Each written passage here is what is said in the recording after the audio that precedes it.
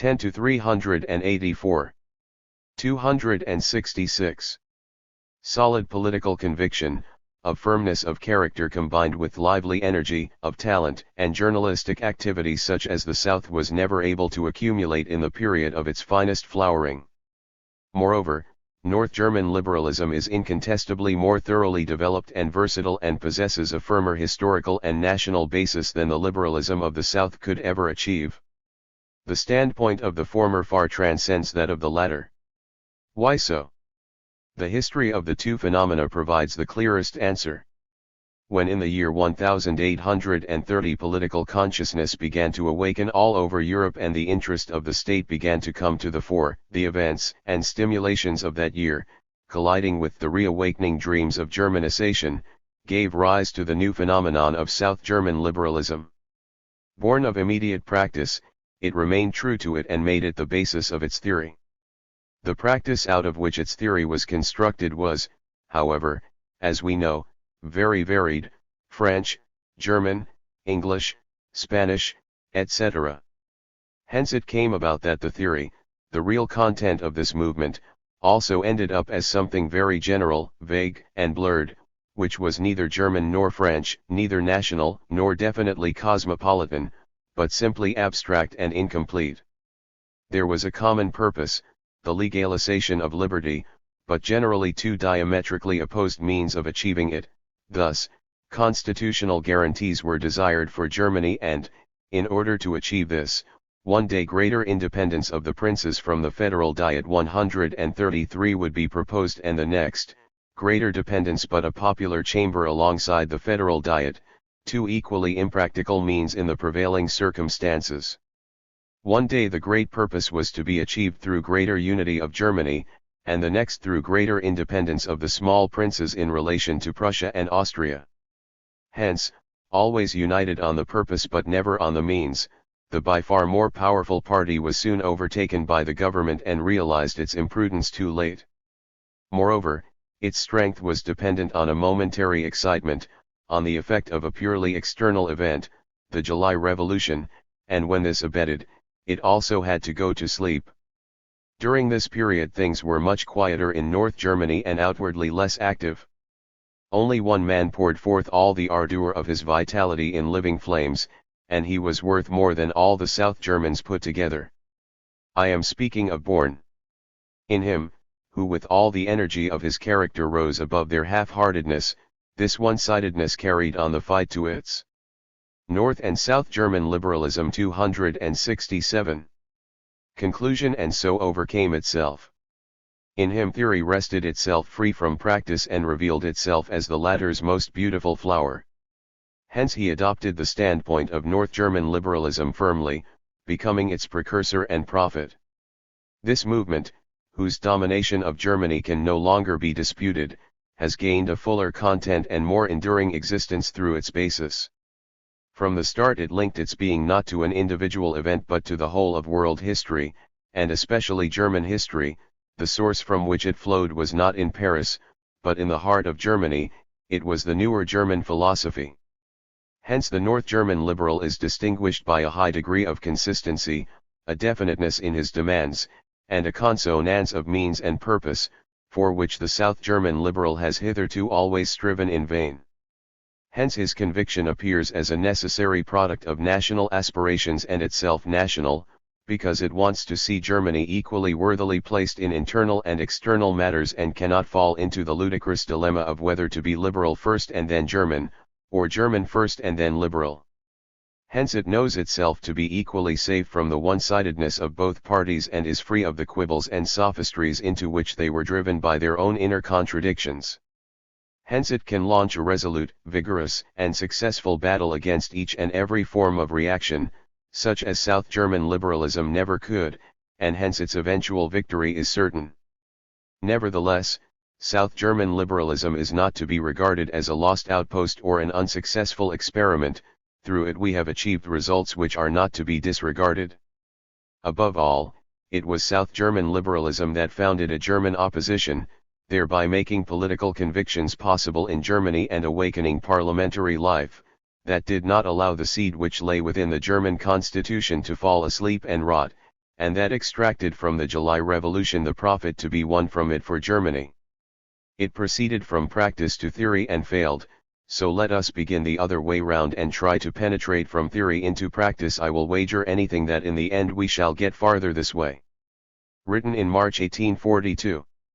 First published in the Rheinischen Number 102, April 12, 1842. Marked with the sign X. 10 asterisk. Printed according to the newspaper. Published in English for the first time. Diary of a guest student. I.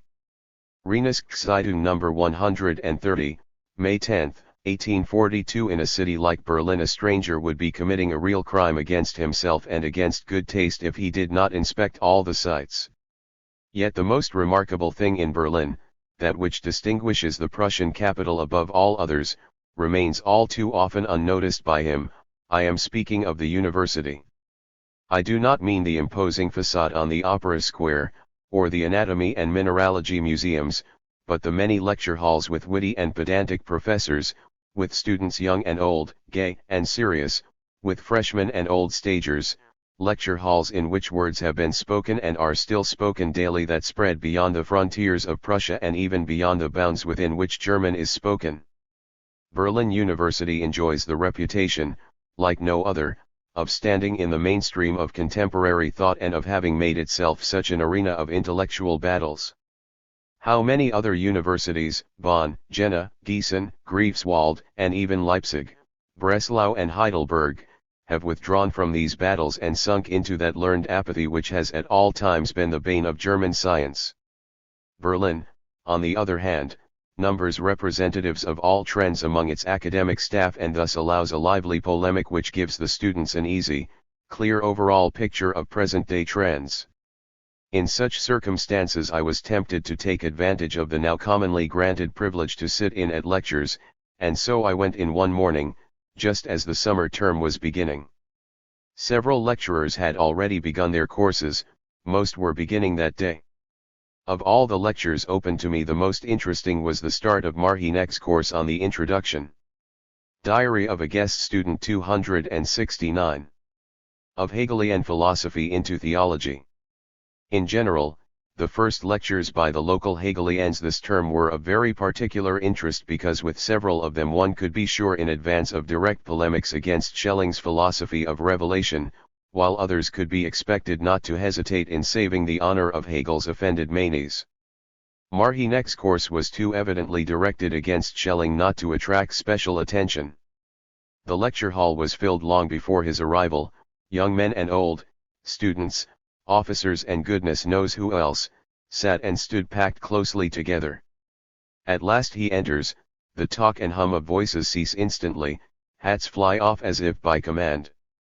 A firm, strong figure, the serious, resolute face of a thinker, the high forehead wreathed in hair gone grey in the hard toil of thinking, during the lecture itself a noble demeanour, nothing of the scholar who buries his nose in the notes from which he is reading, no histrionic gesticulation, a youthful, upright posture, the eye fixed firmly on the audience, the delivery itself calm, dignified, slow but always fluent, plain but infinitely rich in striking thoughts which follow close one upon the other, each more penetrating than the preceding one.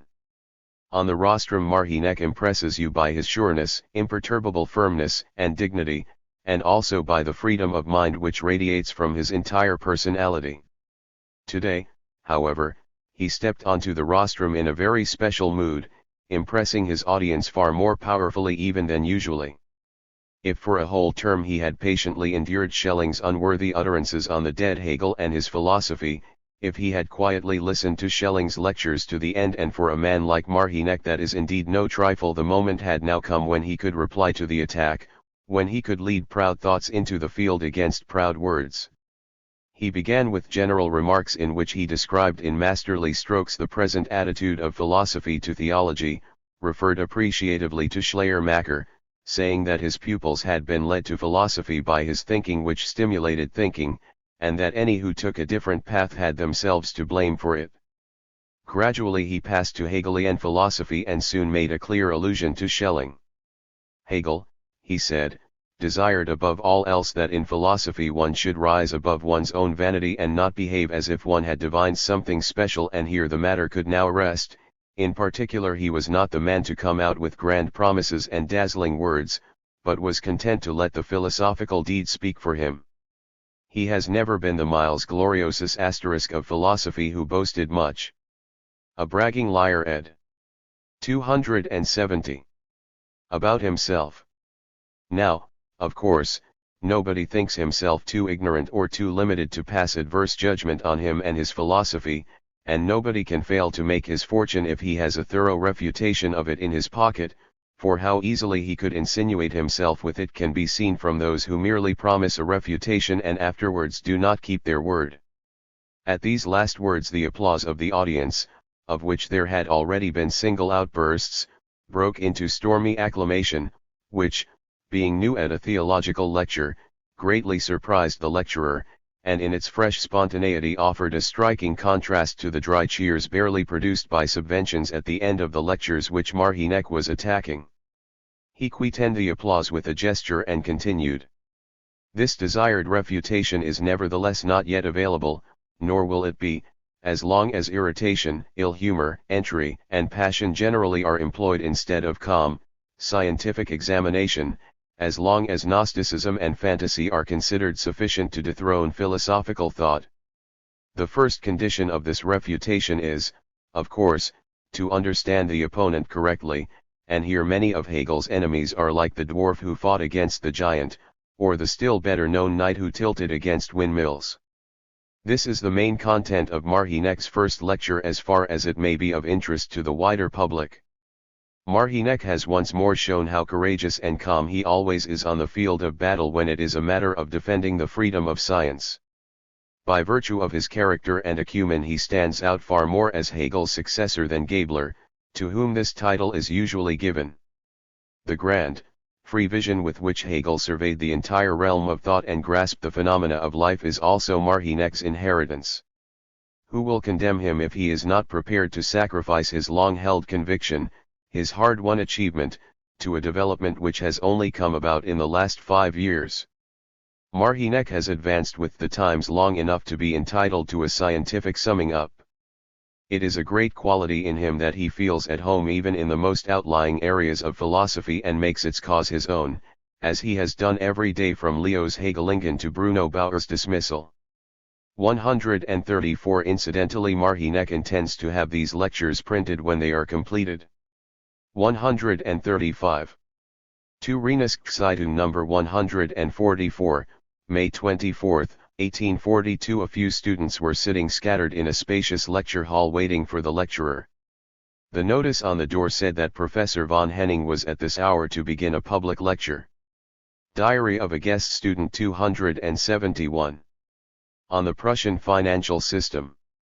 Attracted by the subject, put on the order of the day by Bülow Kummerow, and the name of the lecturer, one of Hegel's older pupils, I was surprised that it did not appear to arouse more interest.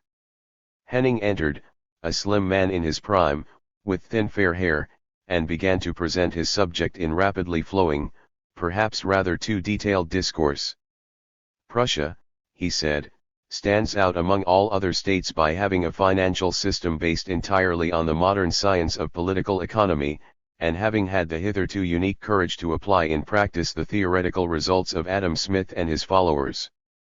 England, for instance, where the modern theories originated, is still up to the eyes in the old system of monopoly and prohibition, France almost more so, and neither Huskisson in the former country nor Duchatel in the latter has been able to overcome private interests by his more reasonable views, to say nothing of Austria and Russia, whereas Prussia has firmly recognized the principle of free trade and free industry and has abolished all monopolies and prohibitive customs duties. This aspect of our political system, therefore, places us high above states which in another respect, the development of political freedom, are far ahead of us. If our government's achievement in respect of finance has been so extraordinary, it must also be admitted, on the other hand, that peculiarly favorable conditions existed for such a reform. The disaster of 1806 cleared the ground on which the new edifice could be erected, the government's hands were not tied by a representative system, enabling the particular interests to assert themselves. But unfortunately there are still old gentlemen whose narrow-mindedness and peevishness make them carp at what is new and accuse it of being an unhistorical, unpractical, forcibly imposed construction evolved from abstract theory, as if history had stopped in 1806 and it were wrong for practice to conform with theory, with science, as if the essence of history were stagnation or movement in a circle, and not progress, as if there could really be practice devoid of all theory. I may be permitted to look more closely at these last points, with which public opinion in Germany, and particularly in Prussia, will surely declare itself in accord. It is high time to oppose resolutely the eternal talk of a certain party about historical, organic, natural development, about the natural state, etc., and publicly expose these dazzling visions. If there are states which must indeed take the past into consideration and are obliged to advance more slowly, this does not apply to Prussia. Prussia cannot advance quickly enough, cannot develop rapidly enough. Our past lies buried under the ruins of pre-Jena Prussia, it has been swept away by the flood of the Napoleonic invasion. What fetters us? We no longer have to drag on our feet those medieval balls and chains which hamper the progress of so many states, the dirt of past centuries. A Bülow-Kummerow, Prussen, sein Verfassung, sein Verwaltung, sein Verhältnis. Zu Deutschland ed. The defeat at Jena ed. 272. No longer sticks to our solace. How then can anyone talk about historical development here without meaning a return to the ancien regime, a retreat which would be the most shameful there ever was, the most cowardly denial of the most glorious years of Prussian history, treason conscious or unconscious against the fatherland, since it would necessitate another catastrophe like that of 1806. No, it is clear as daylight that Prussia's salvation lies solely in theory, in science, in development through the intellect. Or to see it from another angle, Prussia is no natural state, but one which has come into being through politics, through purposeful action, through the intellect. From the French side the attempt has recently been made to represent this as our state's greatest weakness. On the contrary, this circumstance is our main strength, provided that it is rightly used. Prussia, if it so wants, can raise itself as high above the natural states as the conscious intellect stands above unconscious nature. Since provincial differences in Prussia are so great, the system must grow purely from thought in order that no province shall be wronged. A gradual fusion of the different provinces will then take place of itself, the separate peculiarities all dissolving in the higher unity of a free state consciousness, whereas otherwise several centuries would not suffice to bring about the internal legislative and national unity of Prussia, and the first violent blow would be bound to have such consequences for the internal cohesion of our state against which no man could offer reliable guarantees. The road which other states have to take is determined in advance by a definite national character. We are free from this compulsion, we can make of ourselves what we will, dismissing all other considerations. Prussia can follow solely the inspiration of reason, it can, as no other state, learn from the experience of its neighbors, it can stand which no other country can as the model state for Europe, at the height of its time, and represent in its institutions the complete state consciousness of its century. This is our vocation, this is what Prussia has been created for. Should we barter away this future for the sake of a few hollow phrases from a dead trend? Shall we not listen to history itself, which entrusts us with this vocation of bringing the flower of all theory to life? Prussia's basis, I say it once more, is not the ruins of past centuries, but the eternally young spirit which becomes conscious in science and creates for itself its own freedom in the state. And if we were to give up the spirit and its freedom, we should be denying ourselves, we should be betraying our most sacred possession, we should be murdering our own living strength. Diary of a Guest Student 273. And should not be worthy any longer to stand in the ranks of the European states. Then history would pronounce its terrible death sentence on us. Thou art weighed in the balances, and art found wanting. A. written between May 2 and 10, 1842, printed according to the news first published in the Rheinischen Ppernos 130 and 144, May 10 and 24, 1842, published in English for the first. A Daniel 5:27 ed. Rhenish Festivals 156. Berlin, May 6. There are certain times of the year when the Rhinelander gadding about abroad is seized by a very special longing for his beautiful homeland. This longing comes particularly in spring, around Whitsun, the time of the Rhenish Music Festival, and is a really dreadful feeling. Now, he knows it only too well, everything on the Rhine is in bud, the transparent waves of the river ripple in the spring breeze, nature puts on its Sunday best, and at home they are getting ready for the song outing. Tomorrow they will set off, and you are not there. Oh, it is a fine festival, the Rhenish Music Festival. The visitors come pouring in from all sides, on crowded steamers decorated with greenery and flags flying, to the accompaniment of horn and song, in long railway trains and lines of stagecoaches, with flourishing of hats and waving of kerchiefs, cheerful men, young and old, beautiful women with even more beautiful voices, all Sunday people with laughing Sunday faces. There's pleasure for you. All cares, all business are forgotten, not a single serious face is to be seen in the dense crowd of arrivals. Old acquaintances are renewed, new ones made, the young folk laugh and flirt and chatter incessantly, and even the old, forcibly persuaded by their dear daughters to take part in the festival, despite gout and podagra, cold and hypochondria, are infected by the general merriment and have to be cheerful since they have come along. Everybody is preparing for the Whitsun holiday, and a festival that derives from the general emanation of the Holy Spirit cannot be more worthily celebrated than by surrendering to the divine spirit of bliss and enjoyment of life, the innermost kernel of which, Rhenish Festivals 275, is enjoyment of art. And of all the arts none is so well suited as music to form the center of such a convivial provincial parliament where all the educated people of the area come together for the mutual renewal of the joy of living and youthful gaiety. If with the ancients it was the presentation of comedy and the contest of tragic poets that attracted the people to the Panathenean festivals I-37 and Bacchanalia, in our climatic and social conditions music alone can play the same role. For just as music which is merely printed and does not speak to the ear can give us no enjoyment, so tragedy remained dead and strange to the ancients unless it spoke from the thymel * and orchestra * through the living mouths of the actors. Today every town has its theatre where plays are performed daily, while for the Hellenes the stage came alive only at great festivals. Today printing spreads every new play throughout Germany, while among the ancients only a few could read the written tragedy.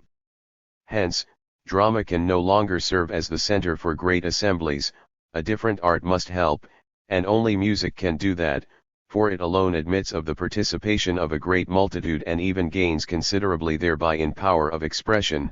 It is the only art where enjoyment coincides with live performance and where the range of effect is as wide as that of ancient drama.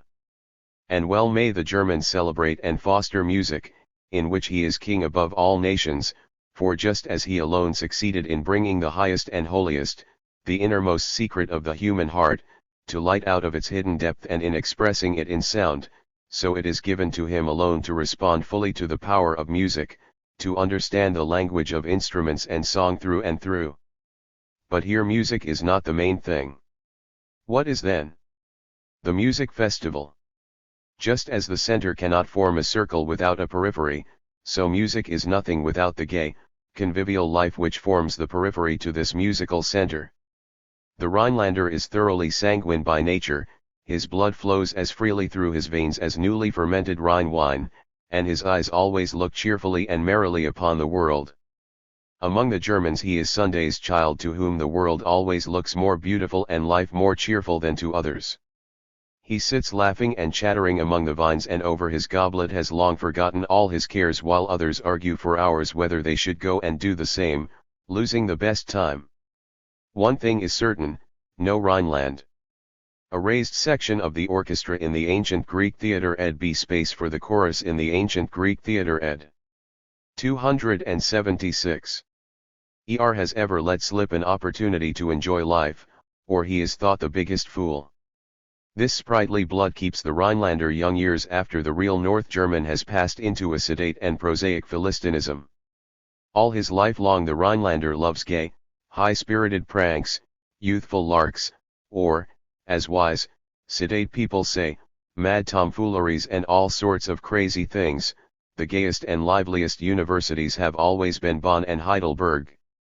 And even the old Philistin, soured by worry and work, and the dreariness of everyday life, may give his boys a good hiding for their mischievous pranks in the early morning, yet tell them gleefully in the evening over a pint about the old tricks he himself played in his youth. With the Rhinelander's eternally cheerful nature, with such an open, unaffected, carefree temperament, it is no wonder that almost everybody at the music festival wants something more than to hear and be heard. There is a gaiety, a freedom and movement of life, a freshness of enjoyment which one would search for long elsewhere. Gay, good-tempered faces, friendship and cordiality for all who take part in the general enjoyment. The 3 days of the festival slip by like hours in drinking, singing and jesting. And on the morning of the 4th day, when all the pleasure has been enjoyed and the time has come to part, everybody is already looking happily forward to next year, arranging to meet then and, still gay and filled with new life, going on their way and about their everyday work. Written on May 6, 1842, printed according to the news first published in the Rheineszeitung number 134, May 14, 1842, published in English for the first, marked with the sign XTLME. Marginalia to texts of our time. 4 public lectures given in Königsberg by Ludwig Wales Road. Königsberg, H. L. Voigt, 1842a. It is now several years since Königsberg in Prussia acquired an importance which must be gratifying to all Germany. Formally excluded from Germany by the Federal Act 138, the German element there has rallied its strength and claims to be recognized as German and respected as Germany's representative vis-a-vis the barbarism of the Slavonic East. And, indeed, the East Prussians could not represent Germany's culture and nationhood vis-a-vis the Slavs better than they have done. Intellectual life, political awareness have there reached a height of animated activity, a loftiness and freedom of standpoint as in no other city. Rosenkranz with his versatile and lively intelligence represents German philosophy there in a most gratifying manner, and even if he has not the courage of ruthless consistency, his knowledge and talent combined with a fine sense of tact and an unprejudiced approach rank him very high. Jackman and others discuss the questions of the day in a liberal spirit, and now we are presented in the above publication with new proof of the high degree of culture which the public there possesses. It consists of 4 humorous lectures given to a large audience on subjects taken from the immediate living present, which the talented author has brought together here. Truly, they reveal such a gift for genre painting, such ease, elegance and clarity of presentation, such sparkling wit that one cannot deny the author's considerable talent as a humorist. He has an eye which Aglossen und Ranzeichnungen Texten aus unserer Zeit. Wir Effent like. Vorlesungen, gehalten zu Königsberg von Ludwig Wales Road. Königsberg, H. L. Voigt, 1842 ed. 278. Seizes on that aspect of current events through which they can be shown most effectively, and he introduces his innumerable references and allusions so cleverly that even the person who is there but has to smile. Moreover, allusions follow in quick succession, and in the end no one can take offense at the mockery because everybody has had his share of it. The first lecture, Die Masken des Lebens, introduces us to Munich, Berlin, the German Michel, the hollowness of the hereditary aristocracy, the disunion, and a party of German celebrities, from the description of which I have taken the following passage. Sitting at a table not far from us is a young man drinking his wine from a heavy silver goblet. Once, with a single song, he dismantled 20 French batteries aimed against the free nymphs of the green, free Rhine, and with his 4-foot iambics drove back in headlong flight to Thionville several cavalry regiments of the French advance guard who had already got as far as Andernach. For this bold deed he was rewarded with a silver goblet and a participial construction even bolder than his song, so marvelously gigantic that all the grammar school teachers in Germany blenched and the third formers jumped up from their seats and shouted jubilantly, "Now we can have hot weather holidays." 3. A little further on it says, "Then a censor's mask approaches us. Should it discover an uncensored ink stain on our fingers, we should be lost. A censor looks like any other human, but his post is more than human. He judges the spirit and the thoughts and carries the scales which only eternal justice should hold. In literature he is employed to execute the pharaonic law that all Maffe-born literary infants must be killed or at least abelarded. The censorship in ancient Rome consisted in strict moral judgment on the citizens of the Republic. It came to an end when, as Cicero says, it could do no more than make a man blush. Our censorship can only come to an end when the entire nation can blush for it as one man else. The second lecture, Unser Golden's Zeitalter, discourses in the same light vein on the moneyed aristocracy. The third, Literarisches Don Quixote Tournier, tilts with lance in rest at all kinds of absurdities of our time, first and foremost German political style. The German language, it says in this lecture, was born free and republican. It scales the highest alpine peaks and glaciers of poetry and thought, to soar with the eagle to the sun. But, like the Swiss, it also enrolls in the bodyguard of despotism. What the King of Hanover told his people in the worst German could not have been expressed in the best English. In short, our language, like Morrison's pills, is good and usable for everything, but it lacks something which it needs very badly, political style. Of course, in times of greatest peril, when Cologne Cathedral mirrors itself in the Rhine, which usually it does only in very serious circumstances. It takes on a sort of political verve, with high official approval. Every potato patch is then called a Gau, and respectable small townsfolk are promoted to Mannen, and every seamstress is suddenly transformed overnight into a German maid. But that is only the style of political defensive and is usually mobilized at the same time as the people's militia. Taking offensive action is something our language has yet to learn. When a German wants to assert his simplest political right, which is pledged to him by a stamped paper as legally as his wife is by the marriage contract, he wraps his demand in so many clauses, legal flourishes, incidental expressions of high esteem, exclamation marks of respect, and assurances of undying love and loyalty that one might take the whole thing for a ceremonious love letter from a tailor's apprentice rather than a just demand. For the German has not enough courage to have the right, and therefore he begs pardon 1,000 times for having dared believe, think, suppose, or even merely suspect that he had a political demand outstanding with a high customer. Do not most of the petitions for freedom of the press, for example, recall exactly the Marquis Posa, completely rigged out from the theatrical wardrobe, throwing himself at the feet of King Philip with the words, "Sire, give us freedom of thought." 3. Is it any wonder, then, that such supplications are likewise dismissed with King Philip's words, "Curious dreamer," and laid aside ad acta the few Germans who had the courage as their fatherland's advocates to put forward its political rights in the clear and terse language becoming to real men, have only the cowardice of our political style to thank for the fact that they fell victim to the state inquisition. For where cowardice is the norm, courage is a crime. It could very easily happen that for mere stylistic sins, for having let his words and thoughts be seen in naked truth, not clothed in the costume prescribed by the master of ceremonies, a political writer of our time would be gently broken on the will from top to toe, and that in the name of the law. Just as German style is as cowardly as a eunuch when it has to assert political rights, so it is no less clumsy when it swings the censer round the ears of the high and mighty. If somewhere a prince says, "I shall do right and justice," whole swarms of newspaper phrases at once descend on the speck of honey like wild bees and buzz with delight at the precious find on the desolate political wasteland. But is there anything more insulting for a prince than when the mere expression of the intention to execute a ruler's prime duty, without which his name would have to be equated with Nero and Bizarus, is trumpeted through all the newspapers as an extraordinary, unheard of princely virtue? And this happens in official gazettes, under the eyes of the censors, under the auspices of the Federal Diet. Should not paragraph 92 of the criminal law be applied to such clumsy eulogists in all its severity? C.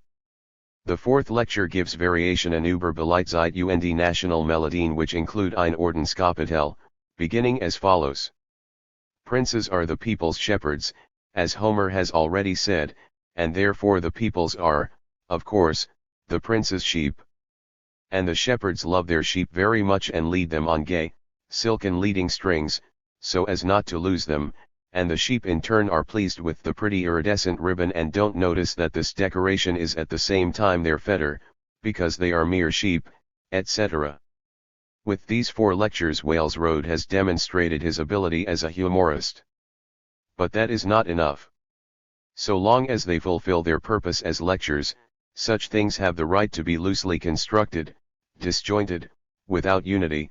The genuine humorist, however, would have given even more stress than Wales Road has done to the background of a great, positive vision of the world in which all mockery and all negation are completely and satisfyingly dissolved.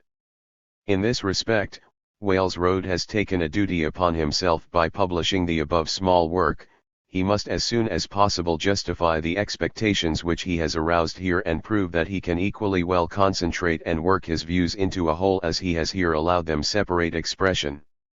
And that is all the more necessary as his derivation from Born, his vision of the world and his style are evidence of close kinship with the authors of the young Germany of yore. Almost all the authors who belong to that category, however, have failed to justify the expectations they aroused and have sunk into lethargy, the inevitable consequence of a fruitless striving for inner unity. The inability to produce something whole was the rock on which they were wrecked, since they themselves were not whole people. Wales Road, on the other hand, gives us a glimpse here and there of a higher, more perfect standpoint and so justifies the demand that he bring his individual judgments into balance with each other and with the height of the philosophy of his time. For the rest, we must congratulate him on the audience, which was able to appreciate such lectures, and on the censor, who did not prevent them from being published. We cherish the hope that such handling of censorship as evidenced by this book will overcome all other, vacillating principles in its application, at least for Prussia, and win general approval, that censorship may everywhere be exercised by such people as in Königsberg, where, our author says, the censors are men who have taken on the most hateful of all offices in painful self-sacrifice so that it should not fall into the hands of those who would take it on with pleasure. 3. Written in late April and early May 1842, printed according to the news first published in the Rheinischen paper number 145, May 25, 1842, published in English for the first time, signed, F.O. A.L. Wales Road, Glossen und Ranzeichnungen, S8 ed. Polemic against Leo. From the Hassen Heidi, May. What Hegelian philosophy, according to the enlightened judgment of the Literarische Zeitung, has been unable to achieve, namely, construct a system of natural sciences based upon its principles, the Evangelische Kirchenzeitung is now undertaking most successfully from its standpoint. On the occasion of a book by Professor Luppold in Erlangen, an essay in its latest issue signed H.L. Leo, develops the program of a total revolution in medicine, the consequences of which are not yet foreseeable.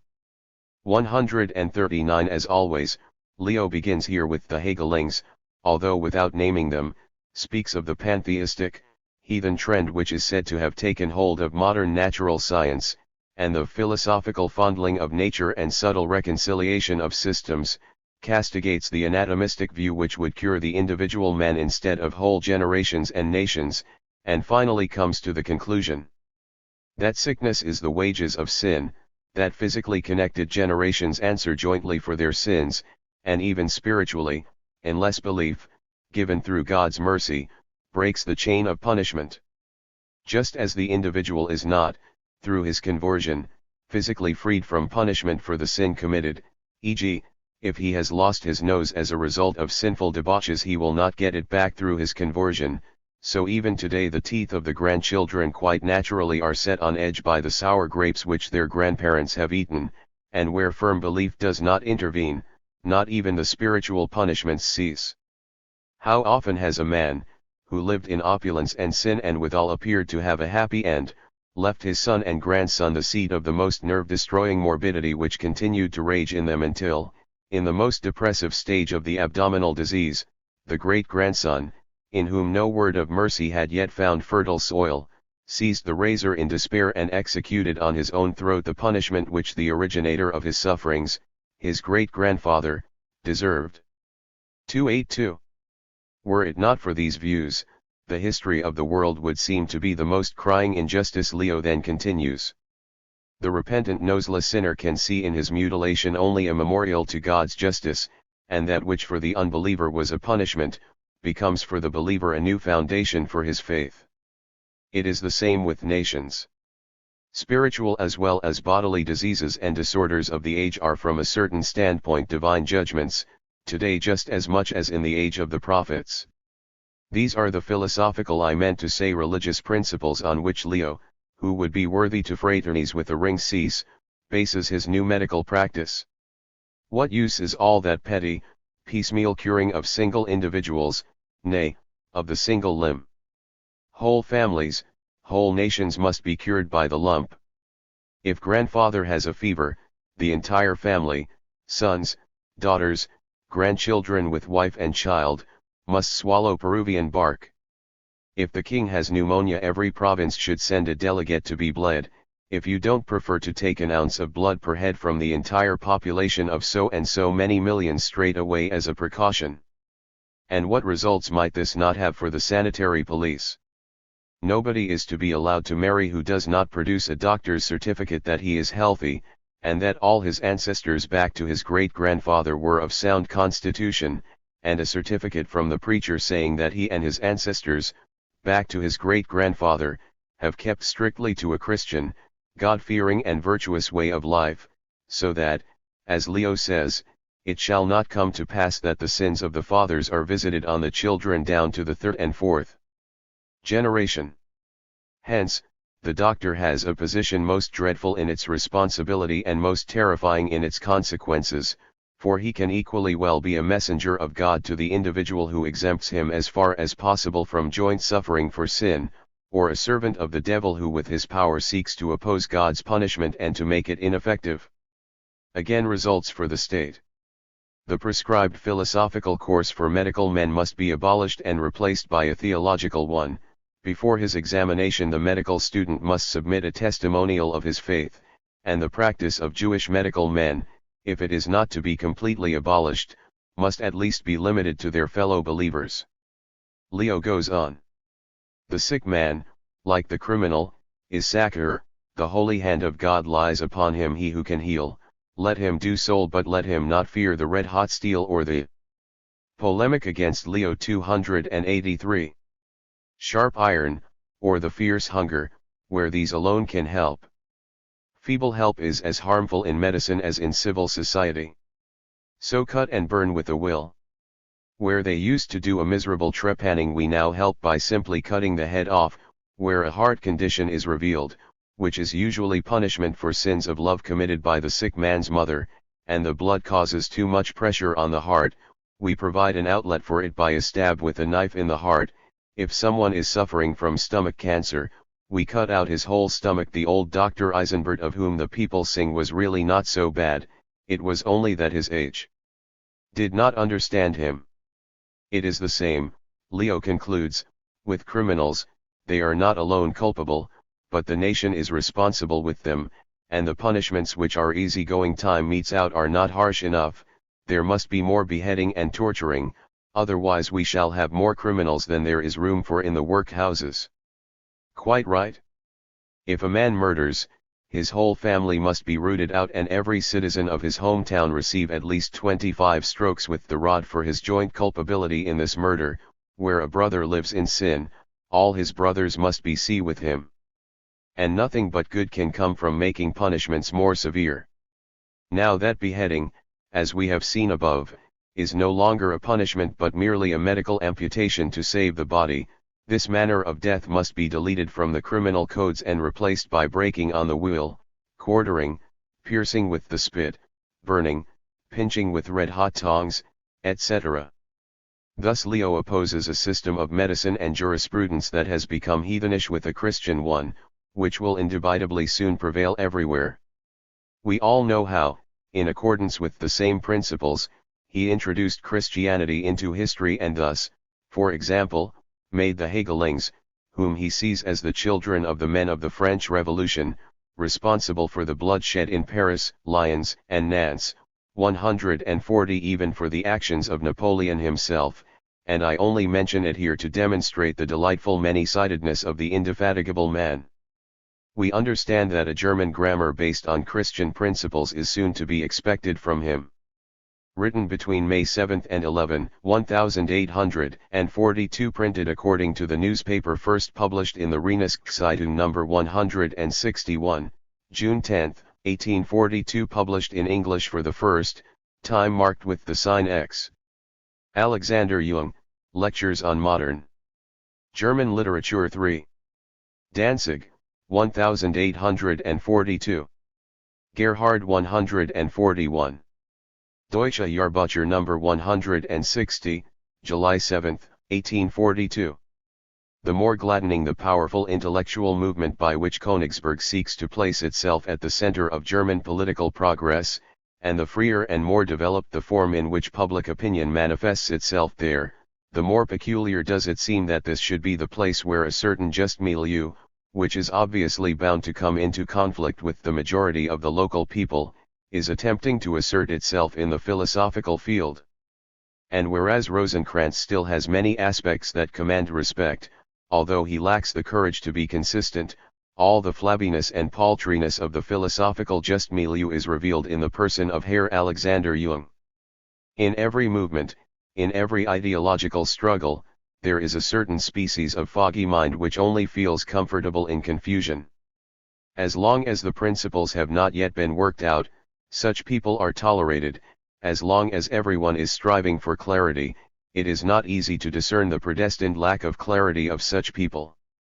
But when the elements become separated, and principle is counterposed to principle, then it is high time to bid farewell to these useless people and definitively part company with them, for then their emptiness becomes appallingly obvious.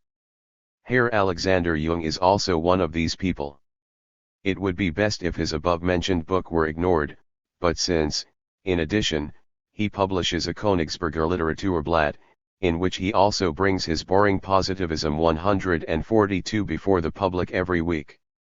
The readers of the Jahrbucher * will forgive me if I fix my sights on him and characterize him in rather more detail. In the bygone days of young Germany, he came out with his letters on recent literature. He had joined this youthful trend and now, without wishing to, became with it part of the opposition. What a position for our conciliator! Herr Alexander Jung on the extreme left. One can easily imagine his discomfort and the stream of assurances he poured forth. Yet he had a particular liking for Gutzkow, who at that time was regarded as the arch-heretic. He wanted to unburden his full heart, but he was afraid, he did not want to cause offense. How was he to find a way out? He resorted to a method altogether typical of him. He wrote an apotheosis of Gutzkow, but without mentioning his name, and then entitled it, Lines on an Unnamed Person. Permit me to say it, Herr Alexander Jung, that was downright cowardly. Deutsche Jahrbucher number 161, July 8, 1842. Later Jung came out again with a conciliatory and confused book, Königsberg in Prussen und die Extreme de dort Igen Pietismus. What a title! He allows Pietism as such, but its extremes must be fought, just as now a struggle is being waged in the Königsberger Literaturblatt against the extremes of the young Hegelian trend, for all extremes are evil in general, and only his beloved conciliation and moderation are of any value. As if extremes were not consistency pure and simple. Incidentally, this book was reviewed at the time in the Hallisk Jahrbucher. Now he comes forward with the above-mentioned book and pours forth a whole bucketful of vague, uncritical assertions, confused judgments, empty phrases and ludicrously narrow views. It is as if he had been asleep ever since his brief appeared. Renapris, renewably. 144 Young Germany has passed away, the young Hegelian school has emerged. Strauss, Feuerbach, Bauer, and the Yarbucher now command universal attention. The battle over principles is at its height. It is a question of life or death. Christianity is at stake. The political movement embraces everything, and yet the good Jung still cherishes the naive belief that the nation has nothing better to do than wait agog for a new play by Gutzkow, a novel promised by Munt, an oddity to be expected from Lob. At 286. A time when the cry of battle resounds throughout Germany, when the new principles are being debated at his very feet, Herr Jung sits in his study, chews his pen and ruminates over the concept of the modern. He hears nothing, sees nothing, for he is up to his ears in a pile of books, the contents of which are now of no interest to anyone, and he labors to arrange the various items precisely and neatly into Hegelian categories. On the threshold of his lectures, he sets up as sentry the bogey of the modern. What is the modern? Herr Jung says that his point of departure for it is Byron and George Sand, and that for Germany the most immediate basic elements of the New World epoch are Hegel and the writers of what is called young literature. Is there anything for which poor Hegel has not been made responsible? Atheism, the omnipotence of self-consciousness, the revolutionary theory of the state, and now young Germany as well. But it is perfectly ridiculous to connect Hegel with this coterie. Is Herr Jung not aware that Gutzkow has long been engaged in a polemic against Hegelian philosophy, that Munt and Kuhne understand practically nothing at all about the subject, that Munt, in particular, in the Madonna and elsewhere has said the most senseless things about Hegel, shown the greatest misunderstanding of him and is now an avowed opponent of his teaching? Does he not know that Wienbarg, too, has spoken out against Hegel, and that Lob in his History of Literature 21 has continually made incorrect use of Hegelian categories? Herr Jung then passes on to the concept of the modern and tortures himself over it for 6 pages, without being able to master it. Of course. As though the modern could ever become elevated to the rank of a concept. As though such a vague, empty, imprecise expression which superficial minds everywhere put forward with a certain air of mystery, could ever become a philosophical category. What a distance there is between the modern of Heinrich Lob, which smacks of aristocratic salons and is personified only in the shape of a dandy, and modern science in the title of Strauss' book on Dogmab. But all that is of no avail. Herr A. Jung regards this title as proof that Strauss acknowledges the modern, the special young German modern, as a power above him, and instantly puts him and young literature in the same category.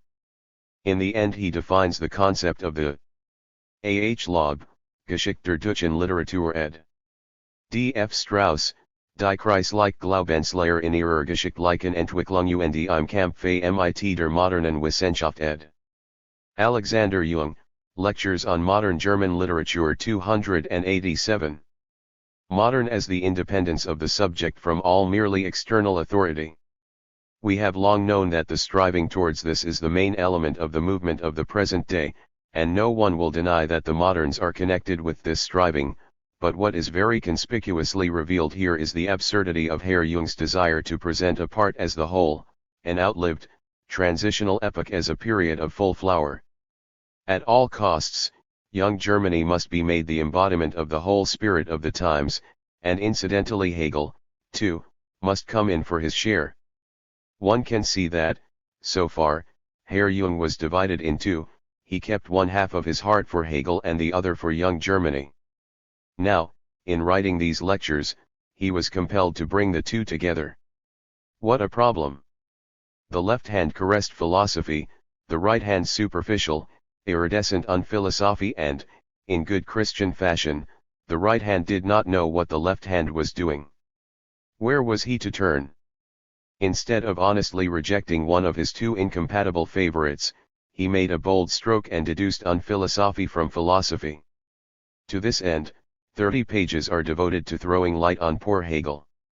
A pompous, highfalutin apotheosis gushes in a turbid flood over the grave of the great man. Then Herr Jung is at pains to prove that the fundamental feature of the Hegelian system is the assertion of the free subject as opposed to the heteronomy of rigid objectivity.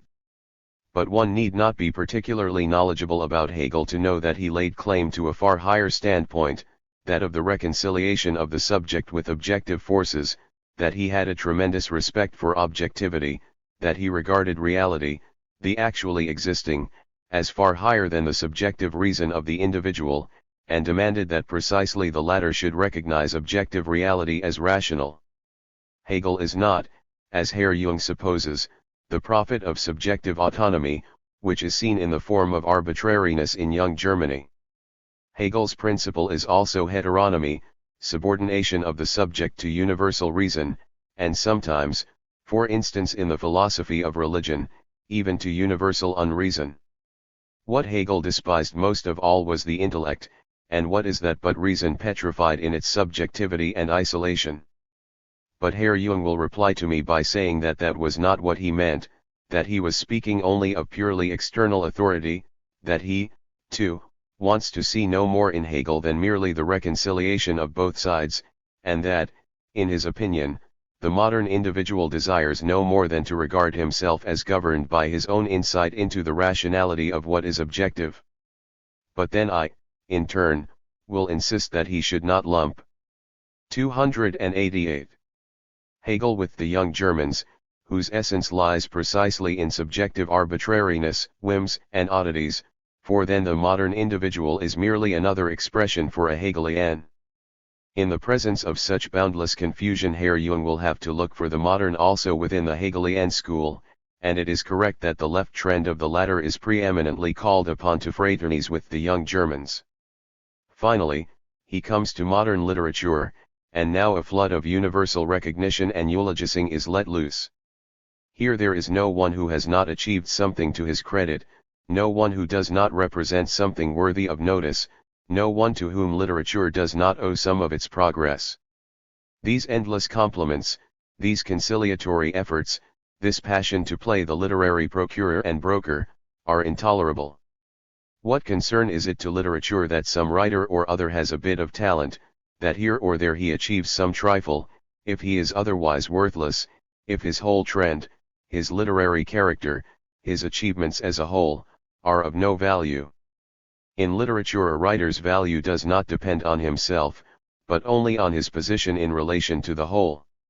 If I were to adopt that kind of criticism, I would have to deal more indulgently with Herr Jung himself, since perhaps 5 pages of this book are not badly written and reveal some talent. A mass of curious statements flows from his pen with extraordinary ease and even with a certain hauteur. Thus, in speaking of Puckler's harsh treatment at the hands of the critics, he rejoices that they pronounce their judgment without regard for person or rank. This truly testifies to the high, independent standpoint of German criticism. What a poor opinion Herr Jung must have of the German nation to consider that sort of thing so greatly to its credit. As though incredible courage were required to criticize the literary works of a sovereign. I shall pass over this drivel which claims to be a history of literature and which, in addition to its inner emptiness and incoherence, also has limitless omissions. Thus there is no mention of the poets Grun, Lenau, Freiligrath, and Herwegh, or the dramatists Mosen and Klein, etc. Finally, the author arrives at what he has been working up to from the outset, his precious young Germany, which for him is the acme of the modern. He begins with Born. Actually, Born's influence on young Germany has not been so great. Mundt and Cuny said he was mad, Laud thought him too democratic, too categorical, and only on Gutzkow and Wienbarg did he exercise a more sustained influence. Gutzkow, in particular, owes a great deal to Born. The latter's greatest effect lay in his quiet influence on the nation, which preserved his works as sacred objects and drew strength and support from them during the troubled times of 1832 to 1840, until the true sons of the author of the Brief aus Paris appeared in the form of the new, philosophical liberals. Without the direct and indirect influence of Born it would have been far more difficult for the free trend proceeding from Hegel to take shape. Then all that needed to be done was to clear out the silted-up paths of thought between Hegel and Born, and that was not so difficult. These two men stood closer to each other than it seemed. Born's directness and healthy outlook proved to be the practical side of what Hegel had in mind, theoretically at least. Naturally, Herr Jung does not see this either. True, for him Born is to a certain extent a respectable person, even a man of character, which is obviously very valuable in the circumstances. He has undeniable merits, as perhaps Varnhagen and Puckler have also, and he wrote in particular good dramatic criticism, but he was a fanatic and terrorist, and from such may the good Lord deliver us. Shame on such a vapid, faint-hearted conception of a man who by his mode of thought alone became a standard-bearer of his time. This Jung, who wishes to construct young Germany and Gutzkau's personality out of the absolute concept, is not even capable of understanding such a simple character as Born. He does not see how inevitably and logically the most extreme, the most radical pronouncements arise from Born's innermost being, that Born was a Republican by his very nature, and that truly the brief Aus Paris are not written in too strong terms for such a man. Or has Herr Jung never heard a Swiss or a North American talking about monarchical states? And who would reproach Born for considering life only from the political point of view? Does not Hegel do the same?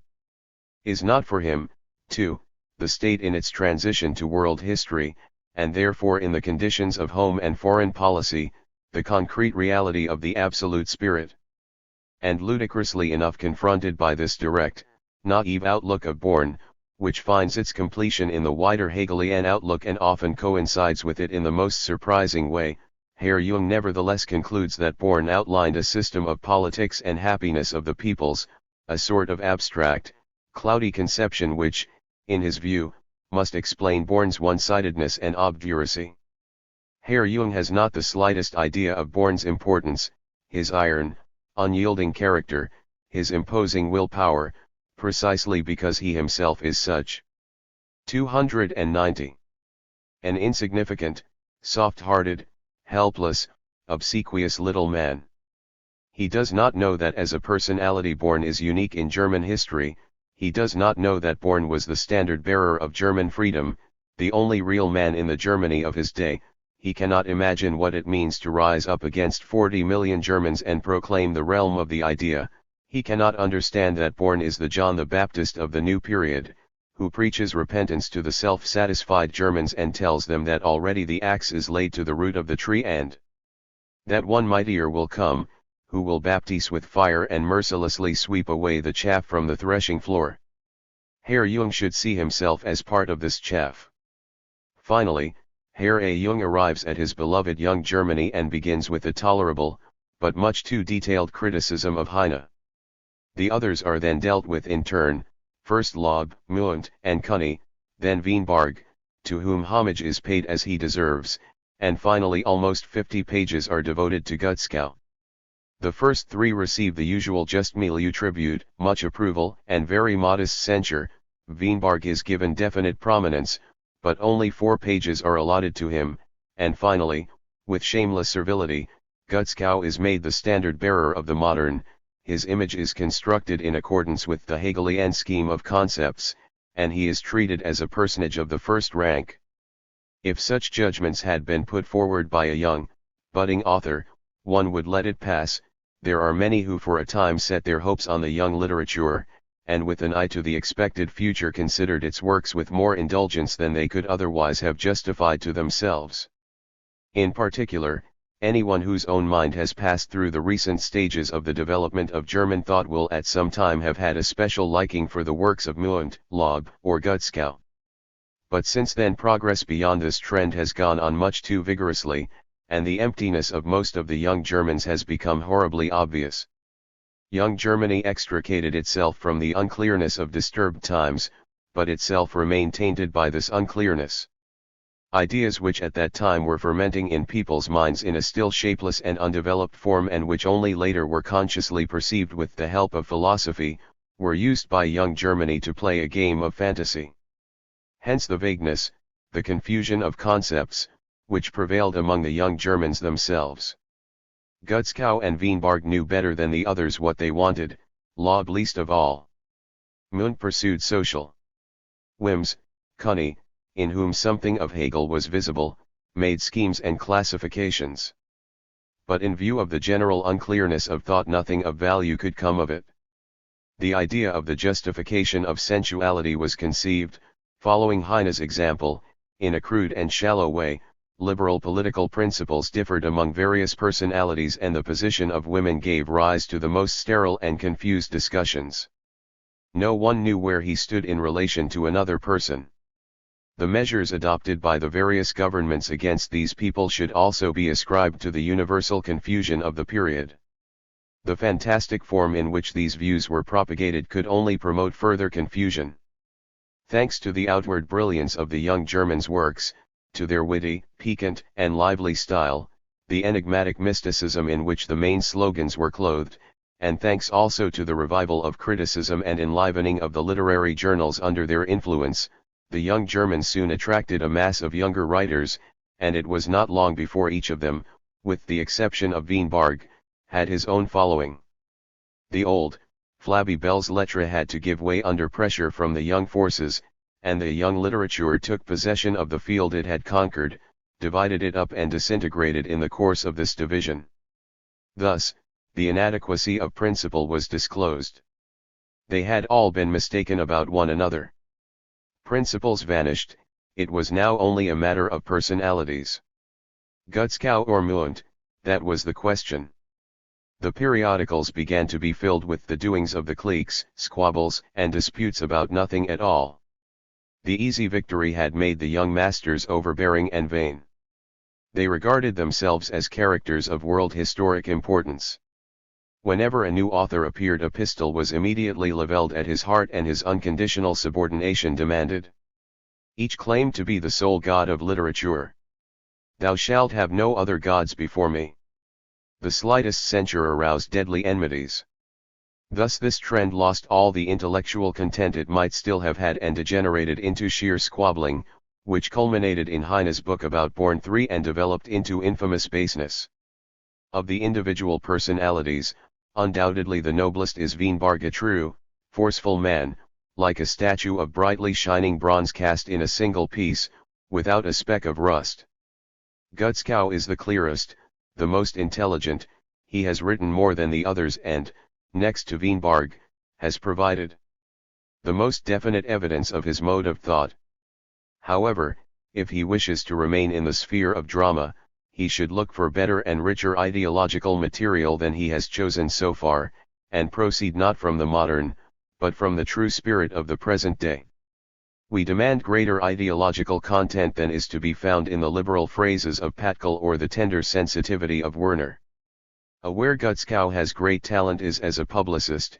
He is a born journalist, but there is only one means by which he can hold his own: if he masters the latest philosophical developments on religion and the state, and if he unreservedly devotes his telegraph, which, it is said, he intends to revive, to the great movement of the present time. If he allows the degenerate type of belles lettres to gain the upper hand over him, his journal will be no better than others of the same kind, which are neither fish nor fowl, abound in boring stories, are scarcely glanced at and, in general, as regards content and the opinion of the public, have sunk lower than ever before. Their day is past. They are gradually being absorbed by the political newspapers, which are quite able to cope with the little bit of literature that appears.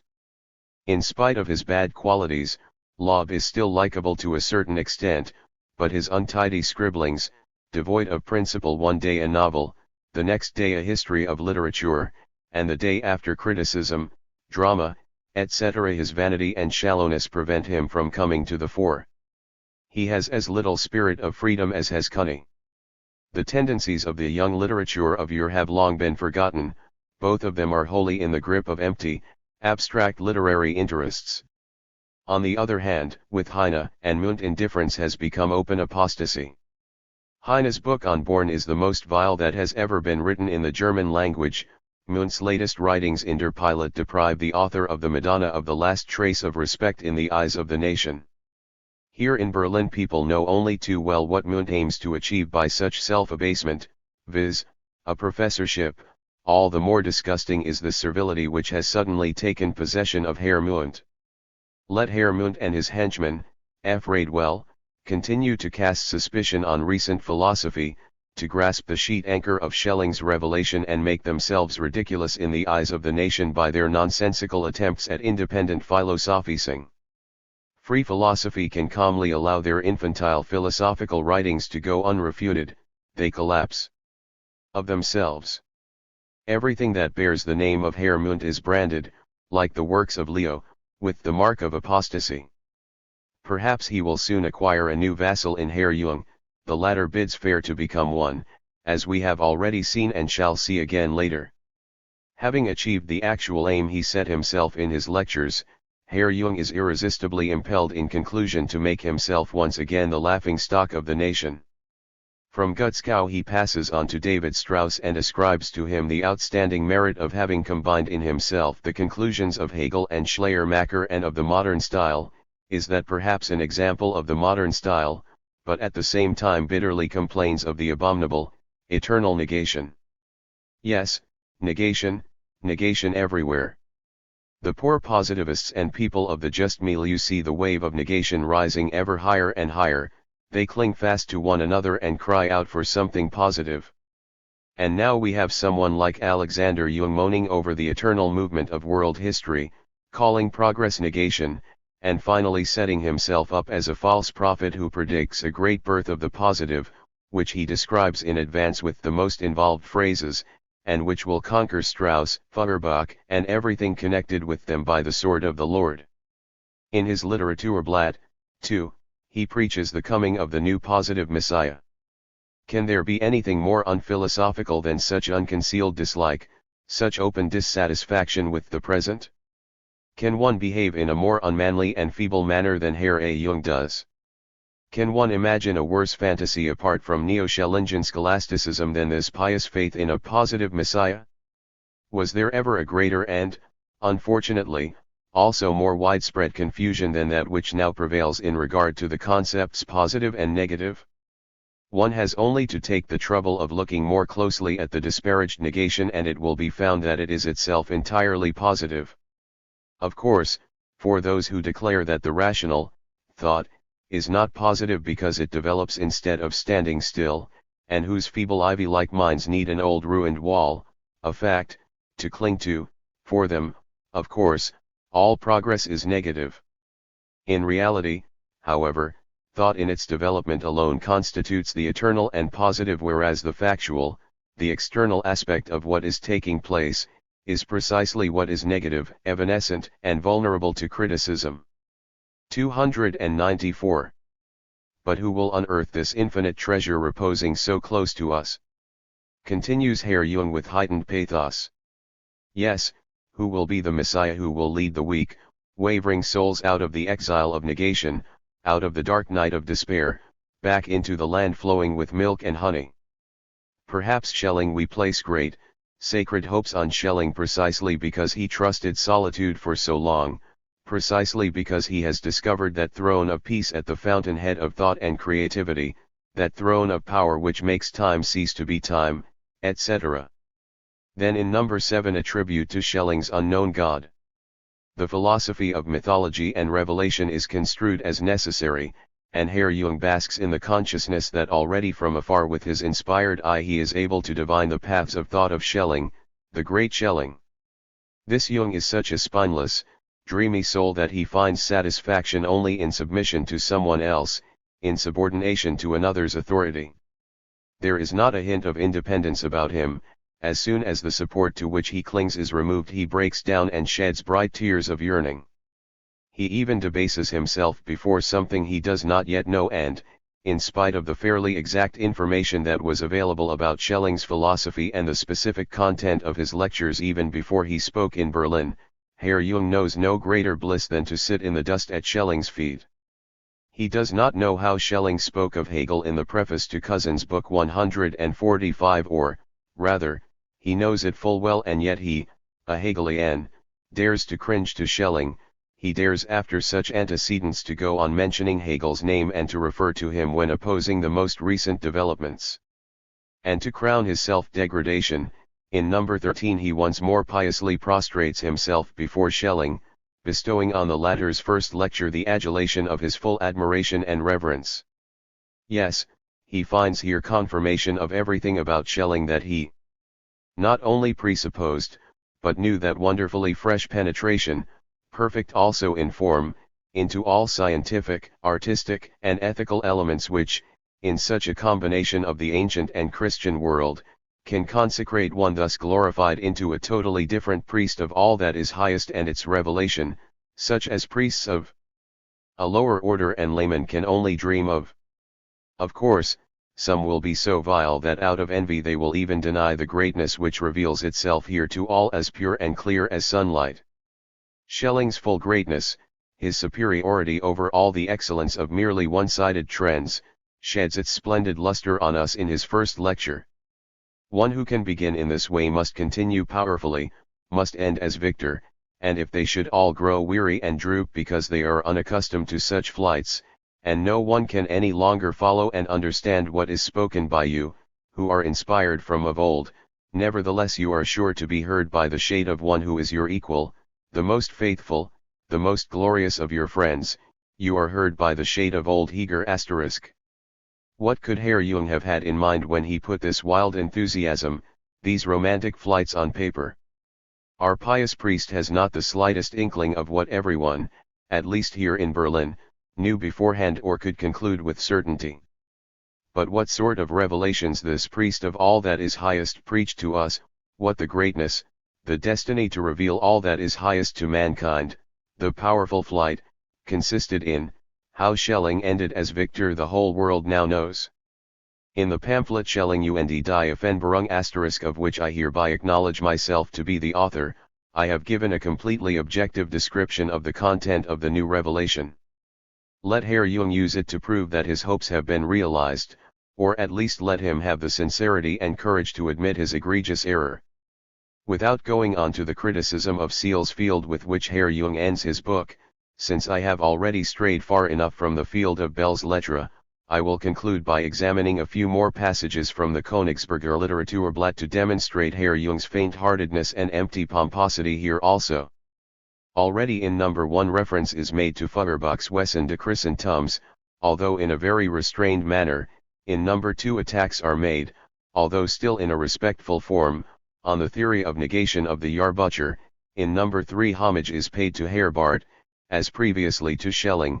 In number 4 homage is paid to both of them and at the same time a protest voiced against radicalism. Number 8 begins an extensive criticism of Feuerbach's book, in which the half-hearted just milieu attempts to assert its superiority over decisive radicalism. And what are the convincing arguments employed here? Feuerbach would be quite right, says Jung, if the earth were the whole universe. From the terrestrial point of view his whole work is splendid, convincing, excellent, irrefutable, but from the university Sal, the global point of view, it is worthless. A fine theory. As if twice 2 were 5 on the moon, as if stones were alive and ran about on Venus, and plants could talk on the sun. As if a different, new kind of reason began beyond the earth's atmosphere, and the nature of the mind were to be measured by its distance from the sun. As if the self-consciousness at which the earth arrives in mankind did not become world consciousness the very moment it recognizes its own position as an element of the latter. As if such an objection were not merely an excuse to banish the vexatious reply to an old question into the bad infinity of space. Does it not sound curiously naive when Jung smuggles into his main line of argument the phrase, reason, which goes beyond the bounds of any merely spherical definitiveness? How can he then, having admitted the consistency and rationality of the disputed position from the terrestrial point of view, make a distinction between the latter and the universal one? It is, however, quite worthy of such a fantast and emotional dreamer as Herr Jung to lose himself in the bad infinity of the starry sky, and to concoct all kinds of curious hypotheses and wonderful daydreams about thinking, loving, romanticizing beings on other celestial bodies. Moreover, it is ludicrous how he warns against the shallowness of directly accusing Feuerbach and Strauss of atheism and unconditional denial of immortality. Herr Jung does not see that these people make no claim to any other viewpoint at all. To continue, in number 12 Herr Jung already threatens us with his anger. In number 26 an interpretation of Leo is given, and because of Leo's undoubted talent his actual views are totally forgotten and glossed over. Ruge, too, is dealt with just as incorrectly as Leo. Number 29 approves Hinrich's worthless criticism of the Posen in the Berliner Jahrbucher, and speaks out even more definitely against the left. Number 35 gives in full a long, appalling article about F. Bader, whose somnambulistic mysticism and unphilosophy are moreover put to his credit. Finally, number 36 complains about an unfortunate polemic, in other words, obviously, about Emayen's article in the Rheinischen 146 in which for once Herr Jung is told the truth. It is most peculiar. Herr Jung sinks into such a state of torpor and daydreaming that he imagines he is our comrade in arms, and defends the same ideas, and that although it is true there existed differences between him and us, nevertheless the identity of principles and aims is firmly established. It is to be hoped that he has now realized that we are neither inclined nor able to fraternize with him. Such miserable amphibians and double dealers are useless for the struggle, which was started by resolute people and can be carried through only by men of character. In the course of the above article he further discredits himself by indulging in the most trivial talk about the literary despotism of the liberals and defending his own freedom. Let him keep it, everyone will be quite ready to let him go blathering on for all eternity. But let him permit us to thank him for his support and to tell him honestly and frankly what we think of him. Otherwise, he would indeed be the literary despot, and he is somewhat too soft-hearted for that. The same issue closes worthily with an appeal for help against the self-seeking, vain clamour which ravingly elevates self-consciousness to be God, and the Königsberger Literaturblatt even dares to reproduce these horrifying exclamations: "Down with Christianity, down with immortality, down with God." However, it consoles itself by the fact that the coffin-bearers stand ready on the threshold to carry out those who still have such fine voices as dumb corpses. Once again, therefore, the impotence of an appeal to the future. I have not yet seen any later issue of Jung's paper.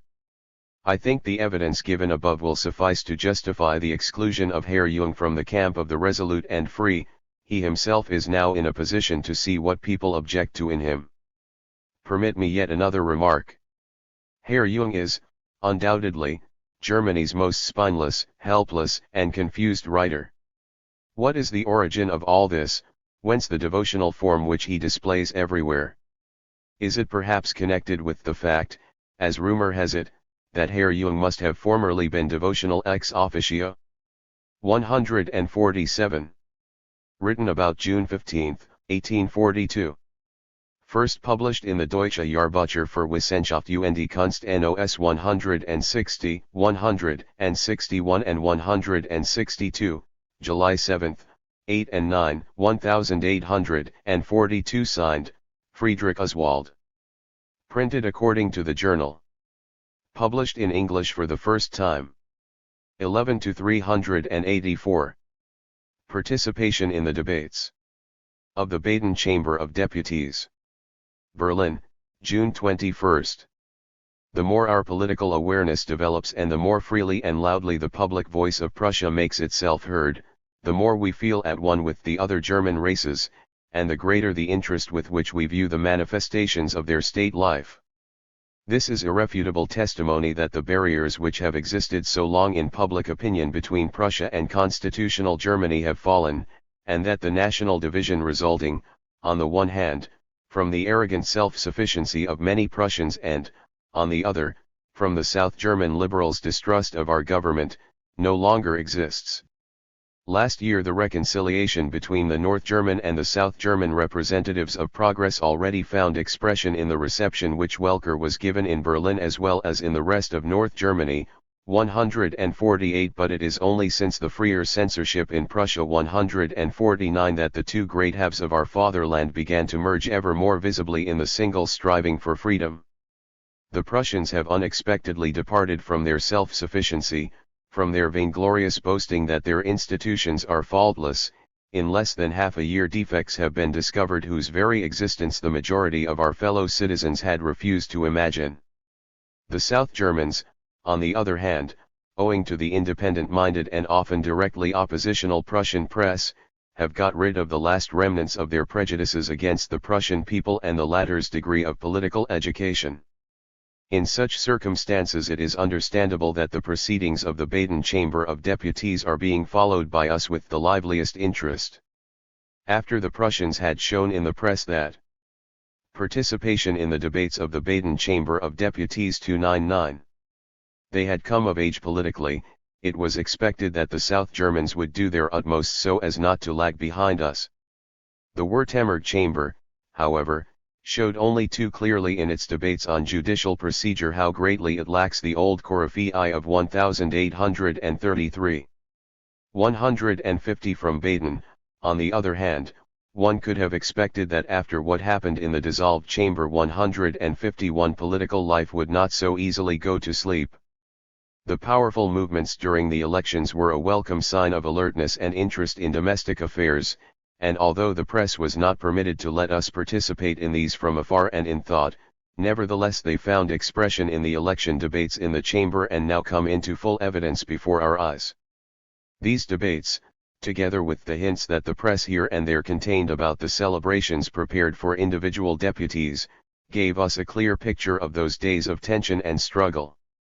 It was shown also, again in the most conspicuous way, in connection with the Schwetzingen-Philipsburg election among other things, that nothing is more harmful to governments anywhere than exaggerated zeal on the part of officials. The machinations resorted to here to secure votes for Rettig are unprecedented in Baden's constitutional history. The simple fact that a constituency, which for 20 years in succession was always represented by von Itzestein, should now all at once have dropped him after he has often enough given evidence of his frame of mind and elected a deputy from the governmental party, sufficiently proves that this election was not a free one. The more welcome therefore was the reparation made to von Itzestein by the chamber. 152 There one was glad to hear the veterans of Freethought, Itzestein and Welker, as well as representatives of the younger generation, Rindeschwender and others, speak in the old familiar way. The fact that the election of Matthey as deputy was secured in spite of all hostility, makes an all the better impression since in general he is the first journalist in Germany to have a seat in a chamber. S. Written on June 21, 1842, printed according to the news first published in the Rheinischen No. 176, June 25, 1842, published in English for the first *** time marked with the sign X. 11. The Liberalism of the Spinners Zeitung. Berlin, June 22. The other day, the Spinners Zeitung bestowed upon itself, since so far no one else has taken on the job, the praise which it feels it deserves.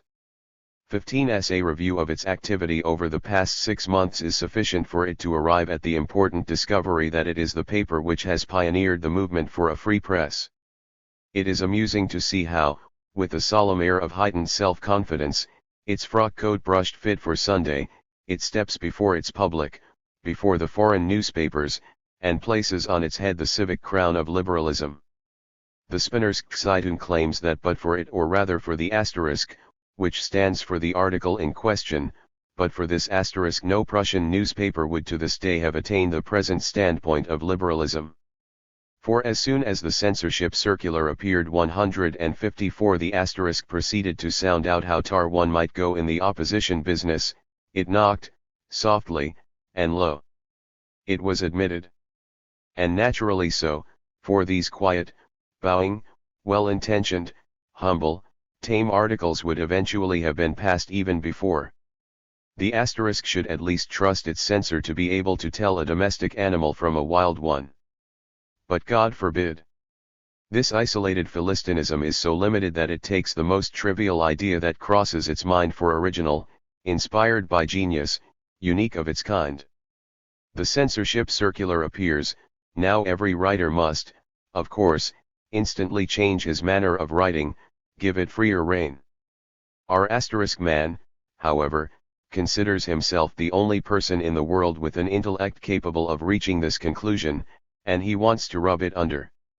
The reference is to the newspaper Berlinisch Nachrichten von Staats und Gelehrtensachen ed. The Liberalism of the Spinners Zeitung 301. the noses of other journalists that they may now write more freely. But that is not enough. He thinks himself liberal. He has a certain flair for publicity. Perhaps in the most secret, hidden corner of his heart slumbers a little thought of the development of estate relations. So what does he do then? He writes a series of articles which represent a complete range of liberalism. Today the tamest is sent in, tomorrow the one which is half a grain less tame, and so on. But at the stage where the tameness and the so-called liberalism balance, he stops. Our asterisk man calls this pioneering? The other Prussian editorial boards will no doubt take the trouble to read the Spinner's Zeitung so as to learn from it the meaning of liberalism. Moreover, it is odd that our Politicaster cannot understand why he does not cause as big a sensation with his articles as certain newspapers do with theirs, why he, the standard-bearer of Prussian liberalism, the great pioneer, finds himself nevertheless derided in all foreign newspapers, and must console himself with the thought that he is misunderstood. Written on June 22, 1842. First published in the Rheinische Zeitung. Number 177, June 26, 1842. Marked with the sign X. Printed according to the newspaper. Published in English for the first time. The end of the Kriminalistische Zeitung. Berlin, June 25. On July 1 the local Kriminalistische Zeitung will cease to appear for the time being. Hence, its tirades against the jury system do not seem to have found the desired approval of the public. It was a just milieu paper in the juristic sphere. It favored public and oral proceedings, but for God's sake no juries. The half-heartedness of such a tendency is fortunately being more and more recognized, and supporters of the jury system multiply daily. The Kriminalistische Zeitung established the principle that no branch of executive power must be given directly into the hands of the people, hence not judicial office either. That would be all very fine if judicial power were not something quite different from executive power. In all states where the separation of the powers has been really instituted, judicial and executive powers are quite without any connection. This is the case in France, England, and America. The mixing of the two leads to the most unholy confusion, and its most extreme consequence would be to unite the chief of police, investigating officer, and judge in one person. But it has long been proved, not only in principle but by history, that judicial power is the direct property of the nation, which exercises it through its jurors. I remain silent on the advantages and guarantees offered by the jury system. It would be superfluous to waste words on that. But there are the inveterate jurists, the sticklers for the letter, whose slogan is, Fiat Justitia, Pereat Mundusla. The free jury system naturally does not suit them, for not only would they be pushed out of their position as judges. May justice take its course even if the world perishes. Ed. The end of the Kriminalistische Zeitung 303. But the sacred letter of the law, dead, abstract law, would be jeopardized. And that must not be lost. It is their palladium, and hence the gentlemen cry blue murder when for once a jury in France or England acquits a poor proletarian who, driven to desperation by hunger, has stolen a penny worth of bread, although the case was proved by witnesses and confession. Then they shout triumphantly, "You see, that comes of the jury system, the safety of property, of life itself is undermined, lawlessness is sanctioned, crime and revolution are openly proclaimed." We hope that for the time being the Kriminalistische Zeitung will not start again to appear for the time being. Written on June 25, 1842. First published in the Rheinische Zeitung. Number 181, June 30, 1842. Marked with the sign X. Printed according to the newspaper. Published in English for the first time. On the Critique of the Prussian Press Laws 156. Berlin, June. Two ways are open to the Prussian for the publication of his thoughts. He can either have them printed in his own country, in which case he has to submit to the domestic censorship, or, should he meet with objections here, outside the frontiers of his own state, he can still either place himself under the censorship of another state in the Confederation or take advantage of press freedom in foreign countries. In any case, the state retains the right to take repressive measures against possible breaches of the law. In the first case, such measures will, in the nature of things, be applicable only very rarely, since as a rule the censorship deletes too much rather than too little, and least of all does it pass anything liable to penalties. But with publications which have been affected under foreign press laws, confiscation of the work and prosecution of the author can occur much more readily and frequently. To form a judgment on Prussian press legislation as a whole, it is most important that legal measures of repression should not be disregarded. Since we still lack a special repressive statute on the press, the laws relating to this are scattered under various headings in the Prussian law. 156. We can for the moment disregard the penal laws against libel, indecency, and the like, since we are in the main concerned only with political offenses, and here we find the relevant data under the headings of high treason, insolent and disrespectful criticism or mockery of the laws of the land, and lèse-majesté. As will be seen presently, these laws are, however, formulated so vaguely and, in relation to the press in particular, subject to such wide and undeniably arbitrary interpretation that, on the critique of the Prussian press laws 305, any judgment on them must essentially depend only on the practice of the courts. For if it is correct to assume that the spirit of every legal system comes to life in the administrators of justice, the latter's customary interpretation of particular provisions must form an important complement to them, and previous practice does indeed influence the verdict considerably in doubtful cases. The present author is now in a position to supplement his judgment on the Prussian press laws with an extensively motivated verdict by a Prussian court which lies before him. The author of a paper on domestic affairs printed outside Prussia was charged with all the offenses listed above and, although unconditionally acquitted of the charge of high treason, was found guilty of insolent and disrespectful criticism, mockery of the laws of the land, and also lèse-majesté. 157. The Prussian Penal Code defines the crime of high treason as follows: 92. An action aimed at a violent overthrow of the state system or against the life or liberty of its head is high treason. It can be assumed that for the present conditions this legal definition will be recognized as sufficiently general. This point is fairly unimportant for the press, since it is not to be expected that such enterprises will be started by the press or by the kind of people whom our justice can reach. The clear word violent is sufficient protection against judicial arbitrariness or illiberality. Another point is, however, of the greatest importance for the press, namely, the one which refers to the unauthorized statement of opinions regarding the laws of the land. The legal definitions concerned are the following: Penal Code, 151.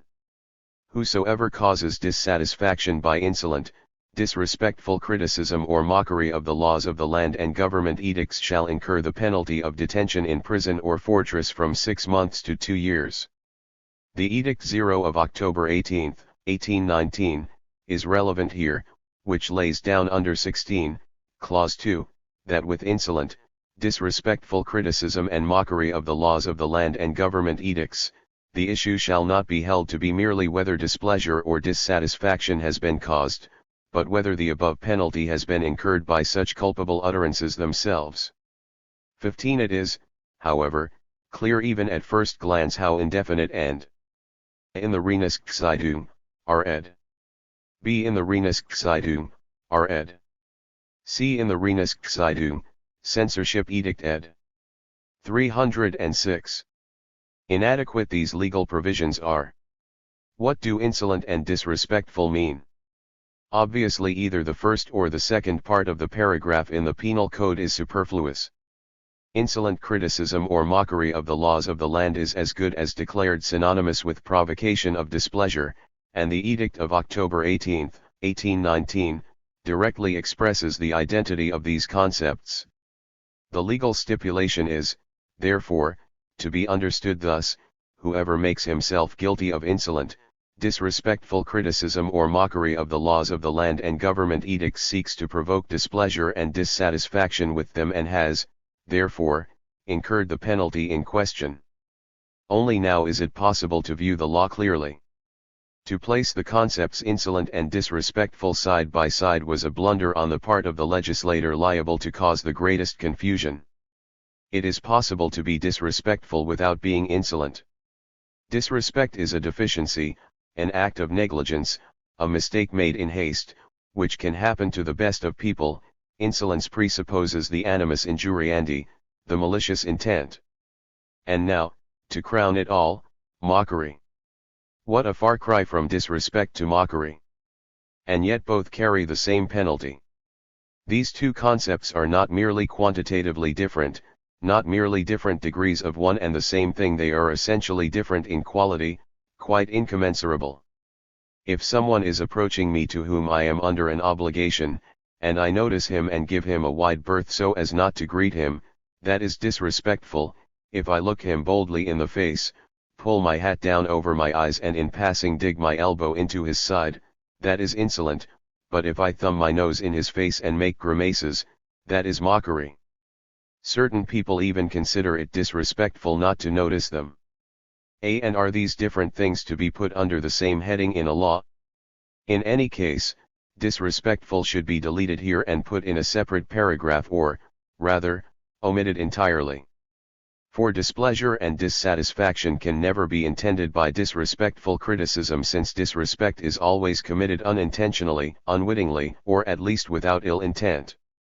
Hence, if the word disrespectful is kept here, it is thereby pronounced that each and every criticism of the state affairs seeks to provoke dissatisfaction and is therefore punishable.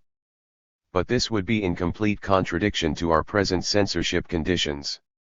In short, the whole confusion is caused by the word disrespectful being taken over from the censorship instructions, where it belongs, into the law. In censor. In the Renunkszeitung the last two sentences are omitted. Ed. On the critique of the Prussian press laws 307.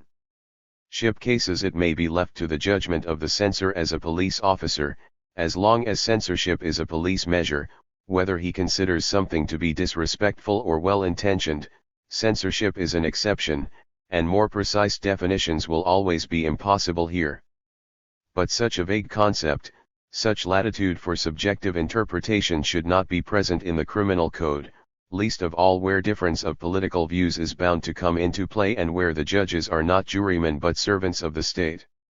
That this critique of the law is correct, that the charge of confusion of concepts is well founded, may be best demonstrated by the practice of the courts. I cite the above-mentioned verdict, dated April 5 of this year too and already published. The author of the printed paper in question outlines in it a description of the censorship as exercised, be it noted, in Prussia towards the end of 1840, the following passages from which were found incriminating.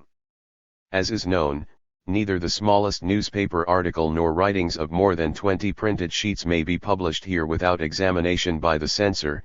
If the subject is political, the examination devolves in most cases on a police agent, who, the stipulations of the censorship regulations, of October 18, 1819, being so vague, has to be guided solely by the special instructions of the minister. Completely dependent on the minister and responsible to him alone, this censor is compelled to delete everything which is not agreeable to the individual views and intentions of his superiors. If the author lays a complaint against him, he meets, as a rule, with rejection, or obtains his due after such a long time that he can no longer make use of it. How else can one explain the fact that since the praise accorded to decent publicity in 1804 not the slightest criticism of the procedure of the most subordinate official can be found in any Prussian newspaper or in any book printed here, that even the remotest reference to the public interest must first flee beyond the Prussian borders in order to be published? Of course, no one will include here the Home Affairs column of the Staatszeitung. And even here it is not safe from that autocracy of officials which causes so much concern and which Friedrich William III rightly described as the inevitable consequence of suppressed publicity, in order that no unfavorable judgment of the actions of officials, no outspoken comment of any kind on our conditions may come into Prussia through such foreign papers. They are either prohibited or their editorial boards made amenable by well-known methods. We are not, unfortunately, exaggerating. French newspapers are indeed permitted, but most of them are not allowed to enter Prussia as printed matter, so that one copy of such a paper would cost more than $400 a year in postage. Only the appearance is preserved. In reality such permission is tantamount to prohibition. A different method is used with German newspapers. If their editors are not already on their guard in their own well-understood interest, if they accept an article about Prussia in the Rheinischen the words dated April 5 of this year are omitted. Ed. Johann Jacobi ed. See Allgemeine Preußische Staatszeitung ed. 308. Or Prussian officials which causes displeasure in Berlin, rebukes and complaints are brought against them by the Prussian government. We are prepared to prove this to any doubters with documents. The names of their correspondents are demanded under threats, and the profitable Prussian market is kept open to them only on humiliating conditions. 1. After this description the accused remarks that censorship exercised in this fashion becomes arrogant tutelage, virtual suppression of public opinion, and eventually leads to a highly questionable autocracy of officials, equally dangerous to king and people. Now, what is to be said about this passage? Would not a book written in this tone today receive the Prussian imprimatur? Do not all Prussian newspapers pass exactly the same judgment on the censorship of that time? Have not much stronger things already been said about still existing institutions? And what does our verdict say? A subject must not express himself in such a way on the laws and government edicts. The assertions that even the remotest reference to the public interest must flee beyond the Prussian borders in order to be published, that the censorship as exercised in Prussia involves arrogant tutelage, virtual suppression of public opinion, contain insolent criticism in word and spirit and violate the respect due to the state. The allegation, moreover, that a highly questionable autocracy of officials, equally dangerous to king and people, is promoted thereby, clearly proves the tendency to cause displeasure and dissatisfaction with the institutions so described. During the present proceedings the accused tried to prove that his judgment on the administration of the censorship is founded on fact, and in this respect he has referred to a number of special cases in which articles of journalistic content have been refused the imprimatur. He has also referred to a correspondence which took place between Chief Government Privy Councillor Seifert and the editor of the Leipziger Allgemeine Zeitung as proof that this newspaper was indeed under the influence of the Prussian government. 1. These references are, however, clearly irrelevant, for, without mentioning the fact that isolated examples prove nothing whatever about the value or otherwise of a state institution, even assuming the correctness of the judgment formed by the accused, the form in which he has expressed it would leave intact the charge of insolence and disrespect. He does not judge in a manner of calm consideration, but condemns with expressions which, were they directed against persons, would indubitably have to be regarded as insults. See. Further on it reads. The accused remarks about the municipal legislation, above all, the municipal order of the year 1808 must be clearly distinguished from the revised one of the year 1831. The first bears the liberal character of that time and respects the independence of citizens, the second is favored in all cases by the present government and urgently recommended to the cities. This opposition of the words liberal character of that time and the present government contains the insolently critical assertion that the present government is not only illiberal, but also that it in general has no respect for the independence of citizens. The dishonest intention and the reprehensible tendency of his publication are, however, made particularly manifest in the examples which the accused submits as proof of the parallel he has drawn, since the regulations which he instances from the two municipal orders are herein reproduced in part incorrectly, in part incompletely and in distorted fashion. A. I can pass over the excerpts which follow and which lead into too great detail, all the more so because, even admitting the incorrectness and incompleteness of the incriminating description, this would by no means be proof of dishonest intention and reprehensible tendency. I will quote only the conclusion. When one considers that interstate dealings are given no publicity whatever, that, in consequence, at elections and on all other occasions the educated classes display an obvious indifference, and finally that the liberal Rhenish Prussian estates twice rejected this kind of municipal legislation, In 1826 and in 1833, one will hardly be inclined to accept the much vaunted Prussian municipal order as representing the counterweight of the independent consciousness of the people against ministerial arbitrariness, still less as a substitute for constitutional representation. 15. On these words the verdict comments. This passage, too, obviously contains mocking criticism and likewise betrays the tendency to provoke dissatisfaction and displeasure. He who is only concerned to be useful to the fatherland will not strive to prove that previously a line was followed which was more beneficial to the people and which is now increasingly being abandoned and replaced by a tendency harmful to the common good. Such a comparison of the earlier, allegedly better, condition with the present one is perfectly unnecessary for revealing the supposed deficiencies of the present system. It can therefore have no other purpose than to encourage the view that the well-being of the nation is not in such good shape now as formerly, in order thus to provoke displeasure and dissatisfaction. C. Enough of excerpts, which, by the way, I could multiply tenfold. D. Practice confirms only too well what has been said above about the law. The concept of disrespect, which belongs within the competence of the police, of censorship, here shows its detrimental effects. By transplanting it to the field of the law the latter is made. A. J. Jacobi, wir fragen Beintwer tet von einem Ostprussen, S. I. L. J. Jacobi, mean. Weitere Verteidigung, S. 13-20 ed. B. J. Jacobi, wir fragen, S. 8-10 ed. C. J. Jacobi, mean weitere Verteidigung, S. 13-20 ed. In the Reneskzeitung the sentence is omitted ed. 310. Dependent on censorship, which at the given time may be more severe or more lenient. If censorship happens to be oppressive, as in 1840, the slightest criticism is disrespectful. If it is lenient and humane, as now, that which was formerly deemed insolent is today barely disrespectful. Hence the contradiction that in the Rheinesk and Königsberger Zeitung things receive the Prussian imprimatur which in 1840 were not only forbidden but even punishable. Zero censorship must by its nature be fluctuating, the law must, however, stand firm until it is repealed, it must be independent of variations in police practice. And now, to crown it all, the provocation of displeasure and dissatisfaction. That is, indeed, the purpose of all opposition.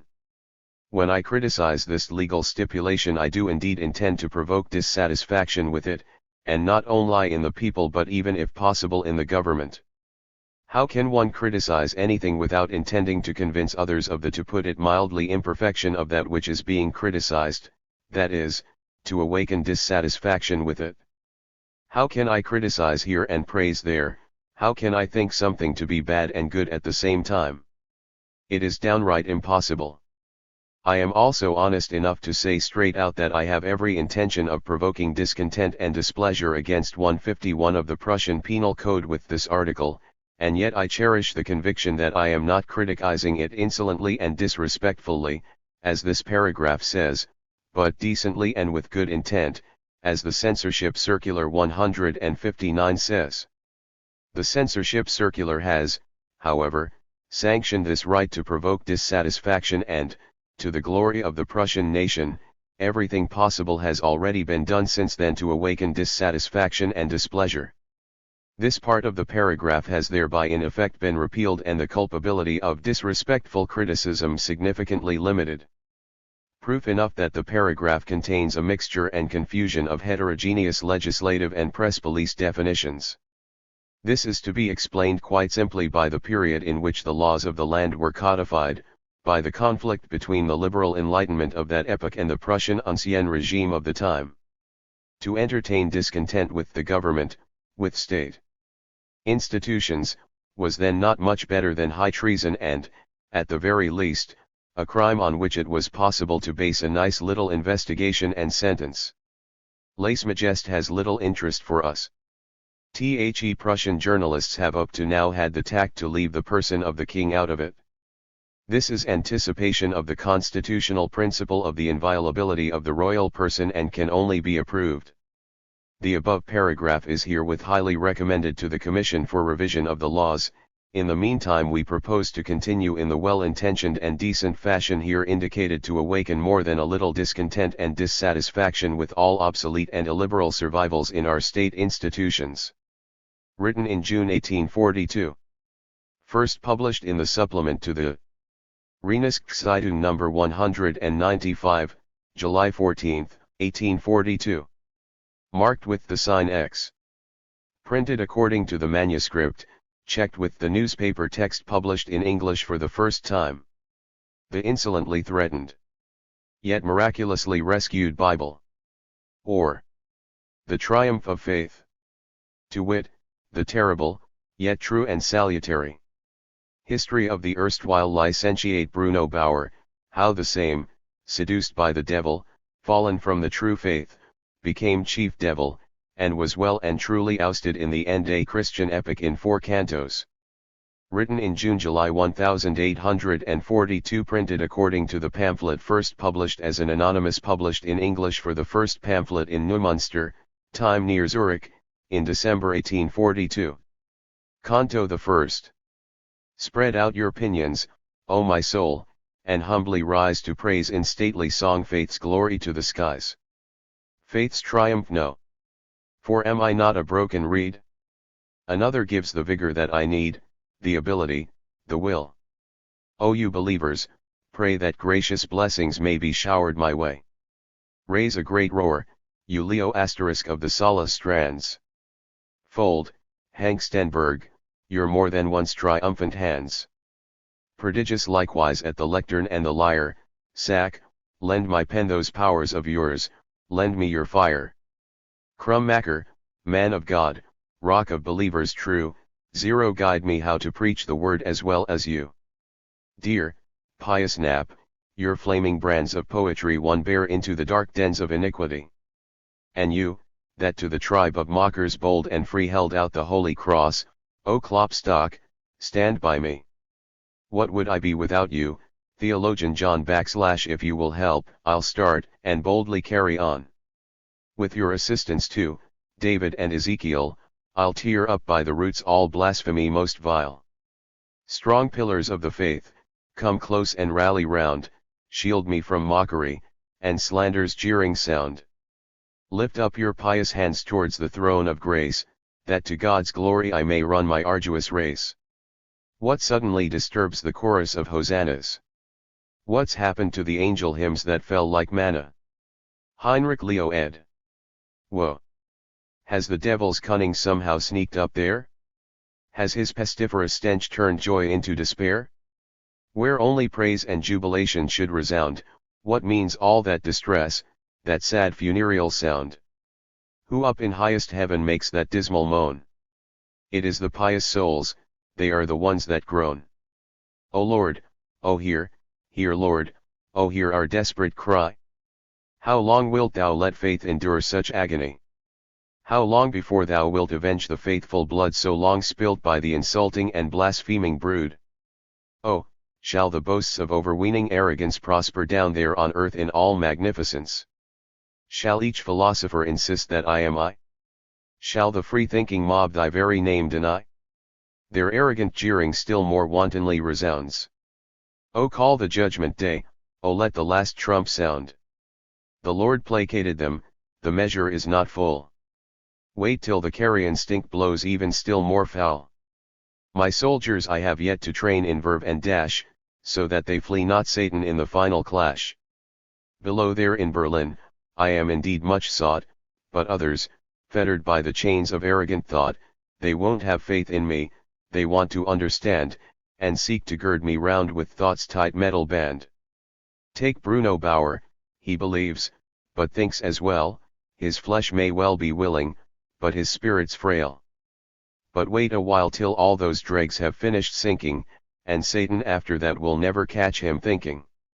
He'll find me in the end, if he but seeks me truly, and spurns the idle vanities he loves unduly. Thought's folly, that has torn his senses all apart, he'll see as wind, the light once more shall flood his heart. Philosophy he'll deem not but an empty fraud, grace shall break through. he'll know again that God is God. Now at these words great was the angel's joy on high, and pious praises of the Almighty filled the sky. Let power and might and glory evermore redound to thee that set the stars of heaven whirling round. Thy wrath shall smite the wicked ones in every land, exalting those that truly serve at thy command. Then further spake the Lord, in that last battle, he shall lead the faithful ones to final victory. Title page of Engels' pamphlet The Insolently Threatened Yet Miraculously Rescued Bible. 319. When all the brimming vials of my wrath are shed upon the sinful earth, and when the seas turn red, when well springs shoot black fountains in the deep ravine, and swarming locusts in their shimmering hosts are seen, when all earth thunders to a clanging hail of fire, and when the ground heaves up, and cliffs are smashed entire, then on that day shall Bruno Bauer never falter to raise the standard of my hosts for throne and altar. These words were greeted with felicity up there, and jubilant hymns to praise the Almighty filled the air. Sing hallelujah! Let the incense ever rise. But lo! While heaven's vault still echoed to the song, with stench and roaring tumult Satan swept along, black writhing flames of hell rage from his eyeballs bursting, his tongue to taste the blood of God's own children thirsting.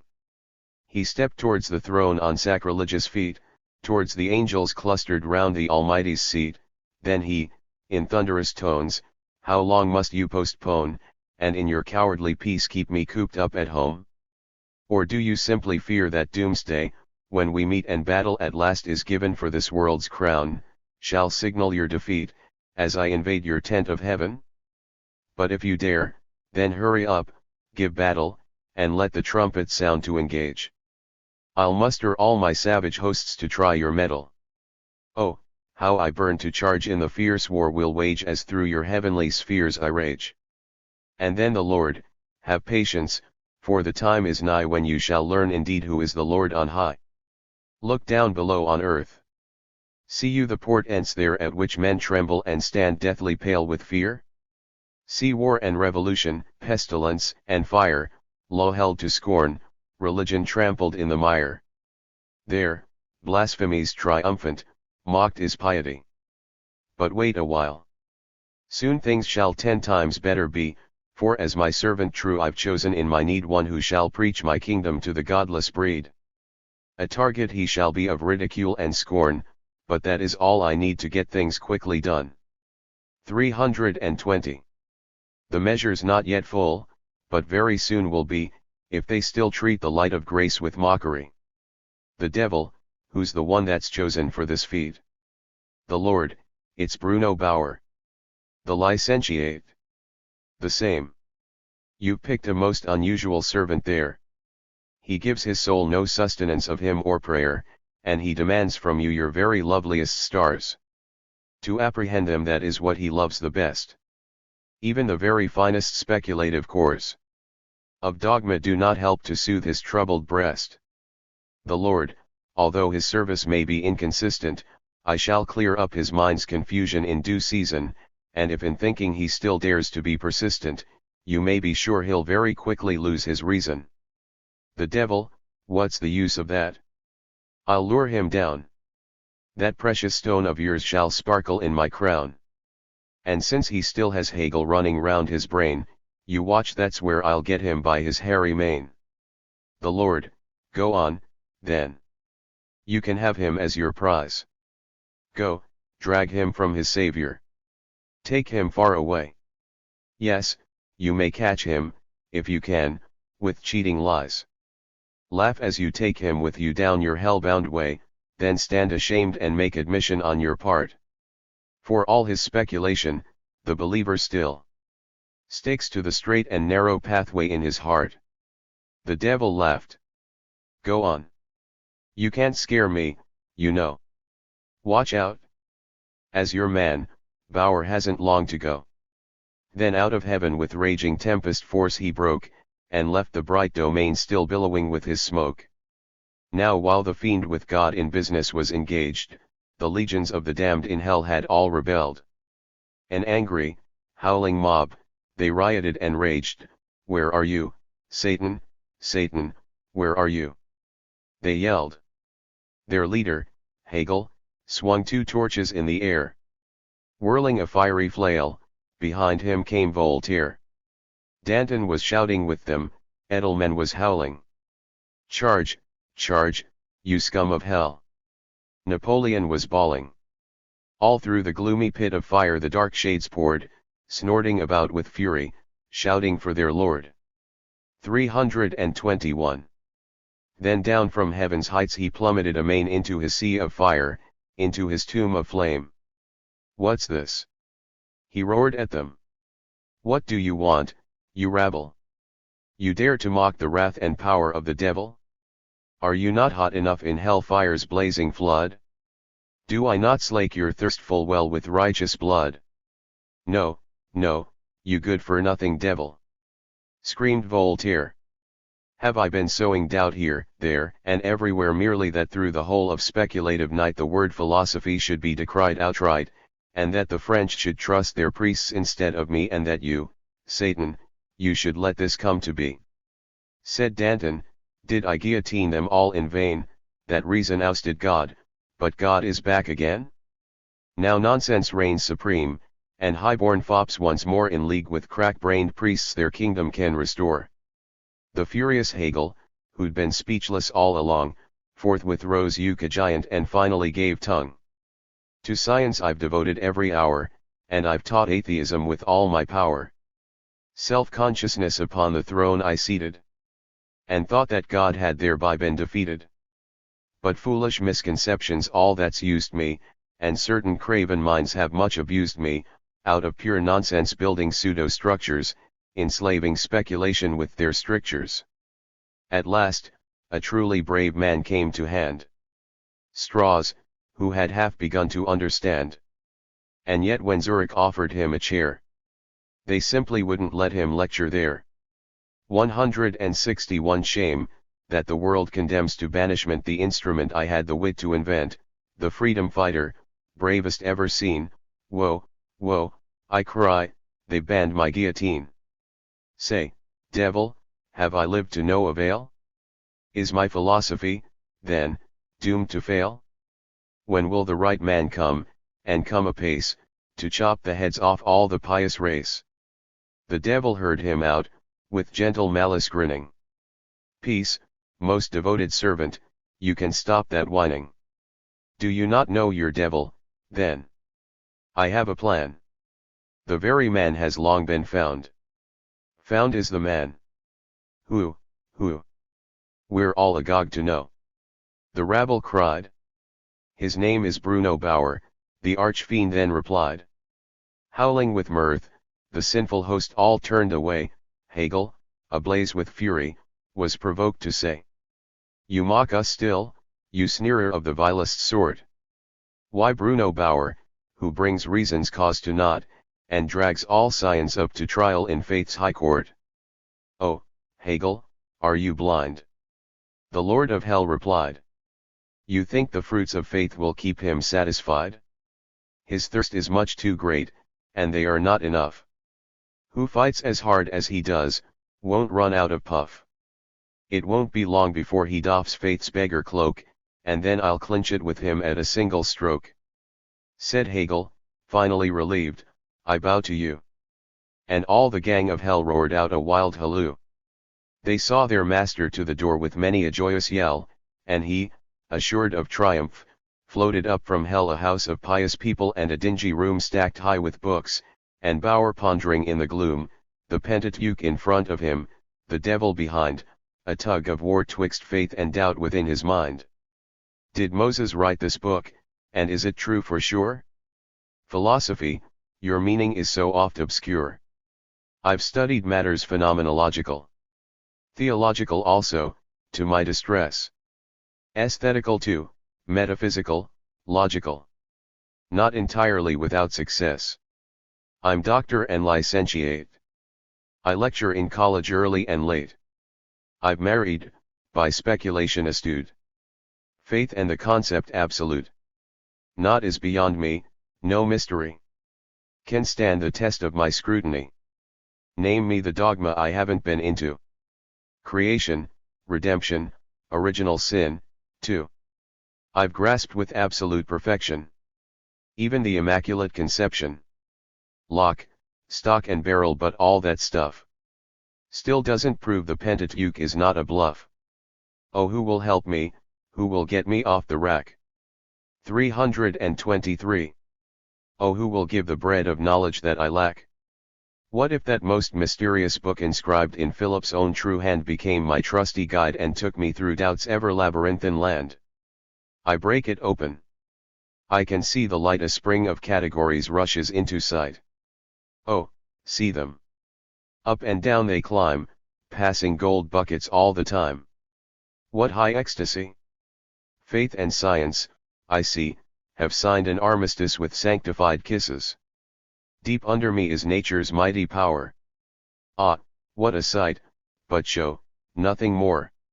When shall the veil lifted be that hides the source of the Pentateuch from me? Philip, appear. The wall divides, and then a shadow, triple-crowned, steps through the cleft to raise a bony warning hand. O Bauer, Bauer, mind you stray not from the path that Hegel's logic has marked out for you to follow. For, in that work, the concept absolutely clear shines forth. So do not let imaginative thinking ever defy the spirit there, which stands for freedom. But can you tell me how authentic is this book? Oh, do not turn away from me. Speak, answer, talk. You're like the spirit that you understand, not me, eh? Not you. Oh, do not vanish. Stay with me, my friend. He shouts, jumps up, and lo! Before him stands the fiend. Ha ha ha ha ha ha ha ha ha ha ha. There stands the theologian. There you are. You thought yourself so shrewd, not even apprehending that you were running round in circles never ending. Here Bruno reaches for his Bible, mad with fear. Pa! Says the devil, laughing. That old primer there? Pa! We've left all that junk a long, long way behind. Think you that I believe such trash can ease your mind? Think you that, when within these musty walls you strain concocting categories in your fevered brain? Agerta, Faust, Part 1, Scene 1 ed. Or mixing fire and water when you choose to try and slake the spirit's thirst with filthy brews, the free-willed spirit that would burst its bonds and flee the foul confining dungeon of captivity. Think you such torture can satisfy your urge? Did Hegel ever teach you hill and vale to merge, or black and white, or fiercely flaming fire and water? Consider Hegel now, that unabashed God-hater, who, without thinking further, flung fact overboard and, choosing reason, cast away tradition's word. O Satan, what you say indeed sounds fine, a well of heaven's purest light, thus shines the smoke of hell. But still I won't be led astray, for speculation has long included you within its comprehension.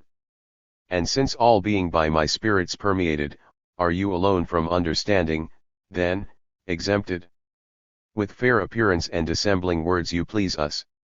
You lead us gently on, then suddenly you seize us, pledging free spirit for our lovely world of fact, to lure us to that narrow realm of the abstract.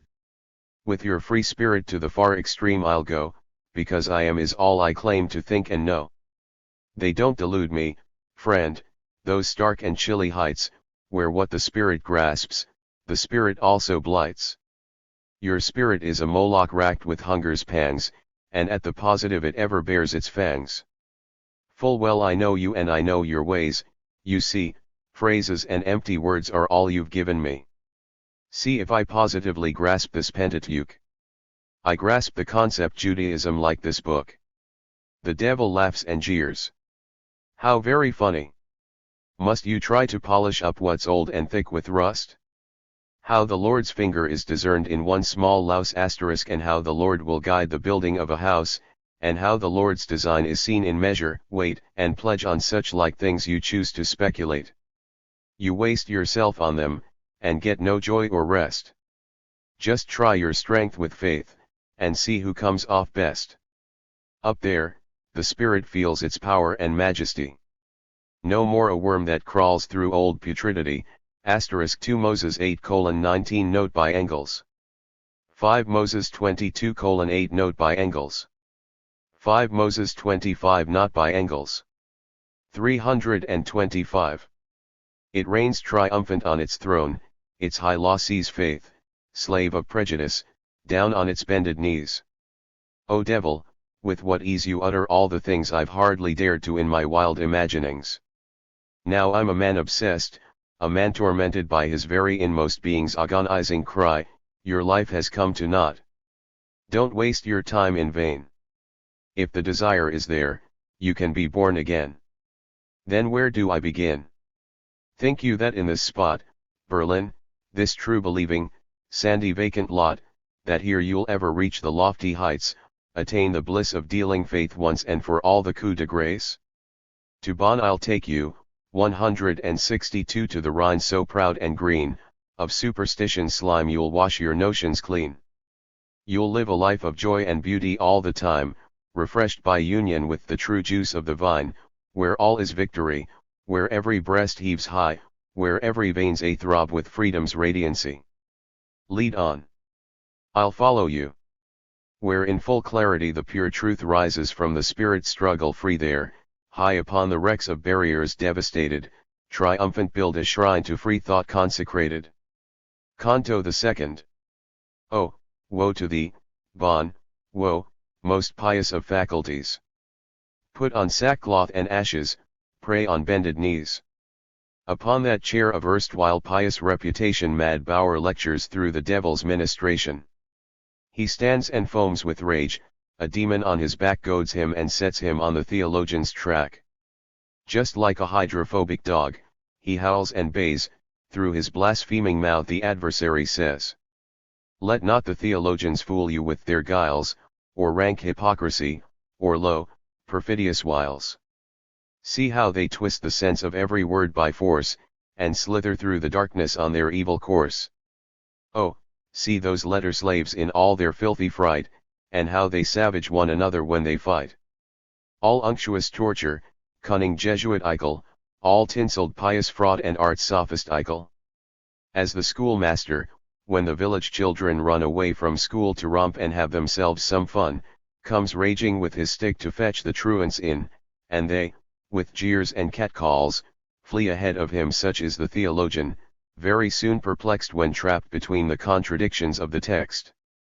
See how he twists, turns, dodges, stretches, wriggles in it, forgetting everything he said that very minute. Just watch him cooking in his kitchen filled with steam, until the contradictions flee him with a scream. How he runs after them! Oh, how he starts to scold! Will you come back again? Will you do as you're told? 327. With what insensate rage he plies faith's holy cane, hitting the godless freaks again and yet again. He pops them in the witch's cauldron, pokes them down, until the wretched things asphyxiate and drown. They're all the same, including these evangelists, they'll never change as long as there are men of Christ's. The one evangelist misapprehends the other, he wriggles, writhes, distorts the meaning even further, caught in the hopeless toils of endless contradictions, he cannot help but multiply his misconstructions. He tears to shreds the writings of the other one, and then, to crown it all, there is the work of John. Just look. The mob of faithful, past endurance, bellows. Away with that blasphemer, hang him on the gallows. Away. Enough abuse from that once worthy chair, sing hallelujah, then, and get him out of there. The others shout, hurrah, and long live Bruno Bauer, free science's support, free thinking's mightiest power. Hush, pious hypocrites. If your God's help is strong, then fight, and let the outcome prove you right or wrong. Out with the liar. All the right-wing voices cry. Out with the faithful. Comes the impious left's reply. Atheists, silence. Pious sheep, keep your mouths shut. Or else you'll soon find out how billy goats can butt. Christ here. And Bauer here. Making a thunderous sound. With all their weight the wielded sticks come crashing down to echoing battle cries. The tussle grows amain, as desks are overturned and benches split in twain. To thwart the Christian troops, the atheist forces bold pile up the desks and build themselves a safe stronghold. United in a closely welded mass, they throw, instead of bombs, inkhorns, and Bibles at the foe. In vain the pious launch their sallies on the fort, they fail to take it, even at the third onslaught. Heads bleed, and many fighters of the pious band collapse upon the bench, felled by an atheist hand. Then the blasphemers bring the walls tumbling down, lastly to drive the foe clean off the battleground.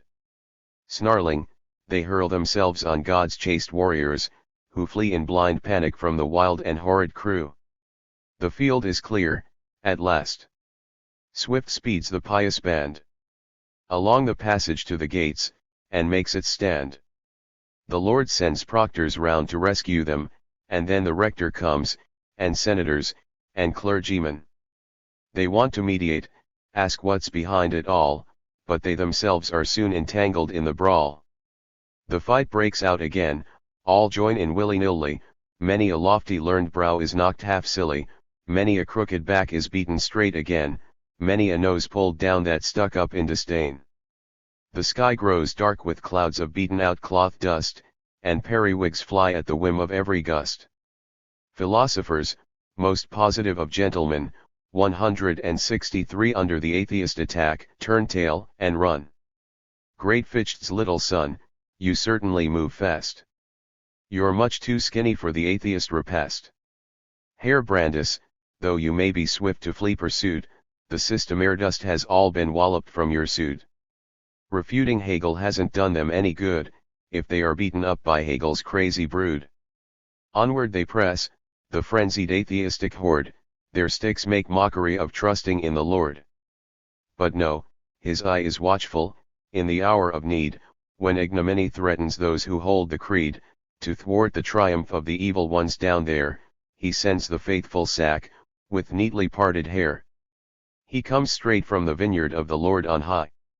His grey eye gleams, a star up in the church's sky. His nose, it is a mighty pillar of the faith. The Lord's word and salvation dribble from his mouth. His mount's a virgin ass, with tail most wondrous fair, and if his foot trails on the ground, he doesn't care. The Bible text he has invented, with God's aid, and tied it with her tail onto the donkey maid.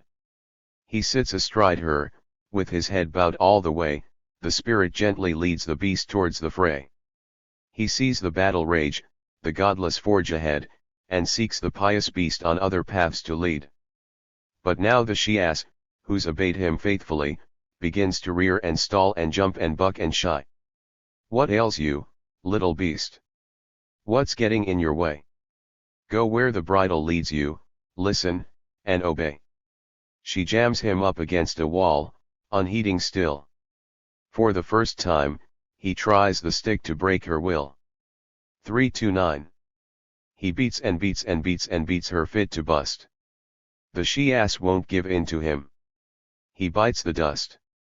God opens up the donkey's mouth, she, loud and clear, speaks his intention for the startled sack to hear. Why do you beat me? See, the Spirit bars my way and turns my bridle towards the scene of the affray. Where's your old courage? Up, fly to the battleground, where atheist fury pins God's faithful army down. Lend me your ear, O sack, and hear the tidings new that through your donkey's mouth the Lord reveals to you.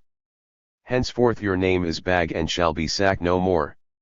Engels' caricature of the Free, the Berlin group of young Hegelians, words in the drawing, Ruge, Buell, Nauwerk, Bauer, Wigand, Edgar Bauer, Sterner, Mayen, Stranger, Koppen the lieutenant. The squirrel in the upper left corner is a caricature of the Prussian minister Eckhorn. 12-384. I'm sending you, O Bag, to terminate this war. Then did the pious Bag to heaven gaze and cry. Lord, before thee man's knowledge is but vanity. You choose a lowly beast for mouthpiece. Daring all, I plunge into the battle's terrors at your call. He turns and speeds in haste towards the scene of horrors, and finds it strewn with faint, exhausted, bleeding warriors. Then, with a mighty shout, he bravely dives into them, and to a heavenly air he sings the peace hymn to them. His coming has the fighters dazed on either side, but Brother Bag just sees the heavens open wide. Why all this hatred, envy, murder, storm, and stress, where faith's word should resound, and hymns of holiness? In the full sight of God, where heaven in twain divides, have you naught else to do but tan each other's hides? The faithful flock gives ear and, much abashed, withdraws, the atheist mob just stares and brazenly guffaws. Then Brother Bag, down here below is tumult, gore, but up above there's peace and bliss for evermore. I see the cherubim around the Almighty's throne, I see the Lamb of God, the sole-begotten Son. I see the glory of the Lord shine down so bright, I see the angelic host in songs of praise unite, I see, oh, bliss, the Lamb of God begins to speak and states its will to me, who am its servant meek. I've pinned my hopes on Bruno Bauer all this while, but the arch-fiend has cheated us of him by guile. He who sat praying in his hermitage, alone. Give sinners now my holy word to guzzle on. He hounds my pious flock with desperate murderers.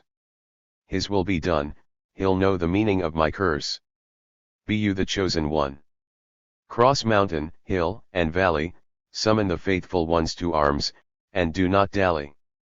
Go, let your trusty she-ass take you everywhere, go, preach the message of the cross, and have no fear. Put on the armor of the Lord Most High, await the day of battle, for that day draws nigh. Then with the belt of truth be sure your loins are girt, for breastplate, righteousness shall keep you safe from hurt. With both legs booted, go you forth and do not yield, put out the fiery darts of hell with faith's bright shield. Put on salvation's helm that wards off mockery, God's word shall be your sword, wield it courageously. 331. Yeah, Lord, I follow thee.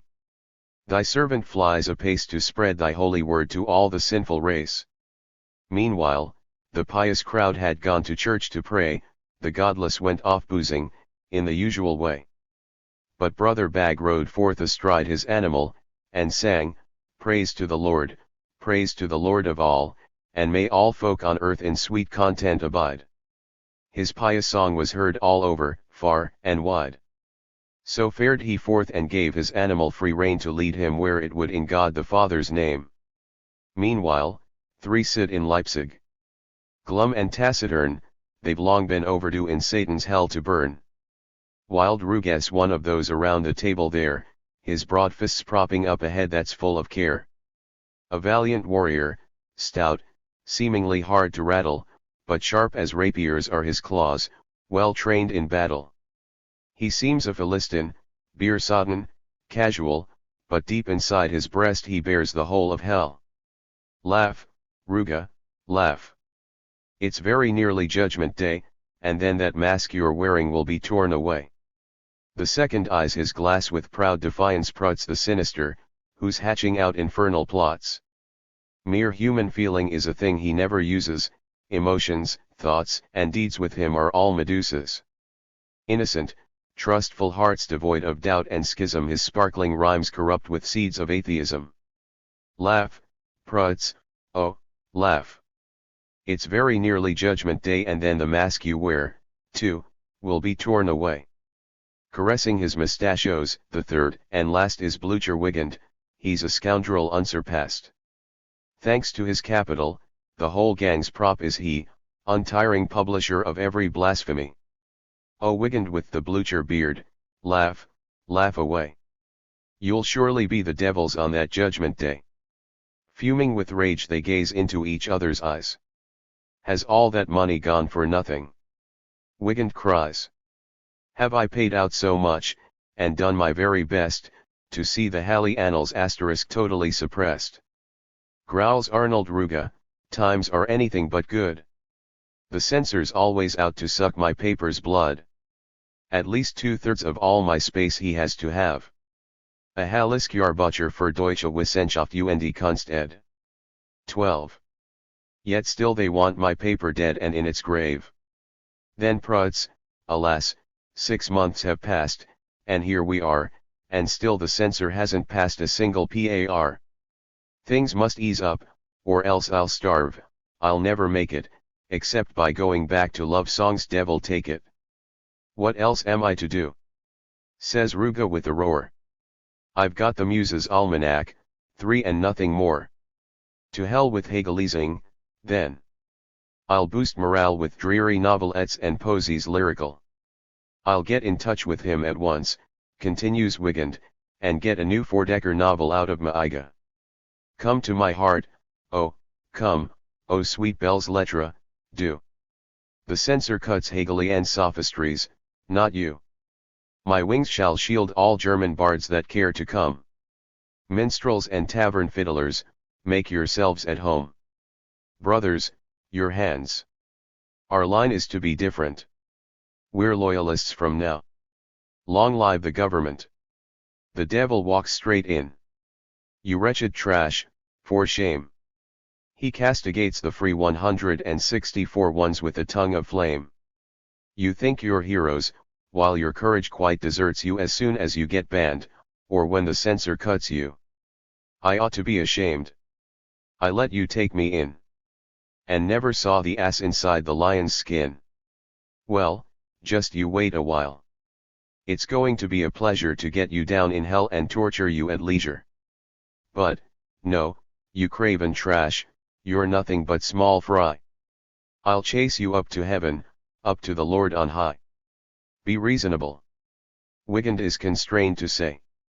What, then, are we to do? Show us a better way. You miserable scum! Cries Satan, most displeased. It's plain you cannot even see the wood for trees. For if the ban on Halley annals bothers you, just call them German, and start publishing anew. You leave the censorship to me. The will to fight is what you need, and things will then come out all right. Who with the devil makes a binding covenant, must not turn tail and flee from every miscreant. Deutsche Ermusenalmanach ed. Deutsche Jahrbucher für Wissenschaft und Kunst ed. 333. Courage is all you need. Now I must onwards press. Rave on, as always, in the name of godlessness. He speaks and disappears. And lo! All starry-eyed, comes Brother Bag and sees the heavens open wide. Him bears the she-ass, mouthpiece of the Almighty's word, she'll take him on his last ascent to meet his Lord. He looks to heaven with God-intoxicated eyes and says, Blasphemed gang, I know your tricks and lies. Thus saith the Lord your God, you are the devil's brood, and ever seek to slake your thirst with righteous blood. Once more, then, through my servant be my summons known that you should kneel subservient before my throne. Do penance, saith the Lord, abase yourselves and crawl, or down to feed the flames of hell you'll surely fall. Thus saith the Lord your God, you'll either get converted or else I promise you I'll have you all degutted. For sweet, I'll serve this gang of evil name to you, my faithful Hank Stenberg, and Bag, my servant true. Their pious flesh shall be a living grave for you. Thus saith the Lord your God. And therewith he withdrew. Canto the Third. What do I see? A frenzied host so glittering bright with blasphemy, the very sun has lost its light. Who are they? See them, how they all come surging forth, foregathering from east, and south, and west, and north. The scum of Germany, they meet in convocation to whip their spirits up for still more evil action. Already they have felt the Lord's hand moving over them, already they have guessed how Satan's clutch could claw them down to a dreadful doom. Knowing despair full well, they felt like letting atheism go to hell. Then Arnold * summons all those of the free persuasion to meet at Beckenheim in hellish congregation. Arise, you free ones all. How can you sit so tight, when the romantics plunge the whole world into night? Or when reaction stirs and, cunning as of old, almost has science in its deadly stranglehold?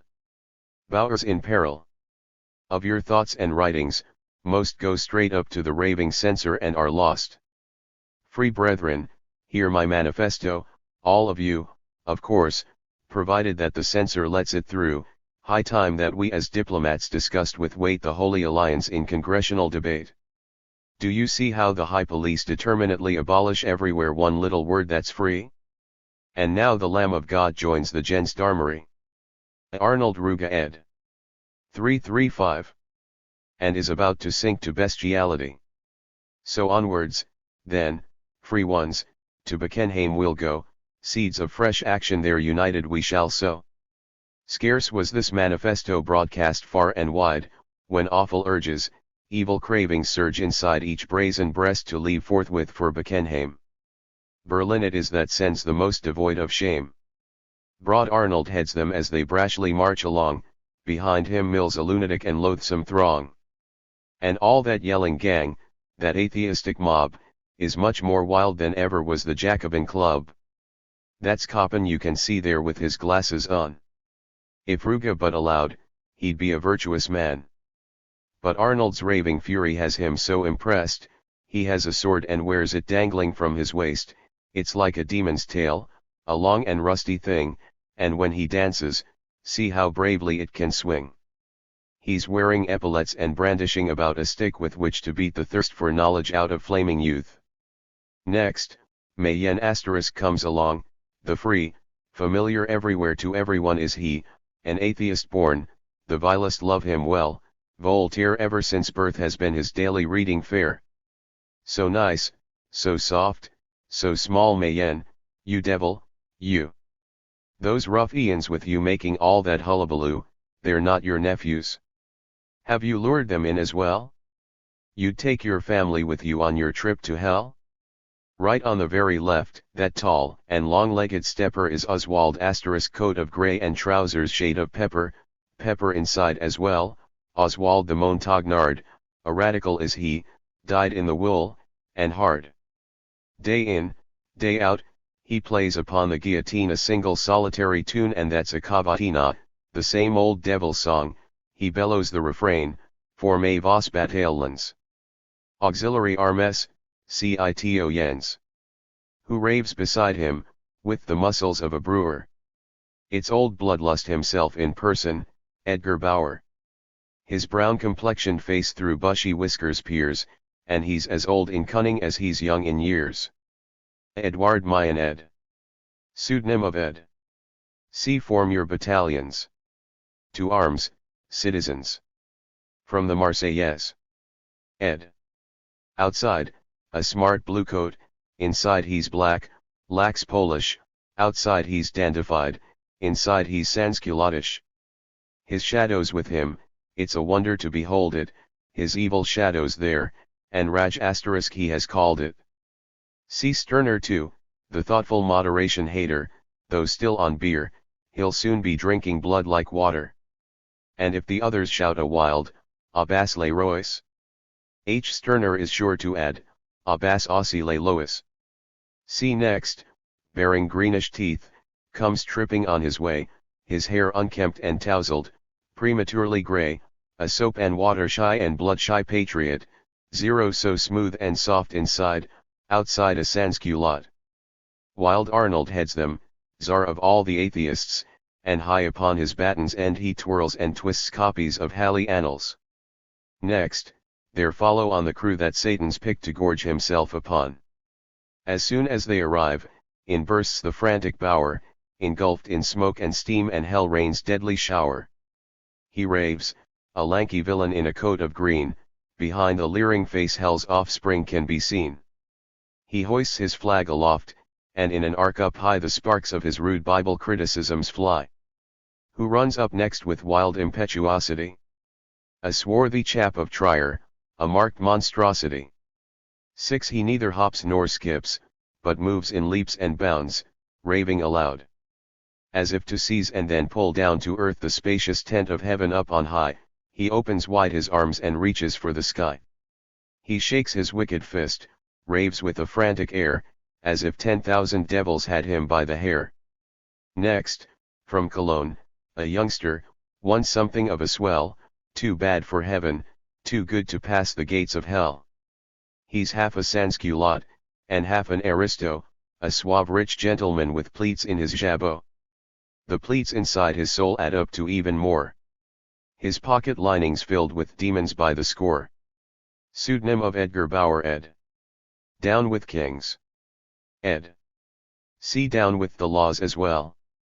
Ed. D. Ludwig Buell ed. E. Karl Marx ed. F. George Jung ed. 337. With golden faces. Next, one who indeed disgusts, the dawdling RTG** quite handy with his fists. He has an evil habit, constantly he smokes hellish tobacco in an long pipe which pokes out of his mouth, and which he never once removes except to give his utterance point when he reproves. But who comes from the south as lonely as a cloud, disdaining sympathy, himself a one-man crowd, a one-man host of atheists fanatical, a one-man treasure store of craft satanical, a one-man fount of wicked blasphemy and shame. Help us, St. John, its Feuerbach of dreadful name. He neither raves nor bounds, but hovers in mid-air, an awful meteor girt by hellish vapours there. In the one hand he holds outstretched the cup that shines, and in the other one, the bread loaf that sustains. He sits up to his navel in a seashell basin, trying to find a new church service for the brazen. Guzzling, boozing, bathing, firmly he maintains, are all the truth the holy sacrament contains. A storm of shouts and cheers succeeds the first hurrah. And then he must be taken to a public bar. At once, all hell breaks loose, the uproar is so loud that nobody can gain the attention of the crowd. They won't sit still, they heave and push and shove around, the evil spirit keeps them whirling round and round. Their loathing of inaction gives them all no peace, and futile calls for quiet continue without cease. Then Coppin, that most virtuous, order-loving chap, flies off into a rage. Is this the savage step? Have you forgotten in this wild barbaric throng what was the purpose of our journey all along? Oh Arnold, trusty bastion, speak, start the discussion. Will you not show us how to find the best solution? Oswald and Edgar shout in roaring unison. Now that's enough of these disgraceful goings-on. Then silence fell. And Arnold, who, quite guiltlessly, had in the meantime been consuming beefsteaks 3, on the last mouthful seemed as if about to choke. Adolf Ruttenberg ed. But managed in the end to get it down, and spoke.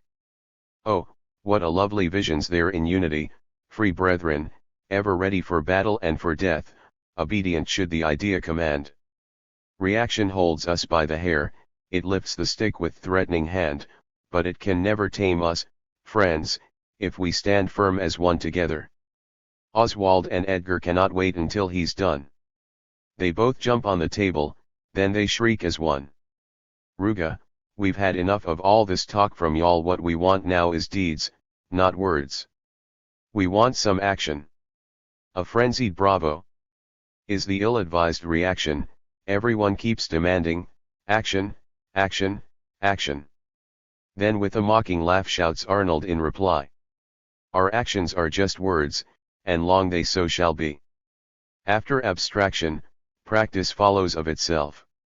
Meanwhile, athirst for deeds, the wildly screaming pair have lifted crazy Bruno high onto a chair. A crowd swarms round him and he's hoisted really high. Aloft, he hovers like an eagle in the sky. With frenzied burning passion are his eyes aglow, and lowering black with fury is his furrowed brow. Oh, how he screams and raves! But opposite, alack, the swart monstrosity has climbed RTG's back. Hear how he raves and screams. Just hear how both are raving. How long do you think that words will satisfy our craving? Bauer. See you, O blind one. See you the pious. How they draw nigh us. Monster, their pious core grows more and more. Bauer, bags at his tricks. Hoodwinking the public. Monster. A pity the Lord hasn't noticed how dire the need of the world for another Messiah. Bauer. It's not one lamb we've got to impede us, we're faced with an actual flock of the creatures. Monster, the Holy Ghost, we know, moves in 1,000 forms below. 339. Both, we're not just plagued with the Trinity, the police and the faith have joined up in a twinity. Monster, when they are vigilant, should we be negligent? Bower, when they are arming, should we be yawning? Voices are heard all round, we're game for battle now. But Ludwig Feuerbach sparks off another row. He roars, why should we waste our time with all this talk? Who action seeks, let him get on and do the work. The free man helps himself, he and he alone. Whatever he achieves, he does all on his own. His glasses gleaming, Koppen jumps up with a bound, his Jovian head commanding silence all around. Against united action, then, you take your stand. But it alone stops matters getting out of hand, the stream of progress flows untroubled, undivert, and, best of all, the risk of bloodshed is averted. Edgar and Oswald shriek, confounded gerundist. Out, feeble-minded dreamer, you're no atheist. Then sterner, dignified, who binds his will around? Who would impose a law by shouting people down? You tie his will and have the nerve to say you're free, a lot you've done to break away from slavery. Down with all rules and laws, say I. This aberration has the whole hellish Congress in complete confusion. The ceiling splits, and Bleecher-Wiggins seen aloft swooping into the hall on his own flying raft. A paper dragon, oh, satanic arts, he flies. What are you up to now? He vigorously cries. See how I soar on editions galore of the German yearbook. 3 I gummed them myself, I bound them myself, Blücher, just look. If they can bear me through the air. Need you despair? Woe, I cry. With Frankfurt nahe. 3 Deutsche Jahrbucher für Wissenschaft und Kunst ed. 340. Isn't everything all right? There is peace and union still. And the great all-highest will. For the high and for the highest. For the low and for the lowest. Is conviction, lodestar, light. Woe, I cry. From Frankfurt nahe. Has an evil wind come blowing? Shall the free ones not withstand? The Union's 165 wind throughout the land? Follow me and let's be going. To Leipzig there I've mounted lovely batteries that all the pious hosts together could not seize. The house in which I Hegelized of old has latterly been turned into a safe stronghold. The Gutenberg and Leipzig be our rendezvous. The book trade center shall be the state center too. Yes, yes, to Leipzig cries on every side resound. Let that the center be, our forces rallying ground. They all depart, with Wigan flying in the lead, but Feuerbach pursues a lonely course indeed. But leave that show. I'm beckoned by a peaceful valley. The Lord's own city calls me Halle on the Saale. O town of bliss, still faithful to the Lord you are. To beat the devil's craft brighter gleams your star. Ruge poured out his pus on you to no avail. Thanks to your loyalty, his schemes were doomed to fail. He went off in a rage, nor has he since come back. Town, thank the Lord who gave you triumph and good luck. See all the faithful, see the chosen gathered round to sing his praises with a sweet and pleasant sound. Oh, what a fine assemblage! See that cobbler there whose feverish, skinny body spurs him into prayer. The barman of the Temperance League is present too. Pay him, he'll pour pure drinking water out for you. God's peace shines in the moon-like face behind the bar. Truly, with firm-held faith a person can go far. That little woman there is bowed with sinfulness, and yet her stiff old limbs are bathed in blessedness. All in a soulful shriek she sings a holy lay, and mortifies her shrunken body night and day. Next, there is Leo, Lion of the Saale Strand. 341. His strength of faith indeed delights the angel band. In faith he hurled himself the Hegelings 166 upon, in faith defended he the altar and the throne, in faith did he improve, upend, and set aright godless world history by heaven's shining light. Go to the little room, O faithful, enter in, and sing unto your God a gentle, gracious hymn. Oh, hear the little ditty sounding forth, to rise towards the throne of grace like fumes of sacrifice. Lord, we are carrion of the beast, a poxy stench, a raven's feast, a knacker's pit of sin. From the womb we're bad outright. Crush us, it would serve us right for all our wicked sin. If thou didst, then thou hadst blessed us, thus to rest us from the cancers that infest us. Thou lettest us ascend to thee unto thine angels, fair to see, and washest us of sin. The evil one thou st driven out who filled our hearts with fear and doubt. Destroy and banish him. Sizzling, frizzling in the horror of hell terror leave him spitted for the wicked sins committed. And now the cobbler stands upon a chair to tell in fearsome tones about the sulphur lake of hell. Behold the dreadful gorge that spills its contents out, fire, pitch and sulphur over all the lands about. See how it stews and brews, spews demons up of fire to gobble up the world of Christendom entire. Black seeds of hell it scatters mid the race of men. Great is the Lord thy God. The world is doomed. Amen. That's true enough. Shouts Leo. Those demons are so rude, they cover not their private parts and all go nude. The great whore comes from Babylon with its pollution, and that great whore is reason's goddess, revolution. Bauer is Robespierre, Rouges Danton, and worse, Feuerbach is Marat. O God, send down thy curse. 342. Ye faithful, watch the times, for cometh soon the day of God the Father. Therefore, watch and pray. He speaks. But all stand thunderstruck and goggle-eyed its brother bag, he sees the heavens open wide. His mount's the she-ass, mouthpiece of the Almighty's word, she'll take him on his last ascent to meet his Lord. With trust in God and strength to heaven he turns his eyes, and says, O pious band, your works I recognize. Thus saith the Lord, my servant ye shall all obey that I have picked to lead my host into the fray. Obey our brother Bag, obey him as you ought, and Satan's craft and power he shall surely thwart. Thus spake the Lord. I fell upon my knees and said, but call me, Lord, I'll follow thee where'er I'm led.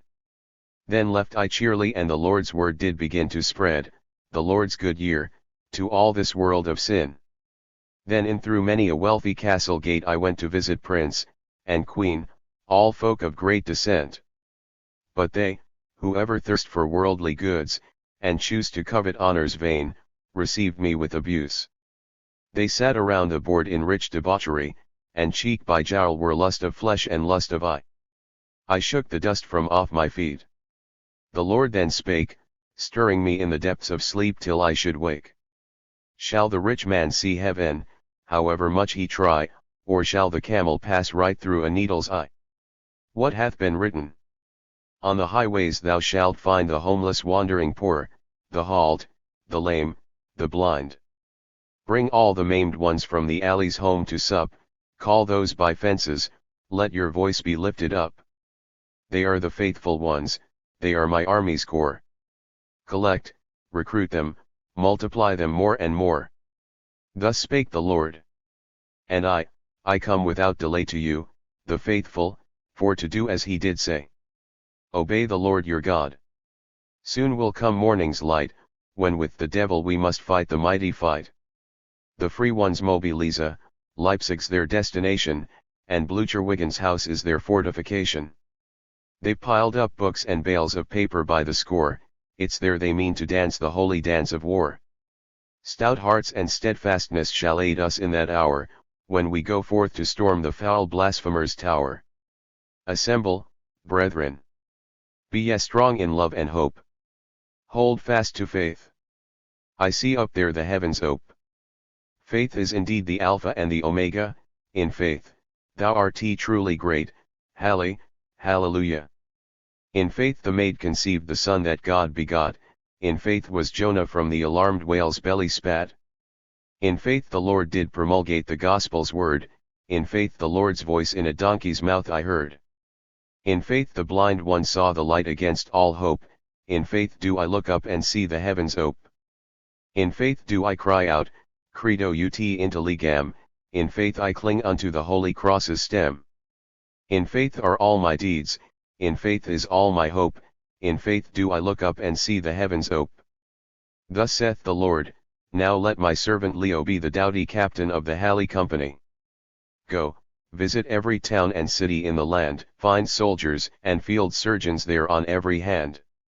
By night or day allow yourself no respite, ever, until the faithful army has been brought together. Thus saith the Lord thy God, my refuge and my hope. Farewell, dear brethren, for I see the heavens ope. Canto the Fourth. What do I see? Saint John, illuminate my vision, so that your poetry's power may lend me inspiration. Whose holy eyes saw Angel Michael in the fight with the great dragon, fill my soul with light. What do I see? It's drawing nigh, the day of doom, the battle's last that bears destruction in its womb. I see the whole horizon bounded by a ring of cloud that slowly lifts, at first unhurrying, then swiftly, like the lion greedy for his prey, springs forward. All the hounds of hell speed on their way, hissing through misty cloud. Their tails, ablaze with fire, whip all around and lash to shreds the very air.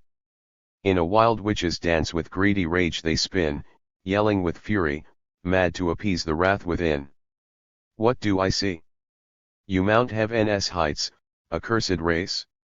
May you unpunished go along the Almighty's ways? You wield the lightning, hold the thunder in your hand? Ah, it's the desperate man of Bonn that leads your band. But see, God's mercy ever watches from afar, and when all ends, it shall be with a Gloria. Consumed with rage, the forces of the free draw near, soon God's might shall turn their arrogance to fear. They come, a seething mass. As Wiggins sails along, the others follow him, a roaring, snorting throng.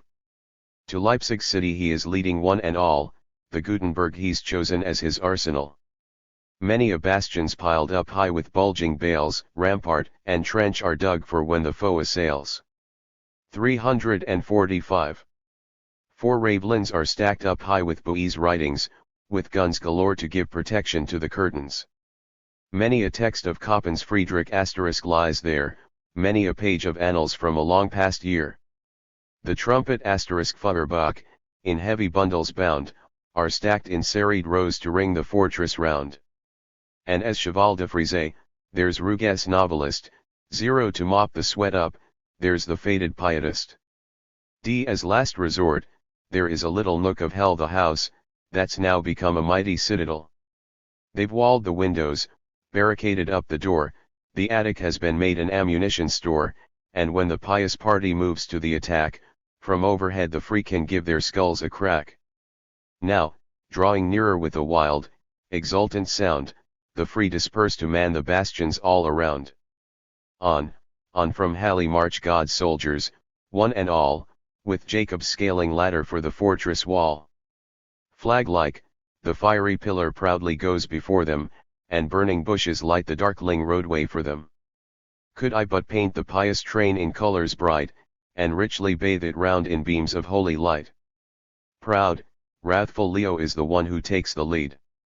Swinging along without constraint, he strides ahead, 5 volumes of world history 6 in his pious fists, he's otherwise unarmed, it is in faith he trusts where arrogance and self-assurance aren't enough. The next line's leader is indeed of godly stuff near Julius Cinq von Sins, one as the pious know him. The dear man thinks to carry arms would be below him. With presence pure and simple does he smite the free, and so the faithful gather round him trustingly.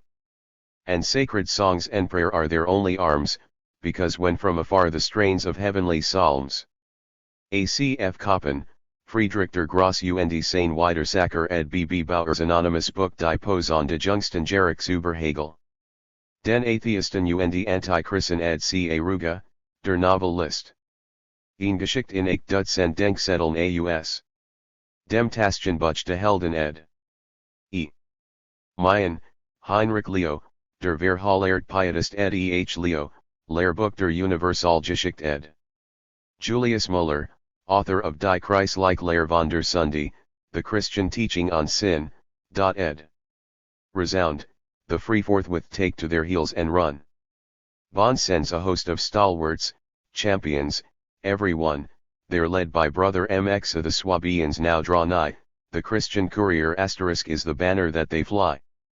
Brave Mallet brings the faithful folk of Bremen in, and Hank Stenberg commands the pious from Berlin. And even you, the ones who ordered Strauss away from Zurich, follow fearless Herzl to the fray, the priest of Pfaffikon. See, they come from Basel, too. Krummacher, man of God, from Wuppertal are you. The troops form up in every spacious Leipzig square, and sounds of exultation fill the distant air, strains of upswelling song to touch the heart's own strings. Each asks his neighbor, say, who can it be that sings? Behold, astride his she-ass, all stand goggle-eyed, comes brother Bag, he sees the heavens open wide. And this is what he sings, God's sword and Gideon here. Up, brothers, and behold the devil's earthworks there. However terribly they yawn, those gates of hell, onward and trust in God. Faith will acquit you well. Behold the she-ass up the bastions nimbly springing, and, following after her, the faithful ones all singing. Oh, what a fierce attack! Despair, all ye blasphemers! Scream for your devil now, ye God-forsaken screamers! Now brother Bag flies up that mighty wall of pride that Hank Stenberg may lead his pious troops inside. But there within, the devil orders the defense, banishes craven doubts and counsels with good sense. See, Blucherwigan stands high on the Ravelin, egged on by Mayenne. How they make their missiles spin! There's Sterner, see him flinging bales of books entire, while hordes of pious warriors melt beneath his fire. See Arnold on the wall, he hardly ever misses, hurling his yearbooks down at all those pious faces. High on the wall of books and in the leading row, Mad Bauer wields the trumpet, blow on deadly blow, the patriot six ensconced where no missile can fly, tosses his pamphlets backwards at the enemy. A Karl Emanuel Nietzsche. Der Christenbote. Ein Kirchlich religioses Sonntagsblatt ed. C. Bernhard Herzl ed. Ludwig Buhl ed. 347. While with his toad spit furious Koppen stems the flood, but most humanely takes good care to shed no blood. The raving Edgar fights with brewer strength and valor, while red with blood is Oswald's coat of pepper color. See the Cologne contingent. In the furious fray RTG's pipes gone out, but he feels no dismay, swinging it by its long and supple tube right well, he wraps the water bowl round many a pious belly. Gold devils are the missiles that the youngster schemes, the monster asterisk joins the battle flexing all his limbs. Yet on the pious press, still more victorious, their hallelujahs ringing still more glorious. Up on the mound of books has Hank Stenberg appeared. He seizes Blucherwigan by his long blonde beard. Raging, he pulls it out and manages to chuck Wigan full length into a horrid pool of muck. Edgar is now hard pressed, and Arnold is beset. Koppen has fled indoors, with him, the patriot. The arrogant wall of books is almost half torn down, but still the frenzied Bauer stands his ground alone. He hurls a bale of books at Bag to seal the doom of that most pious one and be a fitting tomb. Herr Sink von Sin staggers at a blow of his. But Hoix Leo still defies hell's wild abyss. A Samson, he strains hard at that proud fortress wall. It crashes down. See Bauer, even Bauer, fall. Pinned helpless to the ground by his own bales he lies. See the believers set on him with joyous cries. Bag struggles to his feet. With a triumphant cheer he goes across to Bauer, grips him by the ear, and says, "Ye faithful, God fulfilleth all my hope. The Lord my refuge is. I see the heavens ope. Leave Bauer in my hands. To battle, never fear. While you defeat the others, I shall guard him here." They truss up Bauer, then, to hymns victorious, they set their Jacob's ladder up against the house. Now rocks the Gutenberg, now splits the fortress door, near empty is the attic ammunition store. Now wrings the patriot his hands in grief and woe. A George Young ed. B. Karl Marx ed. Now Arnold's ham is wounded by a flying blow. Mayenne is bleeding from the mouth and nose as well. Frightened, the devil plunges down the abyss of hell. He plummets down into the depths with shrieks of horror. Ha, how the wicked ones all huddle up in terror. They plead, blaspheme, and threaten. Then, all trembling, oh, shame, the pious have made mincemeat of the free. Useless my jeers, my fate are pestilential. Alas, they've beaten me with songs celestial. Bower is captive, Wiggins lost his beard withal, and now they've stormed and occupied our book bale wall. The depths of hell resound with dreadful shrieks of fear, wild he jets agony is horrible to hear. No sooner has the gang recovered from this news, than hell's mad knights break into bluster and abuse in mutinous uproar. You claim to be the devil, and let things come to this, screams forth the frenzied Hegel. Where were your sulphur fumes, your blazing firebrands bright? Scared monster, did a mere amen put you to flight? Too late we see you're much too old to keep the pace, women and children are the only ones you chase. Up, for swift action helps, not weeping and despair. Up, Danton, up, Voltaire, and you too, Robespierre'l earth creatures, you alone can end this infamy. To heaven with the devil. We shall devils be. The mythic scum was never any use at all. 1,000 years of flame won't fire the craven soul. Brother Marat, arise. At last we've learned our need. We, who were human once, must choose a man to lead. The devil was, and still remains, not but a myth, he is our foe like any true son of the faith. To victory, then. With crazed impetuosity. Straight out of hell the blood-voracious Aesir flee. Their leader, Hegel, swings 2 torches in the air, whirling a fiery flail, behind him comes Voltaire. Danton is shouting with them, Edelman is howling. Charge, charge, you scum of hell. Napoleon is bawling. Marat holds in his hands 2 of hell's hairy litter, depraved man-murderer, he's thirsting for the slaughter. 349. Whirling along with twisted mouth flies Robespierre. See the crazed mob disgorged by hell's abyss down there. No sooner are they out, than all that desperate shower head for where Brother Bag is standing guard on Bower. Bag is much shaken. Tears stream from the donkey's eyes. O Lord, the end is near. Our time is come. She cries. Marat lets fly a shot, and Bag, all glassy-eyed, sinks to the ground. He sees the heavens open wide. Hegel embraces crazy Bower, yes, 'tis done. You've comprehended me. You are my own dear son. He frees him. Then the wicked ones with great delight. Bower's our hero. He shall lead us to the fight. The devil is deposed. What we need is a man. And then with screams and yells they charge the pious band. The tables are now turned. God's folk flee, sorely tried. But Bag, as usual, sees the heavens open wide.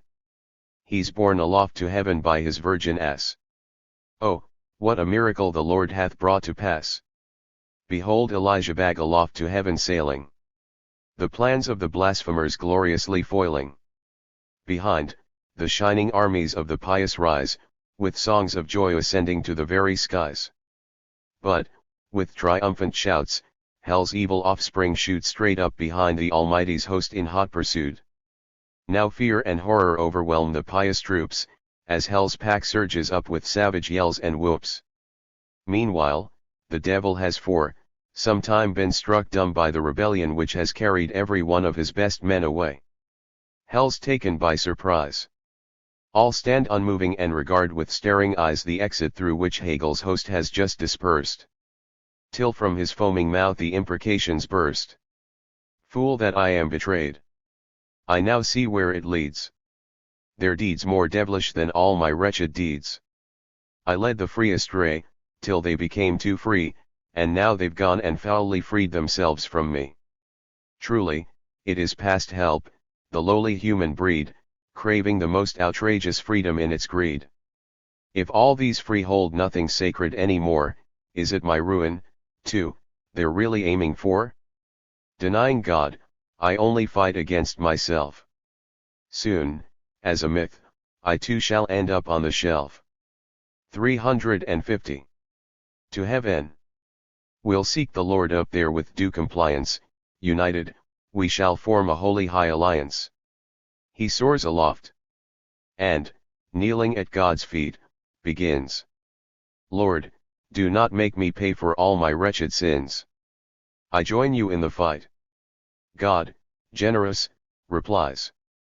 For just this once we'll let your old trespasses be. Go, wash your wicked sins off in blasphemers' blood, return, and leave the rest to me, your gracious God. Joyous, he rushes off. The battle's almost lost, for though assistance has gone to the pious host, oh, ignominy, with the faith it's nearly over.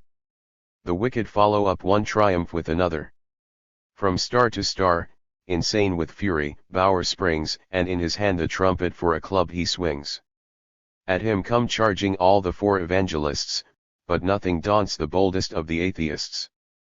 Though Luke's bew levels angry horns and charges at him, though Marx great lion roars, there's nothing can affright him. He puts them all to flight. Wild Hegel in his ire scorches the angel pinions with a brand of fire. Foul Voltaire's flail still blazes brightly like a torch, while raving Ruge thumps the elders of the church. Now see how Bauer plucks a star from off its course and sends it shooting at the fleeing pious force. The devil's poleaxed by a trumpet blow at last, Michael himself cannot withstand its mighty blast. Next, furious Hegel seizes Sirius and throws it straight at Hank Stenberg, white as a sheet he goes. See how the angel host, with wings a-smoldering, flies up through the misty clouds with frightened, piteous cries. The lambkin braves the monster with a cross held high, the latter balls his fist and shakes it threateningly. Even the Virgin Mary leaves her holy place. To deeds of daring do she spurs the angelic race. Up, against Bauer, up against the Titan, go. He tried to apprehend me, I would have you know. However much she pleads, however sweet her glances, the army of the free one steadily advances. And now towards the Almighty's holy realm they storm, God's hosts are impotent against the oncoming swarm. Into a star the pious ass bumps with her rider. 351. Head over heels she goes, with brother Bag astride her. Bauer at once swoops on him with a horrid shout, the fatal trumpet ready aimed to snuff him out. Ruge grabs Leo of the Sala, with some force he stuffs a page of annals in between his jaws. But what's this floating down bathed in celestial light? What's making Bauer shake from head to foot with fright? It's just a little piece of parchment, strange to say. What might be written on it by the heavenly ray? It flutters down. At Bauer's feet it comes to rest. Shaking, he stoops, and picks it up with heaving breast. Why does the cold sweat on his brow spring so abundant? What does he murmur, stunned? He murmurs this redundant. Hardly has heaven's word from hell's own mouth rung out, before redundant is the universal shout. The free are horror-struck, the angels filled with glee, the free take flight, the host pursues relentlessly. The free are driven down to earth in full confusion, that wicked folk shall all receive due retribution. F.W. Andrea and the High Nobility of Germany. I will not fail to draw the attention of the Catholic nobly born members of the knighthood to a poem which, though written by a commoner, is perhaps for this very reason the more worthy of being preserved as a precious pearl, as a due tribute of bourgeois humility. In the year of grace 1842 a booklet appeared in Erfurt published by F.W. Otto, Das Wissenswürdig der Heraldik oder Wapenkunde by F.W. Andrea, with a dedication which reads as follows, respectfully dedicated to the entire high nobility of Germany, by the publisher. The aristocracy by right are loftiest in the land, the virtues of their forebears always ranked full high. Hereditary worth has waxed and multiplied, in no way doth the present yield before the past. Thus reverence greets them humbly everywhere they go, on every state the richest blessings they bestow. A coat of arms conceals a wealth of hidden meaning, how the sublimest deeds were done in ancient times, how sovereigns gave the nobles all their just deserts in war as well as in the palmy days of peace.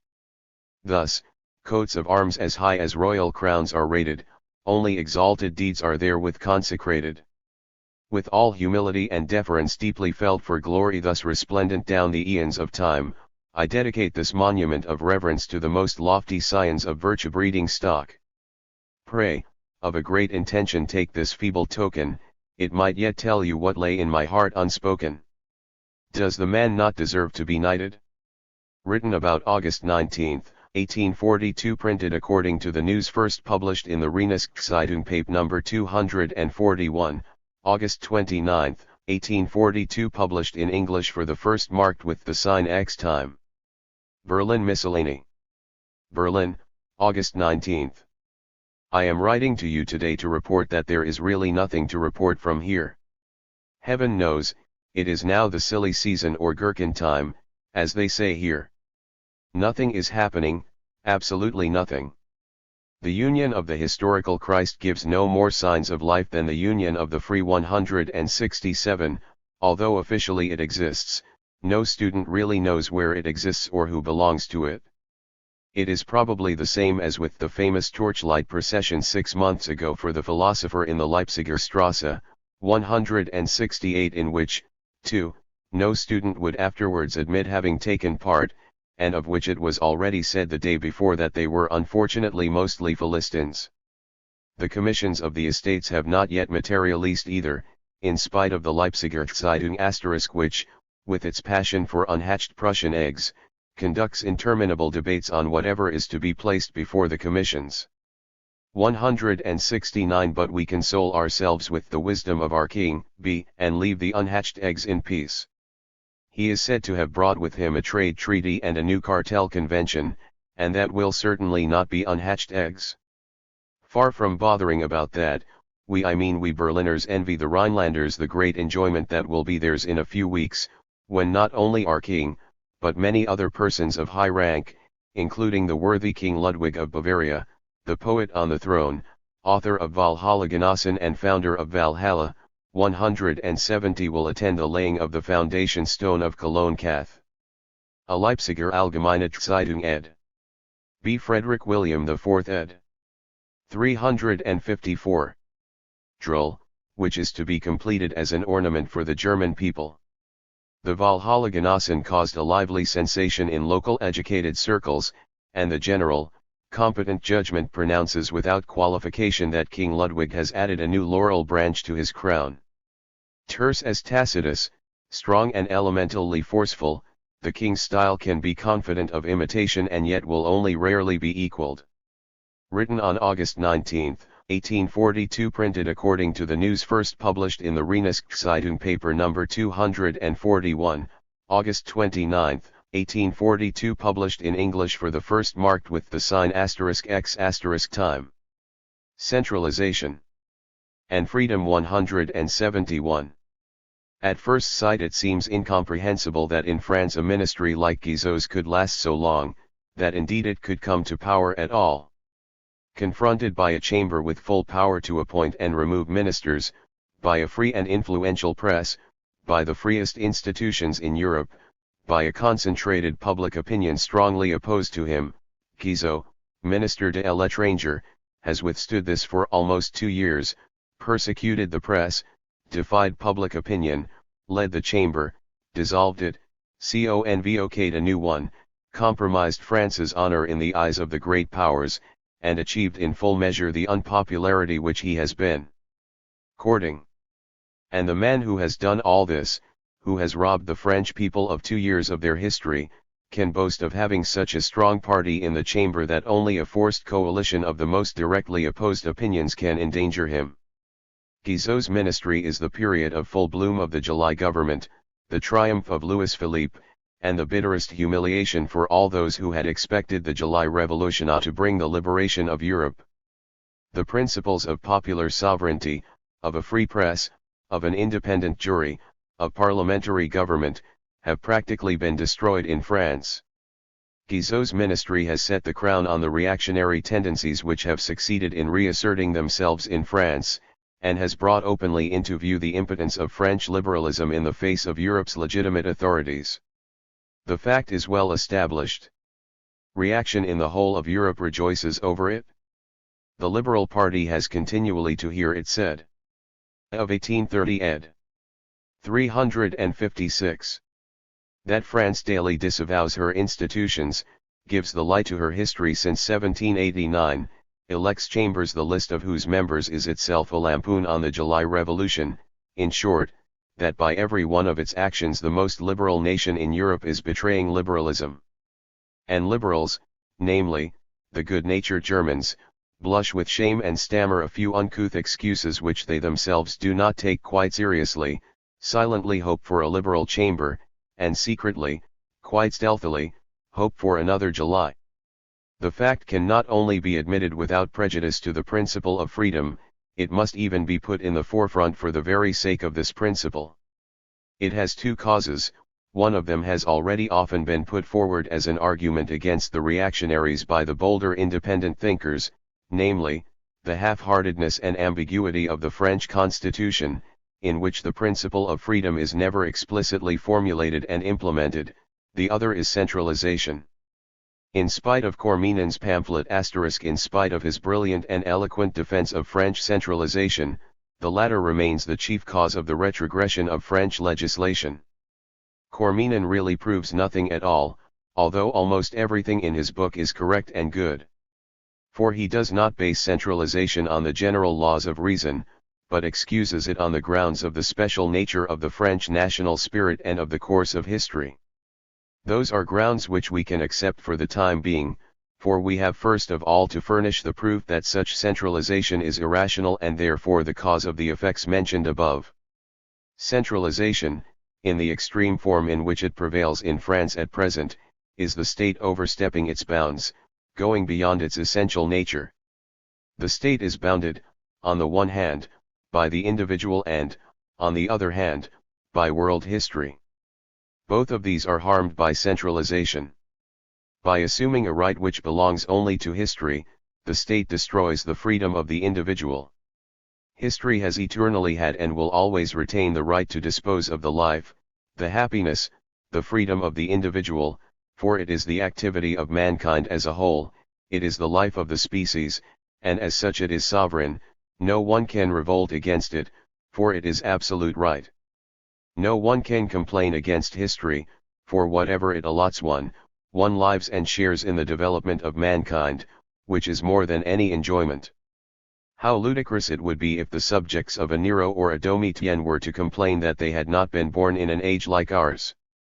A Cormenin, De la Centralisation ed.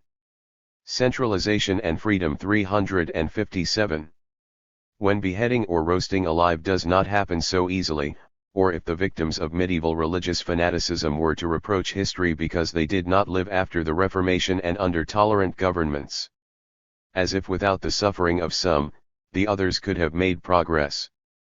Thus, the English workers, who at present have to suffer bitter hunger, have indeed the right to protest against Sir Robert Peel and the English Constitution, but not against history, which is making them the standard bearers and representatives of a new principle of right. The same thing does not hold good for the state. It is always a particular state and can never claim the right, which mankind as a whole naturally possesses in its activity and the development of history, to sacrifice the individual for the general.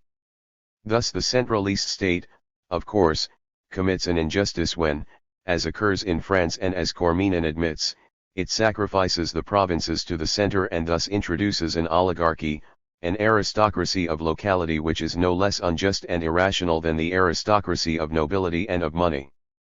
Freedom is essentially conditioned by equality, and despite all égalité devant la loi, the difference between Parisians and provincials, as far as education, participation in popular sovereignty, and true, moral enjoyment of life are concerned, is nevertheless more than enough to obstruct the French institutions in their natural development towards complete freedom.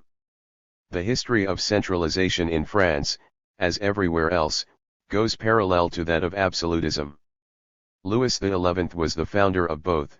The Huguenot Wars were the last significant attempt of the provinces to revolt against the hegemony of Paris, and from then on the supremacy of the capital over France has been generally recognized. 172 For as soon as centralization of the state takes place in earnest, there is bound to be local centralization, the hegemony of the center. As long as absolutism lasted, only Paris profited by it. The provinces had to put up with the costs of the state and His Majesty's arbitrariness. All culture, all esprit, all science from the whole of France was concentrated in Paris, existed for Paris, the press operated only in and for Paris, the money of the provinces, which the court drew towards itself, was squandered in and for Paris. This gave rise to that great disproportion in culture between Paris and the rest of the country which, with the fall of absolutism, developed in a form extremely disadvantageous for France.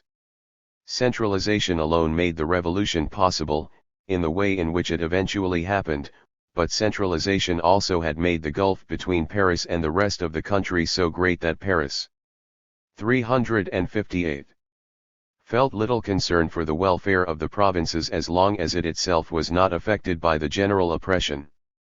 The Estates of the Realm, 173 The representation of the oppressed country, not the city of Paris, began the work of revolution, only when the problems became matters of principle and the interests of the capital became involved did the latter take the initiative and dominate the course of events. But as a result the participation of the country slackened, and the country, and the representatives elected by it gave Napoleon by their apathy the opportunity to raise himself gradually to the imperial throne. Under the Restoration, when political parties developed, the same struggle between the country and the capital became evident. Paris soon achieved greater clarity of purpose and decided against the Bourbons and kingship by the grace of God. The country, with its lesser degree of education, put few liberals into the arena. It was largely apathetic and therefore favored the existing regime or even fanatically supported the ancien regime.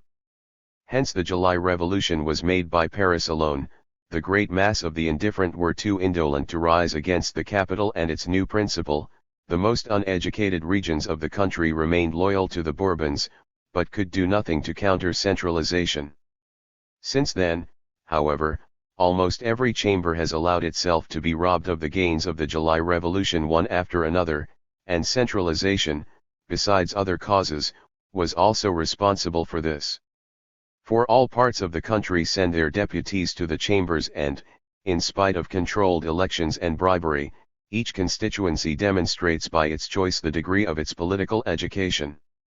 He who allows himself to be bribed and dictated to is certainly not himself free and resolute, hence he acts quite rightly when, by electing a ministerial deputy, he submits to the tutelage that falls to his lot. The contradiction between the July Revolution and the chambers of 1842 is the contradiction between the capital and the country. Through Paris, France can indeed make revolutions and create free institutions at a single stroke, but she cannot keep them. Anyone who is unable to understand the 1842 chambers shows that he has confused Frenchmen and Parisians, that he has not realized the contradiction of centralization. Let us not be unjust. The contradiction from which centralization suffers is undeniable, but let us also allow it the historical and rational right that is its due. Centralization is, and this is its justification, the essence, the vital nerve, of the state. Every state must necessarily strive for centralization. Every state is centralist, from the absolute monarchy to the republic, America just as much. Centralization and freedom 359. As Russia. No state can do without centralization, the federal state no more than the developed central state. As long as states exist, each state will have a center, each citizen will perform his civic functions only by virtue of centralization. Under this centralization, communal administration, everything that affects individual citizens or corporations, can quite well be left free, and even must be left free, since because centralization is concentrated in a single center, because everything here forms a single unity, its activity must necessarily be general, its competence and powers embracing everything that is of general validity, but leaving free everything that concerns only this or that particular individual. From this follows the right of the central power of the state to promulgate laws, to control the administration, to appoint state officials, etc.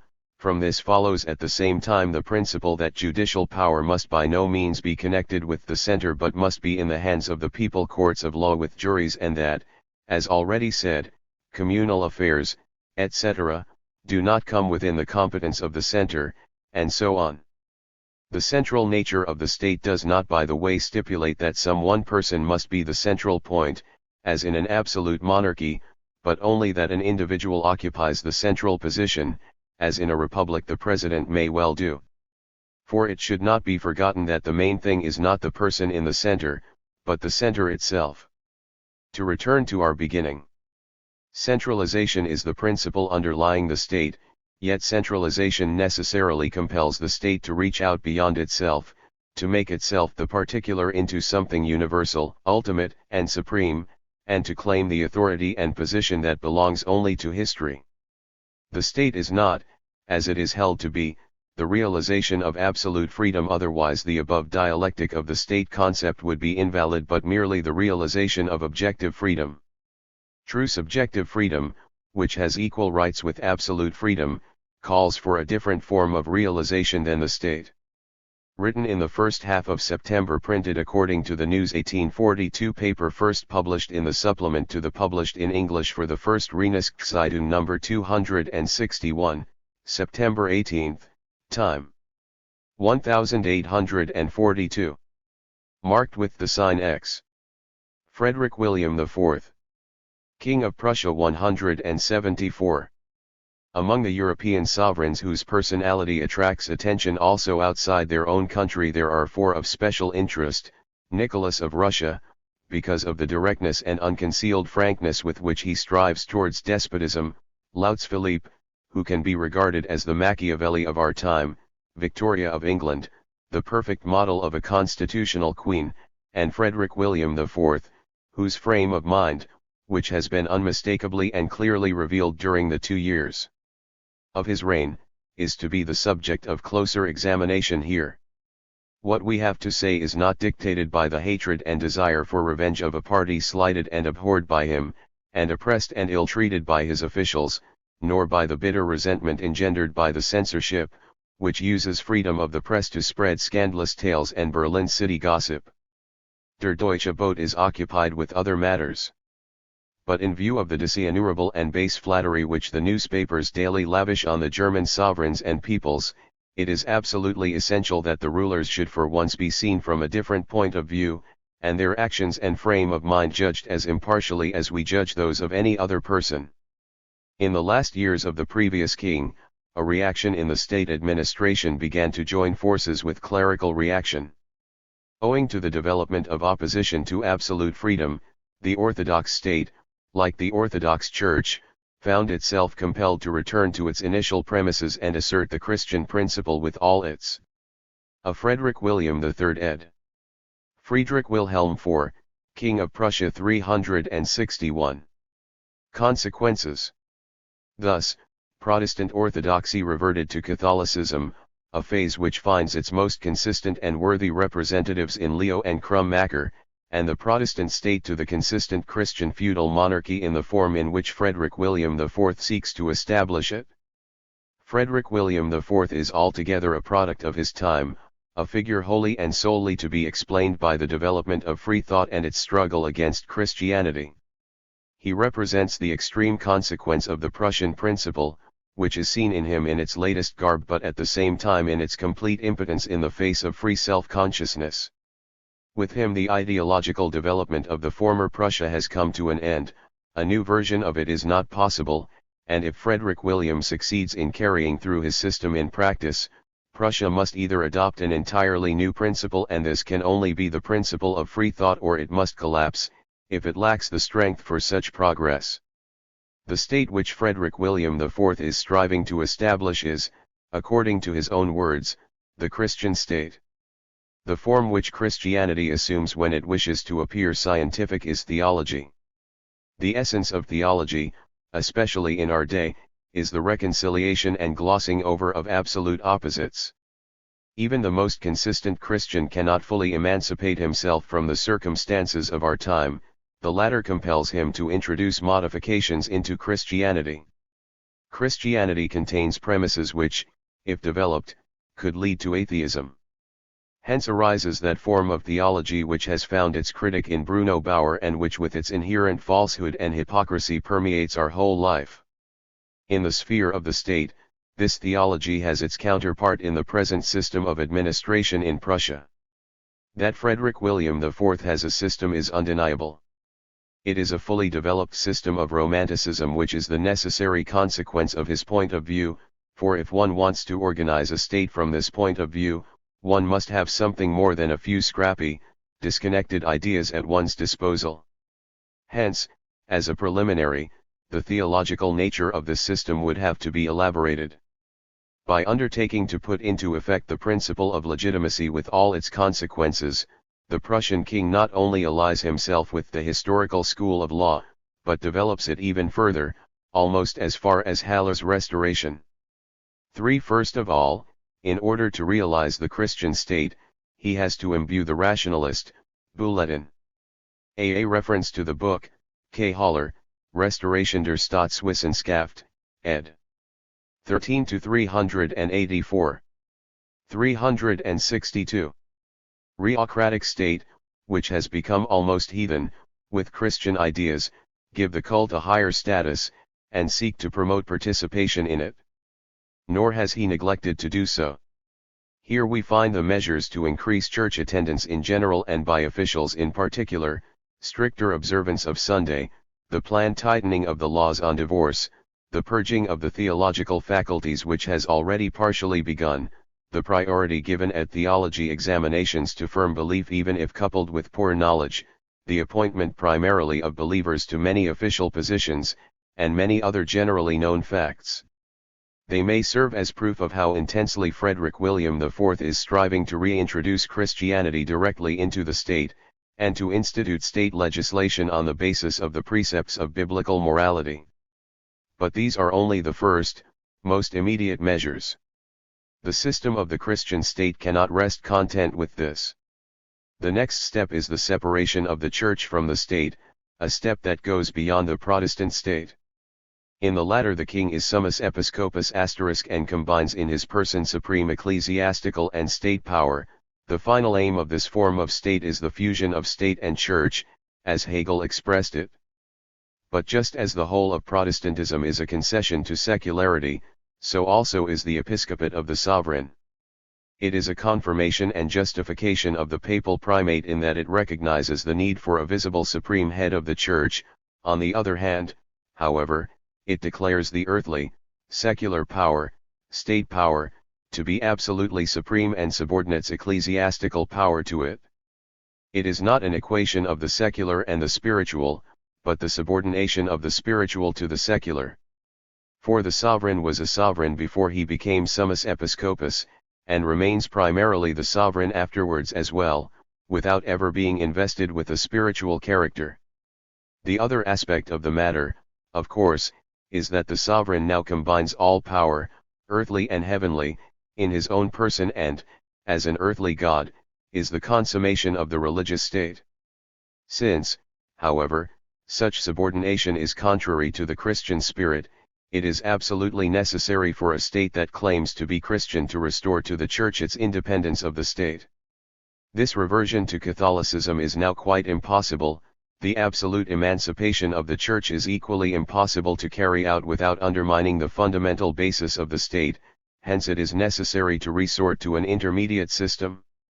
That is precisely ahead of the Evangelical Church ed. Friedrich William IV, King of Prussia 363. What Friedrich William IV has already done in relation to the Catholic Church. As regards the Protestant Church, here also obvious facts reveal his views on this matter. In particular, one should mention the abolition of compulsory union and the freeing of the old Lutherans from the oppression they had to suffer. 17 * In the Protestant denomination a very special situation has now arisen. It has no visible supreme head, and in general no unity, it is divided into numerous sects, and therefore the Protestant state cannot give it freedom in any other way than by regarding the various sects as corporations, and thus affording them absolute freedom for their internal affairs. Nevertheless, the sovereign does not relinquish his episcopate, but reserves for himself the right of confirmation and sovereignty in general, whereas, on the other hand, he recognizes Christianity as a power over himself and consequently must also yield to the Church. Thus, not only do the contradictions in which the Protestant state develops remain in force, despite all apparent resolution of them, but there also arises an intermixture with the principles of the Catholic state, which is bound to lead to an astonishing confusion and lack of principle. And that is not theological. By the action taken against the Archbishop of Cologne, the Protestant state declared, through Altenstein and Friedrich William III, that a devoted Catholic cannot be a useful citizen. 176. This thesis, confirmed by the whole history of the Middle Ages, is valid not only for the Protestant state, but for any state at all. A person who makes his whole being, his whole life, a preparation for heaven cannot have the interest in earthly affairs which the state demands from its citizens. The state claims to be everything to its citizens, it does not recognize any authority over itself and, in general, presents itself as an absolute power. But the Catholic recognizes God and his institution, the Church, as something absolute and can therefore never adopt the standpoint of the state without inner reservation. This contradiction cannot be resolved.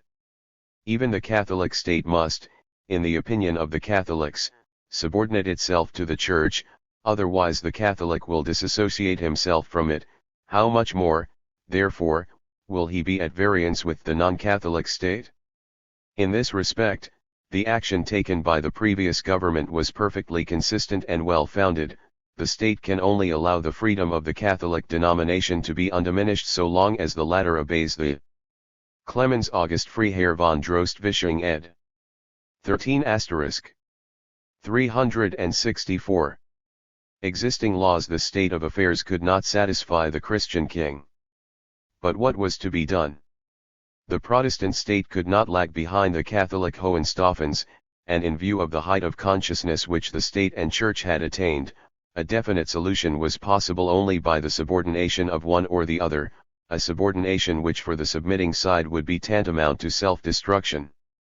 The problem had become one of principle, and in the face of principles the isolated case as such had to take second place. What did Friedrich William IV do now? In true theological fashion, he ignored the impertinent, inconvenient principles, concentrated exclusively on the actual case in question, which divorced from principles became completely confused, and tried to dispose of it by means of a compromise. The Curia stood firm, and therefore it was the state that was defeated. This is what the renowned glorious solution of the Cologne discord amounts to, reduced to its true content. These same only superficially concealed contradictions which Friedrich William IV evoked in the attitude of the state to the Church, he tried to arouse also in the internal relations of the state. Here he could rely on the already existing theories of the historical school of law, and so he had a fairly easy task. The course of history had made the principle of absolute monarchy dominant in Germany, destroyed the rights of the old feudal estates, and elevated the king into a divinity in the state.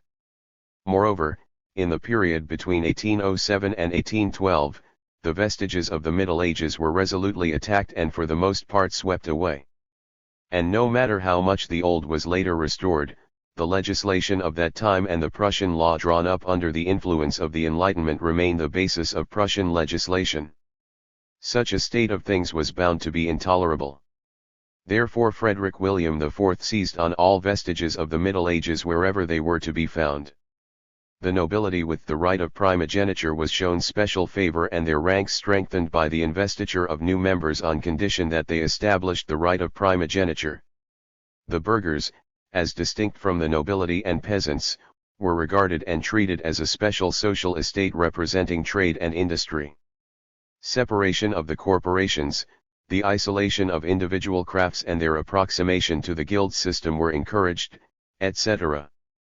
In general, from the outset, All the king's speeches and actions showed his special predilection for the system of corporations, and it is precisely this that is the best indication of his medieval standpoint. This coexistence of privileged associations. Friedrich William IV, King of Prussia 365. Which in their internal affairs can act with a certain freedom and independence, each of them being closely knit by similar interests, but which fight among themselves and try to outdo one another. This disintegration of the state forces to the extent of the complete collapse of the state, typical of the German Empire, is one of the most significant features of the Middle Ages.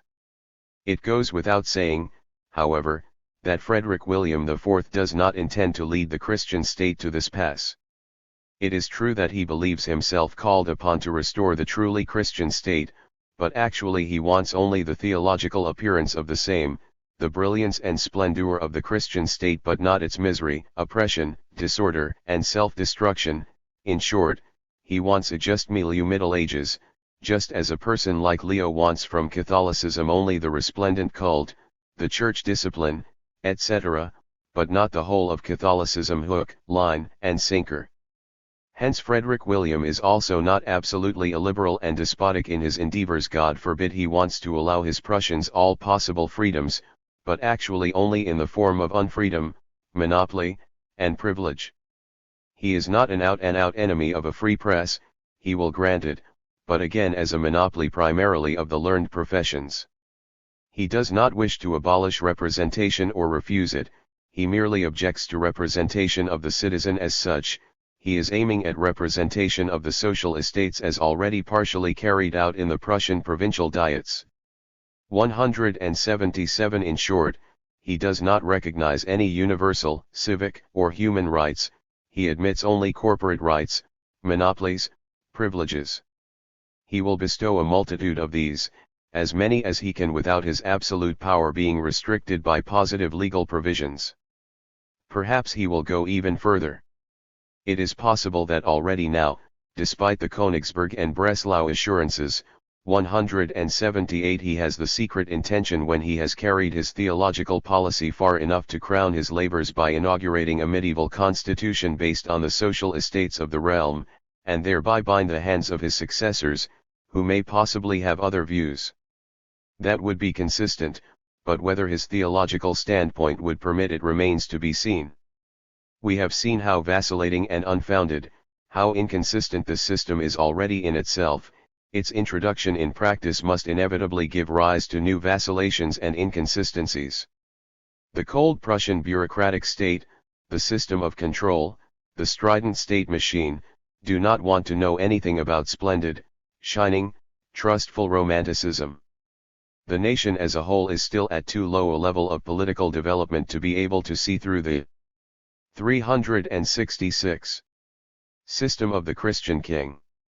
Nevertheless, hatred of the privileges of the nobility, and of the claims of the clergy of all denominations, is too deep-rooted for Friedrich William not to meet with failure here if he acts quite openly. Hence the cautious system of taking soundings that he has hitherto practiced, by which he first explored public opinion and then always left himself sufficient time to withdraw any too obnoxious measure. Hence also the method of putting his ministers into the forefront and disavowing them if they acted too forcefully. The remarkable thing is that a Prussian minister should tolerate this and not offer his resignation. It has already happened to Rochow, and it will shortly be Herr Eckhorn's turn, although quite recently the king awarded him a title of honor and applauded his actions. Without such theological devices, Friedrich William IV would long ago have lost the affection of the people, which he has managed to retain so far only because of his frank, jovial nature, his great kindness and affability, and his unrestrained wit, which is said not to spare even crowned heads. Moreover, he takes great care not to flaunt the obnoxious or even unavoidably bad aspects of his system.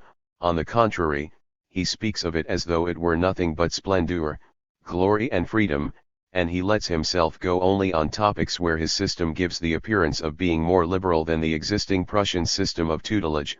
Where, however, he would appear illiberal, he wisely restrains himself. Furthermore, While always applying to ordinary constitutionalism such flattering epithets as superficial and vulgar, he has nevertheless mastered its terminology and uses it very skillfully in his speeches, should one say, to express his ideas or conceal them. That is exactly how the modern theologians of compromise behave, who are likewise fond of using political terminology, imagining that by so doing they are adapting themselves to the demands of the time. Bruno Bauer bluntly calls this hypocrisy. As for the financial administration under Friedrich William IV, he has not been able to keep to the kind of civil list which his father established for himself, who laid down by law that $2 million annually should be allocated to the king and his household out of the revenue from the domains, and that the remainder, together with other revenues, should be used for state requirements. Even if the king's private income is taken into account, it can be reckoned that he spends more than $2 million, yet the sum is also supposed to cover the maintenance of the other princes. In addition, Bülow-Kummerow has proved that the so-called financial accounting of the Prussian state is Friedrich William IV, King of Prussia 367. Absolutely illusory. In general, it remains a complete mystery how the state revenues are administered. The much talked of reduction of taxes hardly deserves mention. It could have been carried out long ago under the previous king had he not feared that he would be compelled to raise them again. I think I have now said enough about Friedrich William IV. In view of his undoubtedly kind-hearted nature, it stands to reason that in matters not related to his theory, he honestly does what public opinion demands and what is really good. The question still remains whether he will ever be able to put his system into effect. To this, fortunately, the reply can only be in the negative. Since last year, since the time when allegedly greater freedom was accorded to the press, which at the present moment has again become the most unfree, the Prussian people has achieved an advance which is out of all proportion to the insignificance of that measure. The oppression of the censorship in Prussia shackles such an extraordinary mass of forces that the smallest relief evokes an incomparably powerful reaction on their part.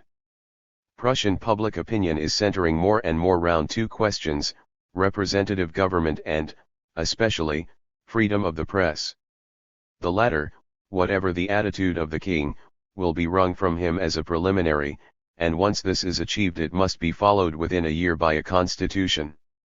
But should a representative system be established, it is quite impossible to foresee what course Prussia will then take. One of the first consequences will be the annulment of the alliance with Russia, if the king has not already been compelled by then to abandon this consequence of his principle. However, there is much more that could follow, and Prussia's present situation closely resembles that of France before, but I refrain from any premature conclusions. Written about October 1842, printed according to the collection for published in the Innertorug, published in English for the first Bogenwiederskivs, HRSG. V. Herweg. Degree Zurich and Winterthur, 1843, signed, F.O. Asterisk Bülow-Kummerow, Prussen, Seine Verfassung, Seine Verwaltung, Seine Verhältnis zu Deutschland ed. The English View of the Internal Crises. London, November 29.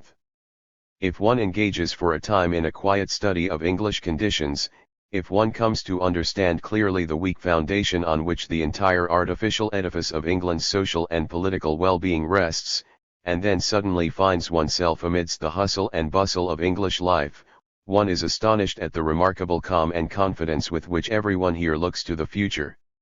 The ruling classes, whether middle class or aristocracy, whether Whigs or Tories, have now ruled the country for so long that the emergence of any other party seems to them an impossibility. No matter how much one may point out to them their sins, their inconsistency, their vacillating policy, their blindness and obduracy, and the precarious state of the country which is the outcome of their principles, they remain unshaken in their assurance and confident in their ability to lead the country to a better position. And if a revolution in England is impossible, as they at least assert, they have indeed little to fear for their rule.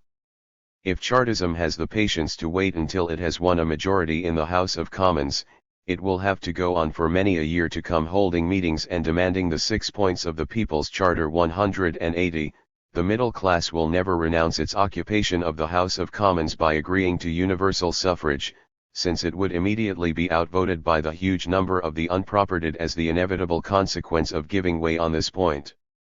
Therefore Chartism has not yet been able to gain any hold among educated people in England and will remain unable to do so for some time yet.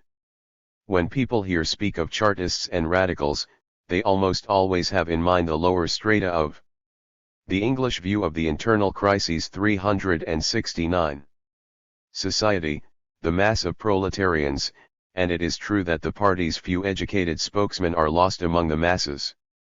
Moreover, irrespective of political interests, the middle class can only be Whig or Tory, never Chartist. Its principle is the preservation of the status quo. In England's present condition, legal progress and universal suffrage would inevitably result in a revolution.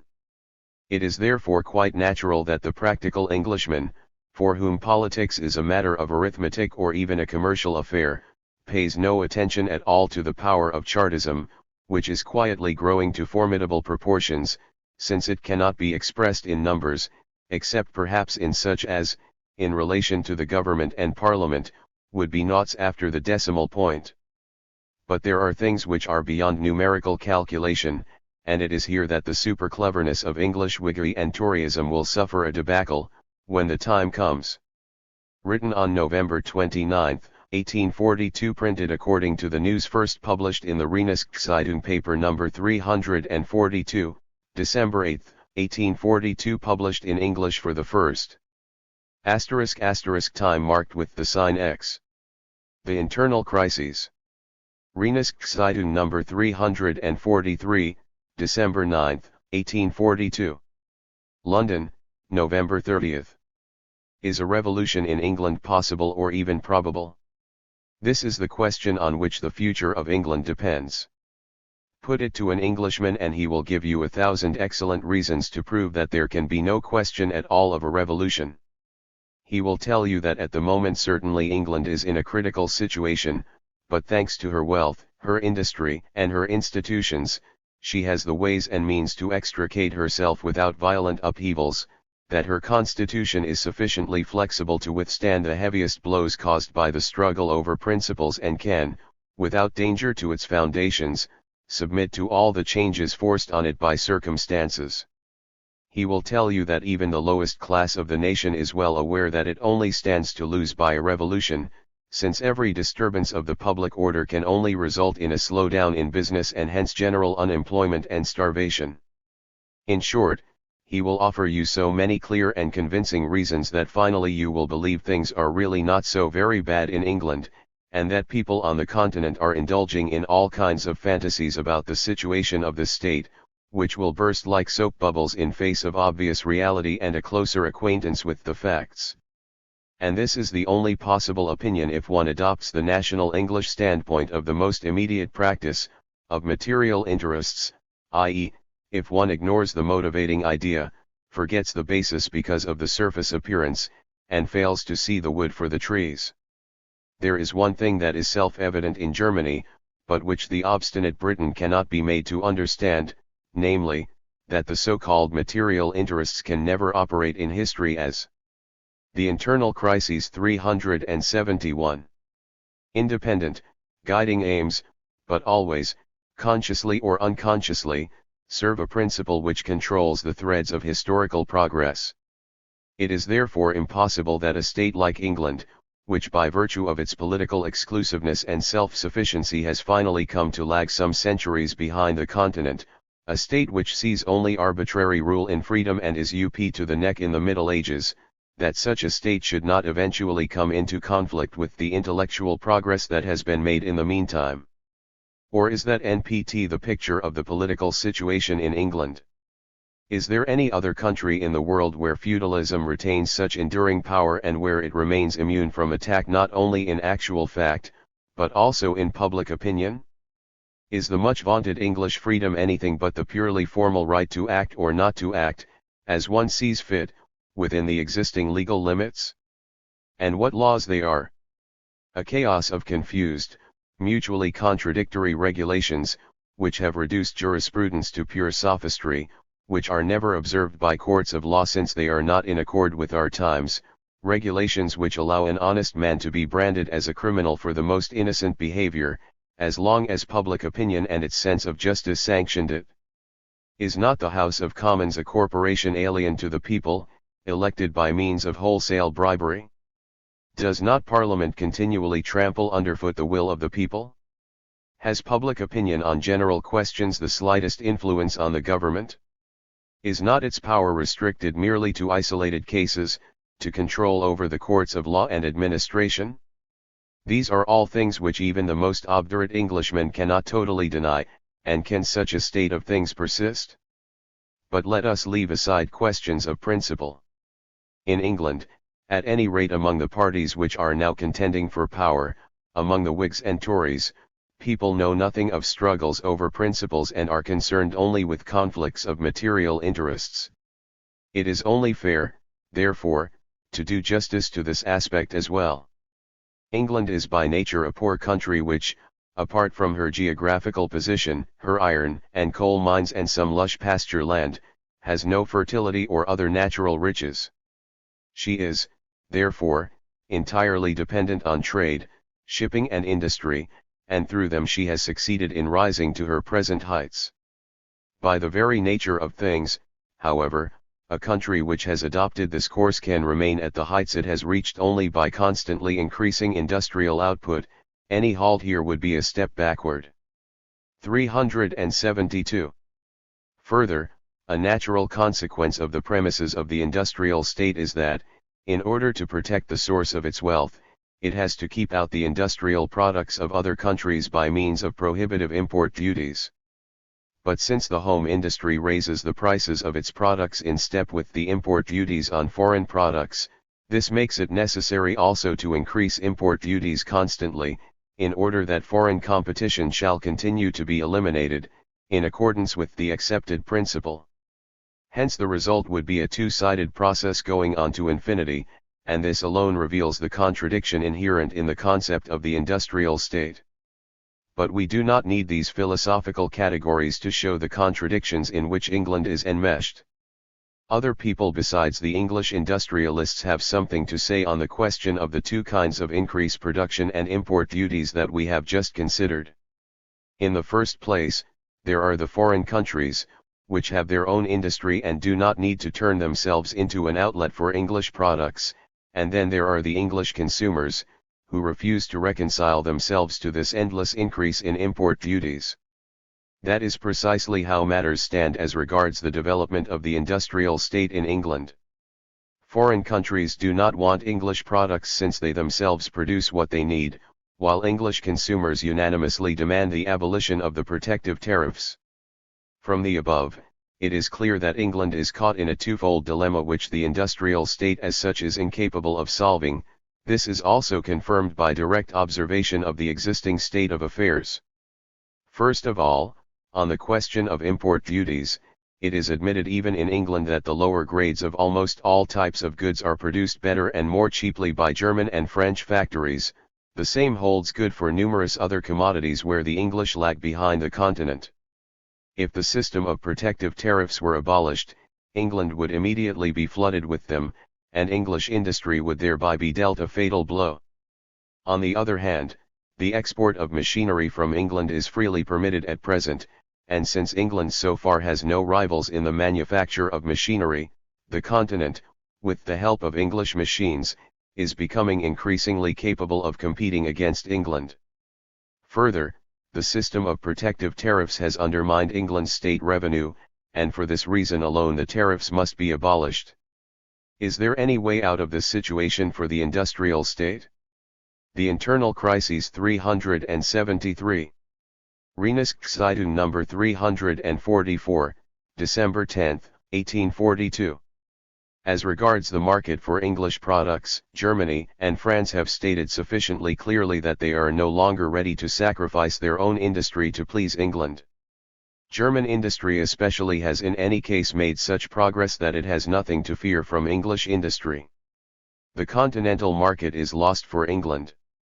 Only America and her own colonies remain for her, and only in the latter is she safeguarded against foreign competition by her navigation laws.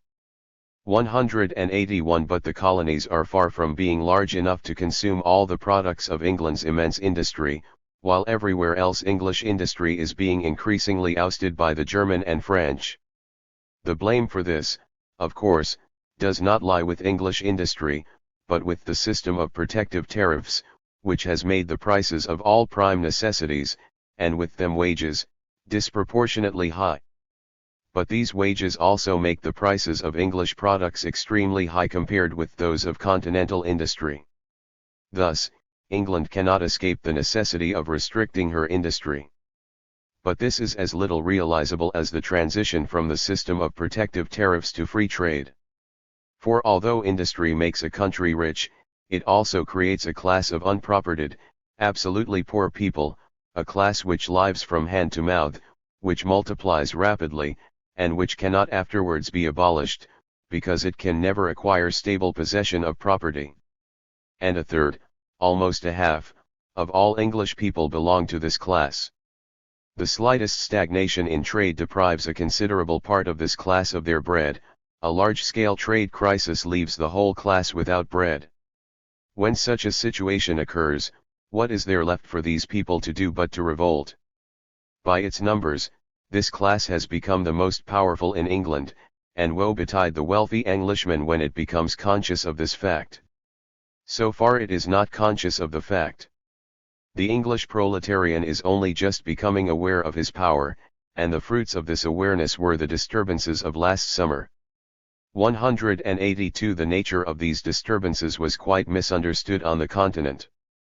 At any rate, people wondered whether the matter might not take a serious turn. But there was no question of that for anyone who saw the events on the spot. In the first place, the whole thing was based on an illusion, because a few factory owners wanted to reduce wages. All the workers in the cotton, coal, and iron areas thought that their position was endangered, which was not the case at all. Moreover, the whole affair was unprepared, unorganized. 374. And without leadership. The strikers had no definite aim, still less were they united on the nature and method of the action to be taken. Hence, at the slightest resistance on the part of the authorities they became irresolute and unable to overcome their respect for the law. When the Chartists took over the leadership of the movement and proclaimed the People's Charter III to the assembled crowds, it was already too late. The only guiding idea vaguely present in the minds of the workers, and of the Chartists as well, with whom it had, in effect, originated, was that of revolution by legal means, in itself a contradiction, a practical impossibility in their efforts to achieve which they failed. The very first measure jointly undertaken by all stopping the factories was forcible and illegal. In view of the inconsistent character of the whole undertaking, it would have been suppressed at the very outset if the administration, for whom it came as a complete surprise, had not been equally irresolute and resourceless. Nevertheless, insignificant military and police forces sufficed to hold the people in check. In Manchester one saw thousands of workers trapped in the squares by 4 or 5 dragoons, each of whom blocked one of the exits. The legal revolution had paralysed everything. Thus the whole thing fizzled out, every worker returned to work as soon as his savings were used up and he had no more to eat. However, the dispossessed have gained something useful from these events, the realization that a revolution by peaceful means is impossible and that only a forcible abolition of the existing unnatural conditions, a radical overthrow of the nobility and industrial aristocracy, can improve the material position of the proletarians. They are still held back from this violent revolution by the Englishman's inherent respect for the law, but in view of England's position described above there cannot fail to be a general lack of food among the workers before long, and then fear of death from starvation will be stronger than fear of the law. This revolution is inevitable for England, but as in everything that happens there, it will be interests and not principles that will begin and carry through the revolution. Principles can develop only from interests, that is to say, the revolution will be social, not political. Written on November 30, 1842 printed according to the news first published in the Rheinischen trademark NOS 343 and 344, December 9 and 10, published in English for the first 1842 time marked with the sign XA. The words People's Charter are in English in the original ed. The position of the political parties. From Lancashire, December 19. Complicated as the present situation in England seems if one sticks, as the Englishman does, to what is most immediate and close at hand, the external practical aspect, it is nevertheless simple if one reduces externals to the underlying content. In England there exist only three parties of any importance: the landed aristocracy, the moneyed aristocracy, and radical democracy. The first, the Tory party, is by its nature and historical development the purely medieval, consistent, reactionary party, that of the old nobility, which fraternizes with the historical school of law in Germany 183 and forms the pillar of the Christian state. The kernel of the second party, the Whigs, consists of the merchants and manufacturers, the majority of whom form the so-called middle class. This middle class, which includes everyone who is a gentleman, i.e., has a decent income without being excessively wealthy, is, however, a middle class only compared with the wealthy nobility and capitalists. In relation to the workers, its position is that of an aristocracy. In a country like England, which lives only by industry and therefore has a multitude of workers, people will be much more conscious of this than, for example, in Germany, where the middle class comprises the craftsmen and peasants, and where such an extensive class of factory workers is unknown. As a result, the Whig party will be forced into the ambiguous position of the just milieu as soon as the working class begins to be conscious of itself. And this is taking place now. The working class is daily becoming more and more imbued with the radical democratic principles of Chartism and is increasingly coming to recognize 376 them as the expression of its collective consciousness. However, at present this party is only in process of formation and therefore cannot yet act with full vigor. Needless to say, in addition to these three main parties there are all kinds of transitional shades, and at the moment two of them are of some importance, although devoid of any basic principles. The first stands halfway between Whiggism and Toryism. Its representatives are Peel and Russell, and it is sure of a majority in the House of Commons in the near future and therefore of forming the government. The other, the radical shade, is halfway between Whiggism and Chartism. It is represented by half a dozen members of Parliament and a few periodicals, in particular the Examiner, and its principles, although not formally expressed, are the basis of the National Anti-Corn Law League. 3. With the further development of Chartism, the first group is bound to gain in importance, since it represents the unity of Whig and Tory principles against Chartism, a unity which the latter expressly stresses. As a result, the second group is bound to come to nothing. The position of these parties in relation to one another is shown most clearly in their attitude to the Corn Laws. 184. The Tories will not budge an inch. The nobility knows that its power, apart from the constitutional sphere of the House of Lords, lies mainly in its wealth. With free import of corn, the nobility would be forced to conclude new contracts with the tenant farmers on less advantageous terms. All its wealth is in landed property, the value of which bears a fixed relation to rent and falls with the latter. Rents are now so high that even with the present import tariff the tenant farmers are being ruined. Free import of corn would bring down rents, and with them the value of landed property, by a third. Sufficient reason for the aristocracy to hold fast to its long-standing right, which ruins agriculture and reduces the poor in the country to starvation. The Whigs, always a perfect just milieu, have proposed a fixed import tariff of 8 shillings per quarter. This is just low enough to let in foreign corn and spoil the market for the tenant farmer, and just high enough to deprive the tenants of any grounds for demanding new terms of lease and to establish in the country an average price for bread just as high as it is at present. Thus the wisdom of the just milieu is ruining the country even more surely than the obduracy of consistent reaction. On this question, the radicals are truly radical for once and are A here and below the name of the league is in English in the original. Ed. The position of the political parties 377. Demanding free import of corn. But the examiner only summoned up the courage to do so 8 days ago, while the Anti-Corn Law League from the outset confined itself so emphatically to the struggle against the existing corn laws and the sliding scalia that up to the last moment it continued to support the Whigs. Gradually, however, absolutely free import of corn and free trade in general have become the battle cry of the radicals, and the Whigs obligingly shout with them for free trade, which they understand to mean just milieu import tariffs. It goes without saying that the Chartists are totally opposed to import tariffs on corn. But what will come of all this? That corn imports are bound to become free is as certain as that the Tories are bound to be overthrown, by peaceful or by forcible means. One can only argue about the manner in which this change will come about. Probably the very next session of Parliament will bring Peel's renunciation of the sliding scale and, with it, of full-blown Toryism. The nobility will give way on everything that does not compel it to lower its rent charges, but no further. In any case, the Peel-Russell coalition, the parliamentary centre, has the most immediate chance of forming a government, and by its just milieu measures it will delay a decision on the corn question as long as possible. How long, however, depends not on it, but on the people. Written on December 19, 1842, printed according to the news first published in the Rhenisch-Zeitung degree number 358, December 24, 1842, published in English for the first time marked with the sign X.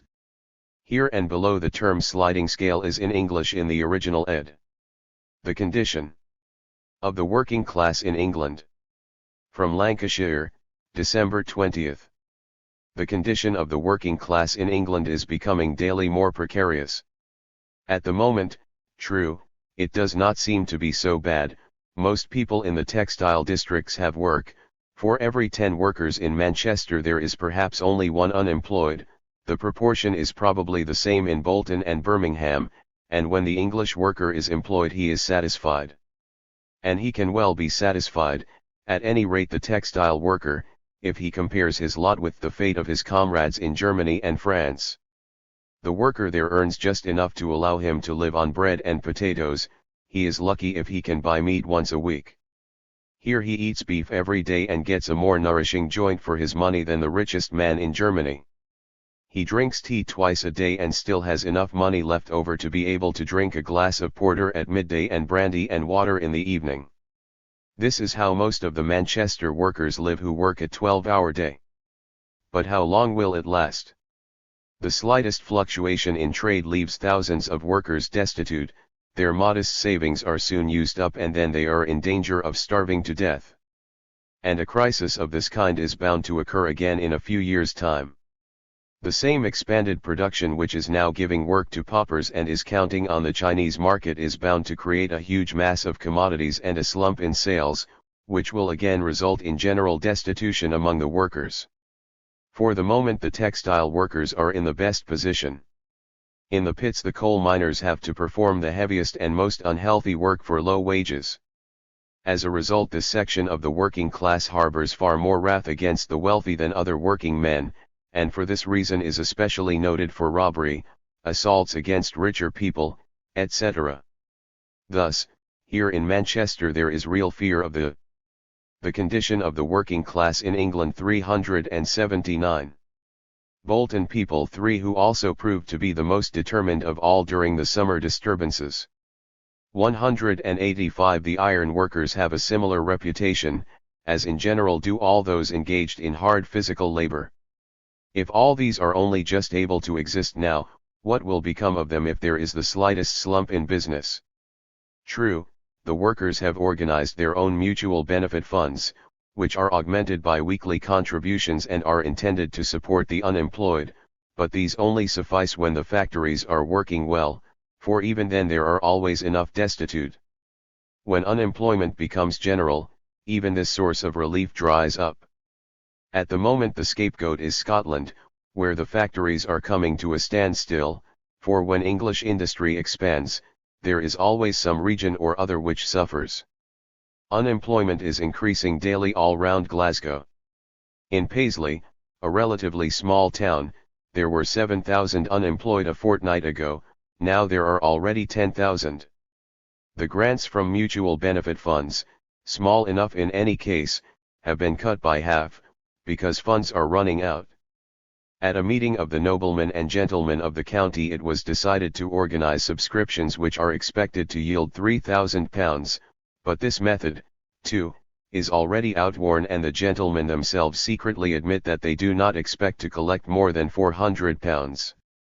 What all this boils down to is that England with her industry has burdened herself not only with a large class of the unpropertied, but among these always a considerable class of paupers which she cannot get rid of. These people have to rough it on their own, the state abandons them, even pushes them away. Who can blame them, if the men have recourse to robbery or burglary, the women to theft and prostitution? But the state does not care whether starvation is bitter or sweet, it locks these people up in prison or sends them to penal settlements, and when it releases them it has the satisfaction of having converted people without work into people without morals. And the curious thing about the whole story is that the sagacious Whig and the Radical are still unable to understand where Chartism comes from with the country in such a state, and how the Chartists can possibly imagine they have even the slightest chance in England. Written on December 20, 1842, printed according to the news first published in the Rhenisch-Zeitung pp no. 359, December 25, 1842, published in English for the first, marked with the sign XTLME. The words Bolton people are in English in the original ed. The Corn Laws. From Lancashire, December 22. The end of the existing Corn Laws is rapidly approaching. The people are in a real fury about the corn tax, and no matter what the Tories do, they cannot withstand the pressure of the exasperated masses. Sir Robert Peel has prorogued Parliament until February 2, 6 weeks, for the opposition to fan the anger still more. When the new session opens, Peel will have to state his position on the sliding scalia at the very outset. It is generally believed that he has at least begun to waver in his attitude towards it. If he decides to drop it, the more extreme Tories will undoubtedly resign from the government and make room for the moderate Whigs, and then the Peel-Russell coalition will have come into being. In any case, the aristocracy will defend itself stubbornly, and I, for my part, do not think it can be induced to agree voluntarily to the free import of corn. The English nobility allowed the Reform Bill and Catholic emancipation to go through, but the effort that this costed would be nothing compared with that which abolition of the Corn Laws would entail. 186. What is a weakening of the aristocracy's influence at parliamentary elections compared with a 30% reduction in the property of the whole English nobility? And if even the two above-mentioned bills have evoked such struggles, if the Reform Bill was passed only with the aid of popular risings and stones thrown at the windows of the aristocracy, cannot the nobility be? This term is in English in the original ed. The Corn Laws 381. Relied upon to test whether the people has enough courage and strength to ensure that its will is carried out. The summer disturbances certainly showed the nobility how ineffectual the English people is when it revolts. I am firmly convinced that this time the aristocracy will remain adamant until the knife is at its throat. There can be no doubt, however, that the people will not go on much longer paying the aristocracy a penny, 10 Prussian pfennigs, on every pound of bread it eats. The Anti-Corn Law League I has seen to that. Its activity has been tremendous. I intend to write a more detailed report about it. 187. Suffice it to say that one of the most important results due partly to the Corn Laws, partly to the League, is the freeing of the tenant farmers from the moral influence of their aristocratic landlords. Up to now, no one has been so indifferent to political issues as the English tenant farmers, i.e., the entire agricultural section of the nation. As a matter of course, the landlord was a Tory and evicted every tenant who voted against the Tories at the parliamentary elections.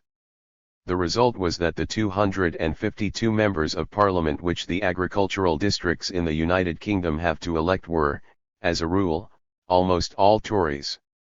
Now, however, Due to the effect of the Corn Laws and the publications of the League, distributed in hundreds of thousands of copies, the tenant farmer has been awakened to political consciousness. He has realized that his interests are not identical with those of the landlord, but are directly opposed to them, and that to no one have the Corn Laws been more unfavorable than to himself. Hence a considerable change has taken place among tenant farmers. The majority of them are now Whigs, and since the landlords may now find it difficult to exert a decisive influence on the tenant farmers' vote at the elections, the 252 seats held by the Tories will probably soon pass to the same number of Whigs. Even if this changeover only affected half the seats, it would already alter the character of the House of Commons considerably, since as a result the Whigs would be assured of a majority there for good. And that is bound to happen. Particularly if the Corn Laws were repealed, for then the tenant farmer would become completely independent of the landlord, because tenancy agreements would have to be concluded under quite new conditions after the repeal. The aristocracy thought that it had achieved a remarkably clever stroke of business by passing the Corn Laws, but the money it has obtained as a see this volume, pages 373-74 ed. The name of the League is in English in the original ed. 382. Result by no means outweighs the disadvantage which these laws have caused it. And this disadvantage lies precisely in the fact that from now on the aristocracy is no longer the representative of agriculture, but of its own selfish interests. Written on December 22, 1842, printed according to the news first published in the supplement to the PPER Reneskzeitung number 361, December 27, published in English for the first 1842 time marked with the sign X. Letters. August 1838 to August 1842. 1838. L. to Marie Engels in Barmen. Bremen, 188 August 28, 1838. Dear Marie. As soon as I saw your letter I realized at once that it was from you, although I don't know your handwriting. Because the letter is just like you, written in a terrible hurry, everything in a lovely confusion, sermons that are not a bit seriously meant, how are you, your health, news about Emil China and Adelinchen, accidents, all mixed up together. We had an accident here too, a house painter the second in a week fell from the scaffolding and died immediately. It is a great surprise to hear that Emil Chen and Adelinchen are leaving. The Trevoranuses at any rate were quite astonished, they all thought that Karl was bringing them up. August 29. It's a very good thing that you want to go to Xanten, and you should really go there if Mother'd promised Auntie and Grandmother that you would. You must arrange to go there during the grape season, for then you will be able to eat all you can manage. We have grapes in our garden here too, but they are Emily Engels ed. B. Adeline Engels ed. C. Karl Engels ed. D. Elizabeth Engels ed. E. Friedrich von Griesheim ed. F. Franziska van Haar ed. 386. Not ripe yet. But we have apples which are ripe paradise apples, they are much more delicious than those on the big tree in Casper's * yard, the one they have now cut down. Just think, Marie, we've got a broody hen here with 7 chicks hardly 8 days old, and when there's nothing to do at the office, we go down to the yard and catch flies, gnats and spiders, and then the old hen comes and takes them out of our hands and feeds them to the chicks. But there's a black chick, the size of a canary, which gobbles up the flies out of our hands. And all these little creatures will become hens with croups and have feathers growing on their feet. I wager that you would be delighted with this hen and her chicks. You are a chicken yourself, just like them. You must tell Mother that next year she too should place some eggs under a hen. There are also pigeons here, not only at the Trevoranuses but also at the Leopolds, crested pigeons and pouters, which are called crown pigeons, because they have a crest on their fronts which is called a crown here. The crested ones are particularly handsome. We Eberline and I feed these every day. They don't eat vetch, which doesn't grow here, but they will eat peas or very small beech nuts, which are no bigger than peas. You should see some time, when the market is full in the morning, What remarkable costumes the peasant women wear. Their caps and straw hats are especially remarkable. If I can only get a quiet look at one of them sometime, I'll try and draw her and send it to you. The girls wear very small red caps over their hair, which is coiled up in a bun, while old women have big close-fitting winged bonnets which hang over their foreheads, or big velvet caps trimmed with black frilled lace in front. It looks quite odd. The window of my room looks out on an alley which is uncanny. If I'm still up late of an evening, round about 11 o'clock, things begin to get noisy in the alley and the cats squeal, the dogs bark, the ghosts laugh and howl and rattle the windows of the house opposite. But it's all quite natural because the lamplighter lives in the alley and he goes on his rounds at 11 o'clock. Now I have written 2 full pages, and if I wanted to do what you do, I would now write. Now you will probably be satisfied because I have told you so much. Next time I shall tell you just as much. This is the way you do it. You write me 2 pages, with a Caspar Engels ed.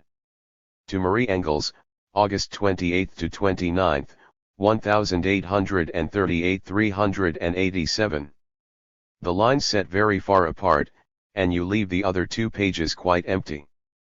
But so that you can see that I don't do the same as you and do not give tit for tat, I shall do my best to fill up 4 closely written pages for you. This morning a barber came round and Herr Pastor wanted me to have a shave, for he said I looked quite revolting. But I do not do so. Father said that I should leave my razors locked up until I need them, and he left a fortnight ago today, and my beard certainly cannot have grown so much in that time. And now I shall not shave until I have a mustache as black as a raven. And you know, Mother told Father to give me a razor to take with me, and Father answered that would be tempting me to start shaving, and he would buy me some himself in Manchester, but I don't use them on principle. I have just come back from the parade which takes place every day on the Domshof.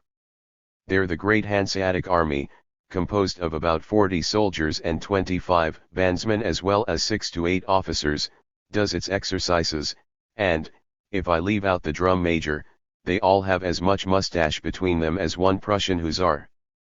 Most of them have no beard at all, others just a suspicion of one. The parade lasts the whole of 2 minutes. The soldiers arrive, line up, present arms and go off again. But the music is good, very good, wonderful, beautiful, say the Bremen people. Yesterday one of these Hanseatic soldiers, who had deserted, was brought in. This fellow was a Jew and was taking religious instruction with Pastor Treviranus and wanted to be baptized. Then he deserted, without leaving the town, but wrote a letter to Pastor Treviranus saying he was in Brinkham and had been persuaded by a relative to go there. He asked the pastor to intercede for him so that his punishment might be mitigated. The pastor wanted to do this too, when the fellow was suddenly arrested near Bremen yesterday and it came out where he was. He will now probably get a stretch or 60 strokes, for the soldiers always get whipped here. No Jews at all live in Bremen, only a couple of Jews with permits in the suburbs, but none can move into the town. It has been raining again all day long today. Yesterday week it did not rain at all for once, otherwise it has rained every day, even though often only a little. It was very hot on Sunday, and yesterday too the air was somewhat oppressive, although the sky was frequently overcast, but as for today, really it's unbearable. U. George Gottfried Treviranus ed. Friedrich Engels ed. 388. Get soaking wet as soon as you put your nose out of doors. What is it like in your place? Now I am going to write to Mother. Have you made it up again with the Campermans, old geese? Adieu, Marie. Your brother Friedrich, first published in Marx/Engels, printed according to the original Gesamtausgabe, ABTL, BD2, 1930, published in English for the first time. 2. To Friedrich and Wilhelm Greber. In Elberfeld. Bremen, September 1, 1838. To the Greber brothers, of Barmen, now in Elberfeld. Acknowledging receipt of the esteemed letter of your Herr F. Greber, I am taking the liberty to send you a few lines. Thunder and lightning, Things are looking up. We will now begin right away with the plastic arts. Namely with my fellow lodger by the name of George, pronounced as in English, Gorison, the greatest Hamburg fop that ever existed. Take the mean between the two drawings you see here, place it on a slim trunk and long legs, give the eyes a real boorish look, a speech exactly like Kirchner's, only in the Hamburg dialect, and you have the most complete picture of this lout that you can get. I wish I could only draw him as well as last night when I drew him on a board, and it was so like him that everybody recognized him, even the maids. Even a painter who lives in our house and otherwise doesn't think much of anything found it very good. This G. Gorison is the most boorish fellow on earth. He is busy with some new nonsense every day and is inexhaustible in commonplace and boring ideas. The fellow already has on his conscience at least 20 hours that he has bored me. A.G.W. Feistkorn ed. To Friedrich and Wilhelm Greber, September 1, 1838 389. The other day I bought myself Jacob Grimm's Defense. It is extraordinarily good and is written with a rare power. I read no less than 7 pamphlets about the Cologne affair in one bookshop. 189 NB. I have read things here and come across expressions. I am getting good practice, especially in literature, which one would never to be allowed to print in our parts, quite liberal ideas, etc., arguments about the old Hanoverian he-goat, be really wonderful. There are some sheets with very fine satirical drawings here. One I saw was rather badly drawn, but the faces are very characteristic. A tailor on a goat is being stopped by his master and the cobblers are looking on. What happens is expressed in the text underneath. Old master, don't stop my charger. But about that next time, for I cannot now get this, because the principal is sitting here. Otherwise he's a terribly nice fellow, oh so good, you can't imagine. Excuse me for writing so badly, I have 3 bottles of beer under my belt, hurrah, and I cannot write much more because this must go to the post at once. It is already striking 3:30 and letters must be there by 4 o'clock. Good gracious, thunder and lightning, you can see that I've got some beer inside me. Please have the goodness to scribble me something in reply right away. Worm knows my address, and you can give it to him. Oh dear, what shall I write? Oh dear, oh dear, oh dear. What a lamentable state. The old man, i.e., the principal, is just going out and I am all mixed up. I don't know what I'm writing. There are all sorts of noises going on in my head. Give my greetings to P. Jonghaus and Roland, the Knight F. Plumacher, and tell them to write, and I will of Bremen bore them shortly with my scribbling too. Can you read my scrawl? From here up to the words I've got some beer inside me, Engels writes in red ink across the first page, which is written in black ink ed H. Ernst August ed C. Heinrich Luppold ed 6. One sentence is indecipherable because the paper is damaged ed. 390. What will you give me for a pound of muddlement? I have heaps in store. Oh dear. Your devoted, your honor's devoted F. Engels. First published slightly abridged in the printed according to the original book, F. Engels, Schriften der Frühzeit, published in English for the first Berlin, 1920, and in full in, Marx/Engels, Me Gesamtausgabe, ABTL, BD2, 1930. 3. To Marie Engels. In Barmen. Bremen, September 11, 1838. Dear Marie, hoping to receive another 4-page letter from you, I remain, etc. Yes, you little goose, you shall have 4 pages, but they are according to the saying that with the same measure as you measure will it be measured unto you, and even that is too much for you. For I manage to get as much on a small page like this as you do on a big one, and I forbid such a waste of paper in future. When Fatty writes so spread out, that's a different matter. Do you understand me, little momsel? If you don't go to Xanten this year, you must say, console yourself with job and anoint the monk with syrup. I can't help it, they say here in Bremen. You can imagine to yourselves that you have already been there, and don't you, Marie, know how Hermann B. went on when he had a glass of wine? He drank it very slowly so as to have the pleasure of it for a long time. So you should say to yourselves, if we were at Xanten now, we would not be able to be glad that we were still to go there, but now we have a whole hopeful year ahead of us and we can be glad to our fill. See, that's the political way. Socrates and Eulenspiegel would say just the same thing. Remember this for the future. You see, I can lecture you just as well as you me. And when you write a cf. Matthew 7:2 ed. Hermann Engels ed. To Marie Engels, September 11, 1838 391. To me again, don't begin every paragraph with just imagine. How did you get such a noble habit? How can you say I don't know what else to write about when you have not yet told me what kind of school report you and Anna * have and who worked out your program this year? Fatty must also have cracked a joke or two during the 8 weeks I've been away. Couldn't you perhaps have written to me about that? How much else may have happened that I cannot know anything about? Tell me, what kind of excuse is I don't know what else to write about? I don't know what to write about either. When I begin a line, I don't yet know what to put in the following one, but something always comes to me, and I hope that what I write to you will be useful and of no little profit to you. But when you have filled 2 pages with lines wide apart, you immediately think you have performed a colossal Herculean labor. But what about me? When I have finished this letter to you, I must still write 3 others and they must be ready for posting tomorrow or the day after. And I have not much time, for the Panchita is being sent off to Havana this afternoon and so I have to copy letters instead of writing some of my own. I am expecting a letter from Streicher at midday today and then he'll be wanting an answer too, and I can't write exactly the same thing to one as I have written to the other. So, you see that it would be right if you wrote me 6 pages and should not complain if I only wrote you 1/6 of a page.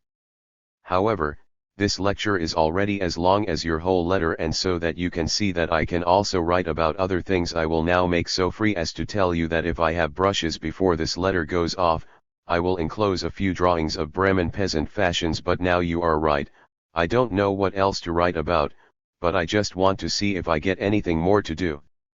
The 4 pages will be filled, and quite honestly too. What is very unpleasant is that in the evenings the city gates are closed when it gets dark and whoever wants to go out or come in has to pay a toll and it now starts at 7 o'clock, when you have to pay 2 groats, and this increases as it gets later.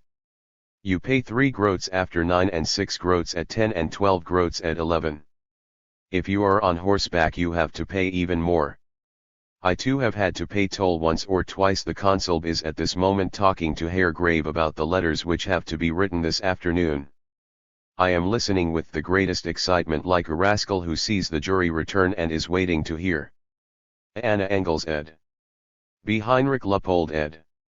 392. Guilty or not guilty? Once Grave starts writing, before I know where I am I have 6, 7, 8, or even more letters to copy, each of which may be of 1, 2, or perhaps 3 pages. During the time I have been here I've already copied 40 pages in a huge copybook. Another letter for Baltimore is lying in front of me now, and look, the 4 pages are full. It is 11:30 and I shall go to the post under the pretext of collecting the consul's letters but really to see if there is a letter from Strucker. Adieu, dear Marie, I'm looking forward to 4 big pages. Your brother Friedrich, first published in Marx/Engels, printed according to the original Gesamtausgabe, ABTL, BD2, 1930, published in English for the first time. 4. To Friedrich and Wilhelm Greber. In Barmen 3. Bremen, September 17 to 18, 1838 September 17. First the black ink, then the red ink from the beginning again. B. Carissimi. In vestras epistolas hec vobis sit respondentia. Ego enim quamhungiter Latin non scripsi, vobis pacem scribero, sed in Germanico Italianico Latino. Quiquam ita sint, see, you will not get one more word in Latin, but only pure, unalloyed, unadulterated, perfect German. And now to deal at once with a matter of considerable importance, I want to tell you that my Spanish romance has been a failure. The fellow seems to be an anti-romantic and he looks like one too. But a poem of my own, the Bedouin, the copy of which I enclose, was inserted in a different paper, only the fellow went and changed the last verse and so created the most hopeless confusion. He does not seem to have understood your desert robes do not belong with our Parisian. The back of the letter bears the inscription, Herr Friedrich Greber. C/O'Hare. Pastor Greber. Barman. Postpaid. Ed. The letter of September 17th is written in black ink while that of September 18th is written in red ink. Across the text of the first letter Ed, see my dearest ones, let this be an answer to your letters. As I haven't written in Latin for a long time, I shall write you only a little, but in German, Italian, Latin. This being so, Ed. See this volume, pages 3-4 Ed. To Friedrich and Wilhelm Greber, September 17th to 18th, 1838 393. Coats and vests, nor with our literature your song, because it appears to be Baroque. The main idea is to contrast the Bedouin, even in their present condition, and the audience, who are quite alien to these people. For this reason the contrast must not be expressed only by the bare description given in the two clearly distinguishable parts, but comes really to life only at the end through the contrast and the conclusion drawn in the last verse. There are also a number of other details expressed in the poem. 1. Delicate irony at the expense of Kotzebue and his supporters, with Schiller counterposed as the good principle for our theatre. 2. Grief over the present condition of the Bedouin as contrasted with their former condition. These two incidentals run parallel in the two main contrasts. Take the last verse away, and the whole thing falls apart.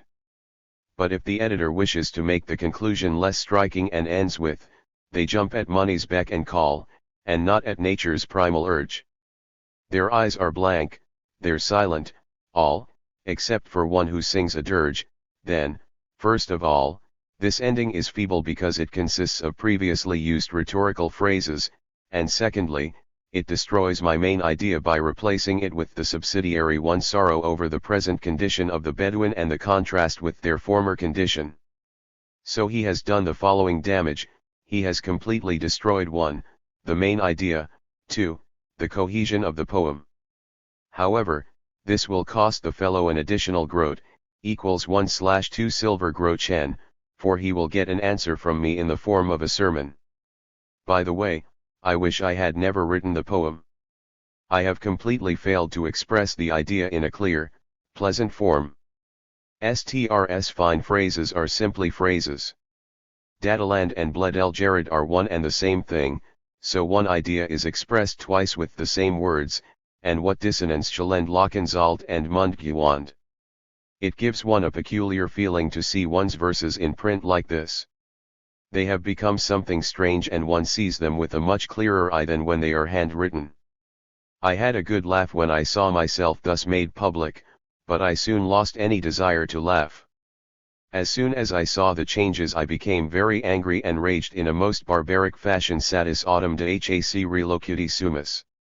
See, I found a quite peculiar book this morning in an antiquarian's shop, an extract from the Acta Sanctorum, unfortunately only 14 to 384. 394.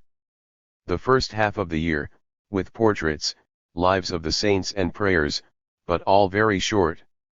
It cost me 12 groats, 6 silver groschen, and I paid the same for Wieland's Diogenes von Sinope, Oder 2, Uxkedre, Cfiavd/Zivik.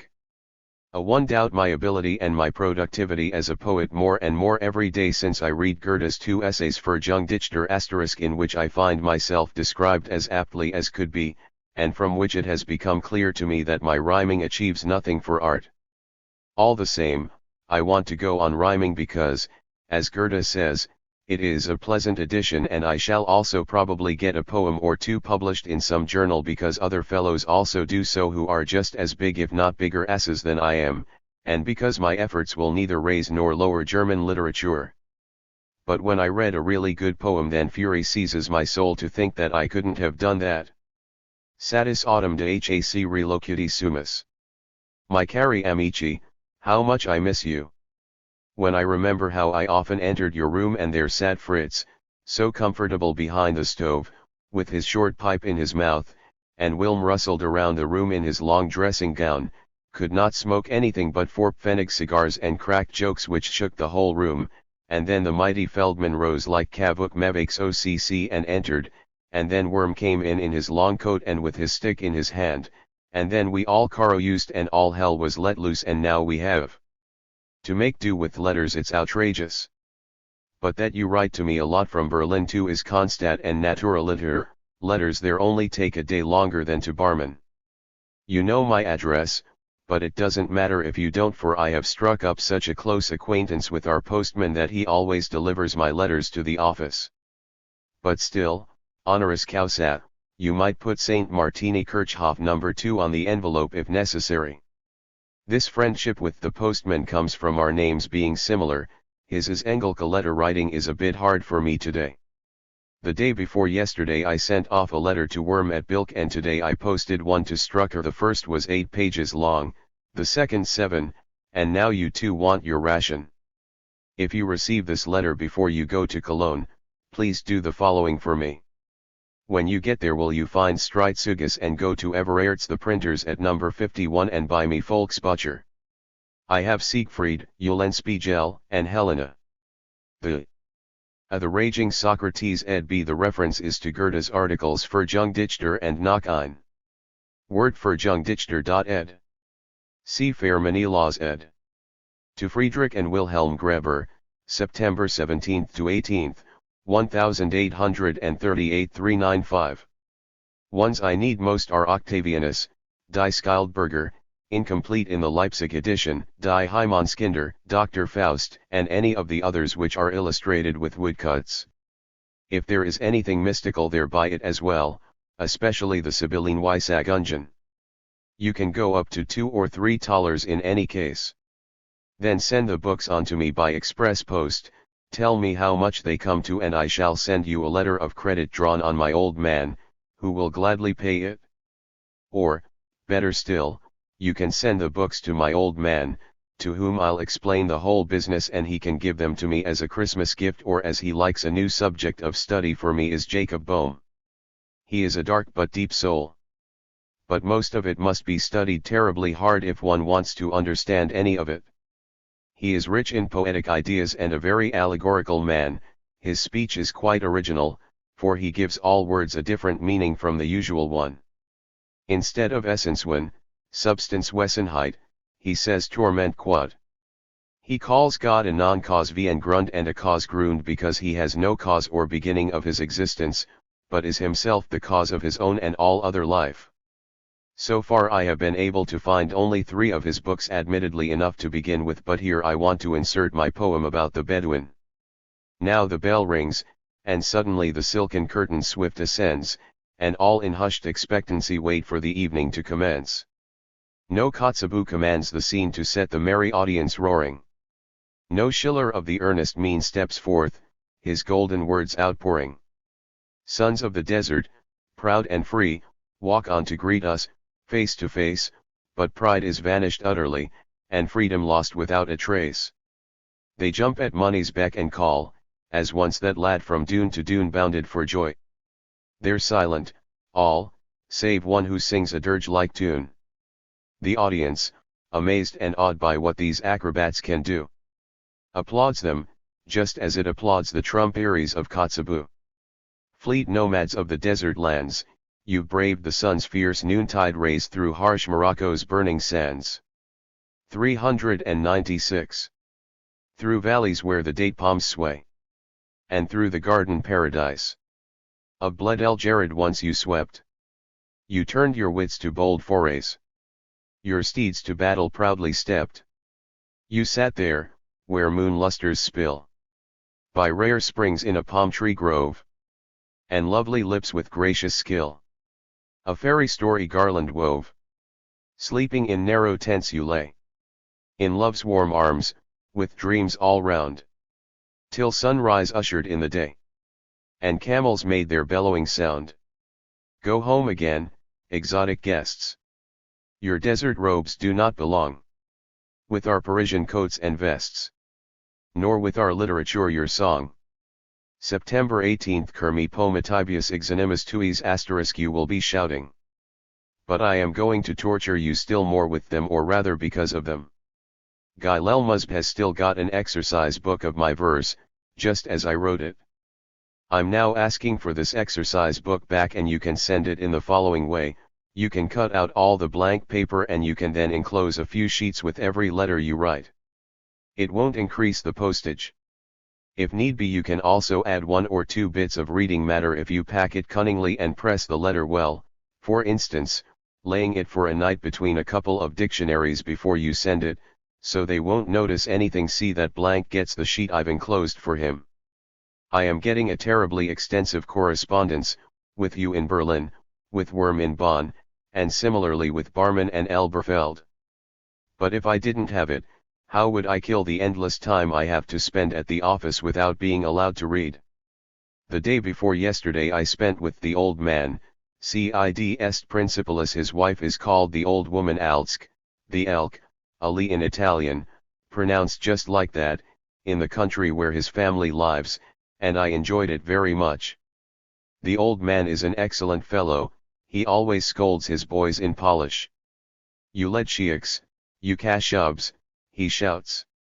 On the way back I tried to give a Philistine who was also there some idea of the beauty of Low German, but saw it was impossible. A Philistine like that is really an unhappy soul. Yet why do you torture me with your poems? Ed. B. Wilhelm Greber ed. C. Heinrich Luppold ed. To Friedrich and Wilhelm Greber, September 17th to 18th, 1838-397. Over-happy nonetheless in his stupidity, which he regards as the greatest wisdom. I went to the theater the other evening. They were playing Hamlet, but in a quite horrifying manner. So I would rather say nothing at all about it. It's good that you are going to Berlin. There will be more art there than you are likely to get at any other university except Munich. The poetry of nature, on the other hand, is lacking sand, sand, sand. It is far better here. The roads outside the town are mostly very interesting and very charming with their groups of various trees. But the mountains, that's what you miss. What is also lacking in Berlin is the poetry of student life, which is at its best in Bonn, and to which the wandering about in the poetic surroundings contributes not a little. Well, you too will be going to Bonn one day. My dear Wilhelm, I would madly love to answer your witty letter with one equally witty, if it were not for the fact that I don't feel at all witty, and especially at the moment I am lacking precisely in that desire which one cannot give oneself and without which everything is forced. But I feel as if for me the end were near, as if my head no longer held a single idea, as if my life were being stolen away. The tree of my mind of its leaves is stripped, my witticisms too fine are clipped, the kernel out of the shell has been nipped. And my Makamas 190 hardly merit the name, while yours robbed Ruckert of all his fame. Those here written with gout are smitten, they limp, they totter, fall, nay, have fallen to the bottom of the pit of oblivion, not climbed the peaks of reader's opinion. O doom, here I sit in my room, and even if I hammered my head sore, only water would come out with a roar. That helps not a louse, it does not bring wit into the house.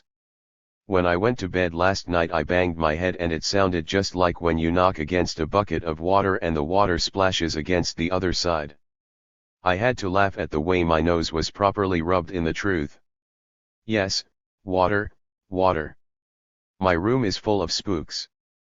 Last night I heard a death watch beetle in the wall. In the alley near me there is a noise of ducks, cats, dogs, hussies, and people.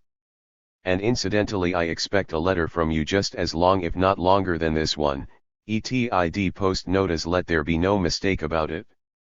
The most marvelous hymn book in existence is undoubtedly the one used here. It contains all the famous names in German poetry, Goethe, the song, Der Du von dem Himmelbist, Schiller, Driewoord de Glaubens, Kotzebue, and many others. Also songs against cowpox and all kinds of other nonsense. It is sheer. A Christliches Gesangbuch zur Beforderung liker und Häuslicher Andacht ed. B. Initial words from Goethe's poem Wanderers Nachtlied ed. 398. Barbarism unequaled anywhere. One must see it to believe it. It is an appalling spoiling of all our beautiful songs, a crime which Knapp also made himself guilty of in the Treasury of Songs. 3. The occasion of our sending a cargo of hams to the West Indies reminds me of an extremely interesting story. Somebody once sent a cargo of hams to Havana. The letter with the bill did not arrive till later, and the recipient, who had already noticed that Treasury cargo was 12 hams short, saw reckoned up in the bill, lost through rats 12 pieces. But those rats were the young office lads who had helped themselves to the hams. That's the end of the story. While I take the liberty to fill the remaining space with artistic renderings of outward appearances chosen at random, Dr. He, I must confess that I shall hardly be able to tell you much about my trip, for I promised both Strucker and Worm they would hear about it first.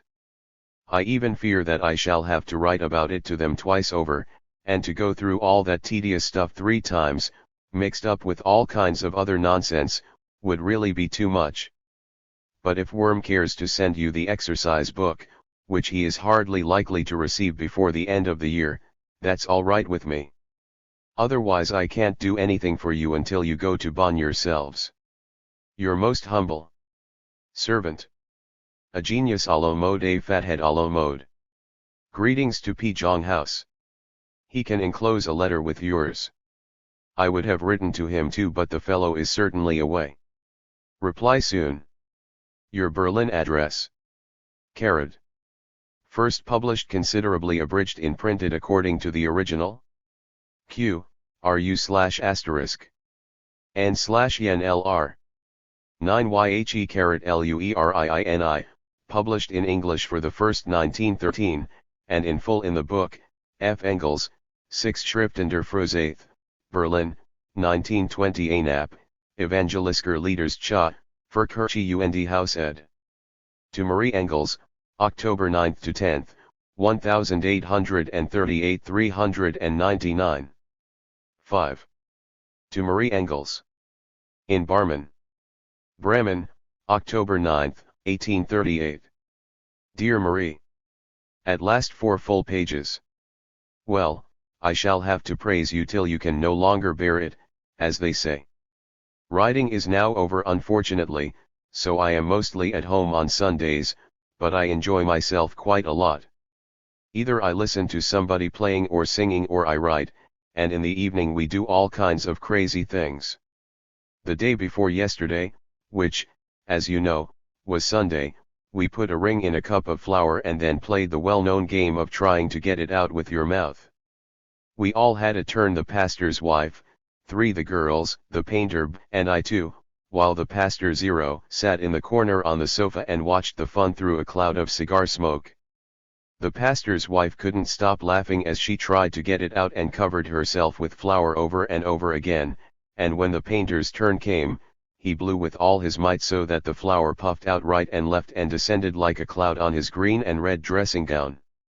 Afterwards we threw flour in each other's faces.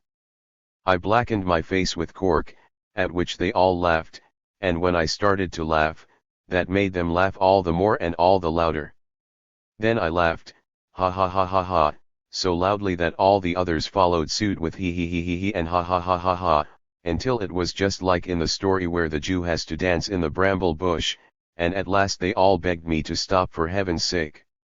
You are still a real goose if you let that Jet-Chen Troost bore you. Why don't you tell her to go away? Now the goose is starting to lecture me, that is touching.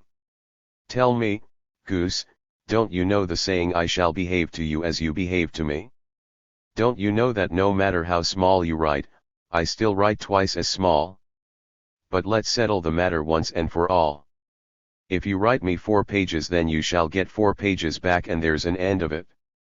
Besides, if you only knew how many letters I've already written this week and how many I still have to write, you would have pity on me and be satisfied with 2 pages. Ask Strucker sometime how much I've written to him. Ask Worm sometime, but he's not there, so I shall tell you at least. A Matilde Trevoranus ed. BGW Feistkorn ed.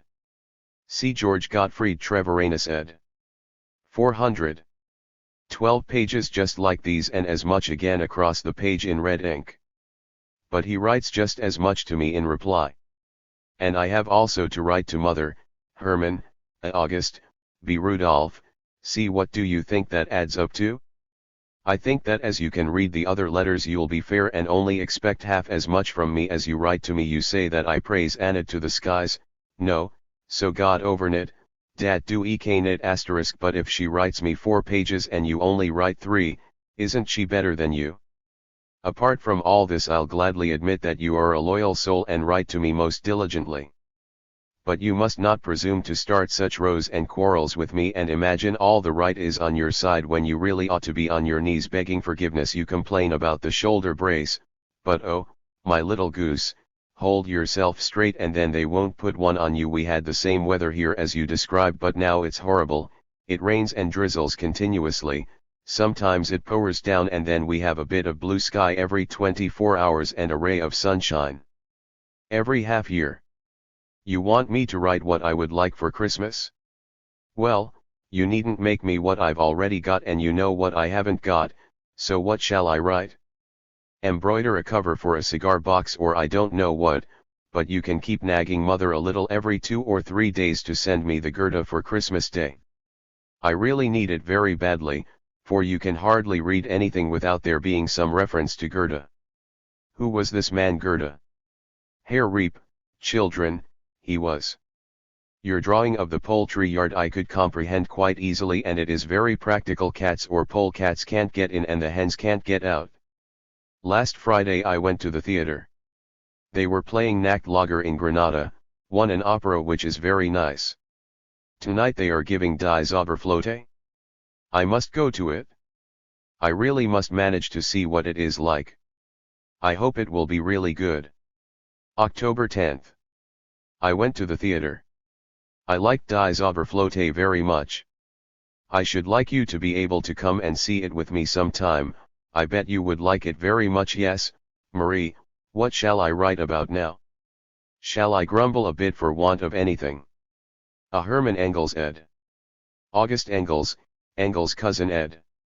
C. Rudolf Engels ed. D. Anna Engels ed. E. But not so good, I don't do that ed. An opera by Kreutzer ed. G. Mozart's The Magic Flute ed. To Marie Engels, October 9th to 10th, 1838 401. Asterisk T.S. Better. I can't think of anything better, and you will certainly be satisfied if the 4 pages are filled, no matter what is in them. Here in Bremen the merchants' houses are all built in a very remarkable way. They are not built with their long sides facing the street like ours, but with their short sides, so that the roofs are very close together, and the hall is very large and high, just like a small church. TLFTTW, they have hatches above and below, one on top of the other, which are closed by trapdoors and through which a hoist can move up and down. Up in the attic is the storeroom, and coffee, linen, sugar, whale oil, etc., are brought up by the hoist. All halls have thus 2 rows of windows, one above the other. The consul's wife has now moved into town again with her 4 small children. They make an awful uproar. Luckily 2 of them, Elizabeth and Loin, really Ludwig, go to school, so one does not have to listen to their noise all day long. But when Loin and Siegfried are together they make such a row that you just can't stand it. The other day they started dancing on the linen chests, each armed with a gun and a sword. They challenged each other to a duel, and Loin blew on his trumpet so loudly that it made your ears ring. I have a very nice place. In front of my desk there is a big window giving onto the hall, and so I can see everything that happens. Since you drew me tree poultry yard, I'm drawing you the church as seen from the office. Farewell. First published in Marx/Engels. Gesamtausgabe, ABT 1, BD 2, 1930. Your brother.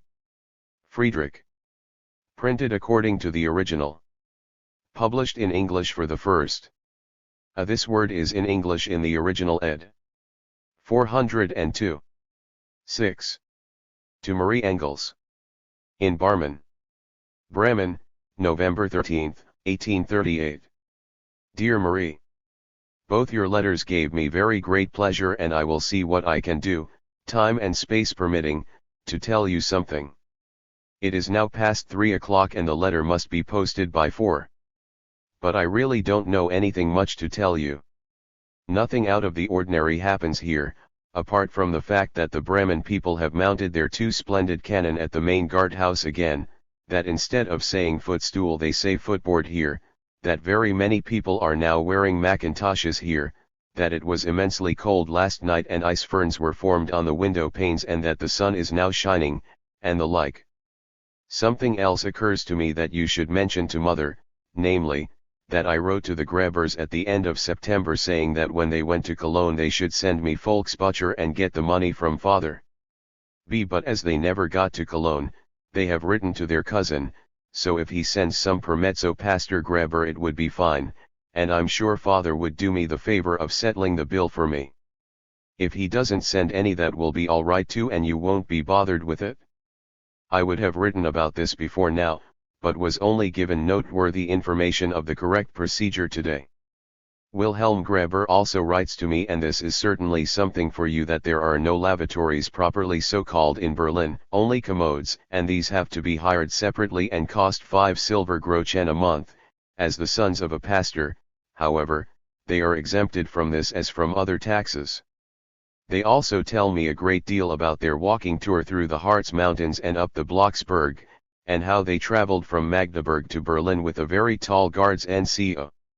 If you come to visit me sometime I shall read you the whole story as well as that of the lovely Dorothee, which happened in Seebertal, in the Harz country, where a very, very rich man fell in love with a little girl of 7 and gave her father a ring, telling him that he would come back and marry her when the ring fitted her, and how, when he did come back after 10 years, the girl had already been dead for a year, and the gentleman himself also died of sheer boredom, about which Fritz Grabber composed a moving song, etc. But now the page is almost full and I shall just copy another letter which must go with it, and take them both to the post. Are you writing to that? Herr Haller took a great liking to Julchenb in Mannheim, but Karl was very cross because he visited her so often. But don't tell that to anyone else. Adieu, dear Marie. Yours, Friedrich. First published in Marx/Engels, printed according to the original Gesamtausgabe, ABT 1, BD 2, 1930 _. Degree published in English for the first time. 7. To Marie Engels. In Barmen. Bremen, end of December 1838. Dear Marie, well, you really are making a good thing out of being ill, lying in bed most of the time, you lazy bones. You'll have to get out of that habit. You must be up and about by the time you get this letter, do you hear? Thank you for the nice cigar box cover. I can assure you that it has met with the most complete approval, not only for the choice of pattern, but also for the execution, from that most severe of critics, Herr G. W. Feistkorn, painter. Marie Treveranus also embroidered one for me, but she took it back again and is now going to send it to Herr Pastor Hessel in Munster am Stein near Kreuznach, to whom she also promised one. She is making me a basket for cigars instead. The Pastors. Ida Engels ed. B. Julie Engels ed. C. Karl Engels ed. 404. Wifa has crocheted a purse for me, and Leopold's boys got a rifle that fires caps, as well as swords, and the old man keeps calling them old soldiers. Cash up slow, I can't make out that riddle of yours about the pond, but I'll ask you one myself. Do you know what a ledschick is? I don't know myself. It's a term of abuse which the old man uses very often. See if you can't find the answer, then hold this up against a mirror and then you will be able to read it. I have just heard that there has been an addition to the Leopold family, a little girl. I should also like to tell you that I have now started composing and am working on chorals. but it is terribly difficult.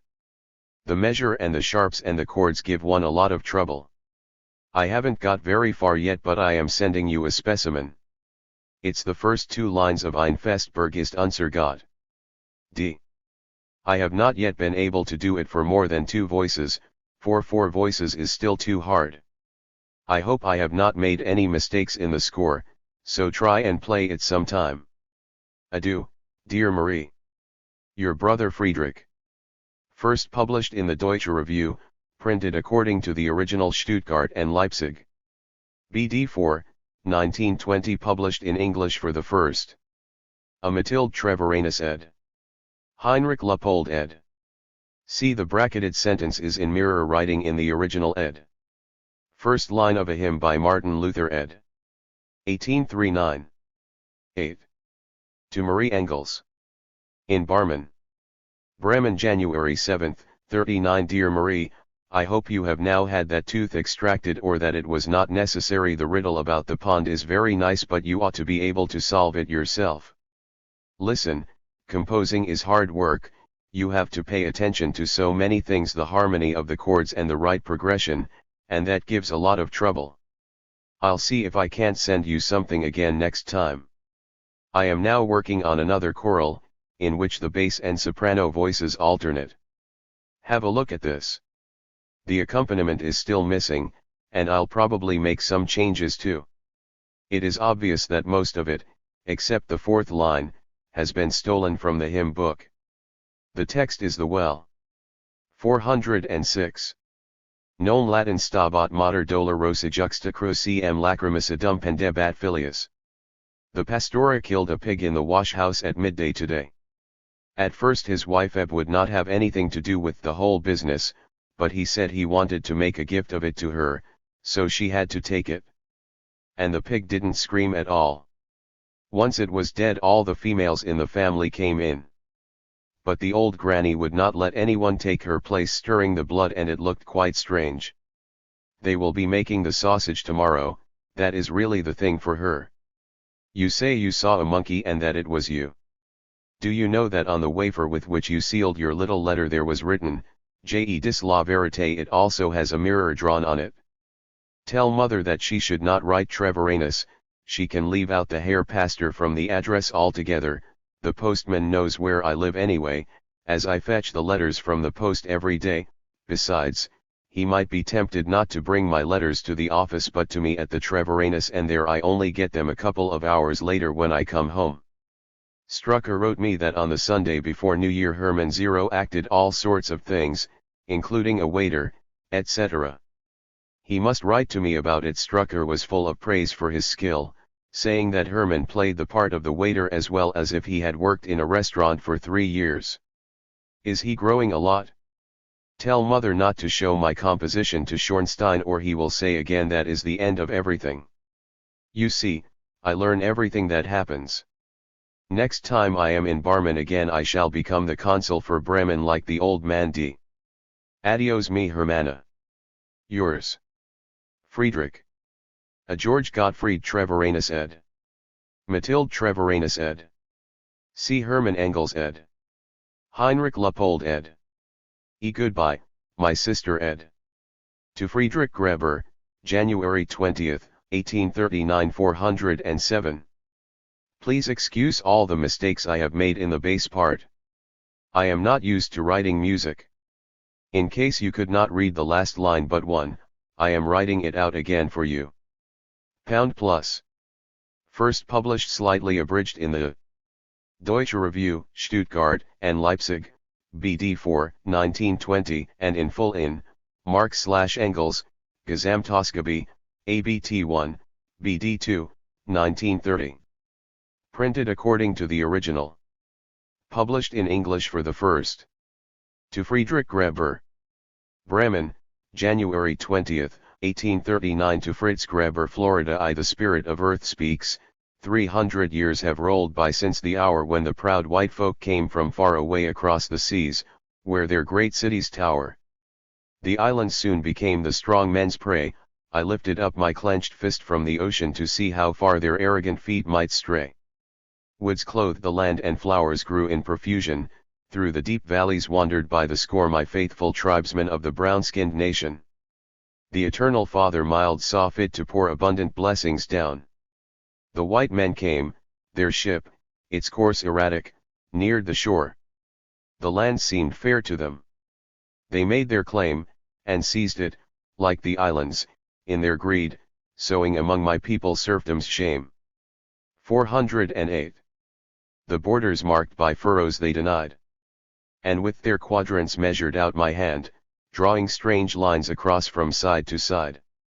Ere long had passed, they swarmed across the land, only one finger did they fear to try.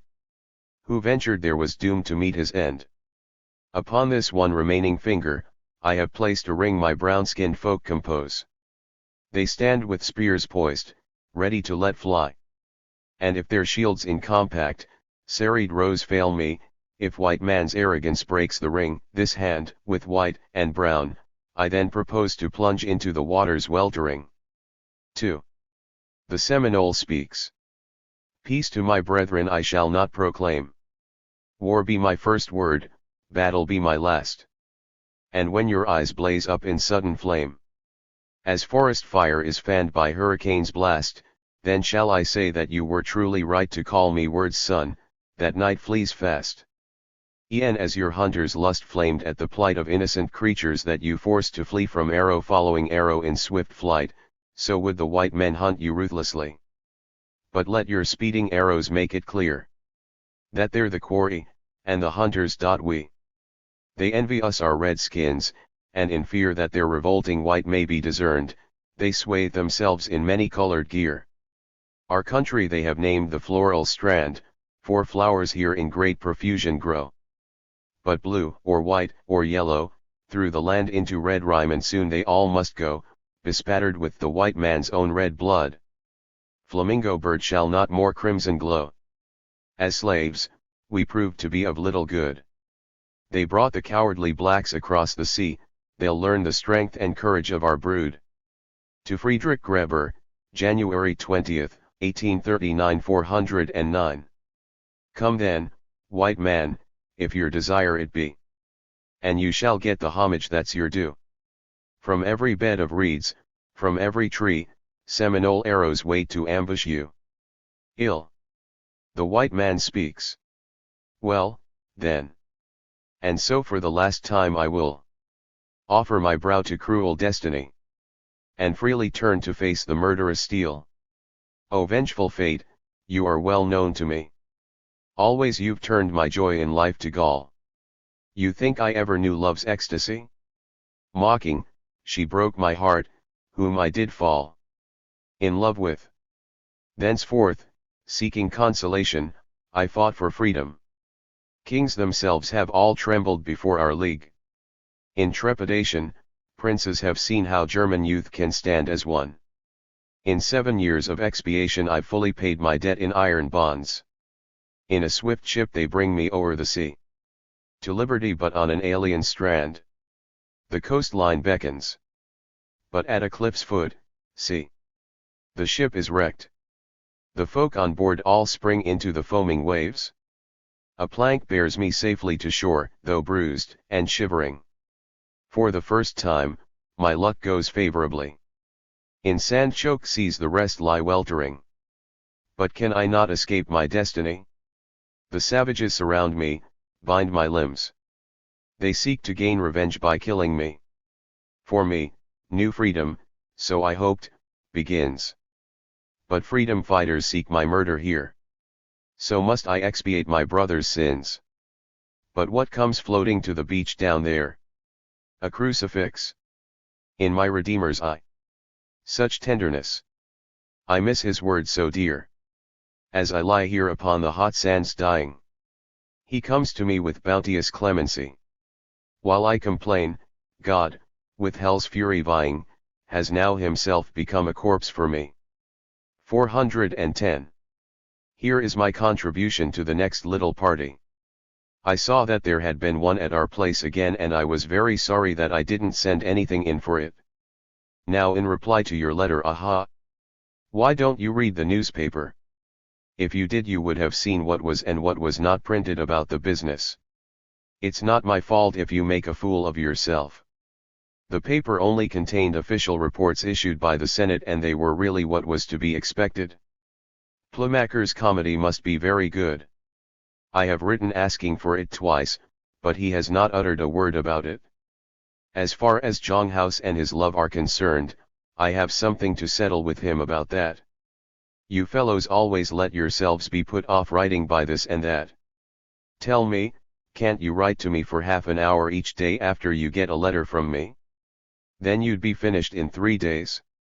I have all these letters to write, 5 of them, and I write much closer than you do, and still I have them finished in 4 or 5 days. Yes, it's terrible. You can have 8 days, but on the 9th day after you receive my letter you must post your reply. There's no other way. If I have made other arrangements with Worm, I herewith change them. You have 8 days, otherwise the penalties that Worm is threatened with come into force. No verses, and you'll be kept waiting just as long as I am. Postman, Herr Consul, a letter for you. Engels, nothing for me? Consul, aha. Good. Postman, no. Here is a woodcut, a la Volksbücher, which shows you plainly how I'm on the lookout for you, that is, for your letters. I thought I would have got my letters off today, Sunday, January 20th, but it's to Friedrich Graber, January 20th, 1839, 411. Striking 4:30, and the post goes at 5 today. So my plans have gone awry again. Well, it has its good side anyway, for now I can shit in peace and then write to you in peace. I have not yet been able to start a letter to Peter Jonghouse. Damn, there's somebody sitting in the lavatory and I am bursting. It's remarkable that if you consider our greatest writers, they always seem to go in pairs, one complementing the other, as, for example, Klopstock and Lessing, Goethe and Schiller, Tieck and Uhland. But now Ruckert is quite on his own, and I'm curious whether he is going to be joined by anybody or whether he'll die off first. It almost looks like it. As a love poet, he could be paired with Heine, but unfortunately the two of them are otherwise so heterogeneous that you can't possibly unite them. Klopstock and Wieland are at least contrasts, but Ruckert and Heine have not the slightest other similarity, and each stands absolutely on his own. The Berlin Party of Young Germany 191 are a fine lot indeed. They want to transform our time into one of conditions and subtle relations, which is as much as to say, we write something for the whole world, and to fill up the pages we describe things that don't exist, and we call them conditions, or we dish up a hodgepodge and that goes under the name of subtle relations. This Theodor Muntz scribbles up something for the whole world about Demoiselle Taglioni, who dances Goethe, embellishes it with fine phrases from Goethe, Heine, Rahela, and Stieglitz, and talks the most priceless nonsense about Bettina, but all in so ultramodern a fashion that it must be a delight for any empty-headed dandy or a young, vain, lascivious lady to read the like. This Cunny, Muntz agent in Leipzig, is editor of the Zeitung für die Elegante Welt, and it now looks like a lady whose figure was built for a crinoline and who is now stuck into a modern dress, so that at every step you can see her charming bandy legs through the clinging dress. It is exquisite. And this chap Heinrich Laub. He daubs without stopping about characters that don't exist, writes travel story-esque which are nothing of the sort, nonsense upon nonsense. It's terrible. I don't know what is going to happen to German literature. We have 3 men of talent, Karl Beck, Ferd Freiligrath and Julius Mosen. The last is certainly a Jew, and in his Ahasver, he makes the wandering Jew defy Christianity on all accounts. Gutzkow, who is amongst the most reasonable of all. A Rahel Varnhagen von Enns ed. Bettina von Arnim ed. See Laub's collections of short stories entitled Reisenovellen and New Reisenovellen ed. 412. Reproaches him because, he says, Ahasuerus is a mean character, a real haggling Jew. 192, Theodor Krysenak, likewise a Jewif, has now laid hold of Gutzkow in the Zeitung für die Elegante Welt 9I in the most violent way, but Gutzkow stands too high above him. This Krysenak, a run-of-the-mill hack writer, praises Ahasuerus to high heavens as a crushed worm and abuses Christ as a self-willed, proud God Almighty. He also says that in the Volksbuch, it is true, Ahasuerus is nothing but a vulgar fellow, but that in the blotting paper books of the fair Pedlar's Faust also is not much more than a common sorcerer, whereas Goethe has endowed him with the psychology of several centuries. This last is clear to be nonsense, if I'm not mistaken. That is quite a Latin construction, but I am concerned with it only because of the Volksbücher. Of course, if Theodor Kreisenack damns them they must be very, very bad indeed. Nevertheless I make bold to say that there is more depth and poetry in the Volksbuch Ahasuerus than in the whole of Th. Kreisenack plus all his worthy companions. I am now at work on a number of epigrams and I'm sending you those I have finished. THEPERIODICALS 1. Telegraph asterisk. You call yourself a quick writer, so who can doubt quick written stuff is what your pages are filled with. 2 Morgenblatt. If you read me through in the morning, by evening you'll have forgotten whether it was blank or printed pages you saw. 3 Abendzeitung. If you cannot sleep at night, just take in your hand this paper and lovely slumber will come to you soon.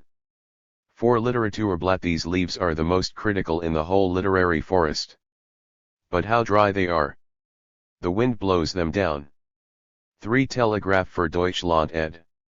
B. Morgenblatt für gebildet Leser ed. To Friedrich Graeber, January 20, 1839 413. I can't think of any more at the moment and so must stop now. As I have just noticed, I really must hurry up if I am to get the letters off tomorrow, malefactor that I am. We shall be having company any moment now, and tomorrow there will be an awful lot of running about and copying, so that it will not be out of place to write very fast. I am now reading Kaiser und Papst by Duller, a novel in 4 volumes. Duller has an undeserved reputation. His Wittelsbach romances, many of which are included in Halstedt's book, are terribly bad. 194 He wanted to imitate a popular style but became familiar. His Loyola is an abominable mix-up of all the good and bad elements of a historical novel warmed up in the sauce of a bad style. His Lebengrabs is horribly distorted and one-sided.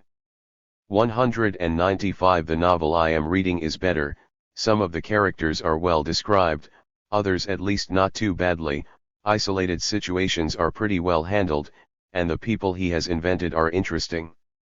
But to judge by the first volume, he is quite lacking in any sense of proportion in the importance given to the secondary characters, and in any new, original views on history.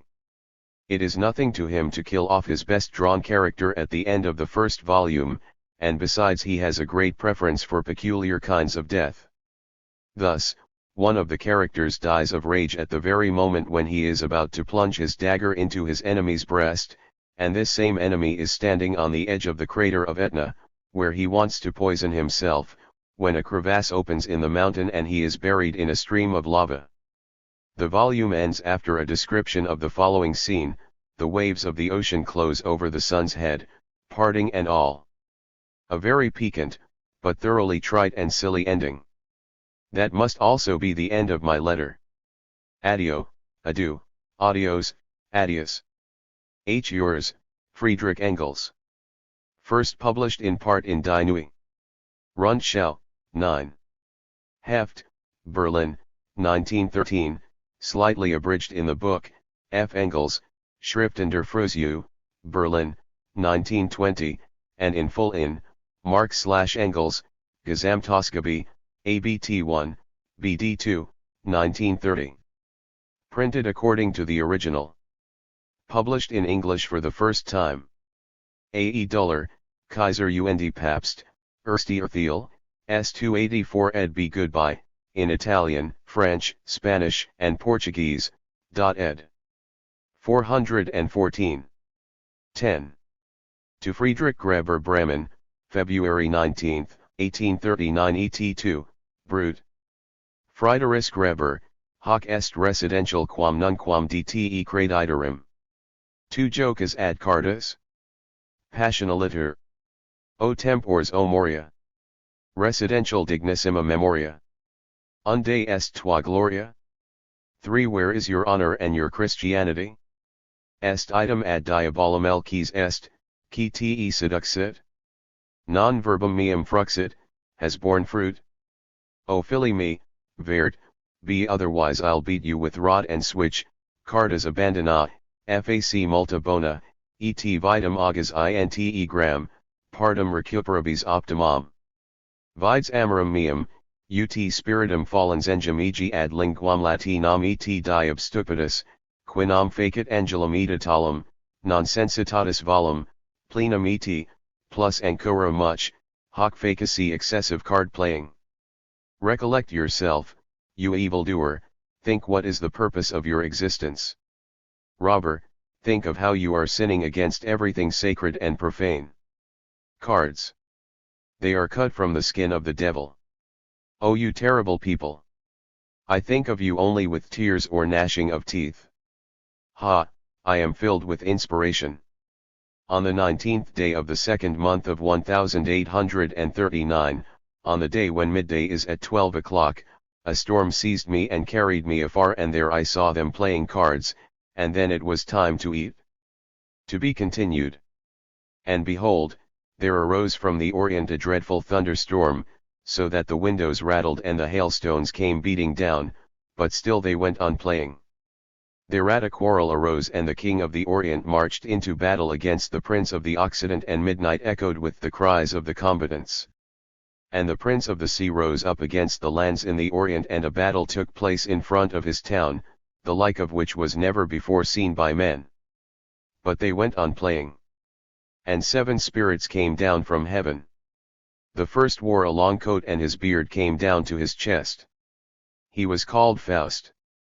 And the second spirit had a venerable fringe of grey hair round his bald head, and he called out, Woe, woe, woe. He was called Lear. And the third spirit was of great stature and enormous to behold, and his name was Wallenstein. And the fourth spirit was like the children of Anak, and he carried a cudgel like to the cedars of Lebanon. He was called Hercules.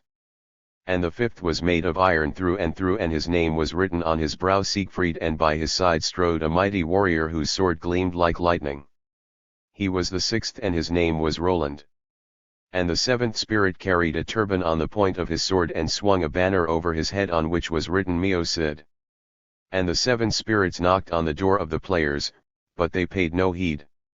And behold, there arose from midnight a great brightness which spread over the whole earth like an eagle, and when it was gone I saw the players no more. But written in black letters on the door was T.I.B., and I was struck dumb. If my letter to Wilhelm 196 was not sufficient proof of my madness, I hope that it will not occur to any of you now to doubt it. If this is not the case, I am willing to give you even more convincing proof. Future of the 5 card players. I have just seen in the Telegraph a review of the poems of Winkler, the barman missionary. 1 foot 7 inches they are trounced terribly, and a mass of extracts are given which have a distinct missionary flavor.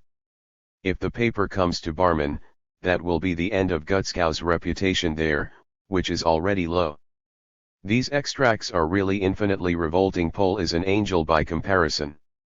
Lord Jesus, heal the issue of blood of my sins, an allusion to the sons of Anak aboriginal giants reported in the Old Testament to have inhabited southern Palestine. Ed. B. Berlin. Ed. 416. Well-known story in the Gospela, and a lot more like this. I am despairing more and more about Barman. It is finished as far as literary matters are concerned. What is printed there is, at best, piffle, with the exception of the sermons. Religious things are usually nonsense. Truly, it is not without justification that Barman and Elberfeld are cried down as obscurantist and mystic.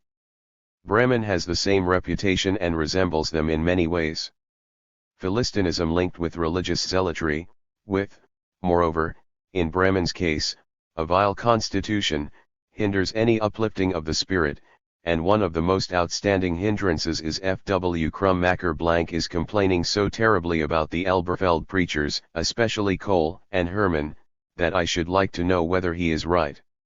He attacks them for their dryness more than anything else, with the sole exception of Krummacher. What the missionary writes about love is extremely comical.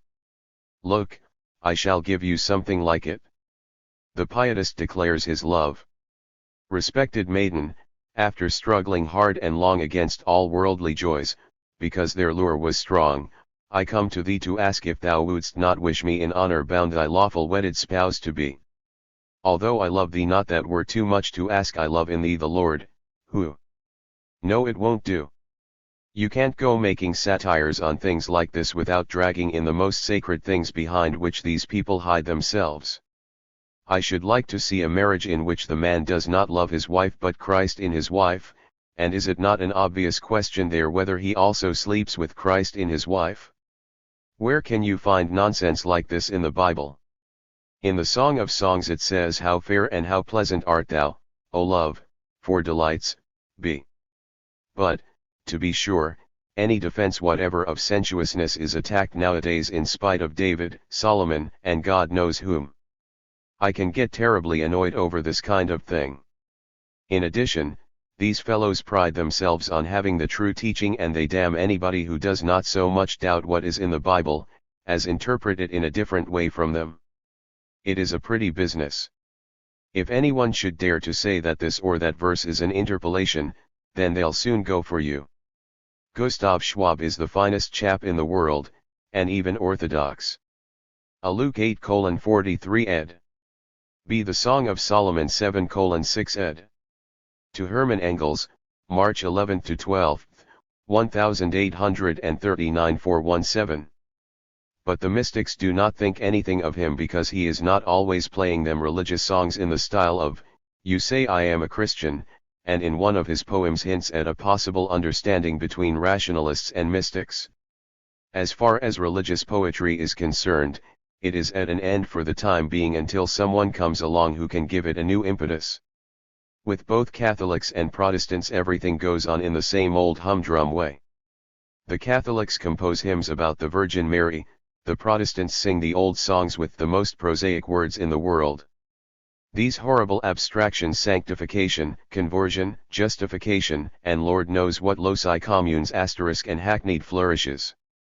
Out of anger at present-day religious poetry, out of very piety, that is, one might well go over to the devil.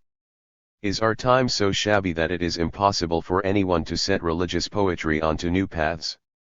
Incidentally, I think that the most contemporary kind is that which I have used in my Sturm and Florida, 0, concerning which I ask you for the most detailed review on pain of not receiving any more poems. It is inexcusable of Worm to hold on to the letters. Yours, Friedrich Engels. First published in part in Die Neue, printed according to the original Rundschau, 9. Heft Berlin 1913, and in published in English for the first full in the book, F. Engels, Schriftender TJME Frozath, Berlin, 1920. 11. To Hermann Engels. In Barmen. Bremen, March LL, D 1839. Dear Hermann, I request your honor not to plague me in future with beginnings of letters such as you learned from Herr Reep, and only permit myself for the moment to remark that it is winter with. In the original letter follow the words, Von Tieck ed B Platitudes ed cc. This volume, pages 407-09 ed. The original is mistakenly dated February 11 ed. 418. Us every morning and summer every midday. For in the morning the temperature is -5 degrees, while it is +10 degrees at midday. I continue to practice my singing and composing regularly. Here is a sample of the latter. Fdig Gertun Friiu.2.I, mu. You can sing The Blind Man to that melody, or you can leave it. March 12. I'm very glad that you will soon be getting your dog. What is the breed of the mother, and what does the animal look? V. Ike. His antiquity, Herr Leujjtjtcnv *//fitgital. P0 ID is NOW. Arriving at the office, and I will have to strike a more serious tone, as the great Shakespeare says. A new newspaper has just come out called the Bremer Stadtbote, edited by Albertus Meyer, who is a very great blockhead. He used to lecture on the happiness of peoples, child education, and other topics, and when he wanted to get his lectures printed the worthy authorities would not agree, saying it would be far too nonsensical. He has the nature of a China merchant and has been in conflict with the Unterhaltungsblatt ever since his first issue. The way they go for each other would make you die laughing. Continuation in letter to Marie. Walking in front of the Bremer Stadtboot is a man who looks like this. Your loving brother. First published in Marx/Engels. Gesamtausgabe, ABT 1, BD 2, 1930. Friedrich Engels. Printed according to the original. Published in English for the first. The original is mistakenly dated February 12 ed. The Bremen Courier ed. See Bremisches Unterhaltungsblatt ed. To Marie Engels, March 12, 1839 419. 12. To Marie Engels. In Barmen. Bremen, March 12, 1839. Dear Marie, continuation of my letter to Hermann.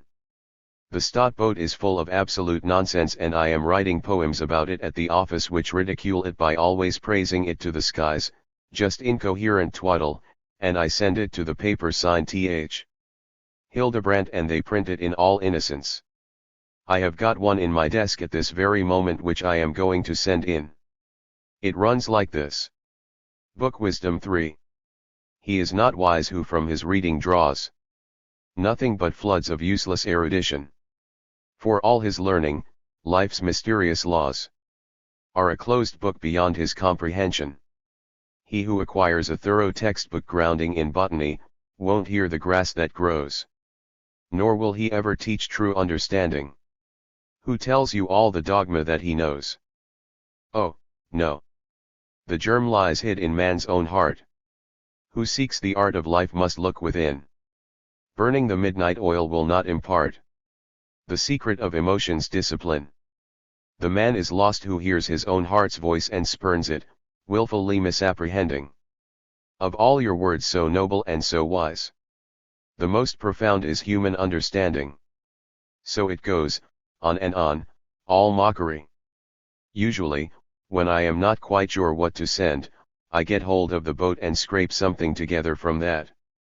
The other day I sat Karl Leupold at my desk. See this volume, P6 ed. 420.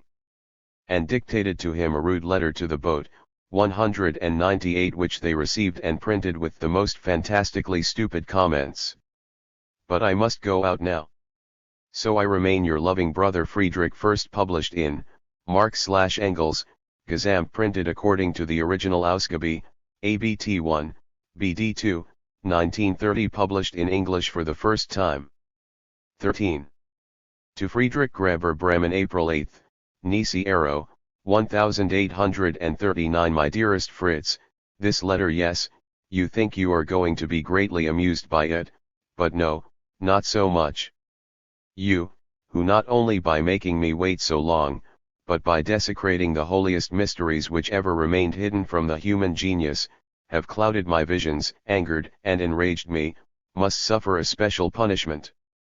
You shall be bored, and how? With an essay. And about what? About that much talked about cheap contemporary literature. What did we have before 1830? Theodor Hell and his associates, Willibald Alexis, an aged Goethe and an aged Tieck, sate out. Then, like a thunderclap, came the July Revolution, the most splendid expression of the people's will since the War of Liberation. Goethe dies, Tieck goes to seed more and more, Hell goes to sleep, Wolfgang Menzel goes on writing stodgy criticism, but a new spirit arises in literature with Grun and Lenau above all among the poets. Ruckert acquires a new verve, Immermann acquires importance, Platon the same, but that is not enough. Heine and Born were already fully formed characters before the July Revolution, but only now are they acquiring importance, and upon them is arising a new generation, which turns to its account the lives and literatures of all peoples, Gutzkow leading. In 1830, Gutzkow was still a student and worked first of all for Menzel on the Literaturblatt, but not for long, they did not agree in their views. Menzel turned churlish, Gutzkow wrote the notorious Wally, Die Zwiefelrein, and Menzel made a terrible uproar about it, accusing Gutzkow of himself holding the views expressed by Wally. If I am not mistaken, ed. To Friedrich Greber, April 8–9, 1839–421. In the novel, and actually succeeded in getting the harmless book banned. 199 Gutzkow was joined by the admittedly unimportant Munt, who in order to make money started all kinds of undertakings, publishing other people's articles cum subis * Biermann, a shrewd chap and fine observer, soon joined them, and then Ludolf Wienbarg and F. Gustav Kuny, and for these 5 writers nisi ero, anno 1835, Wienbarg invented the name Jungsdeutschland. 200 opposing them was Menzel, who would have done better to stay at home, since it was for that very reason that Gutzkow demolished him, and then the Evangelist Kirchenzeitung, which sees idolatry in every allegory and original sin in every expression of sensuousness. Perhaps Hengstenberg was so named on the principle of Lucas a non-lucens hie, perhaps he is gelded, castrated, a eunuch. 0. These noble people accused young Germany of wanting the emancipation of women and the restoration of the flesh, and wanting as a sideline to overthrow a couple of kingdoms and become Pope and Emperor in one person. Of all these charges, only the one concerning the emancipation of women, in the Goethean sense, had any grounds, and it could only be brought against Gutzkow, who later disavowed the idea, as high-spirited, youthful overhaste. Through their standing by one another, their aims became more and more sharply defined. It was the ideas of the time which came to consciousness in them. These ideas of the century, so Kuny and Munt said, are not anything demagogic or anti-Christian as they are made out to be, but are based on the natural right of every man and extend to everything in the present conditions which conflicts with it. Thus these ideas include, above all, participation by the people in the administration of the state, that is, constitutional matters, further, emancipation of the Jews, abolition of all religious compulsion, of all hereditary aristocracy, etc. Who can have anything against that? The Evangelist Kirchenzeitung and Menzel have it on their consciences that they have so cried down the honor of young Germany. As early as 1836–37, among these writers, who were bound together by unity of purpose, but not by any special association, the idea was clear and definite. By the high quality of their writing they won for themselves the recognition of the other, mostly wretched, writers, and attracted all the young talents too. Along with his own ed B. grow from not being light, ancient Roman etymologists derived words often by contrast and not by resemblance. Ed. See a play on the name Hengstenberg, Hengst meaning stallion. Ed. 422. Themselves. Their poets are Anastasius Grun and Karl Beck, their critics are, first and foremost, Gutzkow, Kuny, Loeb and, among the younger ones, Ludwig Will, Levin Schuking, and others. They also try their hand at the novel, drama, etc. Recently, however, differences have arisen between Gutzkow and Munt along with Kuny and Loeb. Both have supporters: Gutzkow the younger people like Will, Schuking, and others, Munt only a few of the younger ones. Biermann is keeping fairly neutral, so is the young, very talented Dingelstedt, but they incline very much towards Gutzkow. As a result of the quarrel, Munt has lost all his credit, and that of Kuny has fallen considerably because he is so contemptible that he denigrates everything Gutzkow writes. Gutzkow, on the other hand, behaves very nobly and dwells only on the great love between Munt and Kuny, who engage in mutual praise.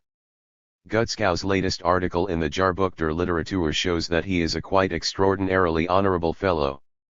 201 We have very few active writers apart from young Germany. The Swabian school 202 has been passive ever since 1820. The Austrians Zedlitz and Grillparzer are of little interest because they write in such a strange fashion, Zedlitz Spanish style, Grillparzer antique, Among the lyric poets Lenau inclines towards young Germany despite his ecclesiastical material. Frankel is an agreeable Uhland in miniature, K.E. Ebert is quite Bohemianized.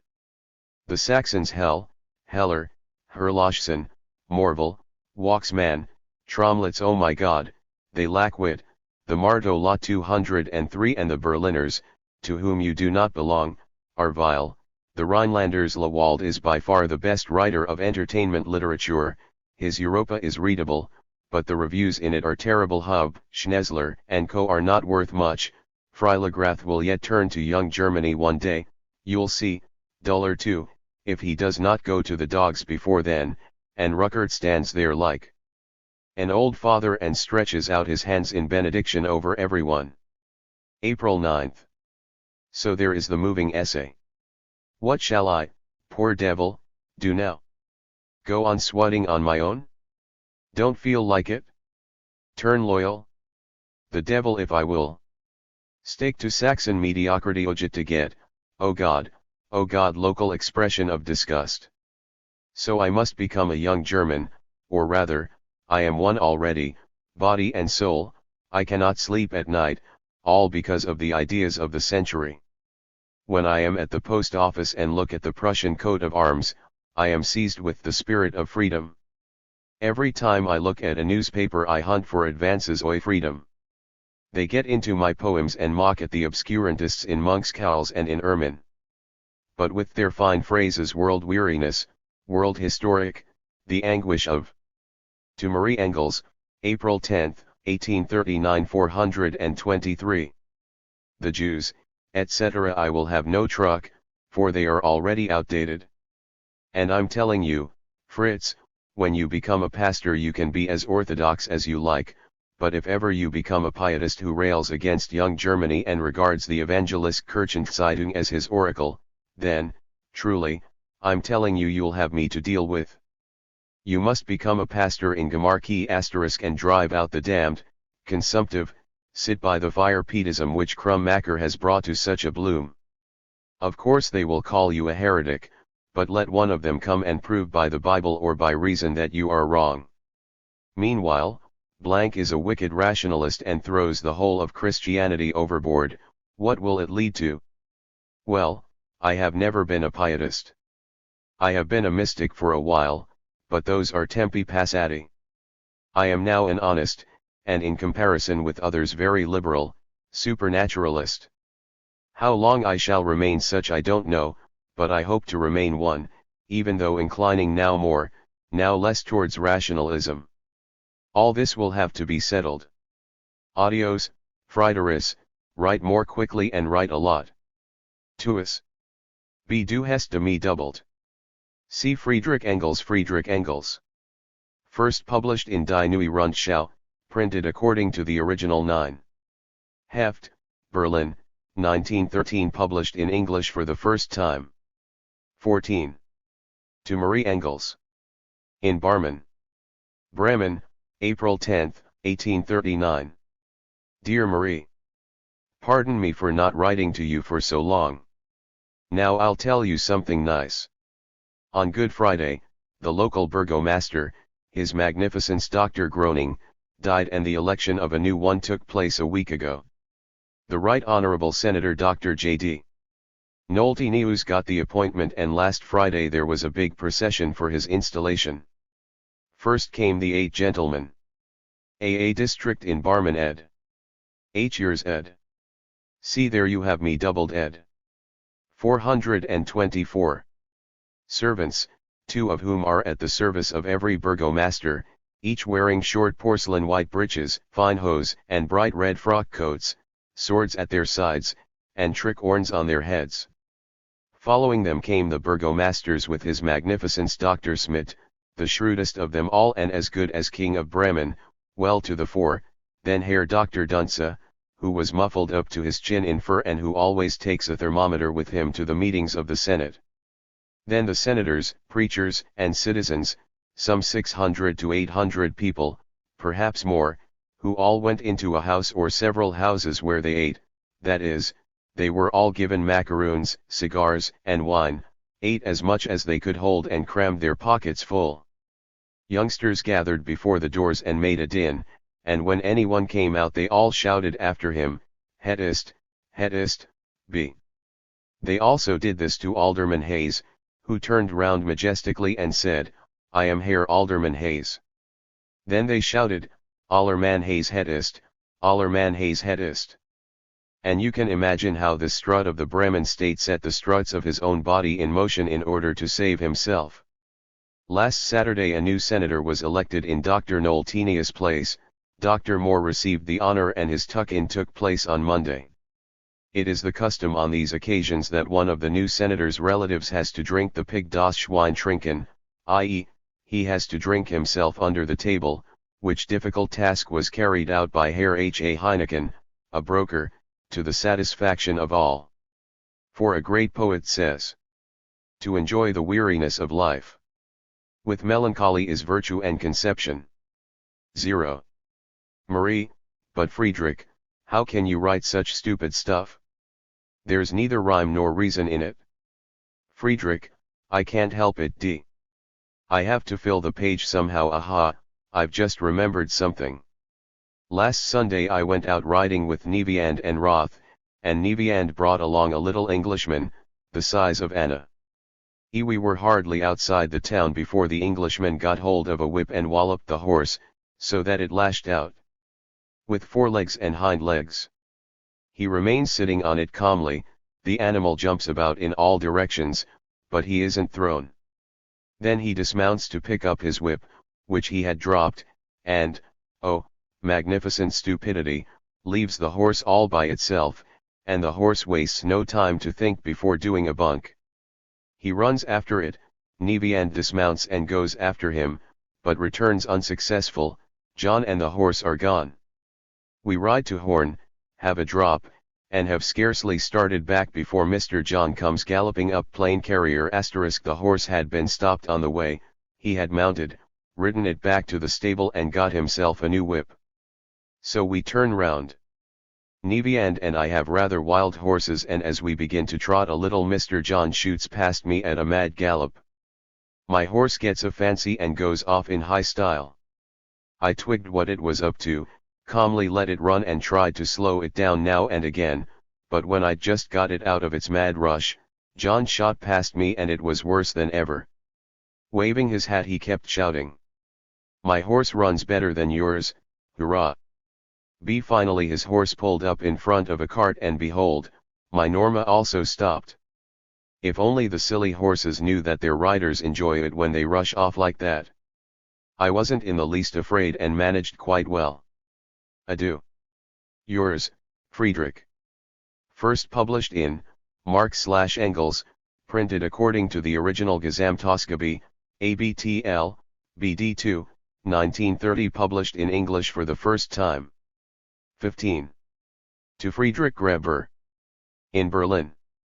Bremen, about April 23 to May 1, 1839. Fritz Gräber, I am very busy at present with philosophy and critical theology.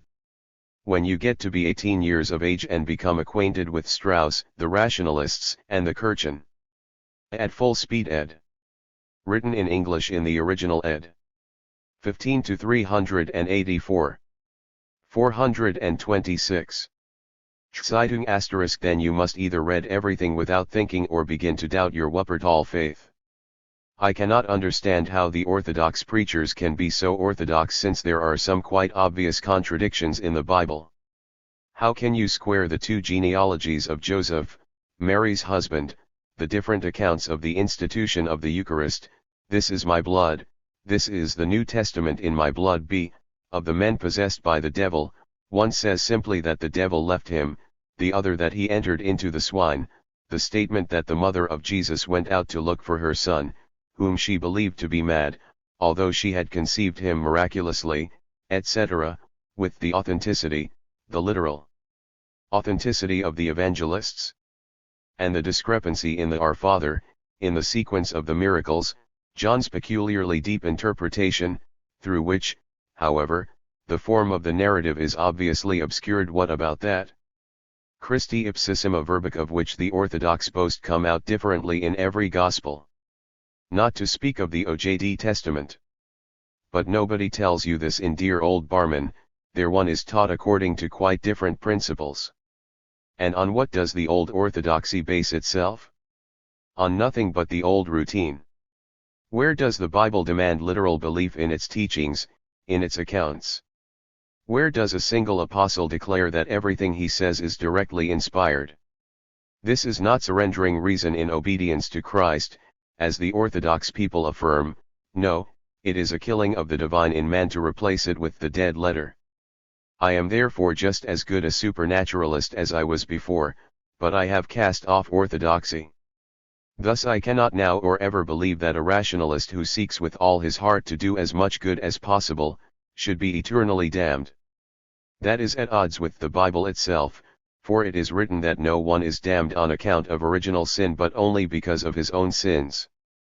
But if a person resists original sin with all his might and does what he can, then his actual sins are only a necessary consequence of original sin and therefore they cannot damn him. April 24th.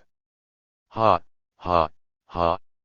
Do you know who wrote the article in the Telegraph? The author is the writer of these lines, D. But I advise you not to say anything about it, I could get into a hell of a lot of trouble.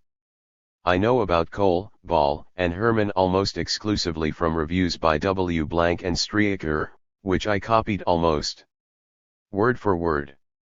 But that Cole talks nonsense 3 and Herman is a feeble pietist, I know from my own ears. D. is Durholt, office boy at Wittenstein's in Unterbarmen. For the rest I am pleased with myself for not having said anything in the article that I cannot prove. There is only one thing which annoys me, I haven't presented Stier in as important a light as I ought to have done. He is not to be disregarded as a theologian. Aren't you astonished at my knowledge of the characters, especially of Krummacher and Doring, what I said about his sermon I heard from P. Jonghaus, and of literature? The remarks about Freilagrath must have been really good, otherwise Gutzkow would have cut them out. But the style is atrocious by the way, the article seems to have caused a sensation. I put all 5 of you under obligation on your word of honor not to tell anyone that I am the author. Understood? As far as abuse is concerned, I heaped most of it on you and Wilhelm because I had the letters to you right in front of me when the urge to abuse somebody overcame me. F. Plummacher especially must not get to know that I wrote the article. What a lad that Ball is though. He is to preach on Good Friday, does not feel like studying and so learns by heart a sermon he finds in the Menschenfreund and gives that. Krummacher is in church, the sermon seems familiar to him, and it finally occurs to him that he had preached that sermon himself on Good Friday 1832. Other people, who have read the sermon, also recognize it. Ball is called upon to account for it and must confess. Signum est, bellum non tantum abhorrere Krummachero, ut tu quidem dixisti. I am very much obliged to you for the detailed review of Faust. The treatment of this piece certainly bears the stamp of that wretch Roppach. 204 This Loker pokes his nose into everything and ruins not only Schiller by using his images and ideas over and over again in his tragedies, but also Goethe by maltreating him. I doubt very much if my poems will have a big sale, more likely they'll have a stinking one, since they are going for waste paper and bump. I could not read what you wrote in red ink, so shall send you neither 5 silver groschen nor cigars. This time you will get either the canzone or part of the comedy which I have begun but not finished. Now I must go to my singing lesson. Adieu. April 27th. Fragments of a Tragicomedy. Horn Siegfried. I. The Palace of King Sieghard. Council meeting. Sieghard. So you are gathered here again. Strong members of our wide domain. Around our lofty royal throne. And all are present, save our son. He's in the woods on the rampage. It's time he learned to be his age. He comes not to this cabinet, where morning, noon, and night we sweat. Instead of hearing wise men's words, he goes and listens to the birds. Instead of studying state affairs, he's after wrestling bouts with bears. The only thing he wants us for is to demand we start a war. we would have yielded to his plea. Had God, in his sagacity, not given us to realize such rashness would be most unwise. Why let the country go to pot? By humoring the silly clod. Counselor, all that your majesty has said hits it, as usual, on the head. But grant your simple servant leave to speak and say what I believe. The ways of men are manifold. The boy is but 18 years old. He has the urge to hunt and fight. Wisdom will come with time, all right. To Friedrich Greber, about April 23 to May 1, 1839, 429. Young courage ever seeks to roam, but wisdom quietly stays at home. Young courage all too soon is tamed. Its pride and strength are quickly lamed. Then it returns to wisdom's door, and there finds happiness once more.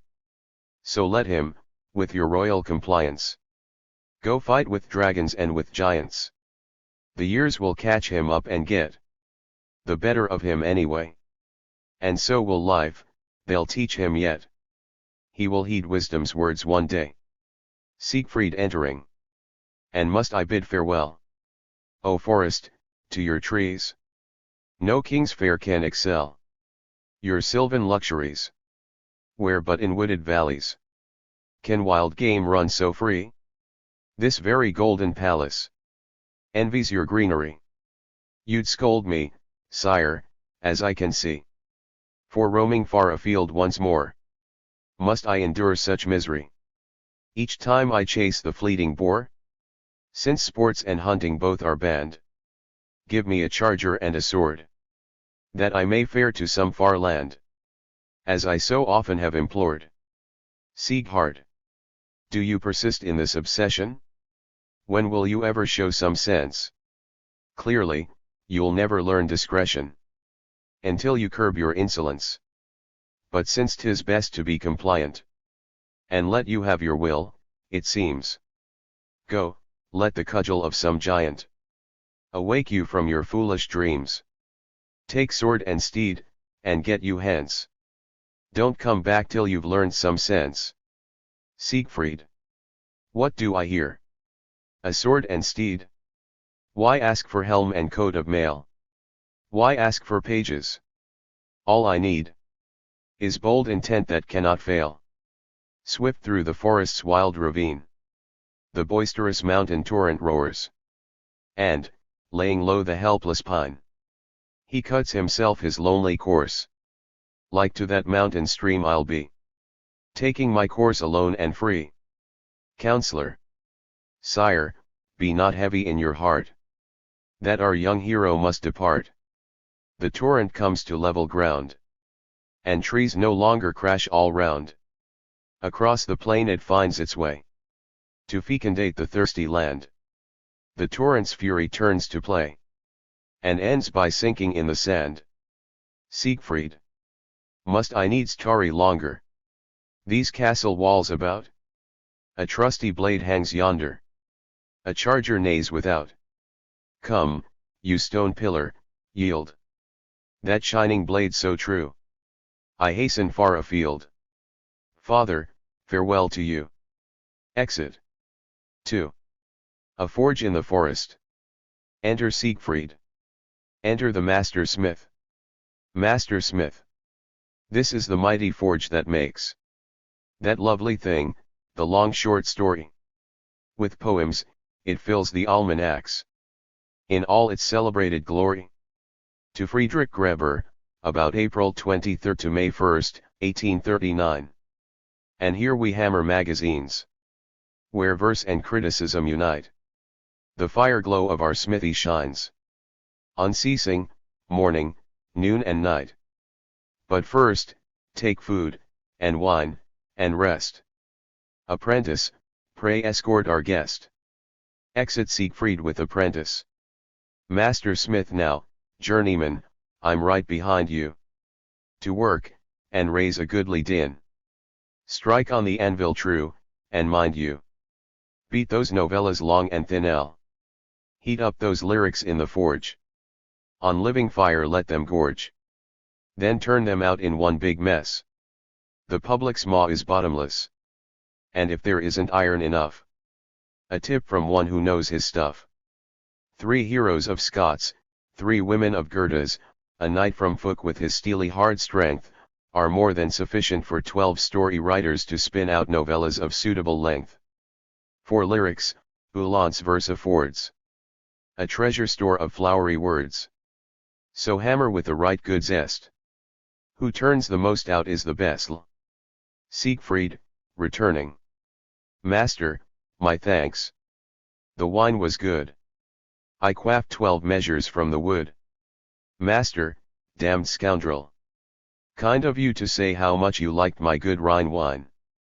Please be so kind to step this way. And meet this gallant team of mine. Now here we have the very best. He churns out tales, at my behest. Both lewd and moral, his praises sang. None other than the great Wolfgang Menzel, who in Stuttgart sits. His name, it is Herr von Tromlitz. 432. And here is one almost as good. He also is of noble blood. The sea of Waxman a big one, mind. His equal would be hard to find.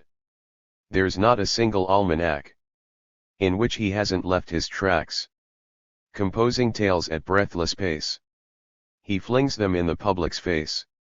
A man of sweated toil is he. He hasn't done a thing for verse. But thanks to him, as most agree, the public's taste was never worse. Taste I regard with trepidation. For taste could mean our ruination. Third, Robert Heller, famous due to a shine as on one plate of pewter. The public think it's silver plate. We don't mind if they learn too late. He sets himself a slower pace. And strives for characterization. He's dealt a right smack in the face. To mystics his abomination.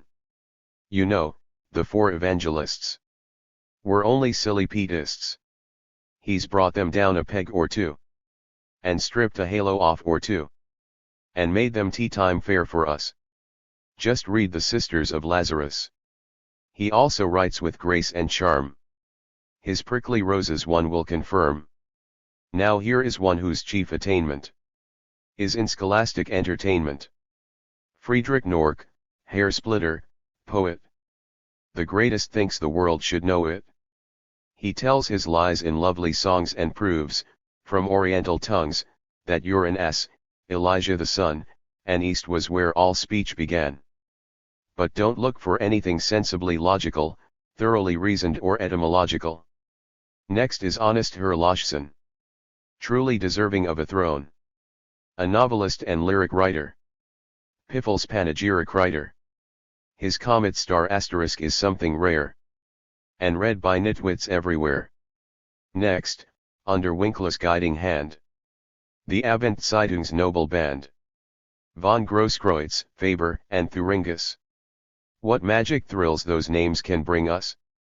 But what more need have I to praise? The public, with its curious ways, has long since raised them heaven high, to join the stars up in the sky. There are some others, absentees. They're gathering deadwood from the trees. No need to name the apprentice swarm. They're all still rather weak of arm. I hope they will, in time, make good. Given one drop of novelist's blood. Siegfried. Good Master Smith, who may you be? Master. Saxon literature's spirit you see. Incarnate in my nothingness. If you would know what I can do. Observe this arm's sinewiness. And how I hammer hard and true. You look a likely lad, no sheer care. Why don't you join us for a spell? Siegfried. Done, master. It would suit me well. To join you as a common worker. Master. You can be one of Theodore Hell's. Go, try your hand at 2 nouvelles. Siegfried. Ha! With bare fists I brought the oak trees to the ground. Before my fierce onslaught, the savage bear went down. Wrestling the bull in rut, I brought him to his knees. Why, then, should I not swing at this art with ease? No learner's tasks for me. No, not at any price. Apprentice I won't be. Here is my masterpiece. Hand me those bars, there. Neatly. I've snapped them, every one. They're pulverized completely. My blacksmith's work is done. Theodore Hell. Here, steady. What's the big idea? I'll hit you like that iron, do you hear? Siegfried. Why make that babbling sound? Why take it all so ill? Stop rolling on the ground. Stand up, man, if you will. Theodore Hell. Oh, help, oh, help. Master. Young journeyman. You strike your fellow hands, I see. Quick march. Get moving, understand? Unless you want your hide well tanned. Siegfried. You're clearly just the man for me. Throws him down. Master. Ah, whoa, whoa. Etc. Siegfried is sent into the forest, slays the dragon and, on returning, the master, scatters the journeyman in all directions, and goes away. To Friedrich Greber, about April 23 to May 1, 1839 435. 3. In the forest. Siegfried. O'er yonder, where that coppice grows. I hear two men exchanging blows. They're drawing near, such foolish pother. They'll never silence one another. I thought them giants in all their strength. With lances of a pine tree's length. Not two professors, all skin and bones. Pelting each other with learned tomes. Enter Leo and Michelet. Leo, stand up and fight, Hegelian whelp. Michelet. Not with you, bigot, you're past all help. Leo. Here, take the Bible smack on the head. Michelet. Take Hegel, miserable drip, instead. Leo. Blasphemer, I throw your Hegel back. Michelet. This Bible will give you a pain in the neck. Leo. What more do you want, you old corpse in the attic? Michelet, you mean yourself, unbridled fanatic. Siegfried. Pray tell me how this quarrel began. Leo. Why, that foul-mouthed Hegelian would get the Bible in disgrace.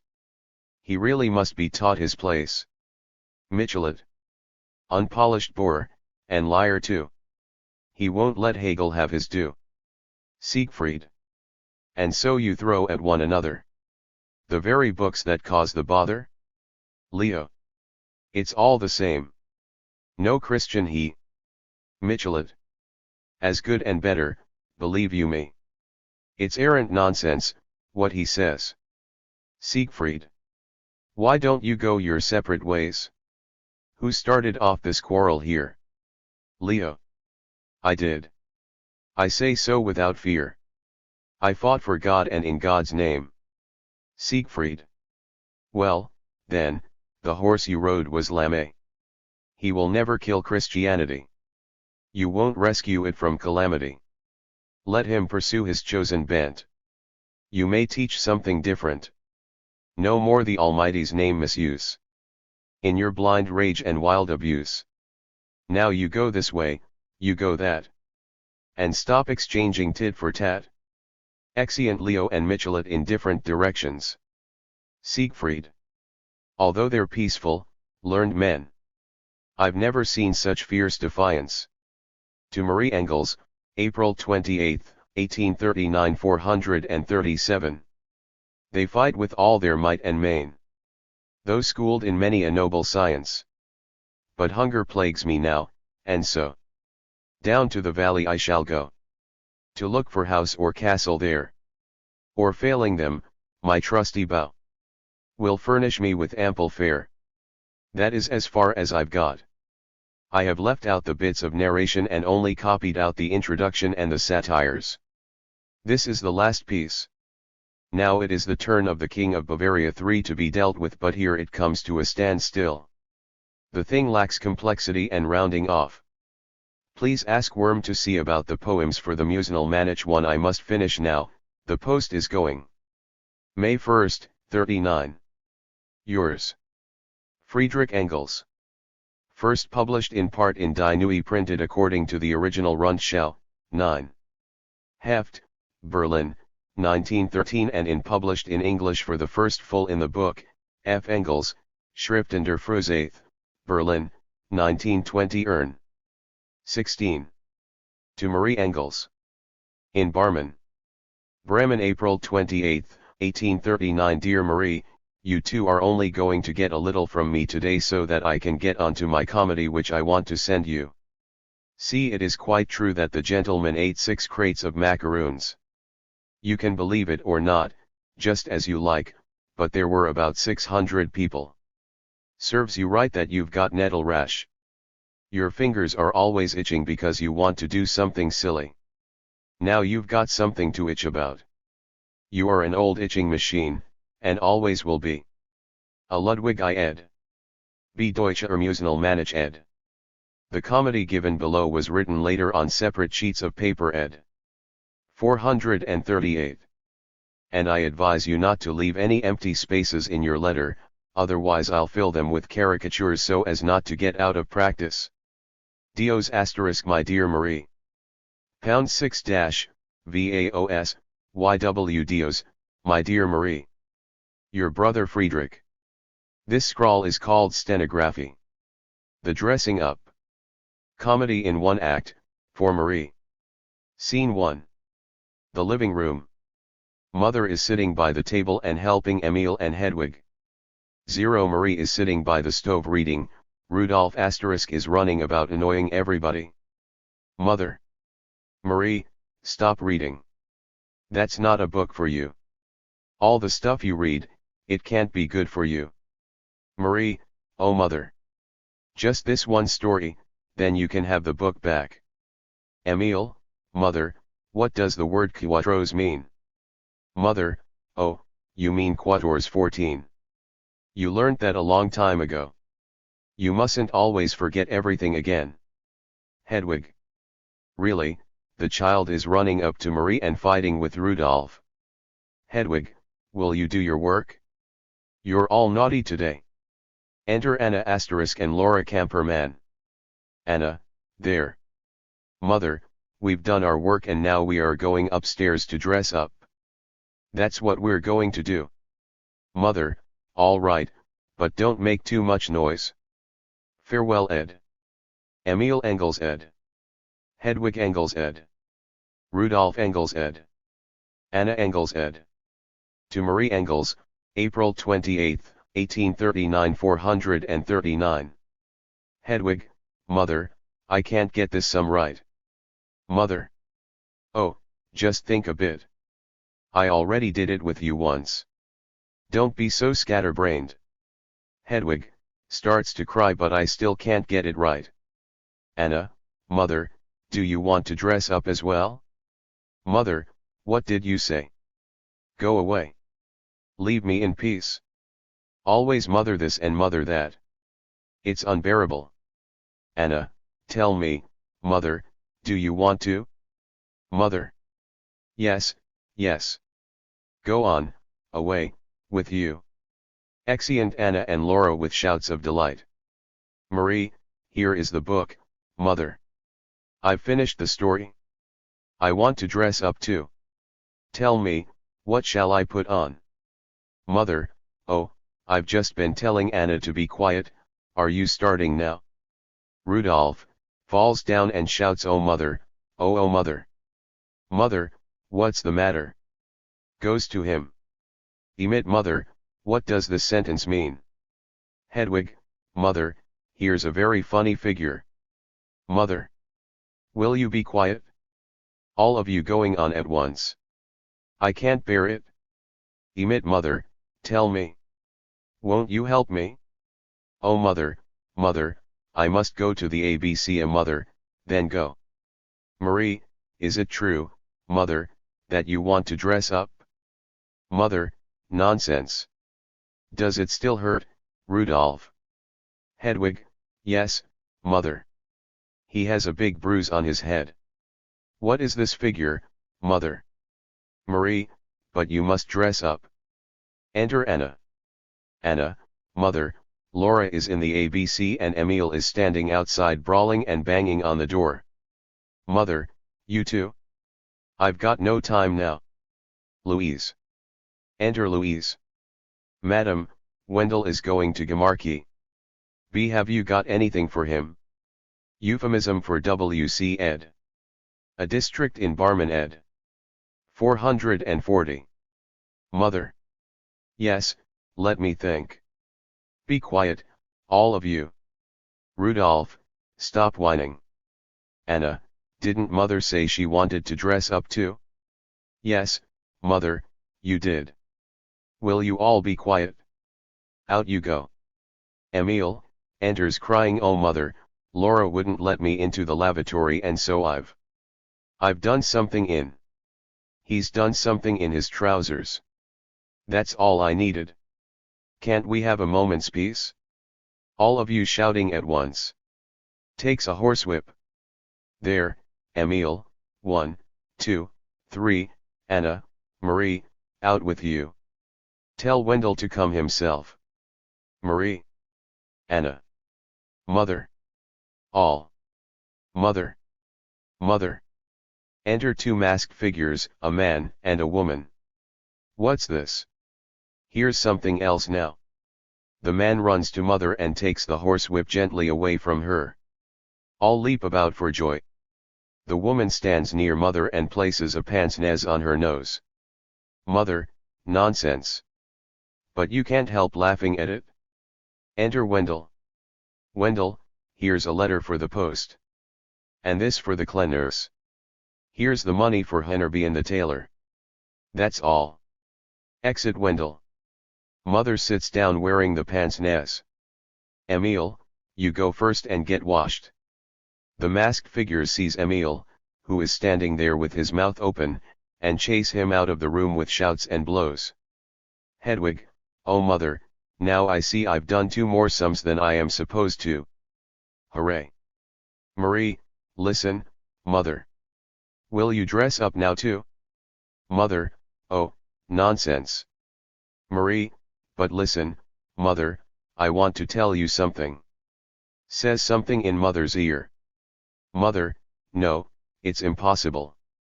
Marie, no, it's not. You'll see. Exeunt all. 2 hours later. Hedwig is wearing Rudolph's clothes and Rudolph is wearing Hedwig's, and both are wearing masks which they undo for each other. The others follow one after the other, all very curiously disguised. To Marie Engels, April 28, 1839 441. Herman 3, oh August, B. I have surely got the longest nose. Look, boy, I even have a beard like the one our Fritz once had. August, but I have such nice green cheeks and a grey beard, and my nose is also much redder. Marie, look, Laura, I'm a nice boy, aren't I? You are such a tiny thing under the hat, I am much bigger than you are, and my fancy paper hat is also bigger. Enter mother in an old dressing gown with father's fur dressing gown over it, and a peaked nightcap on top of her bonnet, and the pince-nez on her nose. A Herman Engels ed. B. August Engels ed. 442. All shout, oh mother, mother. Herman, August, that's not my mother. Mother. Will you be quiet, boy, and sit down at the table, all of you, until he comes. Pause. Enter father, looks round astonished until at last all take their masks off and the children run about shouting and screaming for joy. Finale, a gigantic feast. I could have gone on with it but time will not allow. The post goes in half an hour, so I'll close. Your brother Friedrich first published in, Marx/Engels, printed according to the original Gesamtausgabe, ABTL, BD2, 1930 published in English for the first rhyme. 17. To Wilhelm Greber. In Berlin. Bremen, about April 28 to 30th, 1839 Guglielmo Carissimo. TTJVAOO and Wtiaj Sop TJSA SV Tot to V Exapoiv, Zatrajoages VE, IOL to Oku Per Jagia. To Andy Jate Sa TQPWVXWV Trevks UT Opasijari, Zoltij Votsv Spiatvo U Avahayat U Voyashiv Aov Tef6 Jave Kofits for JV Oxt Y PX Ps ITT Ehioo, SIO Tujit Natijita Evzaik EOJGE Urshik since you don't wish to criticize Saint Hainer, Florida, and Sturm, you don't deserve to get any more verses. Your assertion debilitatis ingenia abhortet abusata tua vera loquentia. Mem quidem mentum ad juvenilum Germanium se inclinare, haudit no spit libertati, hec enim classis script aurum non est, ut schola romantica, demagogia, et set, societas clausa, sed ideas seculi nostri, emancipationum judaeorum servorumque, constitutionalismum generalum aliasque bonus ideas in succum et sen. My very dear Wilhelm, I found your letter amongst those of the others and its words were sweet to me. But I cannot accept as either authentic or competent the judgment and the sentence passed by the 5 students, for it is an act of kindness on my part when I enclose poems in my letters to you ed. To Wilhelm Greber, about April 28 to 30th, 1839 443. Genum populi Teutonicii inter voluntentant. Quiquam idea hand proculsint direct ioni animi me, curmi separe. Non enim est, quod tu dices, surrendering oneself to a tendency, seth, joining it, sequitur 0 a continuation in my room, and, in writing a polyglottic letter, I will take now the English language, one mano, il mio bello ital w.no, dolce e soave, cum il zafiro, con parole, somiglianti alle flori del piu bel giardino, y español, lengua como el viento en los arboles, e o portuguese, como as olas de mar en riba de flores y prados, et le francais, cum le murmur vit d'enfant, très amusant, en. De Hollandsk tool, jelly den dampoaged enerpij tobak, zeder gemodelijk, but our beloved German that is all at once. Like to the long waves of the sea is the language of Homer, Aeschylus into the valley hurls one rock after another. Tongue of the Romans thus mighty Caesar addresses the legions, grasping the words that lie in profusion like angular boulders scattered around, from them there soars a cyclopean building, whereas the new Italian tongue is graceful and charming, setting the poet in the middle of earth's most beautiful garden, Petrarch-filled cornucopias, Ariosto wove his Bayreuth. Language of Spain, oh, hear how aloft in the leaves of the tree-top reigns the tremendous wind, and tremendous songs of the ancients swell and resound in its roar, and the grapes that hang from the vine branch climbing the trunk of the tree, all swing to and fro in the leafage. Of intellectual weakness is in contradiction to your customary veracity. It will do no harm to liberty if my mind inclines towards young Germany, for this is not a group of writers, like the Romantic, Demagogic, and other schools, not a closed society. What they want and work for, is that the ideas of our century, the emancipation of the Jews and of the slaves, general constitutionalism, and other good ideas shall become part of the flesh and blood of the German people. Since these ideas are not far from the trend of my own mind, why should I hold aloof? For it is not as you say ed b but ed. C follows ed. The original, after sequitur, is written in English ed e but no, my beautiful Italian, lovely and pure as the zephyr, with words like flowers from the loveliest of gardens, and Spanish, a language like the wind in the trees, and Portuguese, like the rustling of the sea on a shore of flowers and meadows, and French, like the quick murmur of a fountain, very amusing, and Dutch, like the smoke from a pipe of tobacco, very cozy ed. 444. Portugal's language, the murmur of waves on the flower-studded coastline, where in the reeds may be heard how Syrinx sighs with the zephyr. Hark to the tongue of the Franks, it runs, an exuberant streamlet, merrily taking its course and smoothing the obstinate sandstone under the rippling flow of its chattering, garrulous wavelets. Language of England, all this time weather-beaten and grass-grown monument of great giants, that the brambles covered for all that, round it screams and howls the storm that would topple it over. Ah, but the German tongue, it booms like the surf of the breakers washing the jagged-edged coral that carries the fairest of islands, towards it thunder the long, long waves of the music of Homer, there, too, crash the gigantic rocks that Aeschylus tumbled, there you will see the Commander-in-Chief's Cyclopean building, there you will see the fragrant garden of beautiful flowers, mighty the sounds that swell from the midst of the leaves in the tree-top, syrinx is heard in the reeds, and the rivulets polish the sandstone, many a giant building stands with the wind screaming round it, such is the German language, eternal and woven with wonders. I wrote down these hexameters extempore, and I hope they'll make the nonsense on the previous page, out of which they came, more bearable to you. But discuss them as something extemporary. April 29th. To proceed with your letter in consistent continuation, the weather is marvelous today, so that you, posito caso equalitatis temporalis, are probably and rightly cutting all your lectures today. I wish I were with you. I have probably already written to you that I have been venting my wit on the Bremer Stadtbotep under the name of Theodor Hildebrand. I have given it up now with the following letter. Dear Bremen Courier, please don't be offended if I've made you the laughing stock of town. Remember, friend, that folk have always tended to ridicule what's patently unsound.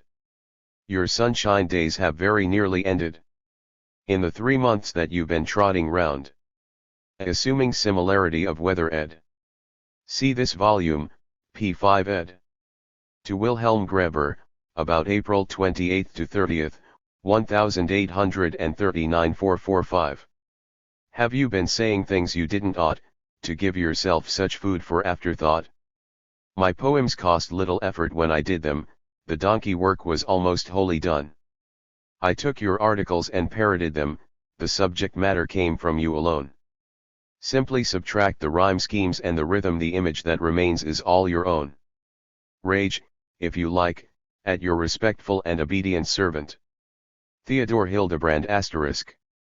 You, too, should begin to write a little, either in verse or in prose, and then send things to the Berliner Konversationsblatt, if it still exists, or to the Gesellschafter. Later, you take it up more seriously, write short stories, which you get printed in magazines, then by themselves, you get a reputation, are acclaimed as a gifted, witty narrator.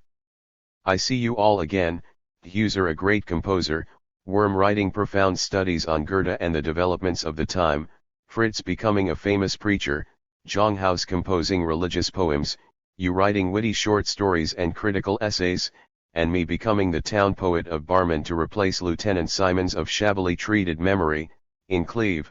As a further piece of poetry for you, there is also the song on the sheet for the Musenalmanach, which I don't feel like copying out again. Perhaps I'll write another one besides. Today, April 30th, because of the magnificent weather, I sat in the garden from 7 in the morning to 8:30, smoked and read the Logedec until I had to go to the office. There's no better way of reading than in a garden on a clear spring morning, with a pipe in your mouth, and the rays of the sun on your back. This afternoon I'll continue this pursuit with the old German Tristan, and his sweet reflections on love. Tonight I'm going to the Ratskeller * where our Herr Pastor is treating us to the Rhine wine which he has. See this volume, P26 ed. B Deutsche Musenalmanach ed. C Louise Vaz de Camoyens, Os Lucia das ed. D Bierceller under the Town Hall ed. George Gottfried Treviranus ed. 446. Been given in duty bound by the new burgomaster. In such stupendous weather I always get an immense longing for the Rhine and its vineyards, but what can I do about it? Write a couple of verses at most. I am willing to bet that W. has written telling you that I wrote the articles in the Telegraph * and that's why you were all so angry about it? The scene is in Barmen and you can imagine what it is. I have just had a letter from W. in which he says that the article is causing a frantic uproar in Elberfeld. Dr. Runkle attacks it in the Elberfelder Zeitung, accusing me of falsehood. 0. I want to let him be given a hint that he should point out to me just one single falsehood, which he cannot, because everything I wrote was based on proven data which I have from eyewitnesses and ear witnesses. Blank sent me the paper, which I at once dispatched to Gutskow with the request to go on keeping my name secret. Krummacher declared recently in a sermon that the earth stands still and the sun rotates around it, and the fellow dares to trumpet this to the world on this April 21, 1839, and then he says that Pietism does not lead the world back to the Middle Ages. It is scandalous. He should be. A. J. Daniel Nolte News ed. B. Letters from Wuppertal. See this volume, pages 7-25 ed. See this volume, pages 27-28 ed. See this volume, p. 29 ed. To Marie Engels, May 23, 1839 447. Expelled, or one day he will yet become Pope before you know, and then may a saffron yellow thunderstorm strike him dead. Dios lo sabe, God knows what will become of Wuppertal. Adios. Yours, expecting a speedy reply or not sending any more poems. First published in part in Die Neue. Rundschau, 9. Heft, Berlin, 1913, and in full in the book, F. Engels, Schriften der Frühzeit, Berlin, 1920. Friedrich Engels. Printed according to the original. Published in English for the first time. 18. To Marie Engels. In Barmen. Bremen, May 23, 1839. Dear Marie. Now I ride out every Sunday in the country with our Roth. Last Monday we went to Wechsack and Blumenthal, and just when we wanted to have a look at the famous Bremer Schweiz, this is a very small strip of land with small sand hills, an enormous pall of haze came down like a cloud, and in 5 minutes it was almost quite dark, so that we were unable to enjoy the so-called beautiful view, but on Whit Monday it is really lively in these parts. Everybody goes out of town and it is I/CLK dead quiet in Bremen, but at the town gates you see procession after procession of carriages, riders, and walkers. And such a dust, it is terrible. For the roads are covered with sand to a depth of half a yard, and of course it all goes up into the air. A broker called Jan Kruisbecker has just arrived, and I'll draw him for you. Jan Kruisbecker. 448. He looks exactly like this. He has eyes like rockets and an always half melancholy, half smiling air. Adieu. Your brother Friedrich. First published in the Deutsche Review, printed according to the original Stuttgart and Leipzig, BD 4, 1920, RL *SR degree, published M English for the first time. 19. To Wilhelm Greber. In Berlin. Bremen, May 24 to June 15, 1839. My dear William, 3 today is May 24, and still not a line from any of you. You are again qualifying for non-receipt of poems. I don't understand you. Nevertheless, you shall have contributions on present-day literature. Collected works of Ludwig Born. Volumes 1 and 2. Dramaturgisk Blätter. Born, the great fighter for freedom and justice, is concerned here with questions of aesthetics. And here too he is in his element. What he says is so precise and clear, coming from such a true feeling for beauty and demonstrated so convincingly, that there can be no question of contradiction. It is all flooded in a sea of the most exuberant wit, and here and there, the firm and sharp ideas of freedom rise out of it like rocks. Most of these reviews, for that is what the book is made up of, were written at the time when the plays discussed had just appeared, that is, at a time when critical judgments on them were still blindly and hesitatingly groping about. But Born's vision penetrated to the innermost threads of the action.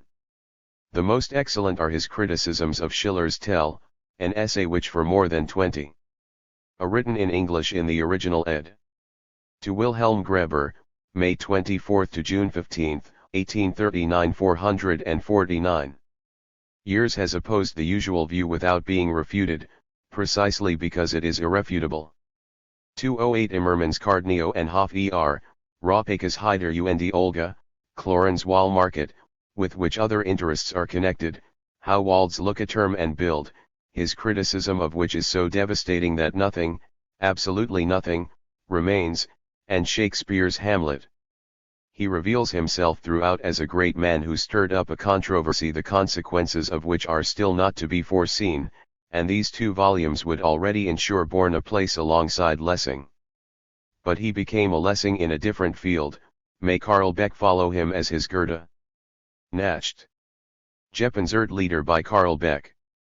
I am a sultan, driven by storms that blow. My warrior hosts are armored forms of song. And grief has laid a turban on my brow. With many mysteries its folds among asterisk.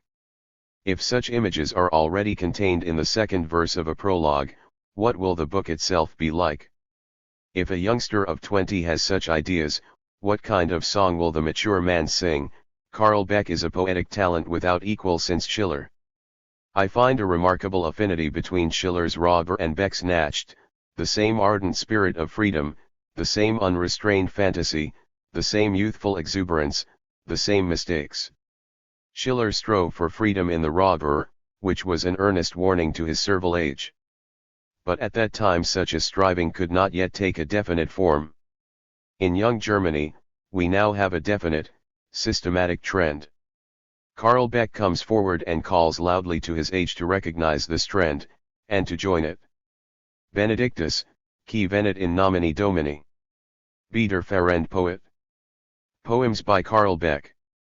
The first work of the young poet has hardly appeared before he presents us with a second, which in power of expression, wealth of ideas, lyrical verve and depth is not a whit inferior to the first, but infinitely surpasses it in excellence of form and in its classicism. What an advance from Skofung in the Nacht to the sonnets on Schiller and Goethe in Der Fachrend Poet / Gutzkow thinks that the sonnet from Karl Beck's poem Der Sultan. See this volume, p. 41 ed. Be blessed is he who cometh in the name of the Lord ed. 450. Form is harmful to the effect of the work as a whole, but I would maintain that this Shakespearean sonnet is precisely the medium between the epic stanza and the individual poem which this peculiar type of poetry requires. Of course, it is not an epic poem but a purely lyrical one with a loose epic thread running through it, still looser than in Byron's Childe Harold. But it is a good thing for us Germans that Karl Beck was born. Blossy Dau und Seine Sony. A comic novel by Karl Gutzkow. Volume 1. This novel in 3 volumes is based on the idea of a modern Don Quixote, an idea which has already been frequently used but generally has been badly adapted, and by no means exhausted. The character of this modern Don Quixote, Blossy Dau, a country parson, as Gutzkow originally conceived him, was splendid, but something is clearly wanting in the execution. At any rate, this novel by the barely 30-year-old Gutzkow, and which, moreover, is said to have been finished 3 years ago, is very inferior to Cervantes' presentation which, of course, is the work of a mature man. On the other hand, the secondary characters Tobiana seems to correspond to Sancho Panza. The situations and the language are excellent. So much for my reviews. I shall continue when you have written. Do you know when your letters arrived? On June 15th. And the ones before came on April 15th. That makes exactly 2 months. Is that right? I herewith decree that, on pain of not being sent any more poems, Worm's influence on the dispatch of letters be totally withdrawn. And if Worm does not get his letter finished by the proper time, then send yours off without his. Isn't 14 days long enough to write me 2 quarto-size pages? It is scandalous. You put no date on your letter again. I don't think that's right. Either the article in the Telegraph 3 is my own indisputable property, and pleased W. enormously. It was also applauded very much in Barman and, in addition, was quoted with praise in the Nuremberg Athenaeum. 206. There may be individual exaggerations in it, but on the whole it gives a correct picture if seen from a reasonable standpoint. However, if read with the preconceived opinion that it is a jumbled botch, it must appear to be precisely that what you say about the comedy is justum. b. A Letters from Wuppertal. See this volume, pages 7-25 ed. B. Correct ed. To Wilhelm Greber, May 24 to June 15, 1839 451. Justus Judex Ultianes. Donum fac remissiones. You have not made the slightest mention of the canzone. This to be rectified. Candidates of Musenal Manich. With regard to Leo and Michelet, I only know about the matter from Leo's Hegelingen 207 and a number of works written against it, and from these I have learned, 1. That, according to his own statements, Leo has abandoned all philosophy for the past 11 years and therefore cannot pass any judgment, 2. That only his extravagant and boastful brain made him believe he had a vocation for it, 3. That he attacked conclusions which, by the specific character of the Hegelian dialectic, necessarily follow from generally accepted premises instead of attacking the dialectic itself, and failing which he should have let these conclusions stand, 4. That he resorted only to coarse exclamations and indeed abuse to refute what was written against him, 5. That he regards himself as being far superior to his opponents, puffs himself up, and then on the very next page smirks with an infinite humility, 6. That he only attacks 4 persons, though by so doing he attacked the whole school, which cannot be separated from them, for although Gans, etc., may indeed have dissociated themselves from them on particular. A upright judge who punishes, grant me indulgence ed.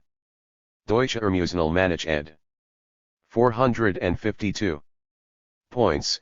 They belonged so closely together that Leo was least of all capable of showing the points of difference between them to be important.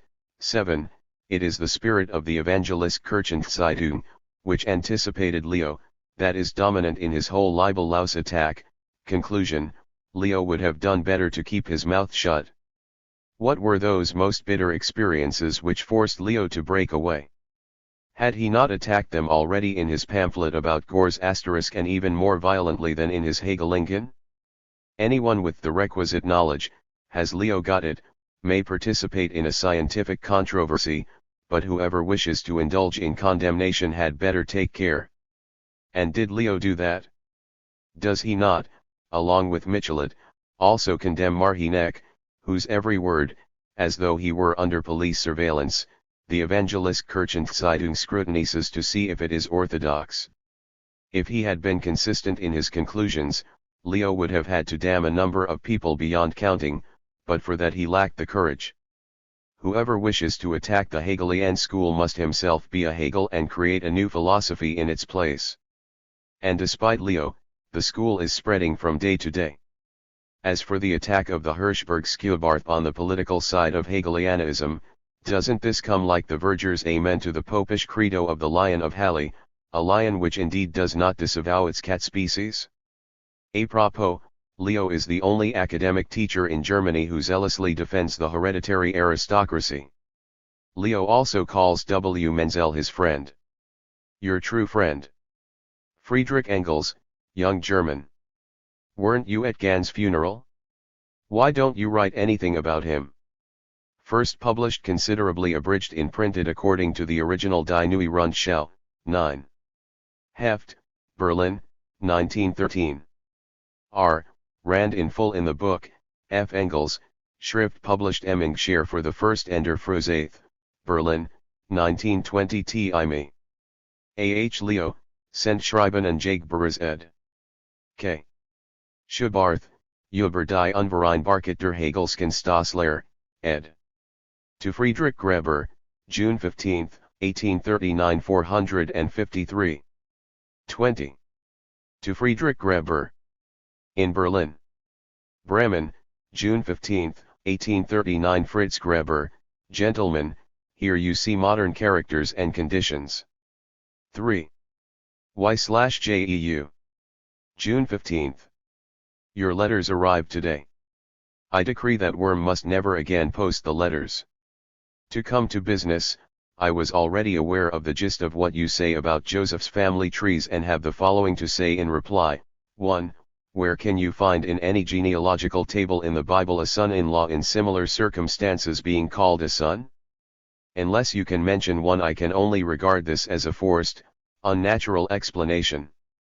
2. Why did Luke, who wrote in Greek for Greeks, who could not know this Jewish custom, not expressly say for their benefit that it was as you state? 3. What is the point of Joseph's genealogical table at all? It is superfluous, since all three synoptic gospels expressly declare that Joseph was not the father of Jesus. 4. Why does a man like Lavater not resort to this explanation, but rather let the contradiction stand? Finally, why does even Neander, who after all is more erudite than Strauss, say that this is an insoluble contradiction, responsibility for which should be laid on the Greek scholar who worked on Matthew's Hebrew manuscripts? Furthermore, I do not propose to be dismissed so easily with my other points, which you call miserable hair-splitting. The teaching of literal inspiration is carried by the Wuppertalers to such a degree that God is supposed to have invested each word with a particularly deep meaning, as I have heard often enough from the pulpit. I can well believe that Hank Stenberg does not share this view, for it is obvious from the Kirchenzeitung that he has no clear opinions whatever, but at one moment concedes to one of the orthodox something which the next moment he holds up as a crime when it is said by a rationalist. But how far does the inspiration of the Bible go? Certainly not so far that one evangelist can make Christ say, "This is my blood," and another, "This cup is the New Testament in my blood." Why then did God, who surely foresaw the dispute between Lutherans and Reformers, not prevent this wretched conflict by such a very small intervention? If there is inspiration, then only two things are possible: either God did it deliberately in order to cause the conflict, something which I should not like to impute to God, or God overlooked it, which is ditto inadmissible. One cannot say that this dispute has brought forth any good, and it would be completely unwarranted and contrary to all probability to suppose that, after having divided the Christian Church for 300 years, it will have a good effect in the future. It is precisely the passage about the Lord's Supper which is important. And if there is a contradiction here, then all faith in the Bible is destroyed. I want to tell you quite plainly that I have now reached a point where I can only regard as divine a teaching which can stand the test of reason. Who gives us the right to believe blindly the Bible? Only the authority of those who did so before us. Yes, the Quran. A Mark 14:24 ed. B. Luke 22:20 ed. To Friedrich Greber, June 15, 1839 455. Is a more organic product than the Bible, for it demands belief in its entire, continuous content. But the Bible consists of numerous parts written by different authors, many of whom do not even themselves make any claim to godliness. Are we supposed to believe it against our reason, simply because our parents tell us to do so? The Bible teaches that rationalists will be eternally damned. Can you imagine that a man who has striven for union with God all his life, Born, Spinoza, Kant, indeed that someone like Gutzkow, whose highest aim in life is to find the meeting point between positive Christianity and the culture of our time, that after death people like these should be banished from God forever and ever and suffer God's wrath physically and mentally without end in the most fearful torments? We must not torment a fly for stealing our sugar, yet God is supposed to torment such men, whose errors are equally unconscious, 10,000 times more cruelly and for all eternity. Further, a rationalist who is sincere, does he sin by his doubting? Not at all. He would then have to suffer the most terrible pangs of conscience all his life. If he strives for truth, Christianity would have to overwhelm him with incontestable truth. Does this happen? Further, how ambiguous is the position of orthodoxy with regard to modern education? It is claimed that Christianity has brought education with it everywhere. And now all of a sudden, orthodoxy orders that education shall be brought to a halt in the middle of its progress. What is the point of all philosophy, for example, if we believe the Bible, which teaches that God cannot be known through reason? Yet, despite this, orthodoxy finds a little philosophy, only not too much of it, quite useful. If geology brings results different from what Mosaic primeval history teaches, then it is decried, See the miserable article in the Evangelische Kirchenzeitung entitled Die Grenzen der Naderbetrachtung 1, if it brings results which seem to be the same as in the Bible, then it is appealed to. For example, it is appealed to if a geologist declares that the earth and the fossilized bones prove that there was once a great flood, but if another geologist finds evidence that these things belong to different ages and proves that these floods took place at different times in different places, then geology is damned. Is that honest? Furthermore, here we have the Leben Jesu by Strauss, an irrefutable book. Why does not someone write a devastating refutation? Why is this truly honorable man decried? How many have come out against him in the manner of a Christian, like Neander, and he is not one. Evangelische Kirchenzeitung, March 20, 23 and 27, 1839 ed. 456. Of the Orthodox. Yes, truly, there are doubts, grave doubts, which I cannot refute. Then take the teaching about salvation. Why do we not draw from this the moral that if someone freely gives himself up for somebody else he should be punished? All of you would regard this as unjust, but shall what is unjust in the eyes of men be the highest justice in the eyes of God? Again, Christianity says, I free you from sin. That is what the rest of the world, the rationalist world, is also striving to bring about, and now Christianity steps in and forbids it to go on striving on the grounds that the path of the rationalists leads still further away from the goal.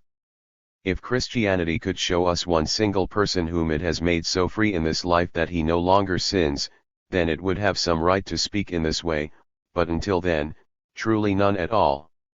Again, Peter speaks of the reasonable, pure milk of the gospel. I do not understand it. They tell me, this is enlightened reason. Now show me an enlightened reason to whom this is clear.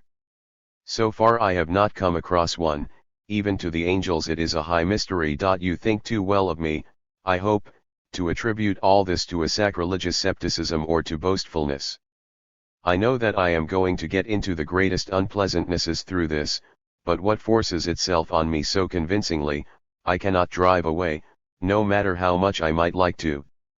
If I should perhaps have hurt your conviction by my strong language, then I ask your pardon from the bottom of my heart. I only spoke as I think and as things have forced themselves on me.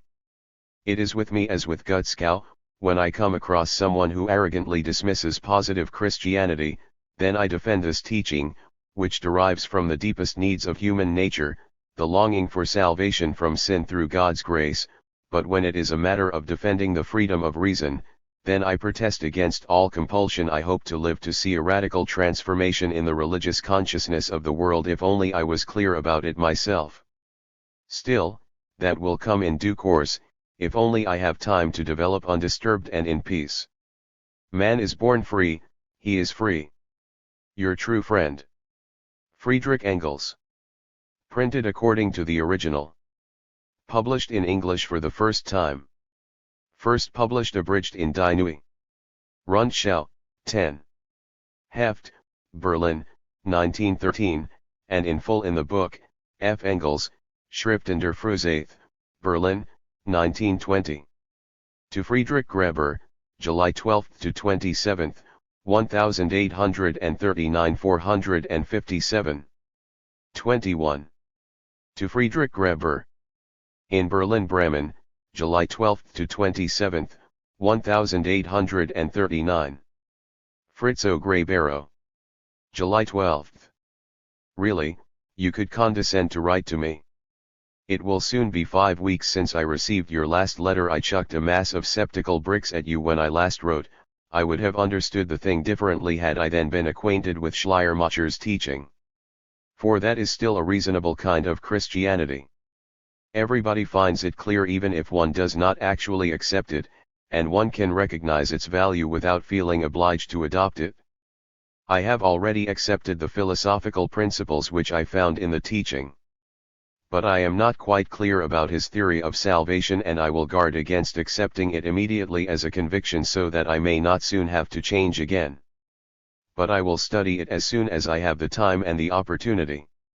If I had come into contact with this teaching before, I would never have become a rationalist, but where do you hear about things like this in our Muckertal 3? I feel a blazing anger at this kind of thing, and will fight against pietism and literal belief as long as I can. What is this nonsense? What is rejected by science, the development of which now includes the whole of church history, should no longer exist in life either. Pietism may have been an historically justified element in the development of theology in former times. It obtained its lawful right, it lived and should not now refuse to make way for speculative theology. It is only out of this latter that any certainty can be developed. I cannot understand how one can still try to maintain literal belief in the Bible or defend the direct influence of God, since this cannot be proved anywhere. July 26. So here you are. To business. It is quite remarkable how in your letter you cling to orthodoxy and yet manage to concede some points to a rationalizing trend, thus providing me with a weapon. Joseph's family tree. To my first objection you reply, who knows whether we have not often read son instead of son-in-law or nephew in the genealogical tables in the Bible? Are you not destroying the whole credibility of the biblical genealogical tables when you say this? I cannot at all understand how the law is supposed to prove anything here. To my second objection you. A Muckertal Valley of Bigots, an allusion to Wuppertal ed. 16 to 384. 458. Reply, Luke wrote for Theophilus. Dear Fritz, what kind of inspiration is that which has such consideration for the level of knowledge possessed by the one into whose hands the book happens to come first? If there is not also consideration for all future readers, then I cannot acknowledge any inspiration at all. In general, you do not as yet seem to be clear about the concept of inspiration. 3. How Joseph's genealogical table demonstrates the fulfillment of the prophecy, I am incapable of understanding. On the contrary, the evangelists should have been above all concerned not to present Jesus as the son of Joseph, to destroy this view, and not at all to honor Joseph by thus presenting his genealogical table. To say that Jesus was a son of Mary and that Mary was a daughter of Elijah would have been quite contrary to custom. Dear Fritz, can custom have the slightest influence here? Make sure whether by talking like this you are not once more going against your conception of inspiration. Really, I cannot regard your explanation as anything but so completely forced that if I were in your place I would rather conclude that one or the other was wrong. Insoluble doubts must confront Christianity, and yet we can arrive at certainty through God's mercy. I doubt this influence of God's mercy on the individual in the form in which you have it. I well know the feeling of happiness everyone has, rationalist or mystic alike, who places himself in a close, heartfelt relationship with God. But make yourself clear about it, think about it without using biblical phrases, and you will find that it is the consciousness that mankind is of divine origin, that you, as part of this mankind, can never be lost, and that after all the countless struggles in this world, as in the next, you must return, divested of all that is mortal and sinful, to God's bosom. That is my conviction, and I am at rest with it. To this extent, I can also tell you that God's Spirit gives me testimony that I am a child of God, and, as I have said, I cannot believe that you could say it in any other way. To be sure, you are much calmer about it, while I am still threshing around with all kinds of opinions and cannot let my conviction remain in its present undeveloped state, but because of that I can indeed acknowledge the difference quantitatively but not qualitatively. I readily admit that I am a sinner and that I have a deep-rooted propensity to sin, and I refrain completely from any justification by works. But I do not admit that the sinfulness lies in the will of man. I readily admit that though the possibility of sinning is not inherent in the idea of humanity, it must necessarily be inherent in its realization. I am therefore certainly as penitent as anyone can possibly demand, but, my dear Fritz, no. To Friedrich Greber, July 12 to 27, 1839 459. Thinking person can believe that my sins can be remitted by the merits of a third party. When I think about this independently of all authority, then I find, like the new theology, that the sinfulness of man lies in the necessarily imperfect realization of the idea, that it must therefore be the striving of everyone to realize in himself the idea of humanity, i.e., to make himself the equal of God in spiritual perfection. That is something quite subjective. How can the orthodox theory of salvation, which posits a third, something objective, accomplish this subjective development? I admit that I deserve to be punished, and if God wishes to punish me, let him do so, but eternal banishment even of the least part of the Spirit from God, this I find it quite impossible to conceive or to believe. It is, of course, true that it is God's mercy that he accepts us. Everything God does is mercy, but everything he does is likewise necessity. The unity of these contradictions constitutes an essential part of the essence of God. What you say later about God not being able to deny himself, etc., sounds to me as if you wanted to evade my question. Can you believe that a man who strives for union with God ought to be rejected by God for all eternity? Can you? You can't, so you beat about the bush. Is it not very base to believe that God would inflict further punishment for past wickedness, in addition to that already contained in the wicked deed itself? Alongside eternal punishment you must also set eternal sin, and alongside eternal sin eternal possibility of believing and, therefore, of being saved. The teaching of eternal damnation is terribly inconsistent. Furthermore, historical belief is for you a great essential of belief, without it belief is unthinkable. But you will not deny that there are people for whom it is quite impossible to have this historical belief. And should God require such people to do the impossible? Dear Fritz, just think this would be nonsense, and God's reason is certainly higher than ours, but still not of a different kind, for otherwise it would no longer be reason. The biblical dogmas also are to be understood by using reason not to be able to doubt, you say, is freedom of the mind. It is the greatest enslavement of the mind. He only is free who has overcome every doubt concerning his conviction. And I am not even demanding that you refute me. I challenge all orthodox theology to refute me. Christian scholarship is now all of 1,800 years old and has been unable to bring forward any counterarguments against rationalism, and has only repulsed a few of its attacks. Nay, it shies away from the fight in the purely scientific field and prefers to drag the personalities of its opponents in the mud. What is a man to say to that? Indeed, is Orthodox Christian. 16 460. Teaching capable of being purely scientific? I say no. What more can it do than engage in a little classifying, explaining, disputing? I advise you to read sometime Darstellion und Kritik de modernen Pietismus by Dr. C. Marklin, Stuttgart, 1839. If you can refute it, that is, not what is positive, but what is negative in it, you will be the world's leading theologian. The simple Christian can rest quite content with this. He knows that he is a child of God, and it is not necessary for him to be able to give answers to all apparent contradictions. Neither the simple Christian nor Hank Stenberg can give answers to the apparent contradictions, for they are real contradictions, but truly, whoever rests content and prides himself on his faith, has in reality no basis whatever for his faith. True, feeling can confirm, but it can most certainly not furnish a basis that would be like wanting to smell with one's ears. What makes Hank Stenberg so detestable to me is the really scandalous editing of the Kirchenzeitung. 3. Nearly all the contributors remain anonymous, and the editor, therefore, has to be responsible for them, but if somebody who has been attacked in the paper takes him to task, then Herr Hank Stenberg denies all knowledge of the matter, will not reveal the name of the author, but also disclaims all responsibility. This has already happened to many a poor devil who has been attacked by God knows what miserable lout in the Kirchenzeitung, and the only answer he got from Hank Stenberg when he approached him about it was that it was not he who wrote the article. The Kirchenzeitung still enjoys a big reputation among the pietist preachers because they do not read anything opposed to it, and so it keeps going. I have not read the latest issues, otherwise I would quote you examples.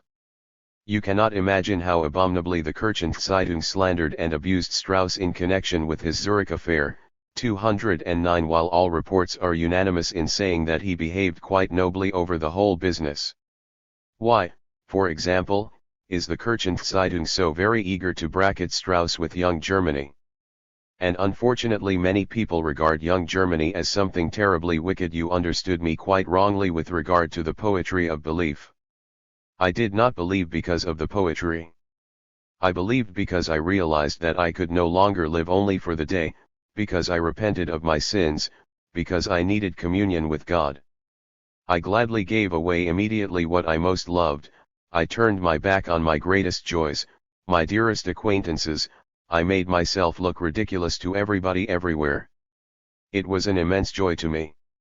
When I found in Plymaker someone with whom I could talk about it, and I gladly put up with his fanaticism concerning predestination. You know yourself that I was in earnest, in dead earnest. I was happy then, that I know, and I am still just as happy. I had trust and joy when I prayed. I have them now too. I have them even more because I am struggling and need to be strengthened. But I have never experienced anything of that ecstatic bliss I heard so much about from our pulpits. My religion was and is quiet, blessed peace, and if I have it after my death then I shall be satisfied. I have no reason to believe that God will take it from me. Religious conviction is a matter of the heart and is only concerned with dogma insofar as dogma is or is not contradicted by feeling. Thus the Spirit of God may convince you through your feeling that you are a child of God. That is quite possible, but it most certainly cannot so convince you that you are a child of God through the death of Christ, otherwise feeling would be capable of thinking and your ears of seeing. I pray daily, indeed nearly the whole day, for truth, I have done so ever since I began to have doubts, but I still cannot return to your faith. And yet it is written, ask, and it shall be given you. I search for truth wherever I have hope of finding even a shadow of it, and still I cannot acknowledge your truth as the eternal truth. And yet it is written, seek, and ye shall find. Or what man is there of you, whom if his son ask bread, will he give him a stone? How much more shall your Father which is in heaven? Tears come into my eyes as I write this. I am moved to the core, but I feel I shall not be lost. I shall come to God, for whom my whole heart yearns. And this is also a testimony of the Holy Spirit, and I live and die by it, even if the Bible says the opposite 10,000 times over. And don't deceive yourself, Fritz, you may seem to be so sure, but a doubt will come before you know it, and the way your heart decides often depends on the merest coincidence. But I know from experience that dogmatic faith has no influence whatever on one's inner peace. July 27. If you did what it says in the Bible, you should have nothing more to do with me. In the second epistle of John, if I'm not mistaken, it says that one should not greet the unbeliever, not even say xapectonmi. There are many such passages in the Bible. And they have always angered me. But you do not do all it says in the Bible by a long way. Incidentally, when Orthodox evangelical Christianity is called the religion of love, that sounds to me like the most monstrous irony. According to your Christianity, 9/10 of mankind will be eternally unhappy and only 1/10 happy. Fritz, and do you call that God's infinite love? Just think how small God would appear if that was what his love amounted to. It is therefore clear that if there is a revealed religion, its God must indeed be greater than but not different from the one who is shown by reason. Otherwise all philosophy is not only empty but even sinful. Without philosophy there is no education, without education there is no humanity, without humanity, again, there is no religion. But even the fanatical Leo does not dare to revile philosophy in this way. And that is another of the inconsistencies of the Orthodox. I could reach an understanding with men like Schleiermacher and Neander, for they are consistent and have pure hearts. I look in vain for these qualities in the columns of the Evangelist Kirchenzeitung and other pietist journals. Especially for Schleiermacher I have enormous respect. If you are consistent you must, of course, consign him to damnation, for he does not teach the word of Christ in your sense, but rather in that of Young Germany, of Theodor Munt and Karl Gutzkow. But he was a great man, and I only know one man now living who has equal intelligence, equal power, and equal courage, and that is David Friedrich Strauss. I was very pleased that you should rise up with such vigor to refute me, but one thing made me angry, and I shall tell you straight out what it is. It is the contempt with which you speak of the striving of the rationalists for union with God, of their religious life. To be sure, you lie comfortably in your faith as in a warm bed, and you know nothing of the fight we have to put up when we human beings have to decide whether God is God or not. You do not know the weight of the burden one feels with the first doubt, the burden of the old belief, when one must decide for or against, whether to go on carrying it or to shake it off. But I tell you again, you are not so safe from doubt as you think, so do not delude yourself with regard to those who doubt. You could become one of them yourself, and then you too would ask for fair treatment. Religion is an affair of the heart, and whoever has a heart can be devout, but those whose devoutness is rooted either in their understanding or in their reason have none at all. The tree of religion sprouts from the heart, overshadows the whole man, and seeks its nourishment from the air of reason.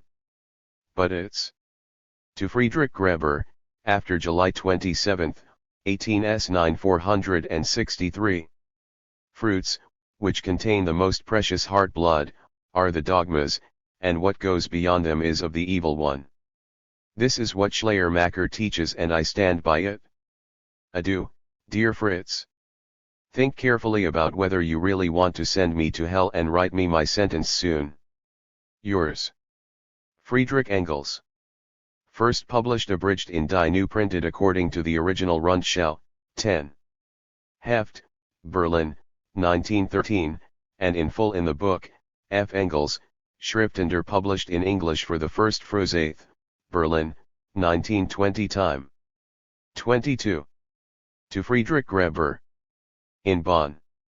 Bremen, after July 27, 1839. Dear Fritz, Recipi literis twas hodie, et jam tibi responsurus sum. 3. I cannot write very much to you, you are still in my debt, and I am expecting a long letter from you. Is your brother Wilhelm on holiday too? Is Worm now studying with you in Bonn? God bless Fat Peter in his Studia Militaria. A little poem written on July 27 may give you practice in liberalism and in reading ancient meter. Otherwise there is nothing in it. German July days 1839. How the waves mount up in the roaring gale, how the storm comes relentlessly onward, slow tall as a man are the foaming waves, and the skiff goes rising and falling. From the Rhine there blows a whirling wind that musters the clouds in the heavens. I received your letter today, and I am already about to answer you, ed. Peter Jonghaus ed. See, that is, on the anniversary of the July 1830 revolution in France, ed. 464. That splits up oaks and whips up dust and lashes the waves in its fury. Of you I think in my tossing skiff, you German kings and you princes. How the patient people bore on their heads the gilded throne you ascended, in triumph carried you through the land and sent the bold conqueror fleeing. 3. Brazenly arrogant then you became, you betrayed all the promises given. Now a storm blows up out of France, and the people rise up in their masses, and your throne is rocked like the skiff in the storm, and your hand loses hold of the scepter. You above all, Ernst August, I challenge with angry defiance. Despotic and reckless, you flouted the law, now hark to the storm as it rises. The people look up with piercing eyes, and the sword barely rests in the scabbard. Speak. Are you safe on your golden throne, as I in my boat on the waters? The business about the high waves on the Weser is quite true, also that I was sailing on it on the great day of the July Revolution. Give my regards to Worm and tell him that he must write me a lot. Yours, Friedrich. Engels, first published in full in the book, printed according to the original F. Engels, Schriftender Frühzeit, Berlin, published in English for the first 19x20 time. 23. To Wilhelm Greber. In Berlin. Bremen, July 30, 1839. My dear Guglielmo. What foul ideas you have about me. There can be no question either of the buffoon or of the loyal Eckhard, or Eckhard, as you spell it, 210 but only of logic, reason, consistency, propositio major et. An allusion to Napoleon I ed. To Wilhelm Greber, July 30, 1839 465. Minor, etc. Yes, you are right. We won't get anywhere with gentleness here, these pygmy servility, aristocratic rule, censorship, etc. have to be driven away with the sword. Of course, I ought now to be really bullying and raging, but since it is you I am writing to, I'll go easy with you so that you will not have to cross yourself when the wild gallop of my unruly poetic prose overtakes you. First of all, I protest against your insinuations that I have been giving the spirit of the times one kick after another in the hindquarters in order to speed its progress. My dear man, what a mug do you think I really am with my poor snub nose? No, I'm leaving it well and truly alone. On the contrary, when the spirit of the times comes along like a hurricane and pulls the train away on the railway line, then I jump quickly into a carriage and let myself be pulled along a little. Yes, a man like Karl Beck, the mad idea that he is finished as a poet originates most certainly from that depraved Wickelhaus, about whom Worm has thoroughly informed me. The idea that a young man of 22 who has written such ravishing poetry should suddenly stop. No, really, I have never come across such nonsense before. Can you believe that Goethe stopped being a poet of genius after he had written Götz, or Schiller after he had written the Räuber? Apart from which, history is supposed to have avenged itself on young Germany. God preserve me. Indeed, if world history has been entrusted by the dear Lord God to the Bundestag as its hereditary fief, then it has avenged itself on Gutzkow by putting him in jail for 3 months.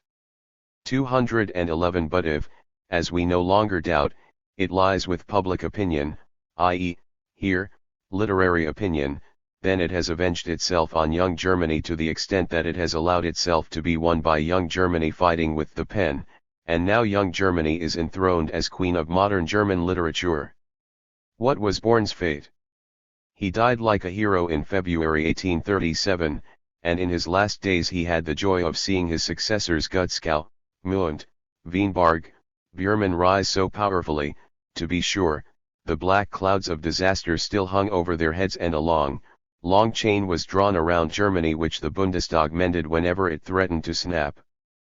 But he is laughing even now at the princes, and perhaps he knows the hour when the stolen crowns will fall from their heads. I will not vouch to you for Heine's happiness anyhow, the fellow has been wallowing in the mud for quite a while now. Nor for Beck's, for he is in love and fretting over our dear Germany. I am with him in regard to the latter, apart from which I still have a lot of fighting to do. But never mind, our good Lord God has given me an excellent sense. 466. Of humor, which is a great comfort to me. Are you happy, mannikin? Keep your views about inspiration to yourself, otherwise you will never be a preacher in Wuppertal. If I had not been brought up in the most extreme orthodoxy and piety, if I had not had drummed into me in church, Sunday school, and at home the most direct, unconditional belief in the Bible and in the agreement of the teaching of the Bible with that of the Church, indeed, with the special teaching of every minister, perhaps, I would have remained stuck in some sort of liberal supernaturalism for a long time. There are plenty of contradictions in the teaching, as many as there are biblical authors, and the Wuppertal faith has accordingly absorbed a dozen different individualities. As for Joseph's family tree, Neander, as you know, attributes the one in Matthew to the Greek translator of the Hebrew original. If I am not mistaken, Weiss in his Life of Jesusa came out against Luke in much the same way as you do.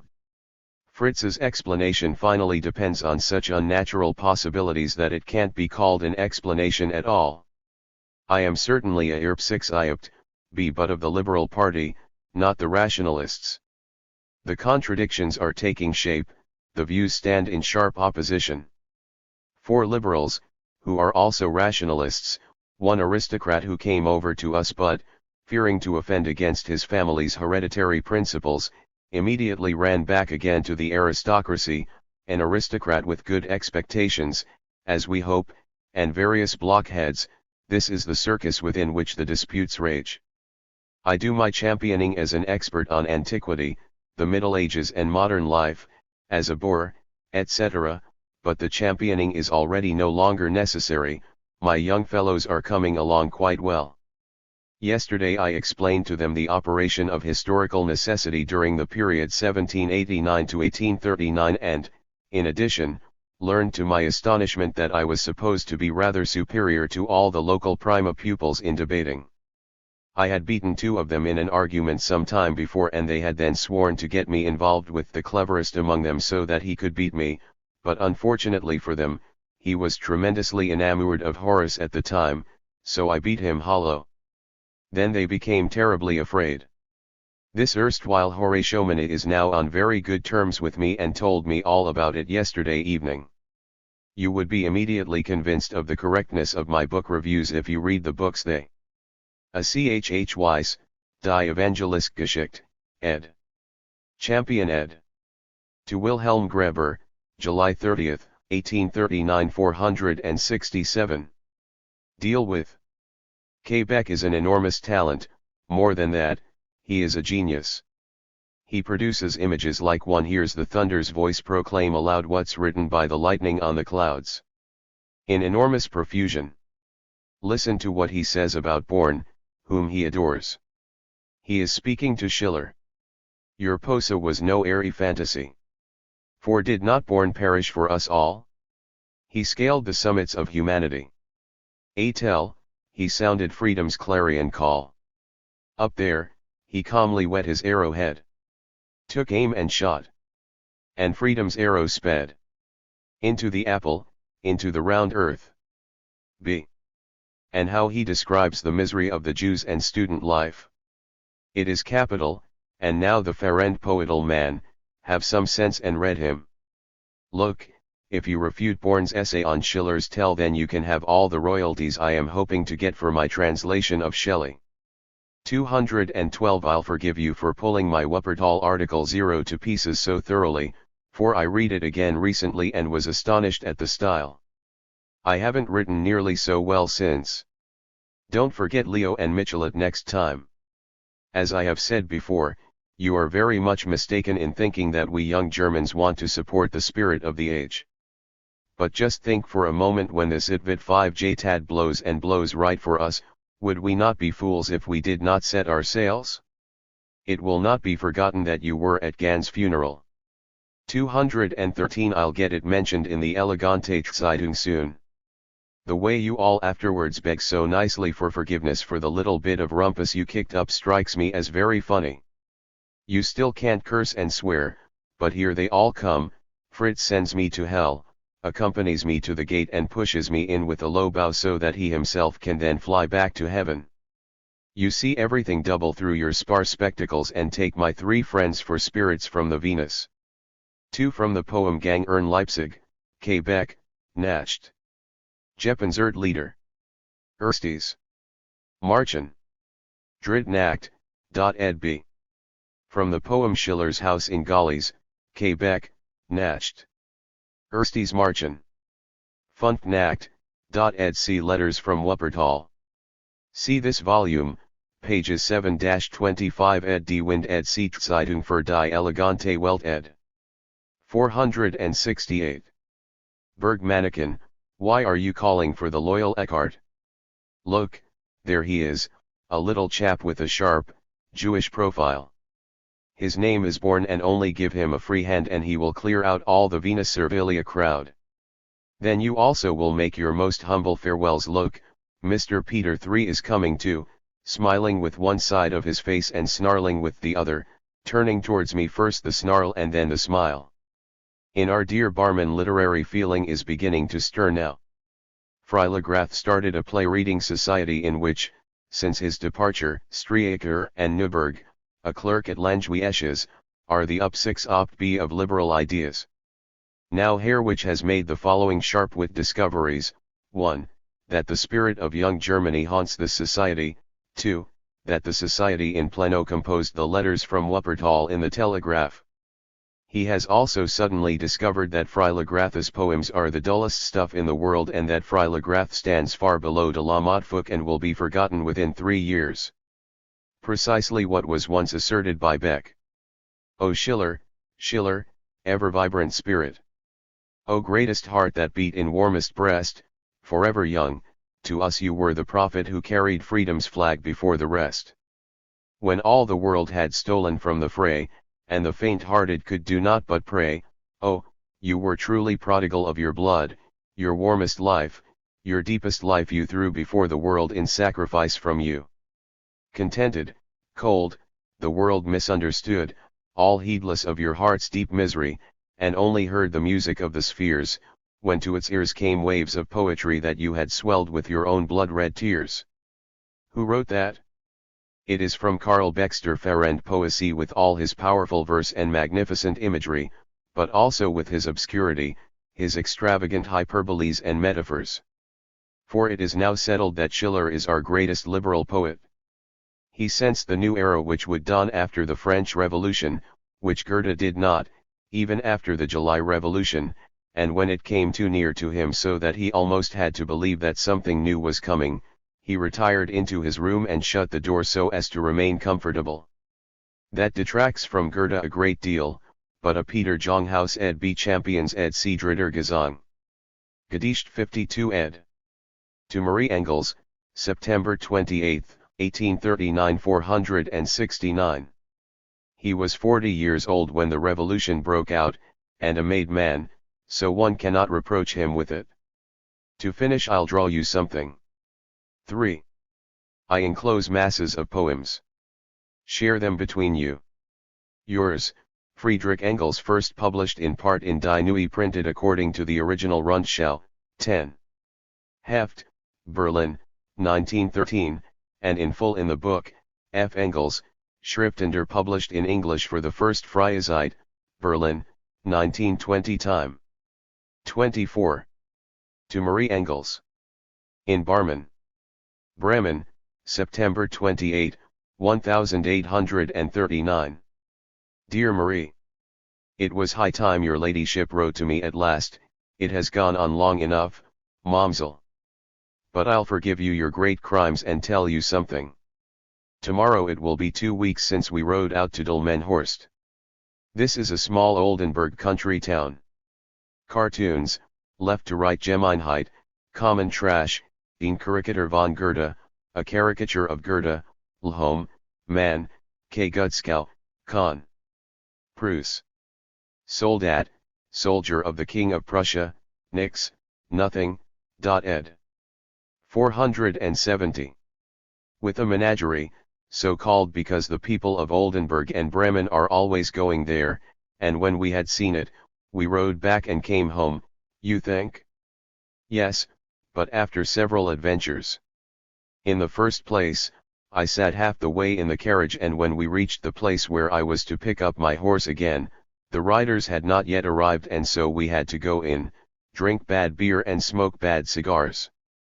Finally, the riders turned up, and by now it was 8 o'clock and pitch dark. Once I had found my horse, we rode on, paid the gate toll and rode through Neustadt. Then round the corner and riding directly at us came 8 drummers beating a tattoo, all in a row, and our horses jumped about all over the place. The drummers beat louder and louder, and the noble street Arabs of Bremen shouted, so that we soon got separated from one another. Our wrath and I were the tears to find each other again, and we rode on to the other end of the town, where we had to pay toll again because the Philistine who hires out horses lives just outside the gate. Here we met the others, whose horses had run away with them, and we then made for home and had to pay toll a third time. Isn't that an interesting story? You won't be able to deny it, especially when you hear that since it was too late to eat at home, I went into the club, ate beefsteak and eggs, and heard a very entertaining conversation which was going on near me, about young dogs and dead cats.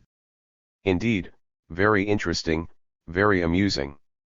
3. I am now at the club, which is the same kind of place as the Concordia or Institute for Improvement in Barmen.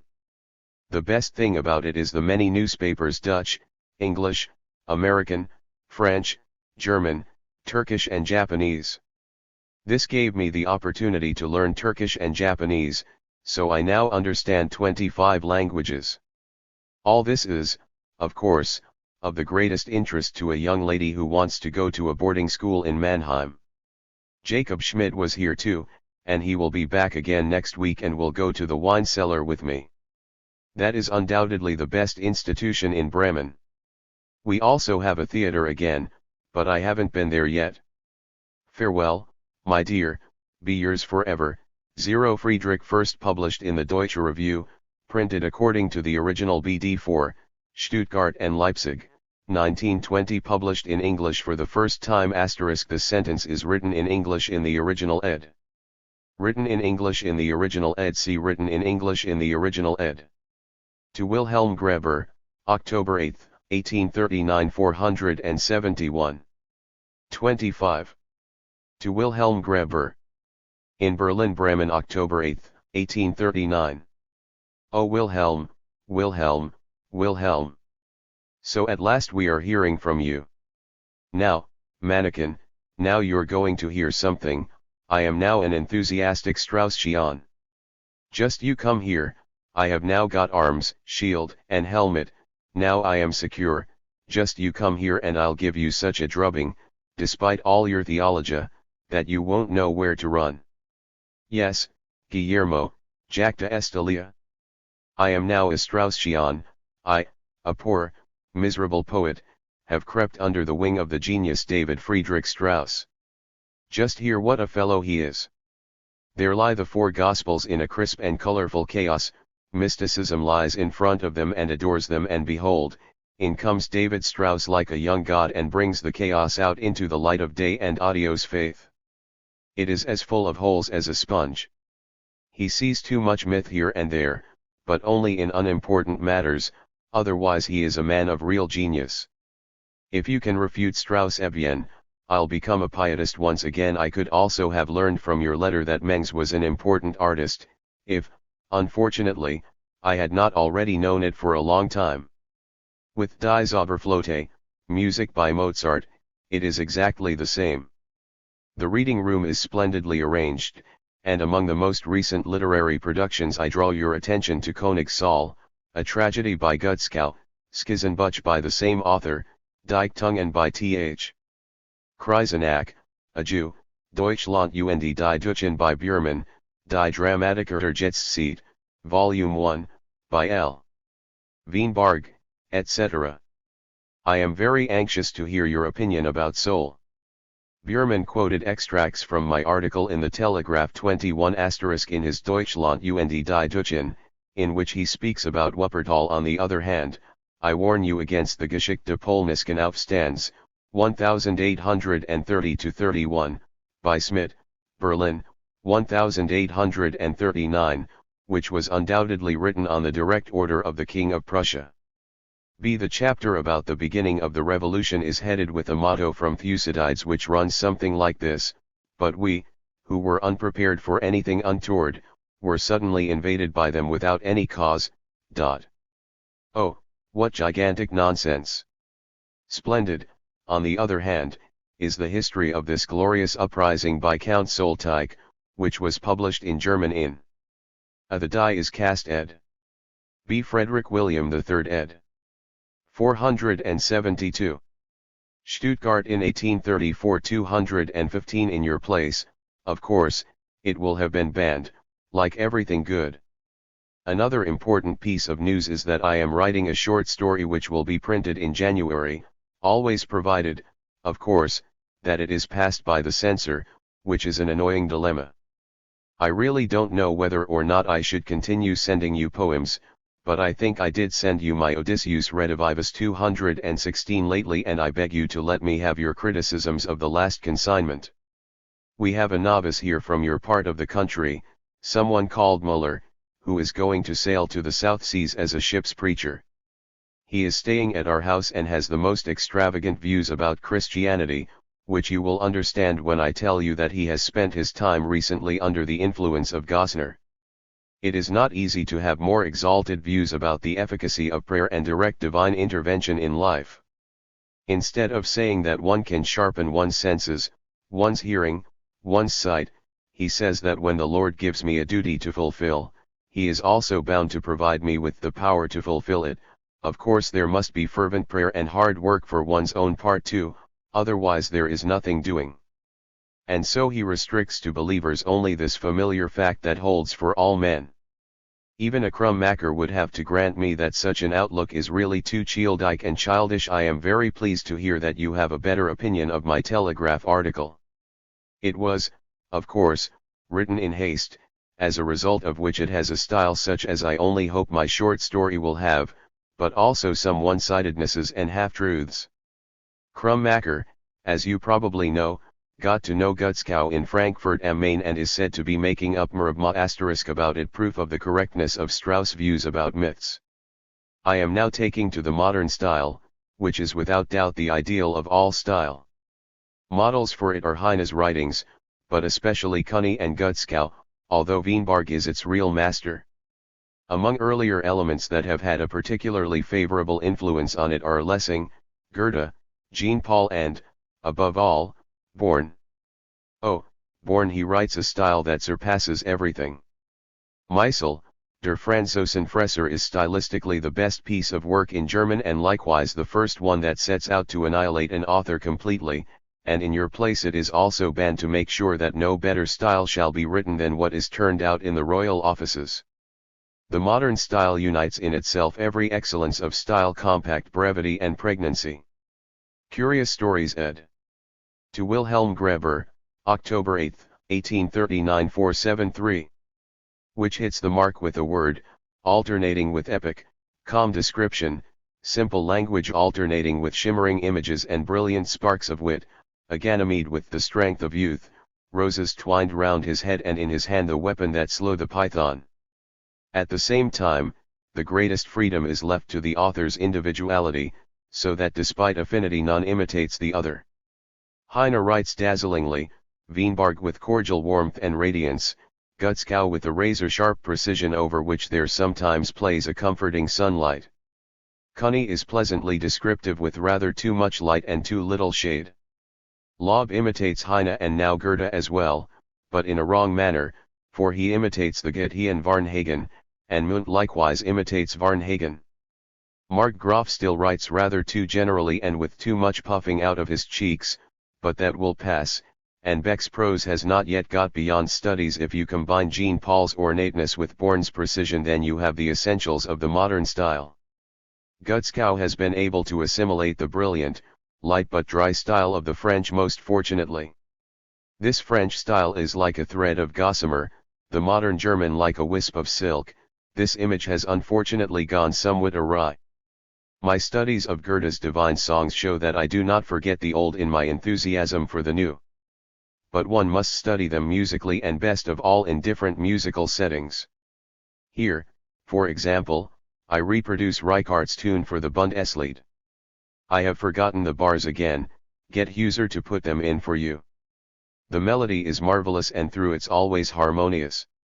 Engels has copied out the first stanza of Goethe's Bundeslied under the melody of Reichardt's setting for this song. The text is as follows. In hours of exaltation that love and wine both bring, this song with inspiration united we shall sing. God binds us all together, who come here at his call. Keep our flames burning ever, he lit them for us all. Ed. 474. Simplicity. It is better suited than any other to the poem. Wonderfully effective is the rise at V6 from E by a seventh to D, and the sudden fall at V8 from B by a ninth to A. I shall write to Huser about Leonardo Leo's Misraer. In the next few days I shall send you a good friend, Adolf Torstrick, who is going to study there. He is jolly and liberal and understands Greek very well. The other Bremen people who are coming are not up to much. Torstrick will have letters from me to you. Receive him well, I hope you get to like him. Fritz has not yet written to me. The Vermicle was going to write to me from Elberfeld but didn't do so out of laziness, for which please give him a dressing down. If Huser, whom I cannot write to in Elberfeld for fear I miss him, should arrive, tell him he may hope for something from me soon. Yours. Friedrich Engels. First published in part in Die Neue, printed according to the original Rundschau, 10. Heft, Berlin, 1913, and in full in the book, F. Engels, Schriftender published in English for the first Frühzeit, Berlin, 1920 TLME. 26. To Wilhelm Greber. In Berlin B. Bremen, October 20 to 21, 1839 October 20.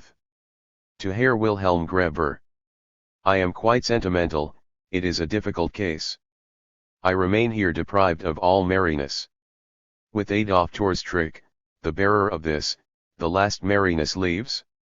How I celebrated October the 18th can be read in my last epistle to Wilhelm Greber, October 20 to 21, 1839 475. Huser. Today beer guzzling, tomorrow boredom, the day after tomorrow Torstrick is leaving, on Thursday the student mentioned in the above-mentioned epistle will return, whereupon there will follow 2 merry days and then a lonely, horrible winter. Not a soul in this place can be moved to come on the booze, they are all Philistines.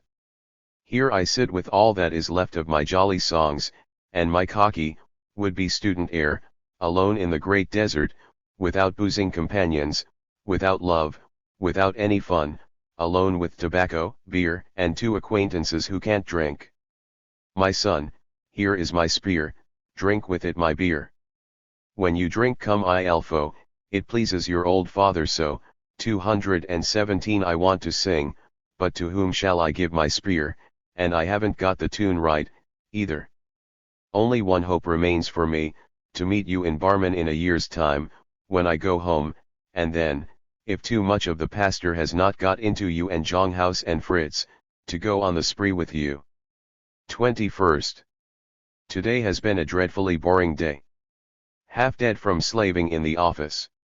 Then choir practice, enormous enjoyment. Now I must see that I write you something more. Verses at the next opportunity, I have no time left to copy them. Didn't even have anything interesting to eat, all boring. And it's so cold you can't bear it in the office. Thank God, tomorrow we have hopes of getting some heating. I should be getting a letter from your brother Herman soon, he wants to test my theology and massacre my conviction. That comes of being a septic, the 1,000 hooks with which one hung onto the old come loose and hook onto something else, and then there are arguments. The devil take worm, don't get a word from the fellow, he is becoming worse and worse every day. I suppose he is taking to drinking brandy. Now give Torstrick a friendly welcome, make him tell you about me if it interests you, and put good beer before him. Farewell. Yours, Friedrich Engels. 27. To Friedrich Greber. Bremen, October 29, 1839 My dear Fritz, I am not of the same mind as Pastor Stier on October 29, after a jolly fair, and one involving a difficult, dreadful correspondence, which by chance went to Berlin, and after a letter to W. who had to wait a long time, I am at last free for a good friendly tussle with you. You seem to have dashed off your essay on inspiration in a bit of a hurry, for it is hardly to be taken literally when you write, the apostles preached the gospel in its purity and that ceased after their death. Among the apostles you must in that case also count the author of the Acts of the Apostles and of the Epistle to the Hebrews and prove that the Gospels were actually written by Matthew, Mark, Luke, and John, whereas in respect of the first 3 the opposite is established. Further you say, I don't believe that we must look in the Bible for any other inspiration than when the apostles and prophets came forward and preached to the people. Good, but does it not again require inspiration to record those sermons correctly? And if you concede to me in this sentence that there are uninspired passages in the Bible, where will you draw the line? Take the Bible and read, you won't want to have a line missing except where there are real contradictions, but these contradictions entail a mass of consequences. The contradiction, for instance, that the stay of the children of Israel in Egypt only lasted 4 generations, while Paul in the Epistle to the Galatians, Nisi Arrow *, gives 430 years, b which even my pastor, Zero who is eager to keep me in the dark, admits is a contradiction. You will not tell me that Paul's words don't count as inspired because he mentions the matter incidentally and is not writing history. What do I care for a revelation in which such superfluous and useless things occur? But if the contradiction is acknowledged, both may be equally wrong, and Old Testament history appears in an ambiguous light, as in general everybody admits it, except Pastor Tile in Oberneuland near Bremen. Biblical chronology is hopelessly lost as far as inspiration is concerned. This ranks Old Testament history even more in the realm. If I am not mistaken, ed. B. Galatians 3:17 ed. C. George Gottfried Treviranus ed. To Friedrich Greber, October 29, 1839 477. Of mythology, and it will not be long before this is generally acknowledged in the pulpits as regards Joshua's making the sun stand still. The most telling argument you can use is that when Joshua said this, he was not yet inspired, and that later when, being in a state of inspiration, he wrote the book, he only told the story. The doctrine of redemption: man is so fallen that of himself he can do nothing good. Dear Fritz, please drop this hyper-orthodox and not even biblical nonsense. When Born, who himself had barely enough to live on in Paris, gave all the fees for his writings to poor Germans, for which he did not even get any thanks, that was, I hope, something good. And Born had certainly not been born again. You don't need the sentence at all, provided you have original sin. Christ does not know it either. Like so much else from the teaching of the apostles, the doctrine of sin is what I have thought least about, but nevertheless it is clear to me that sin is necessary for mankind. Orthodoxy rightly perceives a connection between sin and earthly deficiencies, disease, etc., but it errs in presenting sin as the cause of these deficiencies, which occurs only in isolated cases. The two, sin and deficiency, condition each other. One cannot exist without the other. And since the powers of man are not divine, the possibility of sin is a necessity.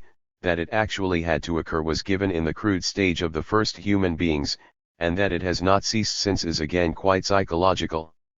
Nor can it cease on earth, since it is conditioned by all earthly circumstances, and God would otherwise have had to create men quite differently. But since he has created them thus, he cannot demand of them to be absolutely without sin, but only to fight against sin. That this fight would suddenly cease with death and a dolce far niente would ensue, only the neglected psychology of earlier centuries could conclude. Indeed, if these premises are granted, moral perfection can be achieved only with the perfection of all other spiritual powers, with a merging into the world soul, and there I am with the Hegelian doctrine, which Leo attacks so violently. This last metaphysical sentence is, by the way, the kind of conclusion of which I do not yet know myself what to think further. According to these premises, the story of Adam can only be a myth, since Adam either had to be equal to God if he was created so free from sin, or had to sin if he was created with otherwise human powers. That is my doctrine of sin, which is indeed still enormously crude and incomplete, but what need have I here of a redemption, if God wanted to find a way out? Between punitive justice and redeeming love, the only means left was substitution. 478. Now just take a look at yourselves and see what sort of people you are. You reproach us with lowering our critical sounding lead into the depths of divine wisdom, and here you are actually setting limits to divine wisdom. Herr Professor Philippi could not have gone back on himself more flagrantly.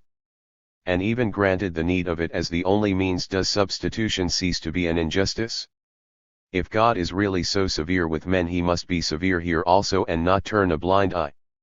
Work this system out for yourself in sharp, definite terms, and the sore points will not escape you. Then comes a really pompous contradiction to substitution as the only means when you say, a man cannot be mediator even if by an act of God's omnipotence he were freed of all sin.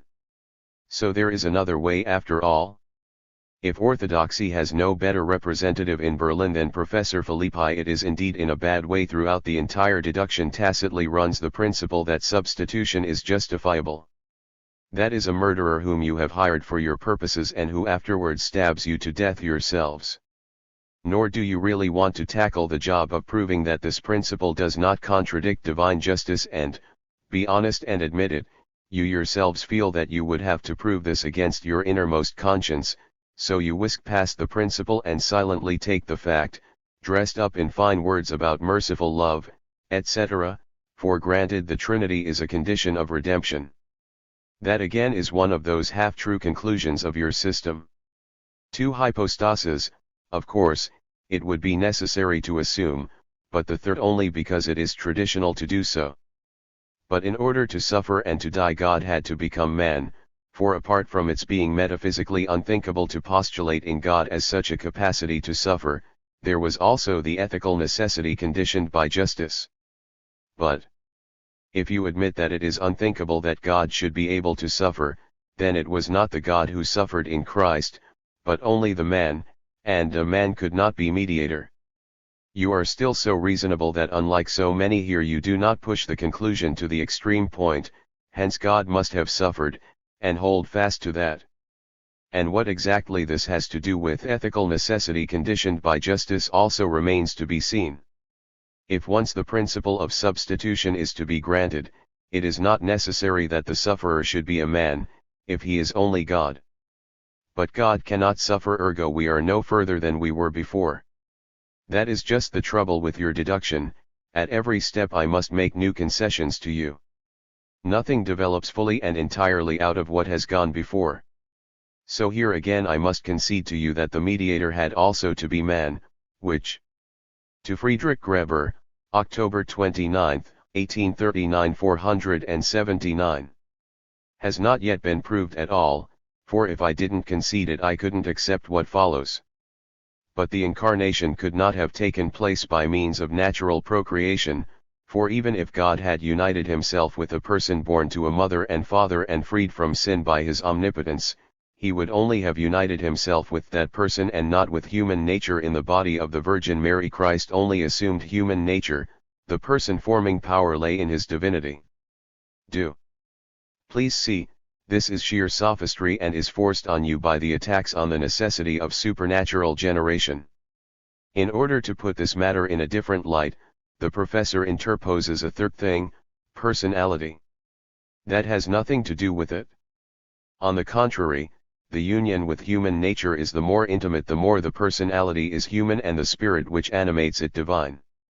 A second misunderstanding here lies hidden in the background. You confuse the body and the person, that emerges even more clearly from the words.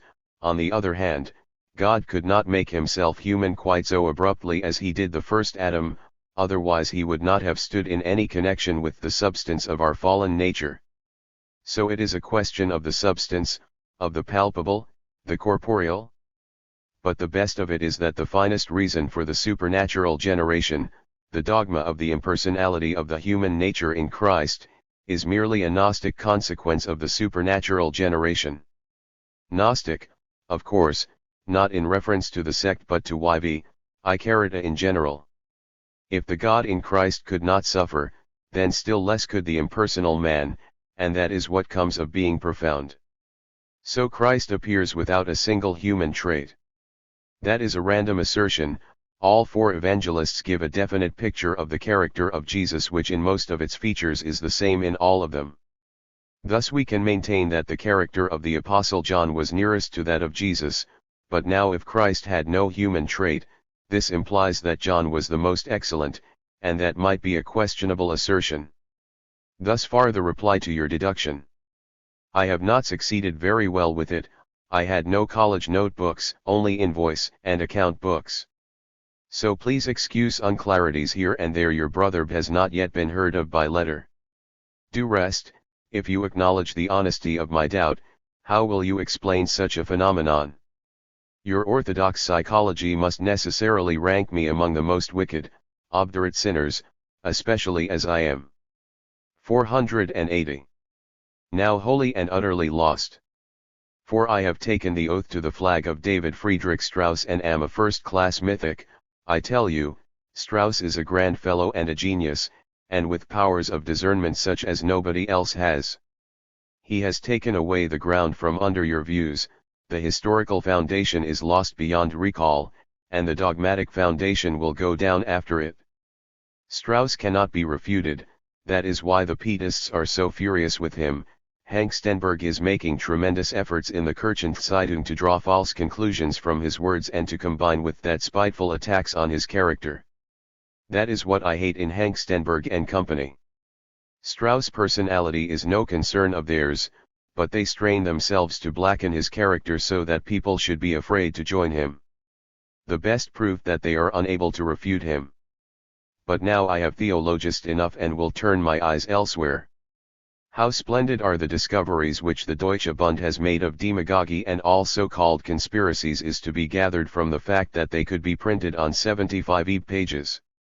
I have not yet seen the book, 218, but have read excerpts in newspapers which show me what precious lies our damned administration dishes out to the German people. The Deutsche Bund alleges with the most brazen effrontery that the political criminals were sentenced by their legitimate judges, although everybody knows that everywhere, especially where a public judicature exists, commissions were instituted, and what happened there under cover of darkness nobody knows, for the defendants had to swear not to say anything about the hearing.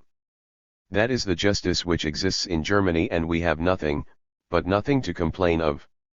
About 6 weeks ago there appeared an excellent book, Preußen und Preußentum by J. Venede, Mannheim, 1839, in which Prussian legislation, state administration, tax distribution, etc., are subjected to strict scrutiny, and the results are convincing: favors for the money aristocracy against the poor, endeavors to perpetuate absolutism, and the means to do this: suppression of political education, stupefying of the mass of the people, utilization of religion, outward brilliance, restraintless bragging, and a pretense of favoring education. The Deutsche Bund at once took care to ban the book and to confiscate the copies in stock. The last is only a pretense, since the booksellers are at most asked if they have any copies, to which, of course, every decent fellow says, "No, if you can get hold of the book there, do read it, for it isn't just rhodomontades, but adduces proofs from the Prussian law. What I would like best of all is if you could get Born's Menzel, der Franzosenfresser. This work is without doubt the best we have in German prose, both in respect of style and of power and wealth of thought. It is marvelous. Anyone who doesn't know it will not believe that our language possesses such power." A. First published in the book, F. Engels, printed according to the original Schriften der Frohseth, Berlin, 1920. R. published M. English for the first time. 28. To Wilhelm Greber. In Berlin. Bremen, November 13 to 20, 1839. November 13, 1839. Dearest Guilielma, why don't you write? You all belong to the category of idlers and loungers. But I am a different fellow.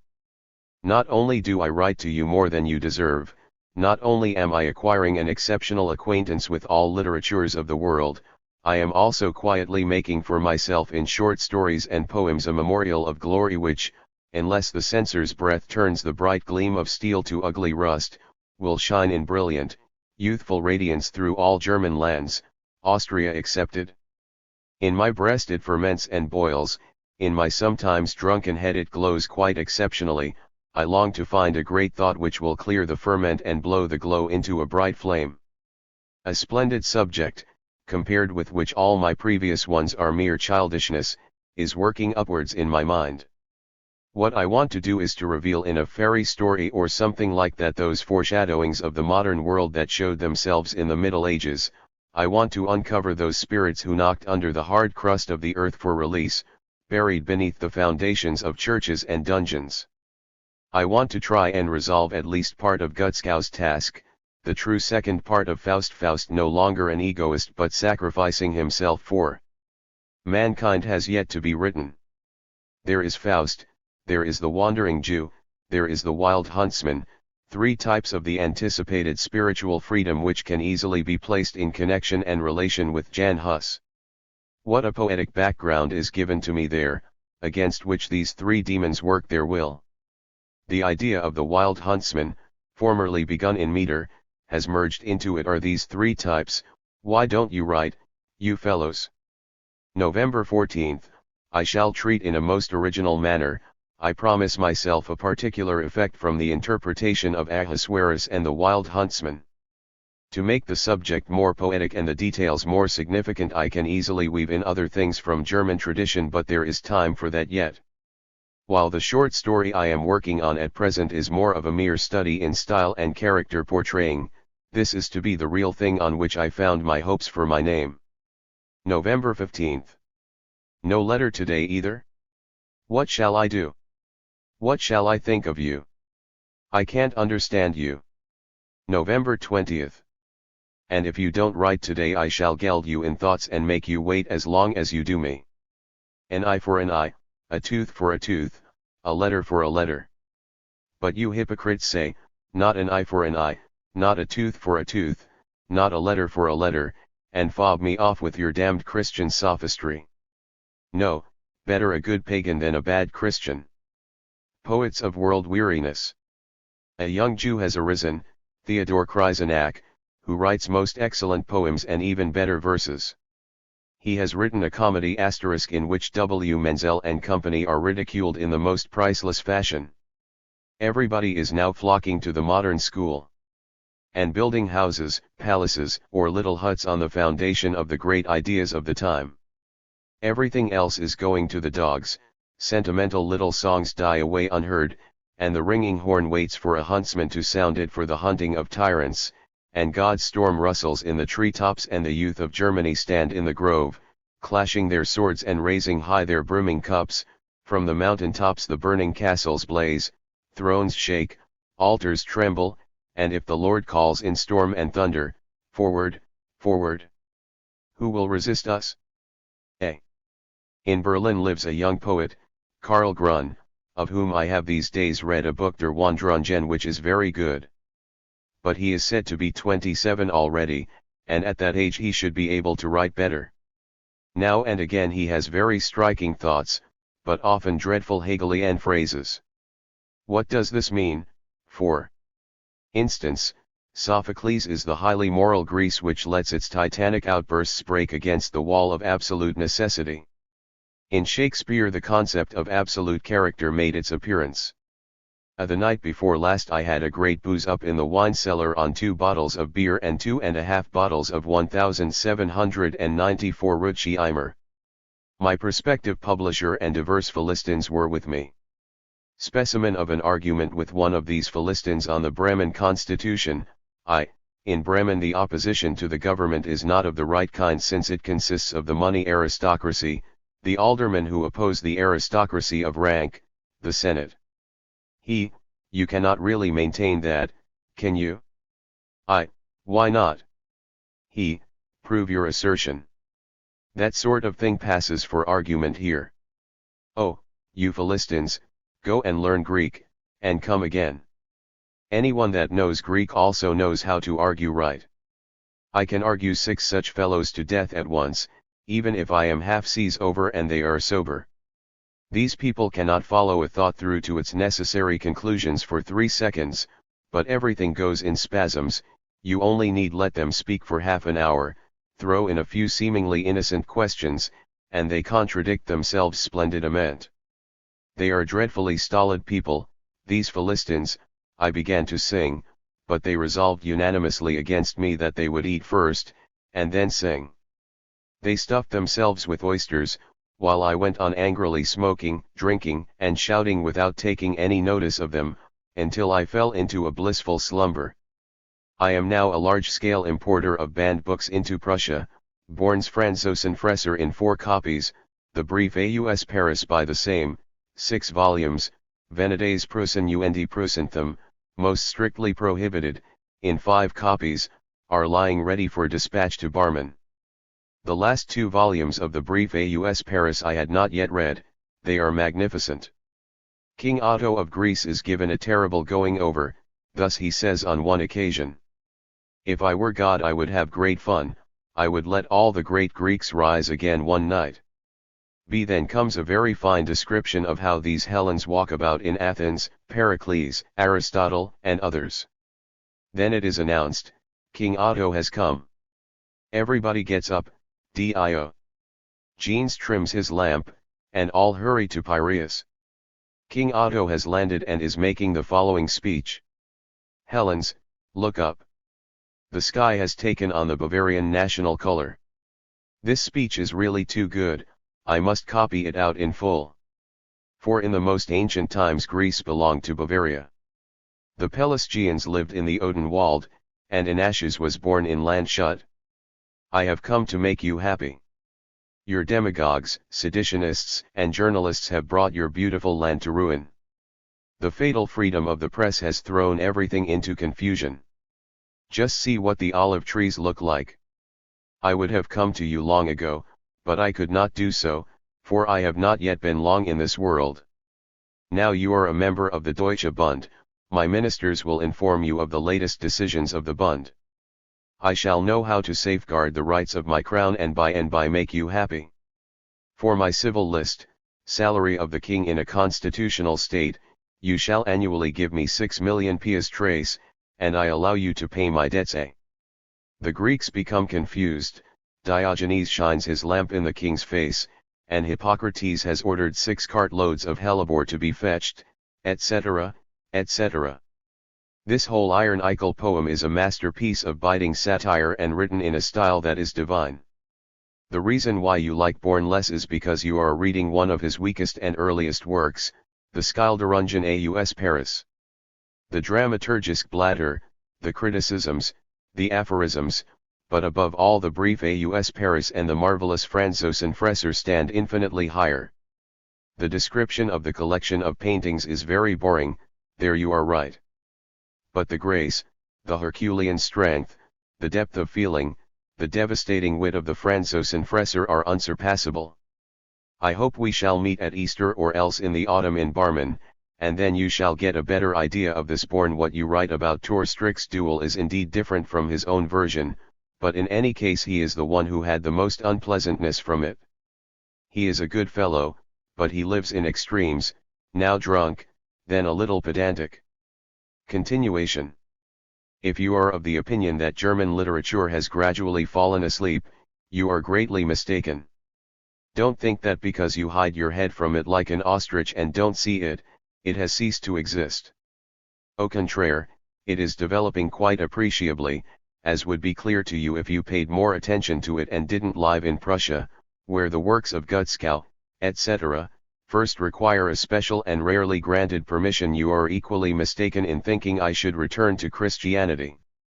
Pro primo, it is ridiculous to me that I no longer count with you as a Christian, and pro secundo, that you think anyone who for the sake of the idea has stripped off what is fantastical in orthodoxy could submit to that straitjacket again.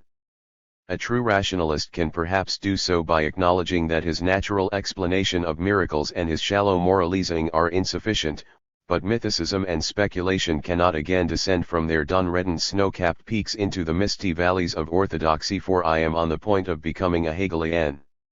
Whether I shall become one I don't, of course, know yet, but Strauss has lit up lights on Hegel for me which make the thing quite plausible to me. Hegel's, philosophy of history is anyway written as from my own heart. Do see that you get hold of Strauss' Charakteristiken und Kritiken, the essay on Schleiermacher and Daub is wonderful. 219 Nobody else writes so penetratingly, clearly, and interestingly as Strauss. By the way, he is not at all infallible, even if his entire Leben Jesu should be discovered to be a collection of sheer sophistries. Still, the first thing that makes this work so important is its basic idea of the mythical in Christianity, and the discovery would not damage this idea, for it can always be applied anew to biblical history. And that he has not only conceived the idea but also carried it out with such undeniable excellence raises Strauss' merit still higher. A good exegetist may be able to convict him here and there of a mistake or of falling into extremes, just as Luther was in detail open to criticism, but that, of course, does not matter. If Tholuck has ever said anything good about Strauss that is either a sheer accident or an apt reminiscence, Tholuck's scholarliness is too diffuse, and with that he is merely receptive, not even critical, much less productive. The good ideas Tholuck has had can easily be counted, and he himself destroyed any belief in the scientific character of his polemics as far back as 10 years ago by his controversy with Wegscheider and Gesenius. Tholick's scientific effect has in no way been lasting, and his time is long past. Hank Stenberg did at least once have an original, even if absurd thought, that of the prophetic perspective. It is incomprehensible to me that you care for nothing that goes beyond Hank Stenberg and Neander. With all due respect for Neander, he is not scientific. Instead of setting intellect and reason solidly to work in his writings, even if at some point he should come into opposition to the Bible, whenever he fears that might happen, he lets science take care of itself and comes out with empiricism or pious sentiment. He is much too pious and amiable to be able to oppose Strauss. Precisely by these pious outbursts in which his Leben Jesu abounds, he blunts the point even of his genuinely scientific arguments. Apropos, a few days ago I read in the paper that Hegelian philosophy has been banned in Prussia, that a famous Hegelian lecturer in Halle has been induced by a ministerial rescript to suspend his lectures, and that it has been intimated to several junior Halle lecturers of the same color, presumably Ruge, etc., that they cannot expect appointments. It is said that by this same rescript the definitive ban on the Berlin Jahrbucher für Wissenschaftliche Kritik has been decided. I have not yet heard anything further. I cannot believe even the Prussian government capable of such an unheard of act of violence, although Born prophesied it as long as 5 years ago, and Hank Stenberg, an intimate friend of the Crown Prince, 3, as well as Neander, is said to be a declared enemy of the Hegelian school. If you hear anything of the business, write to me about it. Now I'll study Hegel over a glass of punch. Adios. Expecting a letter from you soon, Friedrich Engels. To Friedrich Greber. In Berlin. Bremen, December 9, 1839 to February 5, 1840. December 9. My dear fellow, your letter has just arrived. It is amazing how long one has to wait for you people. Nothing has been heard from Berlin since your and Husserl's letter from Elberfeld. One ought to give oneself up to the devil if only his existence were proved. But you have now arrived, and that is good. Imitating you, I leave theology to the last as a worthy crowning to the pyramid of my fetter. I busy myself very much with literary work. Since I received Gutzkow's assurance that my contributions are welcome, I have sent him an essay on Quebec. Then I am composing a lot of verses, which, however, badly need polishing up, and also writing prose pieces to practice my style. The day before yesterday I wrote in Bremer Liebesgeschichte, yesterday Die Juden in Bremen. Tomorrow I think I shall write Die Junge Literatur in Bremen, Der Junge Saint 3, namely, The Office Boy, or something else of the kind. In a fortnight, if one is in the mood, one can thus easily scribble up to 5 sheets, then one polishes up the style, puts in verses here and there for variety, and publishes it as Bremer Abend. My prospective publisher came to see me yesterday. I read him Odyssey's Redivivus, 220, which delighted him exceedingly. He will take the first novel from my factory, and yesterday wanted desperately to have a small volume of poems. But unfortunately there aren't enough of them, and the censorship. Who would pass Odysseys? Incidentally, I don't allow the censorship to keep me from writing freely. Let them cross out as much as they like afterwards. I don't commit infanticide on my own thoughts. Such censorship cuts are always disagreeable, but also honorable. An author who reaches the age of 30 or writes 3 books without cuts by the censor is not worth anything. Scarred warriors are the best. You must be able to tell by looking at a book that it has come out of a battle with the censor. By the way, the Hamburg censorship is liberal. In my last Telegraph essay on the German Volksbücher there are several pieces of very bitter sarcasm about the Bundestag and the Prussian censorship, but not a letter has been crossed out. December 11. Oh, Fritz. For years I have not been so lazy as I am at this moment. Ha! It is beginning to dawn on me what I need. I must visit the Tertium Locum. December 12. Really, what asses I meant to say what good people the Bremen people are. In this present weather the streets are terribly slippery, and they have strewn sand in front of the town hall cellar so that the drunks will not fall. The fellow on the side here suffers from world weariness. He visited H. Heine in Paris and caught it from him, then he went to Theodor Munt and learned certain phrases indispensable for world wearinessing. Since then he has become visibly thinner and is going to write a book on world weariness as the only sure remedy against corpulence. January 20, 1840. I did not want to write to you until it was certain whether I shall stay here or go away. Now at last I can tell you that for the time being I shall stay here. 21st. I admit that I am not very keen to continue the theological debate. One misunderstands one another, and by the time one replies, one has long since forgotten one's ipsissima verba, which are the point at issue, and so no purpose is achieved.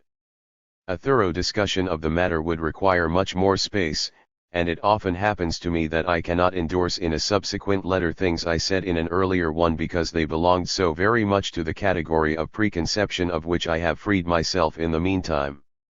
Through Strauss I have now entered on the straight road to Hegelianism. Of course, I shall not become such an inveterate Hegelian as Hinrichs and others, but I must nevertheless absorb important things from this colossal system. The Hegelian idea of God has already become mine, and thus I am joining the ranks of the modern pantheists, as Leo and Hank Stenberg say, knowing well that even the word pantheism arouses such colossal revulsion on the part of pastors who don't think. Thus today at midday I was highly amused by a long sermon in the Evangelisk Kirchenzeitung against Markland's Pietism. 221 The Good Kirchenzeitung not only finds it most peculiar that it is counted among the Pietists, but finds also other curious things. Modern pantheism, i.e., Hegel, apart from the fact that it is already found among the Chinese and Parsis, is perfectly expressed in the sect of the Libertines, which was attacked by Calvin. 222 This discovery is really rather too original. But still more original is its development. It is already very difficult to recognize Hegel in what the Kirchenzeitung passes off as his views, and that again has a very far-fetched similarity with the most vaguely expressed proposition of Calvin's on the Libertines. The proof was enormously amusing. The Bremer Kirchenbote puts it even better and says that Hegel denies the truth of history.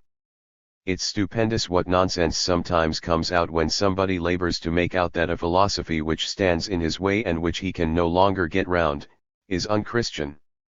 People who know Hegel only by name and have only read the notes in Leo's Hegelingen want to overthrow a system which, being cast in a single mold, needs no clamps to hold it together. This letter is presided over by an eminently unlucky star. God knows, I no sooner get down to it than the devil is let loose.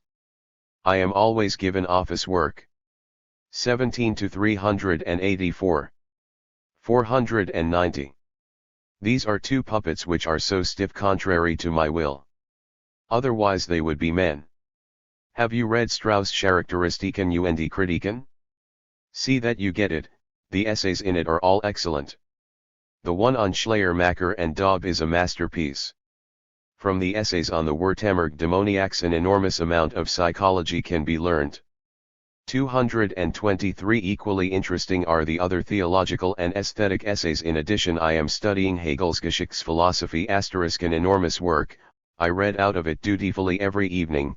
The tremendous thoughts grip me terribly. Recently Tholick's old gossip sheet, the Literarische Ansiger, fatuously raised the question why modern pantheism had no lyric poetry, though the ancient Persian, etc., had. 224 The Literarische Ansiger can just wait until I and certain other people have got to the bottom of this pantheism. The lyric poetry will come all right.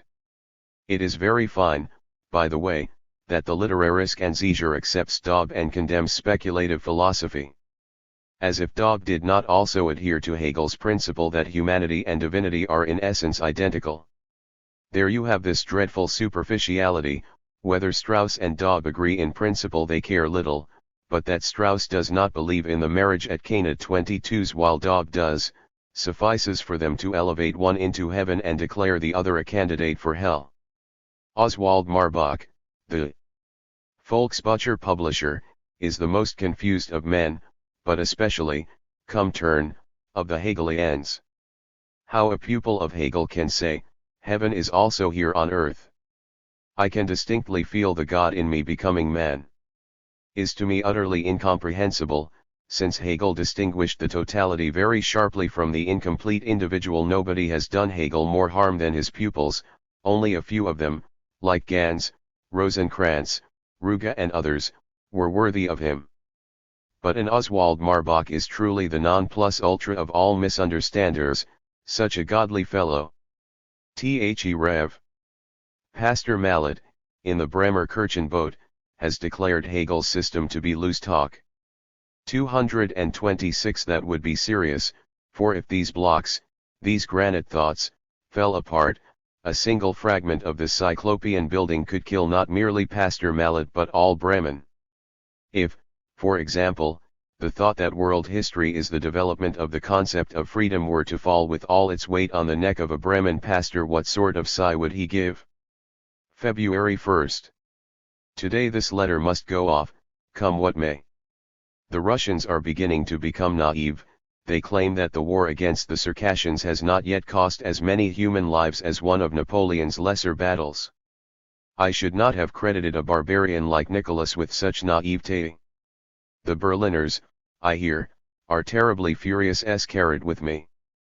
I have belittled Tholick and Neander to them, and I have not put Ranke among the Superos, and that has made them mad. In let him tell you additionihaveWritt and to Husser divinely his life story himself. Extravagant stuff about Beethoven. I have read a very pretty comedy, Wedem, der Lucht, * by Grillparzer in Vienna, which is a long way above the present common run of comedies. There shines through it now and then a free noble spirit to which the Austrian censorship is an intolerable burden. One can see how much trouble it cost the author to draw an aristocratic nobleman in such a fashion that the noble censor raises no objection. O tempors, O Moria, Donner und Doria, be today the 5th of February is here, and it's a scandal that I am so lazy, but I cannot help it. A God knows, I am doing nothing now. I have started several essays but they are not progressing, and whenever I want to write verses in the evening I have always eaten so much that I can't prevent myself from falling asleep. This summer I terribly want to make a journey into the Danish country, Holstein, Jutland, Zealand, Rügen. I must see that my old man sends my brother here, then I'll take him with me. I have an enormous longing for the sea, and what an interesting travel journal I could make of it, then it could be published with a few poems. We are having such divine weather now, and I can't go out, I want to so terribly, it's bad luck. This is a fat sugar broker who is just leaving the house and whose standing phrase is, in my opinion, when he has spoken to somebody at the stock exchange /y. F9my and is going away, he invariably says, uj*#I farewell. His name is Joe H. Bergman. There are touching people here. So I'll immediately draw you another picture from life. This old fellow is drunk every morning and he then steps in front of his door and shouts, thumping his chest, Ich bin Bürger, i.e., I thank thee, God, that I am not like these Hanoverians, Oldenburgers, or worse, Frenchmen, but a Bremen Bürger taken Baron Bremer kind. See, the expression on the faces of the local old women of all classes is really horrid. In particular the one on the right with the snub nose is genuine Bremen. The speech of Bishop Alert at the Festival of the Order 227 has one great merit: now we know what to think of the king and his perjury is official. The same king who in AD 1815, when he was feeling afraid, promised his subjects in a cabinet decree that if they got him out of the mess they should have a constitution, this same shabby, rotten, goddamned king now has it announced through Alert that nobody is going to get a constitution from him, for all for one and one for all is Prussia's principle of government, and no one puts old cloth on a new garment. Do you know why Rottek's 4th volume 3 is banned in Prussia? Because it says that in 1814 our majestic snot-nose of Berlin recognized the Spanish Constitution of 1812 and yet in 1823 sent the French into Spain to do away with that constitution and bring back to the Spaniards the noble gift of the Inquisition and torture. 228 In 1826 Ripoll was burnt at Valencia on instructions from the Inquisition, and his blood and that of 23,000 noble Spaniards who languished to death in prison for their liberal and heretic views is on the conscience of Frederick William III the Just of Prussia. I hate him, and besides him I hate only perhaps 2 or 3 others. I hate him with a mortal hatred, and if I didn't so despise him, the shit, I would hate him still more. Napoleon was an angel compared with him, the King of Hanover is a god if our king is a man. There never was a time richer in royal crimes than that of 1816-30, almost every prince then ruling deserved the death penalty. The pious Charles X, the vicious Ferdinand VII of Spain, Francis of Austria, that machine that was only good for signing death sentences and dreaming of Carbonari 229, Dom Miguel, who is a greater scoundrel than all the heroes of the French Revolution taken together, and whom nevertheless Prussia, Russia, and Austria gladly recognized when he bathed in the blood of the best Portuguese, and the parricide Alexander of Russia, as also his worthy brother Nicholas, on whose abominable deeds it would be superfluous to waste another word. Oh, I could tell you killing stories about how the princes love their subjects. I expect anything good only of that prince whose ears are boxed right and left by his people and whose palace windows are smashed by the flying stones of the revolution. Farewell. Yours, Friedrich Engels. First published in part in Die Neue, printed according to the original. A.C. Rotek, Allgemeine Weltgeschichte für alle Stand, ed. B. Ernst August ed. 1840. 30. To Levenskucking. In Munster. Bremen, June 18, 1840. Dear Herr Schucking. Once again my warmest thanks for your kindly reception and for the beautiful souvenir from Munster 230.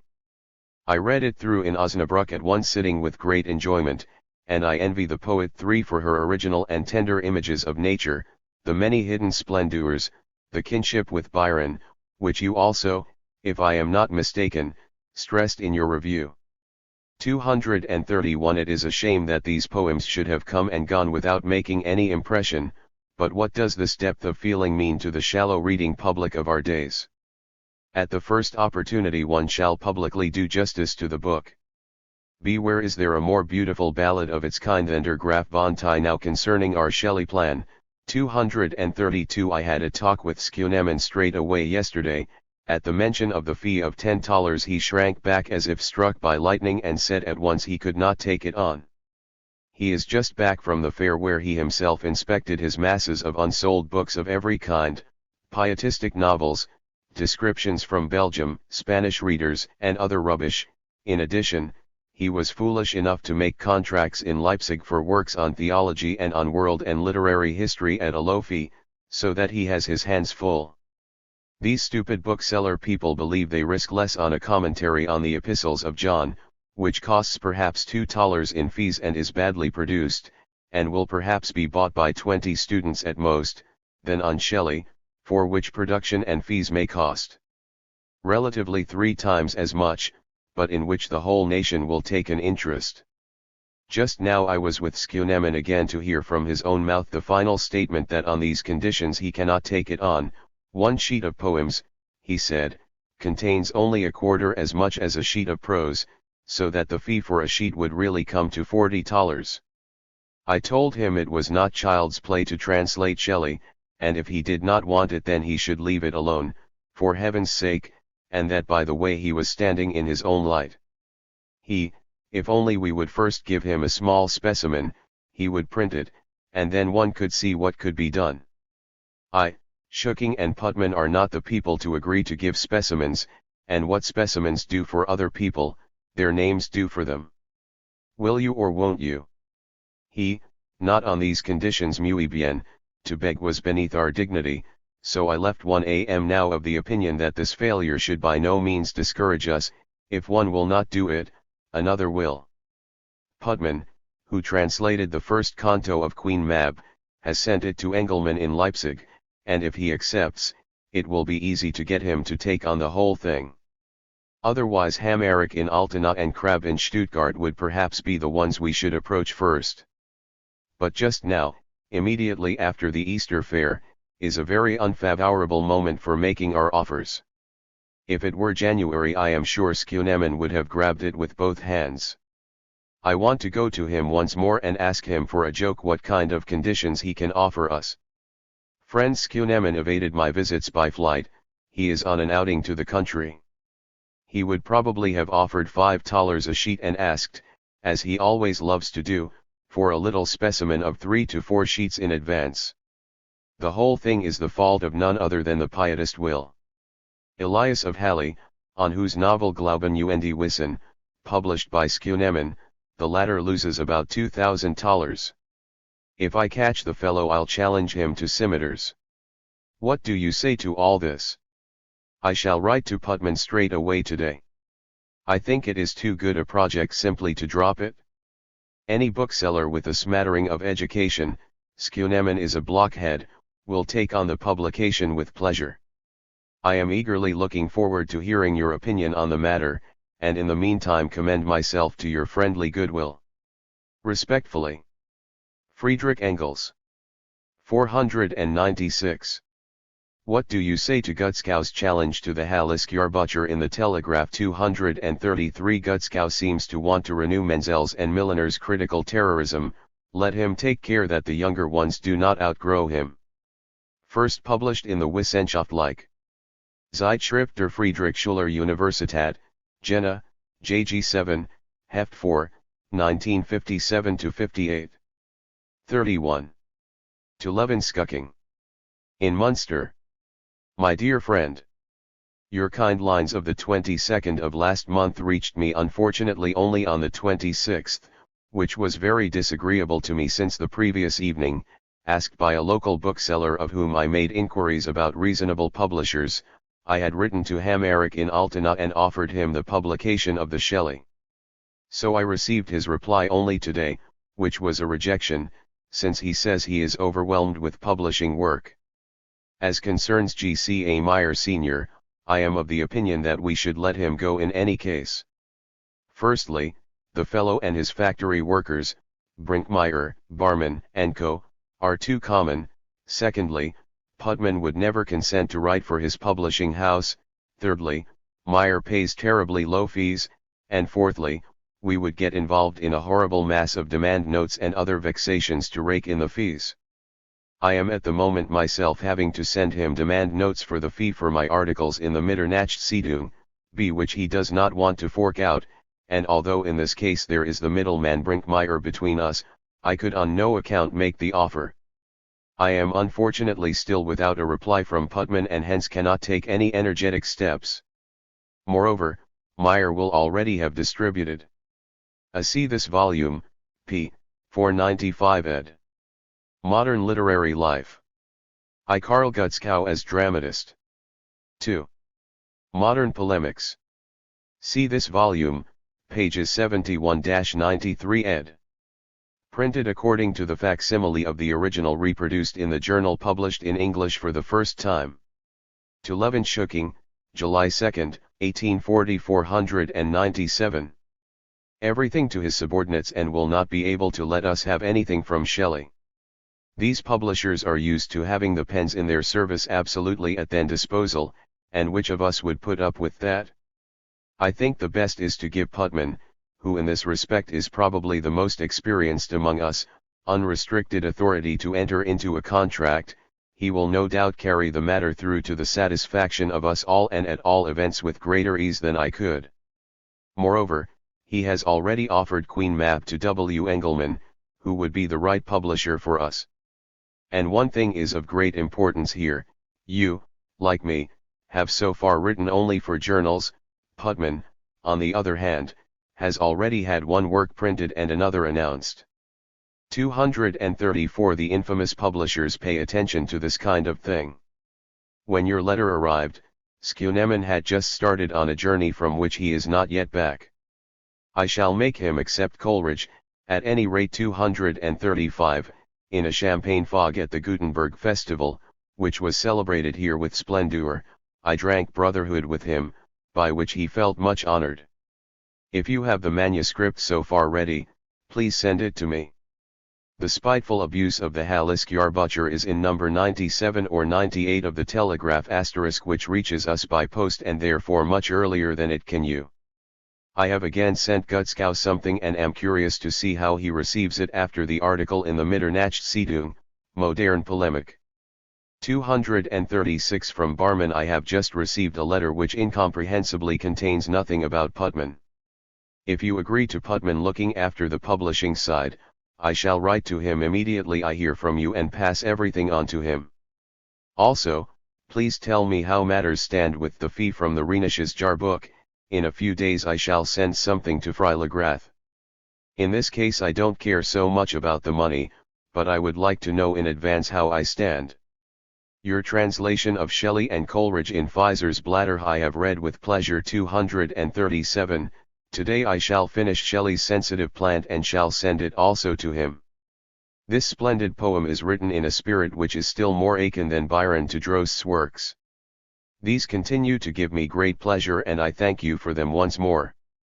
See this volume, p. 496 ed. Blätter zur Kunde Literatur des Auslands ed. 498. With the assurance of my sincere respect I commend myself to your kind remembrance. Yours most truly, Father Engels Bremen, 2/7.46 first published in the Wissenschaft like printed according to the original. 32. To Marie Engels. In Mannheim. Dear Marie. Things will soon be too bad with you, you were going to write to me as soon as you arrived in Mannheim, and now I have been sitting here 3 weeks already and still no letter from you. If that goes on I shall have to make up my mind to write direct to Fräulein Jung so that you will be more or less made to prove your sisterly love for me. I hope you are having better weather than we are, nothing but storm and rain, as in September and November. At sea ships are going down like flies which drop into a glass of water, and the Norderney steamer was barely able to get there. The day before yesterday I was in Bremerhaven, 11 and there also it rained all morning.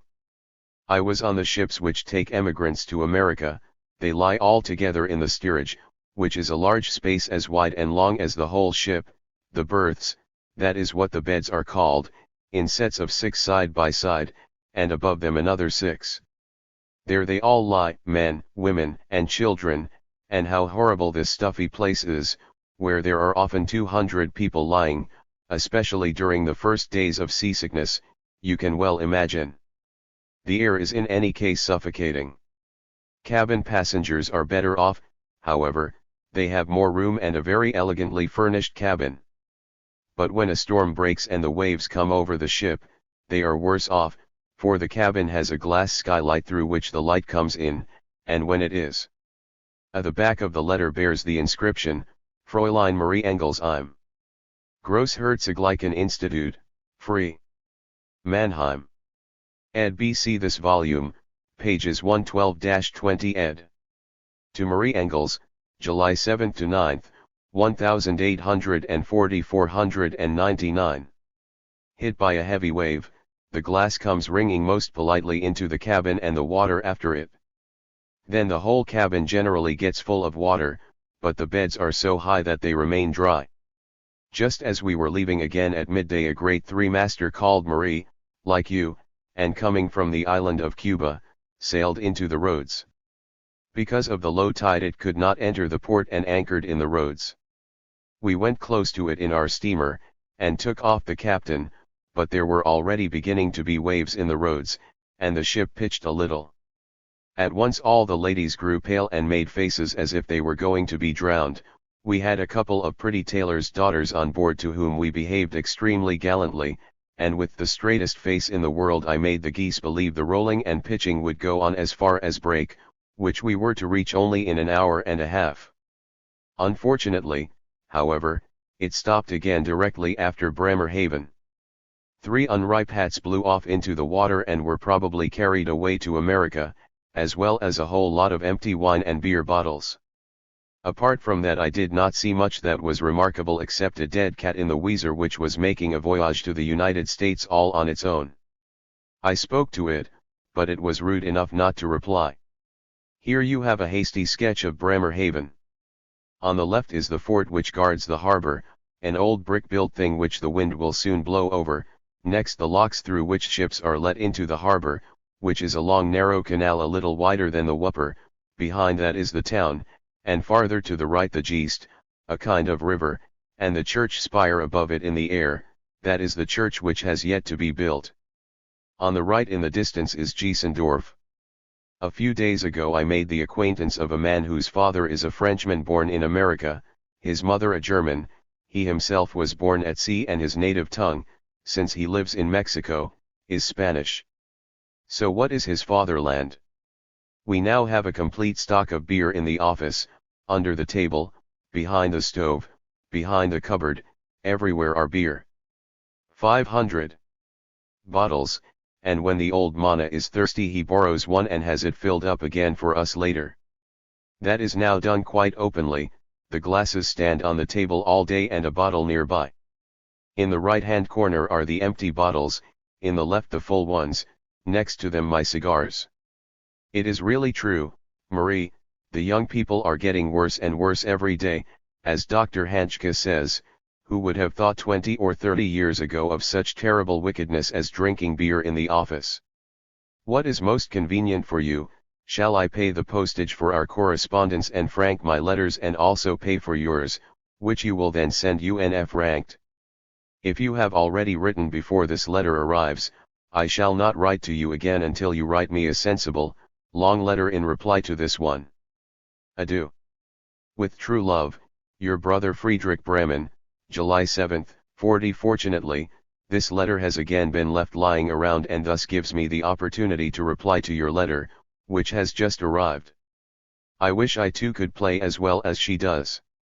If I practice very hard, I shall get that far too. You play a sonata of 20 pages. Goose that you are. Schornstein would, of course, be pleased. What wishes have I for Christmas? I have lost my cigar case, and if I don't find it soon, can you make a new one for me? Thank Ada B for her greetings and greet her heartily from me, tell her she is the first to call me amiable, and I am not at all a cousin, but at most her very respectful kinsman. When you write again, don't address the letter to Treviranus, as I then get it later, but to F.E., Bremen, Martini number 11. Then it will be brought to me in the office. Farewell. 0 Yours, Friedrich Bremen, July 9, 1840. First published in Marx/Engels, Gesamt printed according to the original Ausgabe, ABTL, BD2, 1930. Published in English for the first time. Heinrich Luppold ed. Adeline Engels ed. Written in English in the original ed. To Marie Engels, August 4, 1840. 501. 33. To Marie Engels. In Mannheim. Dear Marie. Now I must tell you at once that for the future I shall not stand for any lessons from your pen. You must not think, my dearest little goose, that now you are at a boarding school you can at once try to be wise and, besides, if I want any, I can get piles of books full of good instructions from the pastor. The beer stays in our office until it has been drunk, and since you're arguing against it our beer trade has only improved, for we have firstly brown ale and secondly pale ale. That's what comes of saucy little boarding school misses interfering in the affairs of their gentlemen brothers. So I shall not frank my letters. Only address yours, Herr F.E. in Bremen, that is enough. But leave the parson out of the address. Recently, from July 27 to 30th, we celebrated the July Revolution which broke out 10 years ago in Paris. We spent one evening in the town hall cellar and the others in Richard Roth's tavern. The fellow is still not back. There we drank the finest Laubenheimer in the world and smoked cigars. If you had seen them you would have learned to smoke just for their sake. My cigar case has still not turned up again. Also, an acquaintance of mine Zero has come back, who has been in Pennsylvania and Caltermoria and has seen Mr. Sippy, this should read Pennsylvania, Baltimore, and Mississippi. This fellow is from Zolingen, and the Zolingen people are the most unfortunate in the world, for they cannot get rid of their Zolingen German. The lad still says, I'm Somer is es schon water, d, and for Caroline he always says Colina. It is sad, I have barely a groat left in my pocket and a mass of debts, both my own and cigar shop debts. Now I am being pestered by the man from whom I bought plums for you, which I have not yet paid for, and the bookbinder has not been paid yet. The back of the letter bears the inscription, Fräulein Marie Engels im Großherzoglichen Institut zu Mannheim. Ed. B. George Gottfried Treviranus ed. C. Haller ed. Dialectal pronunciation of im Sommer ist es sehr schönes Wetter, in summer the weather is very fine, ed. 502. Then the 3 months after which I had to pay for the cigars I bought have long gone by, and Streicher does not send bills of exchange, and the pastor is away traveling and cannot give me any money. But tomorrow he will be back, and then I shall put 6 Louis d'or in my purse, and when I have eaten 3 groats worth of cake in a coffee house I shall throw a double pistole on the counter, can you give me change? And then he will say, unfortunately not, then I shall turn out all my pockets for the 3 groats and go out of the door proud of my double pistoles. When I am back in the office I shall toss a pistole on the ginger-headed junior's desk, Dirkie M., see if you can get change, and the fellow will be extremely happy, for it gives him an opportunity to stay away from the office for an hour and to lounge around, which innocent pleasure he likes very much. For small change is very scarce here, and anyone who has $5 worth of change in his pocket is vastly content. Recently, a pricelessly funny incident occurred here. In the paper there was an advertisement for a cook. A sturdy girl comes into the editorial office and says, Hort se mol, du heb ik in der Zeitung lesen, dat sene koksjes sagt b. Jawohl, sie says the clerk. What mot de wol kanan, d? Asks the girl. Jo, de mot lover spielen und dansen und Franzos, und singen, und neen und sticken dat mot se all kanane. Donnerstag, says the girl, dat kan agnet. But when she sees the whole office laughing, she asks, se wet mek wol torn bessen hebben? Donnerslag, ik loot me nich mok eren. And with that she goes for the clerk and wants to give him a good hiding. Of course, she was gently put outside the door. The other day the old man threw a driver out of the door. The fellow wanted Prussian gold and would not take Louis d'or at the rate of 5 5/12 dollars. We were having a row with him, when the old man came in, what is going on here, confound it, and took the fellow by the chest and threw him in the gutter. Thereupon the driver came. The following conversation is in Low German ed. Listen, I have read in the paper that you are looking for a cook. Ed see yes, indeed. Ed. What must she be able to do? Ed. Well, she must play the piano and dance and speak French, and sing, and sew, and embroider she must be able to do all that. Ed. Juan blast it, I can't do that. Ed. Are you trying to make a fool of me? I don't let people make fun of me, blast it. Ed. Heinrich Leopold ed. To Marie Engels, August 20th to 25th, 1840-503. Quietly back and said, so weret nicht meent, jets will ek de luchter wal nemen. At the moment I have no envelope for my letter except this scribbled over coffee bill, which will surely be welcome to you as a true coffee sister. Farewell and write soon to your brother Friedrich Bremen, August 4th, 40. First published slightly abridged in the printed according to the original Deutsche Review, Stuttgart and Leipzig, BD 4, 1920, and in full in Marx/Engels, published in English for the first Gesamtausgabe, ABT 1, BD 2, 1930 NME. 34. To Marie Engels. In Mannheim. My very dear Sir. I have just received your letter, and since I have nothing to do at the moment, I shall scribble you a few lines. Our office has been considerably improved. Up to now it was always very annoying to have to dash straight to the desk from a meal, when you are so dreadfully lazy, and to remedy this we have fixed up 2 very fine hammocks in the packing house loft, and there we swing after we have eaten, smoking a cigar, and sometimes having a little doze. I am convinced you will find this arrangement most suitable. Today I also had a letter from Roth. He will be back next Sunday after an absence of 4 months. So that you know, 1,700 marks Banco at 137 per center are $776.24 groats Louis d'Or. I have checked it, it is quite correct. Here with an engraving. I did not mean it like that, I will take the Louis d'Or now all. Right. Ed. Be written in English in the original ed. 504. An old connoisseur of wines who has been given sour wine to drink. The one next to him is the commercial traveler from whom he bought the sour wine. I will also draw you a picture of the hairstyle for young gentlemen here. The fellows look like calves. Confound it! When I had written this I went home to eat, and when I came back I lit a cigar to lie down in the hammock. But it immediately broke down under me, and when I went to hammer new nails in, the infamous Dirk M called me, and now I can't get away from the office again. Thank God, I did have my siesta after all. I stole out of the office and took cigars and matches with me and ordered beer, then I went to the upper packing house loft and lay down in the hammock and swung very gently.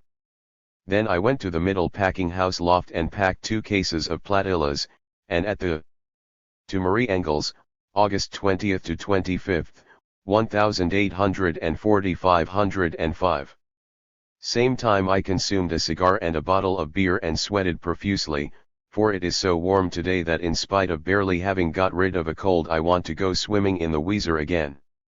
The other day I bathed and had a fellow row after me, and thus I swam 4 times across the Weser in one go, which no one in Bremen will so easily imitate.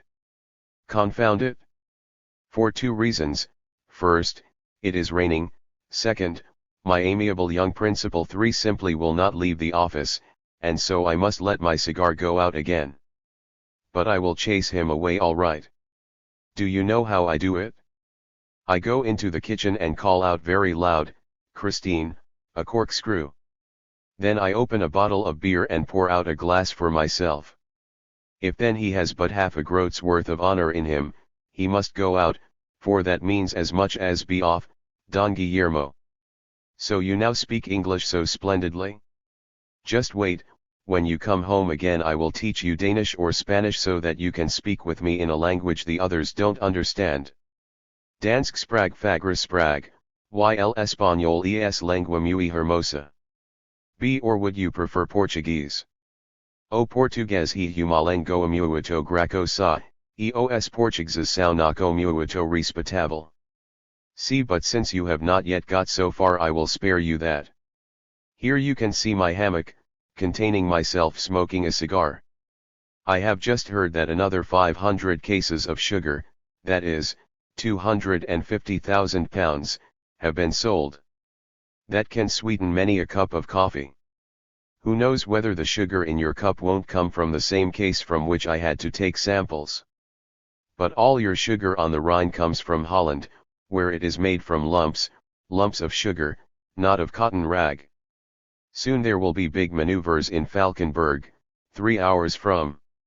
A Wilhelm Leupold ed.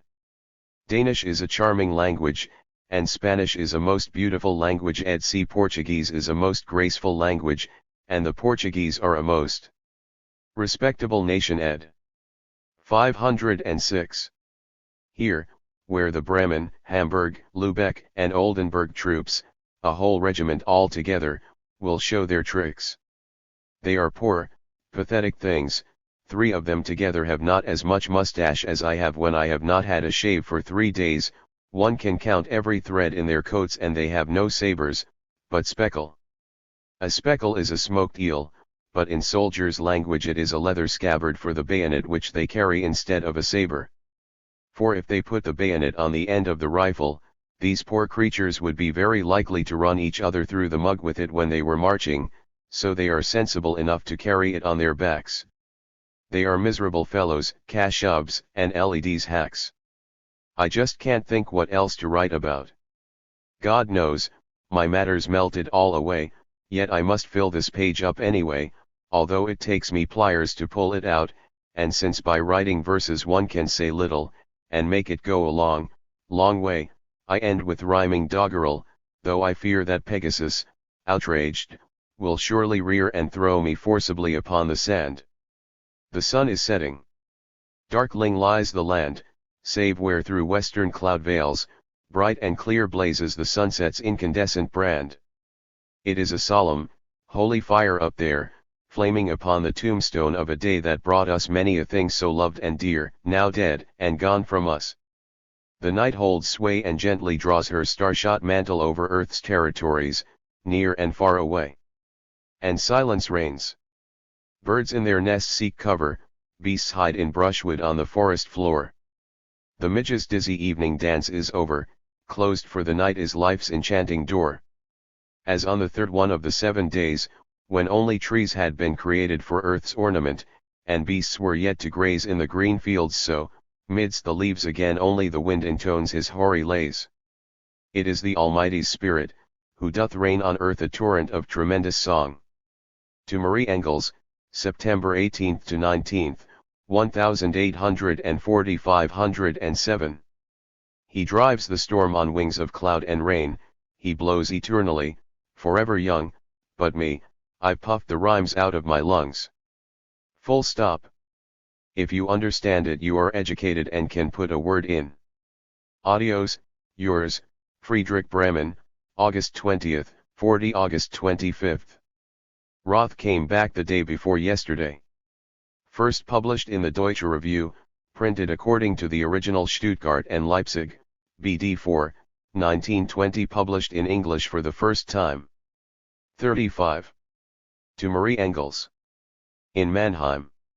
Bremen, September 18, 1840. My most precious.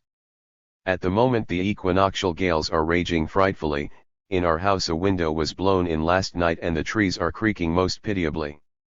Tomorrow and the day after there will be news of shipwrecks coming in. The old Mana is standing by the window and pulling a wry face because the day before yesterday a ship went to sea in which he has $3,000 worth of linen which is not insured. You don't say anything about the letter to Ida B which I enclosed in my previous letter, or did I forget to put it in? I am now really staying here till Easter, which for various reasons is most welcome to me. So Ida has gone now, that will be very awkward for you. We have quite a good camp here too, almost 3,000 men strong, Oldenburg, Bremen, Lübeck and Hamburg troops. I went there. A Heinrich Luppold ed. B. Ida Engels ed. 508. The other day, it was great fun. Right in front of the tent, a tavern owner has put up a big refreshments tent, sat a Frenchman, he was quite sozzled and could no longer stand on his feet. The waiters hung a big wreath round him, and he began to shout, "Wreath in gris and the flowing bowl." 3 afterwards they dragged him to the mortuary, that is, the hayloft, where he stayed on his back and fell asleep. When he was sober again, he borrowed a horse from somebody, mounted it, and kept galloping up and down the camp. All the time he was on the point of falling off most agreeably. We had plenty of good fun there and especially fine wine. Last Sunday I rode to Vegsack, during which tour I had the pleasure of being drenched with rain 4 times, but I had so much inner heat that every time I dried immediately. But I had a dreadful horse with a terribly hard trot so that one's bones were jarred to the marrow. At this moment another 6 bottles of beer are being carried in for us, and they will at once enter upon the process of being lit. I was thinking of cigars, that should read of being emptied. 1 bottle I have almost finished already and with it I smoked a cigar. Presently, our Don Guillermo, be the young principal, will go out again, and then we shall start anew. September 19, 1840. You have a more boring life than we do. Yesterday afternoon there was no more work to do, and the old man was out, and Wilhelm Luppold did not show up often either. So I lit a cigar, first wrote the above to you, then took Lenau's Faust from my desk and read some of it. Afterwards I drank a bottle of beer and at 7:30 went to Roth's. We went off to the club, I read Römersgeschichte Hohenstaufen and then ate beefsteak and cucumber salad. At 10:30 I went home and read Diaz's Grammatik der Romanesken Sprachen until I felt sleepy. Moreover, tomorrow is Sunday again and Wednesday is a day of penance and prayer in Bremen, and so we carry on gradually into the winter. This winter I shall take dancing lessons with Eberlein so as to accustom my stiff legs to a little graceful movement. Here you have a scene in the Schlacht, i.e., the street which has the Weser on one side and where the goods are unloaded. The fellow with the whip is the wagoner who is about to drive away the sacks of coffee lying in the background, the fellow with the sack on the right is the Schlacht pirate who is loading them. To Marie Engels, September 18 to 19, 1840-509. On the cart, by his side a cooper who has just taken a sample and is still holding it in his hand, and next to him is the bargeeman from whose barge the sacks were unloaded. You won't be able to deny that these figures are most interesting. When the wagoner drives he mounts the horse without saddle, stirrup, or spurs, and keeps digging his heels into its ribs, like this. Now it is raining again quite improperly for a Saturday evening, it should really rain only during the week, but from midday Saturday it should be fine. Do you know what superfine medium good ordinary Domingo coffee is? That again is one of those profound concepts which occur in the philosophy of the Kammer. 510. Chale profession and which your mental powers cannot understand. Superfine medium good ordinary Domingo coffee is coffee from the island of Haiti which has a slight touch of green, is otherwise grey, and in which with 10 good beans you get into the bargain 4 bad ones, 6 bits of stone and 1/8 of an ounce of dirt, dust, etc. Now you will have grasped it? 1 pound of this now costs 9v2 groats, that is 4 silver groschen and 8 I23/I37 pfennigs. I should not really betray these trade secrets, since one does not tell tales out of school, but because it is you I shall make an exception. Just now our workman is saying, Herr Durkee M., when sesek met de Jungens gemeen mocht, so met sesek en bitten meer en respect Holland, sons kriegt se dat vok gans under de voet, Heinrich, dat esn slim en jong, du heb ik manch en tuk met hard, se met nich zoveel doornet spelen, semot se gleeks wat actor de arengeven, anders help nich, unwan se no en olen goat, de date de Jungens ook nix, de segt man blot asterisk, don't bother me with the fellow. There you can practice our Low German a little. For the rest I am your most devoted Friedrich Bremen, 19.9.40. First published in the Deutsche Review, printed according to the original Stuttgart and Leipzig, BD 4, 1920 published in English for the first time. 36. To Marie Engels. In Mannheim 0. Dear Marie. Next time don't write to me via barman again, mother leaves the letters lying there until she writes herself, and that is often a long time. But what I wanted to write to you only you must not write this home, for I want to surprise them with it next. A Herr Durkee M., if you make yourself cheap with the boys you must have a bit more self-respect, otherwise they will walk over you. That Heinrich, he is a bad lad, I have had a lot of trouble with him, you must not play so much with him but immediately give him a smack behind the ears, there is no help for it, and if you go to the old man, he won't do anything to the boys but only say, Ed. The back of the letter bears the inscription, Fräulein Marie Engels im Großherzoglichen Institut zu Mannheim. Ed. To Marie Engels, October 29, 1840-511. Spring I now have an enormous mustache and shall presently add to it a Henry IV and goatee beard. Mother will wonder when suddenly such a long, black-bearded fellow comes across the lawn.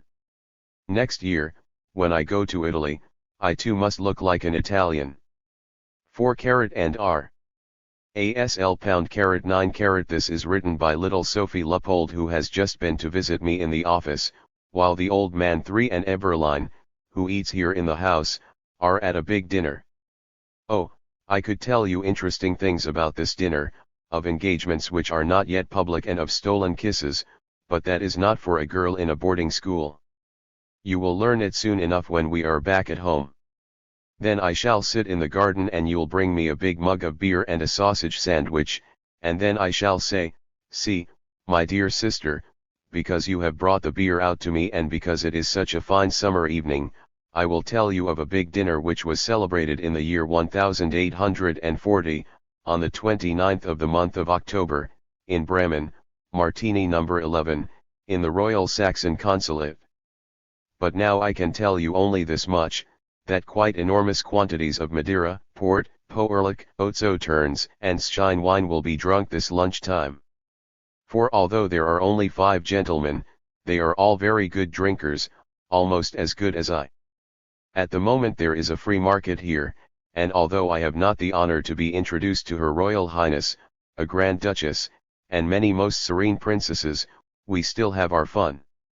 I am fortunately so short-sighted that I do not even know what the several exalted, more exalted, and most exalted personages look like who had the honor to drive past me. When next time such a most gracious lady is introduced to you, do tell me whether she is pretty, otherwise such personages don't interest me at all. Our noble town hall cellar is now so well fitted out it couldn't be better, you sit so comfortably between the barrels. Last Sunday we had a mustache evening there. For I had sent out a circular to all mustache-capable young men that it was finally time to horrify all Philistines, and that could not be done better than by wearing mustaches. Everyone with the courage to defy Philistinism and wear a mustache should therefore sign. I had soon collected a Heinrich Luppold ed. 512 dozen mustaches, and then the 25th of October, when our mustaches would be a month old, was fixed as the day for a common mustache jubilee. But I had a shrewd idea what would happen, bought a little mustache wax and took it with me. It was then found that one had a truly very fine but unfortunately quite white mustache, while another had been instructed by his principal to hack the criminal thing off. Enough, that evening we had to have at least a few, and those who had none had to paint themselves one. Then I got up and proposed the following toast. Mustaches always were the pride of gallant gentlemen far and wide. Brave soldiers faced their country's foes in brown or black mustachios. So, in these times of martial glory, mustaches are obligatory. Philistines shirk the burden of bristle by shaving their faces as clean as a whistle. We are not Philistines, so we can let our mustachios flourish free. Long life to every Christian who bears his mustaches like a man. And may all Philistines be damned for having mustaches banished and banned. To this doggerel glasses were clinked with great enthusiasm, and then somebody else got up. His principal would not give him a key, and so he had to be home by 10 o'clock, or he would not be let in. That is the plight of many a poor devil here, he said. A plague befall principals all, who won't hand over the key of the door. May flies and strands of hair infest their supper plates for evermore, and may their nights give them no rest. Thereupon there was more clinking of glasses. So it continued until 10 o'clock, then those without keys had to leave, but we, the fortunate ones with keys, remained seated and ate oysters. I ate 8, but could not manage any more. I still don't enjoy the things. Since you are so fond of calculations and even want to reward me for them with the order of the yellow envelope, I shall. To Wilhelm Greber, November 20th, 1840. Graciously regale you with the remark that current now stands at IO6 V2 per cent, while a year ago it stood at 114. The Louis d'Or are falling so that anyone here in Bremen who had $1 million a year ago now only has 900,000, that is, $100,000 less. Isn't that tremendous? You still don't write me anything of the screed for Ida, Did you get it, and have you passed it on or not? It would be awkward for me if I had not sent it and it had been left lying around and got into the hands of the old man. Be so write to me and make it the long 6-page letter you promised me. I shall return the compliment. Here on the envelope you shall again be regaled with a few calculations which you may take to heart. That I had to copy this letter out again is the fault of Herr Timo Leon Meisegens in Bremen, the same one whom the old man once threw out of the house 2 years ago. Your respectful and devoted. Bremen, October 29, 1840. Friedrich. First published slightly abridged in the printed according to the original Deutsche Review, Stuttgart, and Leipzig, _. De Man Jr 11*/RI published in English for the first BD 4, 1920, and in full in, Marx/Engels. 6 Gesamtausgabe, ABTL, BD 2, 1930. 37. To Wilhelm Greber. In Barmen. Bremen, November 20, 1840. My dear Wilhelm. It is now at least 6 months since you wrote to me. What shall I say to such a friend? You don't write, your brother Zero does not write, Worm does not write, Karl does not write, Huser does not write, not a line from W. Blank. I am still less aware of anything from Plumacher, Saker Tunner. 6 What am I to say? When I last wrote to you, my roll of tobacco still weighed 7 pounds, now there is barely a cubic inch of it left, and still no reply. Instead you. Ida Engels ed. B. Heinrich Luppold ed. C. Friedrich Greber ed. D. Confounded ed. 514. Lead a gay life in Barmen. Wait, you fellows, as if I didn't know of every glass of beer that you have since drunk, whether you drank it in one draught or several. You in particular should be ashamed to inveigh against my political truths, you political sleepyhead. If you are left to sit quietly in your rural parsonage, for you will hardly expect a higher position, and to go out for a walk every evening with Frau Pastor and eventually with the young little pastors, and nobody fires off a cannonball under your nose, you are blissfully happy and don't trouble yourself about the sinful F. Engels who argues against the established order. Oh, you heroes! But you will yet be drawn into politics, the current of the times will come flooding over your idyllic household, and then you will stand like the oxen before the mountain. Activity, life, youthful spirit, that is the real thing. By now you will already have heard of the grandiose fun stirred up here by our mutual friend Krummacher. 3 It is now practically over, but it was a bad business.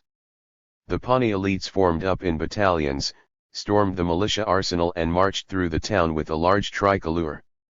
They sang, "Free is the life we lead," and "Vivat Paniel, long live Paniel, Paniel is a worthy man." The Krumacherians gathered in the cathedral precincts, occupied the town hall, where the Senate was just in session, and plundered the armory. Armed with halberds and spiked clubs they formed a square in the cathedral precincts, aimed the 2 cannons which stand near the main guard post, though they had no powder, at Obernstrasse, from which the Pawnee elites were coming, and so awaited the enemy. But when the latter arrived in front of the cannons, they entered the market from the other side, and occupied it. The 600-strong cavalry occupied the Gras Market, directly opposite the Krumacherians, and awaited the command to charge. At this point Burgomaster Schmidt came out of the town hall. He stopped between the parties, planting his feet firmly on the stone on which Gottfried, a woman guilty of poisoning, was executed, and which stands exactly half an inch above the pavement, and, turning to the Krumacherians, said, "You men of Israel." Then he turned to the Pawnee elites, AV and PSCA $7 JVOI. B. Then turning, now to the right, now to the left, he made the following speech: "Since Krummacher is an alien, it is not fitting that a quarrel which he has stirred up should be fought out within." Of Friedrich Wilhelm Krummacher, see this volume, pages 155 to 60. Ed. B. Men of Athens. Ed. To Wilhelm Greber, November 20, 1840. 515. Our good town.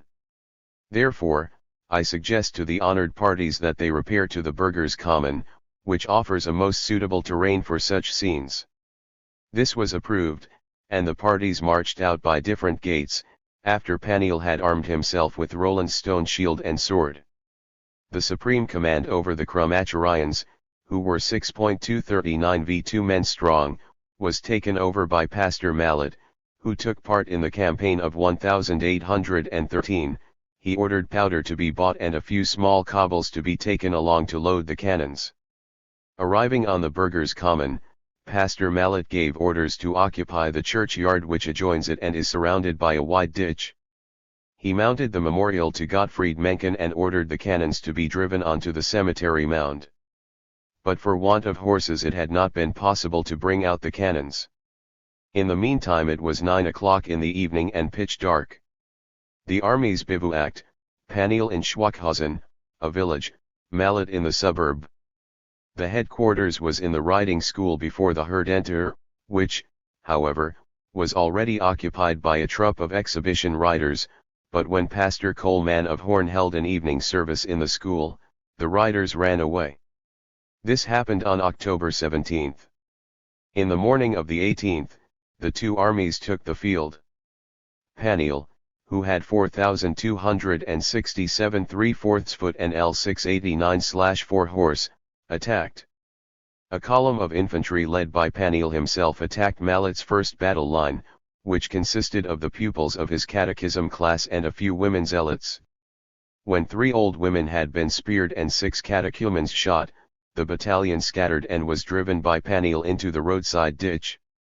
On Paniel's right wing stood Pastor Capel with 3 cavalry squadrons formed by young office employees, who outflanked Mallet and attacked him from behind. He occupied the suburb and deprived Mallet of his operational base. Paniel's left wing, under the command of Pastor Roth, advanced on the Horn Highway and pressed the Young Men's Union, who did not know how to handle halberds, back on the main body of Mallet's army. Then we, 6 of us, heard the shooting in the fencing lesson and rushed out in fencing jackets, gloves, masks and helmets. The gate was locked, an attack on the guard gave us the keys, and so we arrived on the scene of the battle, rapier in hand. Richard Roth of Barmen reformed the scattered Young Men's Union, while Haller of Zollingen threw himself into a house with the remnants of the catechumens. 3 others and I unseated a few Pawnee elites from their horses, mounted them and, supported by the Young Men's Union, threw back the enemy cavalry. Mallet's main army ad. 516. Vanced, our rapiers spread carts, tierces, terror and death, and in half an hour the rationalists were destroyed. Now Mallet came to thank us, and when we saw for whom we had been fighting, we looked at each other in astonishment. Se non è vero, e cum spiu ben trovato. 3 But now write soon. And urge Worm to write to me. Father Engels first published in Die Neue Rundschau, printed according to the original 10. Heft, Berlin, 1913 d. Dash. Published M. English for the first time. 38. To Marie Engels. Most humble letter of thanks of F. Engels, who has most graciously been awarded the Order of the Yellow Envelope, your ladyship. Most respected Fräulein. Your most obedient servant, whom your ladyship has most graciously condescended to invest most undeservedly with the Order of the Yellow Envelope, fails not most humbly to lay his most devoted thanks at your most noble highness' exalted feet. Nor could the same most obedient servant fail to admire the supreme grace with which your most noble highness allowed the covering note to reach your most submissive servant open and accessible to all the world so that everybody could convince himself of the lofty favor which your exalted gentleness and comprehensive wisdom have condescended to accord to me. In conclusion, in most profound submission before your most noble highness, your humble and most obedient servant commends himself to your most gracious memory. Father Engels, Bremen, December 6, 1840. I received your letter open. The wretched wafer had come off note by Engels. If it is not true, I trust it is well invented ed. The back of the letter bears the inscription, Fräulein Marie Engels im Großherzogl. Institut, Mannheim. Ed. To Marie Engels, December 6 to 9, 1840-517. Dear Marie, to fall out of the style which I chose for the first page of this letter, I am not in the least grateful to you for the poor wafers with which you seal your letters and which come off halfway. It is all the same to me which order of the envelope you want to honor me with, but for goodness sake stick a proper seal on them so that the thing does not come apart by the time it gets to mines. The day before yesterday, or was it yesterday, I am not sure, it was Anna's 3rd birthday. I celebrated it yesterday in Schwachhausen with a cup of coffee, cost me 6 groats, is that not brotherly love? Last Saturday week, when I became 20, I celebrated my birthday with a toothache and a swollen cheek, which was fiendishly painful. You will also have heard that Napoleon's body has arrived in France. Hey, that is going to be a row. I wish I were in Paris now, what fun. Do you read the newspaper? Did you believe there was going to be a war? What do you think of the Guizot-Soult ministry? Do you also sing the bad song, They Shall Not Have It, see? While, if you have good eyes, you can see the French border on the other side of the Rhine. We now have fencing lessons. I fence 4 times a week, today at midday too. On the other side of the page you can see how I lay about me. Anna Engels ed. BC this volume, pages 153-54 ed. See here Engels gave the first notes of the song, Der Deutsche Rhein by N. Becker. But crossed them out again ed. 518. December 8. Yesterday I had a hellish lot to do, and this morning too. Now I shall close this letter to you, and then I hope I shall be able to have a cup of coffee. Listen, for Christmas make me a new cigar case, in black, red and gold, 3 those are the only colors I like. Oh, red as love then be our brethren's token, and pure as gold the purpose of our quest, and that in death our spirit be not broken, black be the riband worn around the breast. From a band student song. Here some blockheads have founded an association where they make speeches, and I am to be a guest and nolens volens make a speech.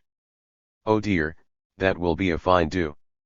Incidentally, I can preach very well even without having studied beforehand, and when it is a matter of lying, there is no stopping me, I go on and on. If I were in the Landtag I would let nobody else get a word in now I have had my portrait painted, with my mustache, and so that you can see what I look like, I copy the picture. You see, I was painted when I was furious because the cigar would not draw. At that moment I looked so intelligent that the painter implored me to let myself be painted like that. I put aside all the bad cigars and smoked one of the awful things at every sitting. That was the worst torment for me. Be glad that you have nothing to do with sample boxes, it is first-class stupidity and muddle. There you can stand all day by the open window in the packing house loft in this cold weather and pack linen, it is something dreadful, and in the end nothing comes of it but nonsense. Colors symbolizing the unity of Germany at G.W. Feistkorn. Ed.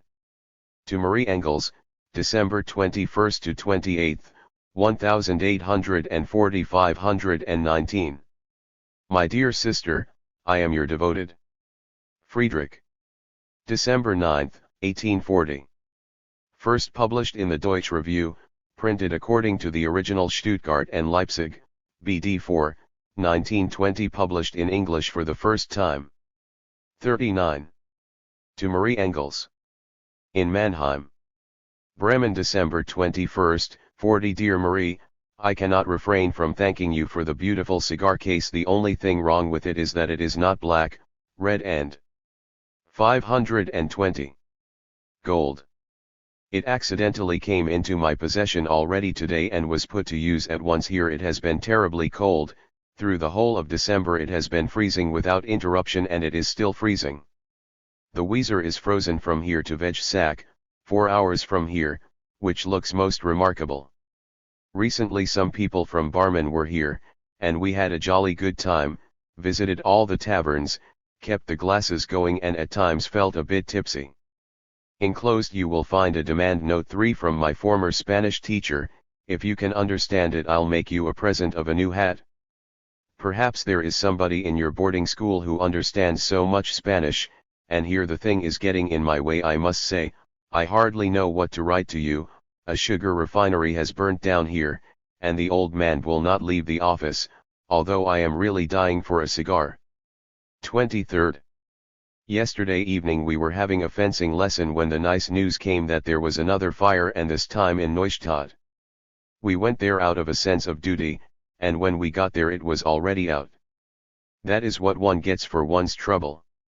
You should always stay nicely at home until it is burning under your nose.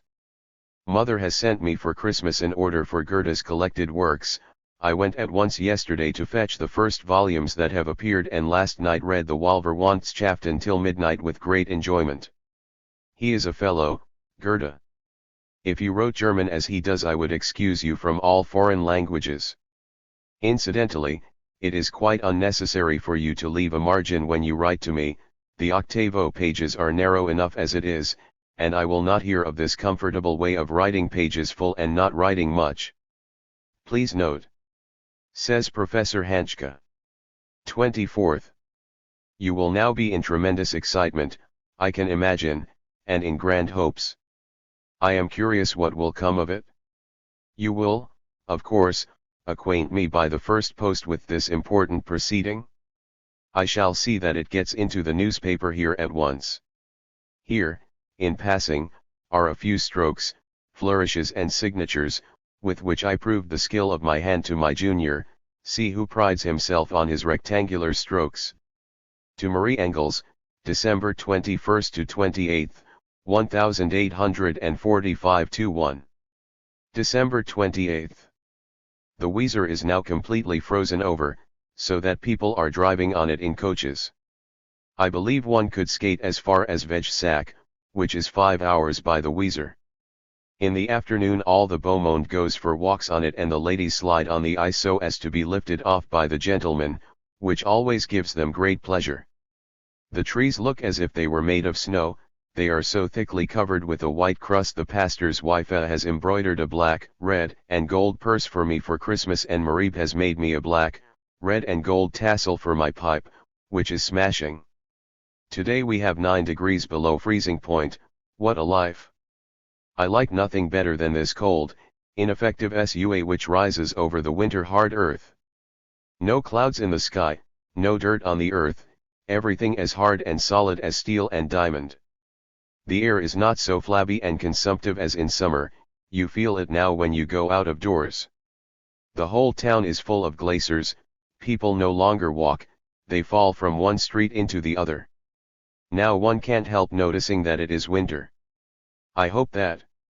A Mathilde Treviranus ed. B. Marie Treviranus ed. 18 to 384. 522.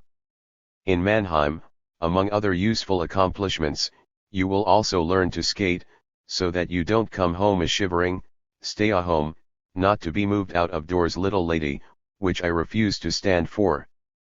But if you do arrive afraid of the cold, I shall tie you on a sleigh, put a burning sponge in the horse's ears and chase you like that out into the open.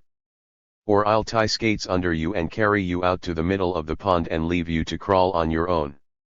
My very dear sister, if my hopes are not disappointed, you will get this letter on New Year's Day.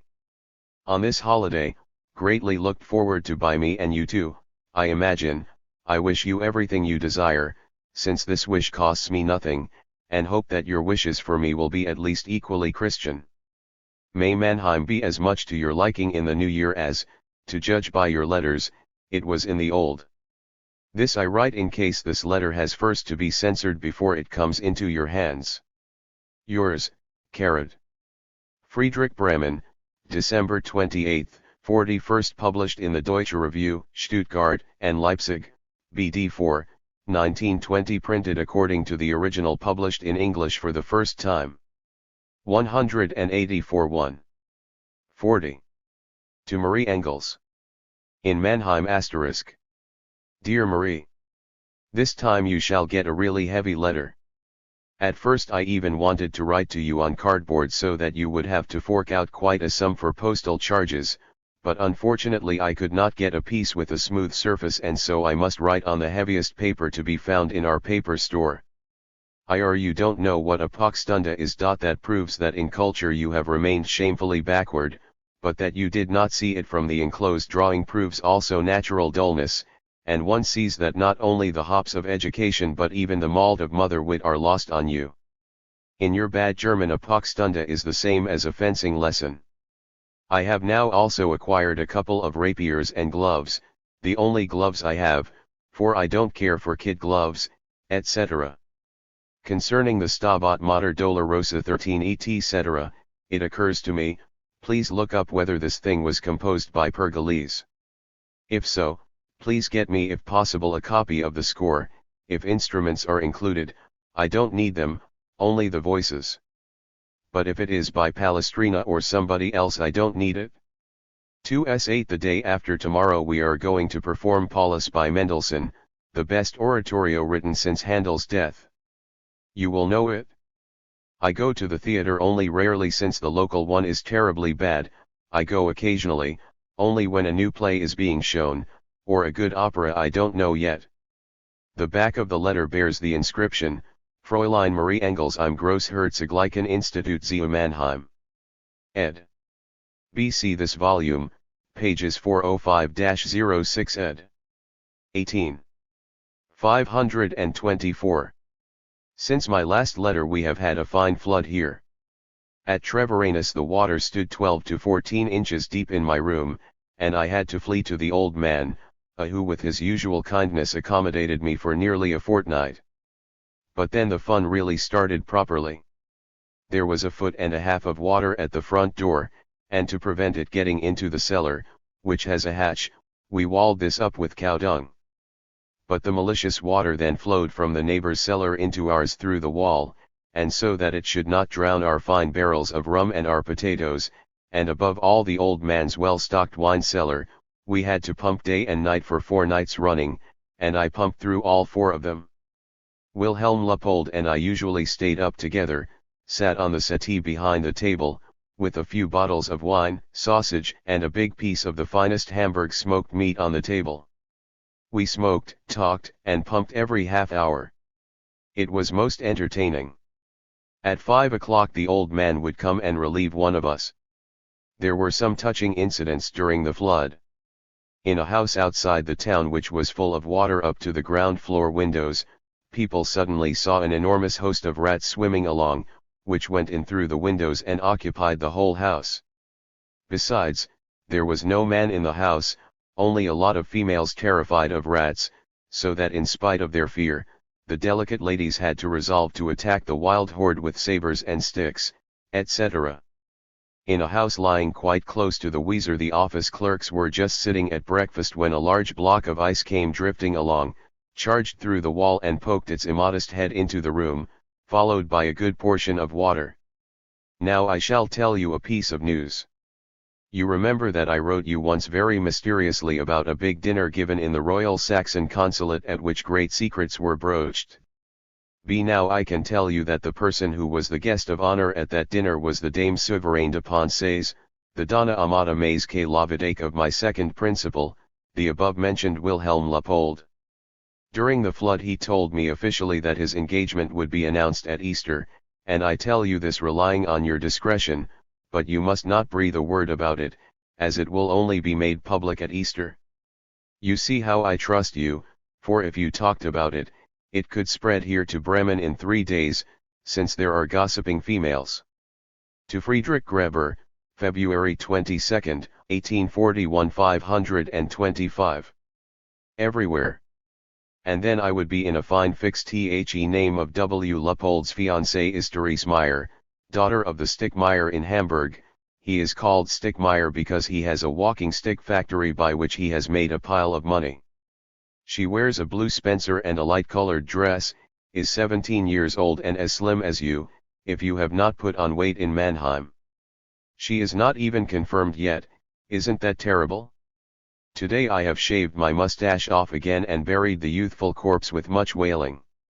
I look like a woman, it is shameful, and if I had known that without a mustache I should look such a sight I would not have hacked it off. As I stood before the mirror, scissors in hand, and had shorn off the right side, the old man came into the office and had to laugh out loud, when he saw me with half a mustache.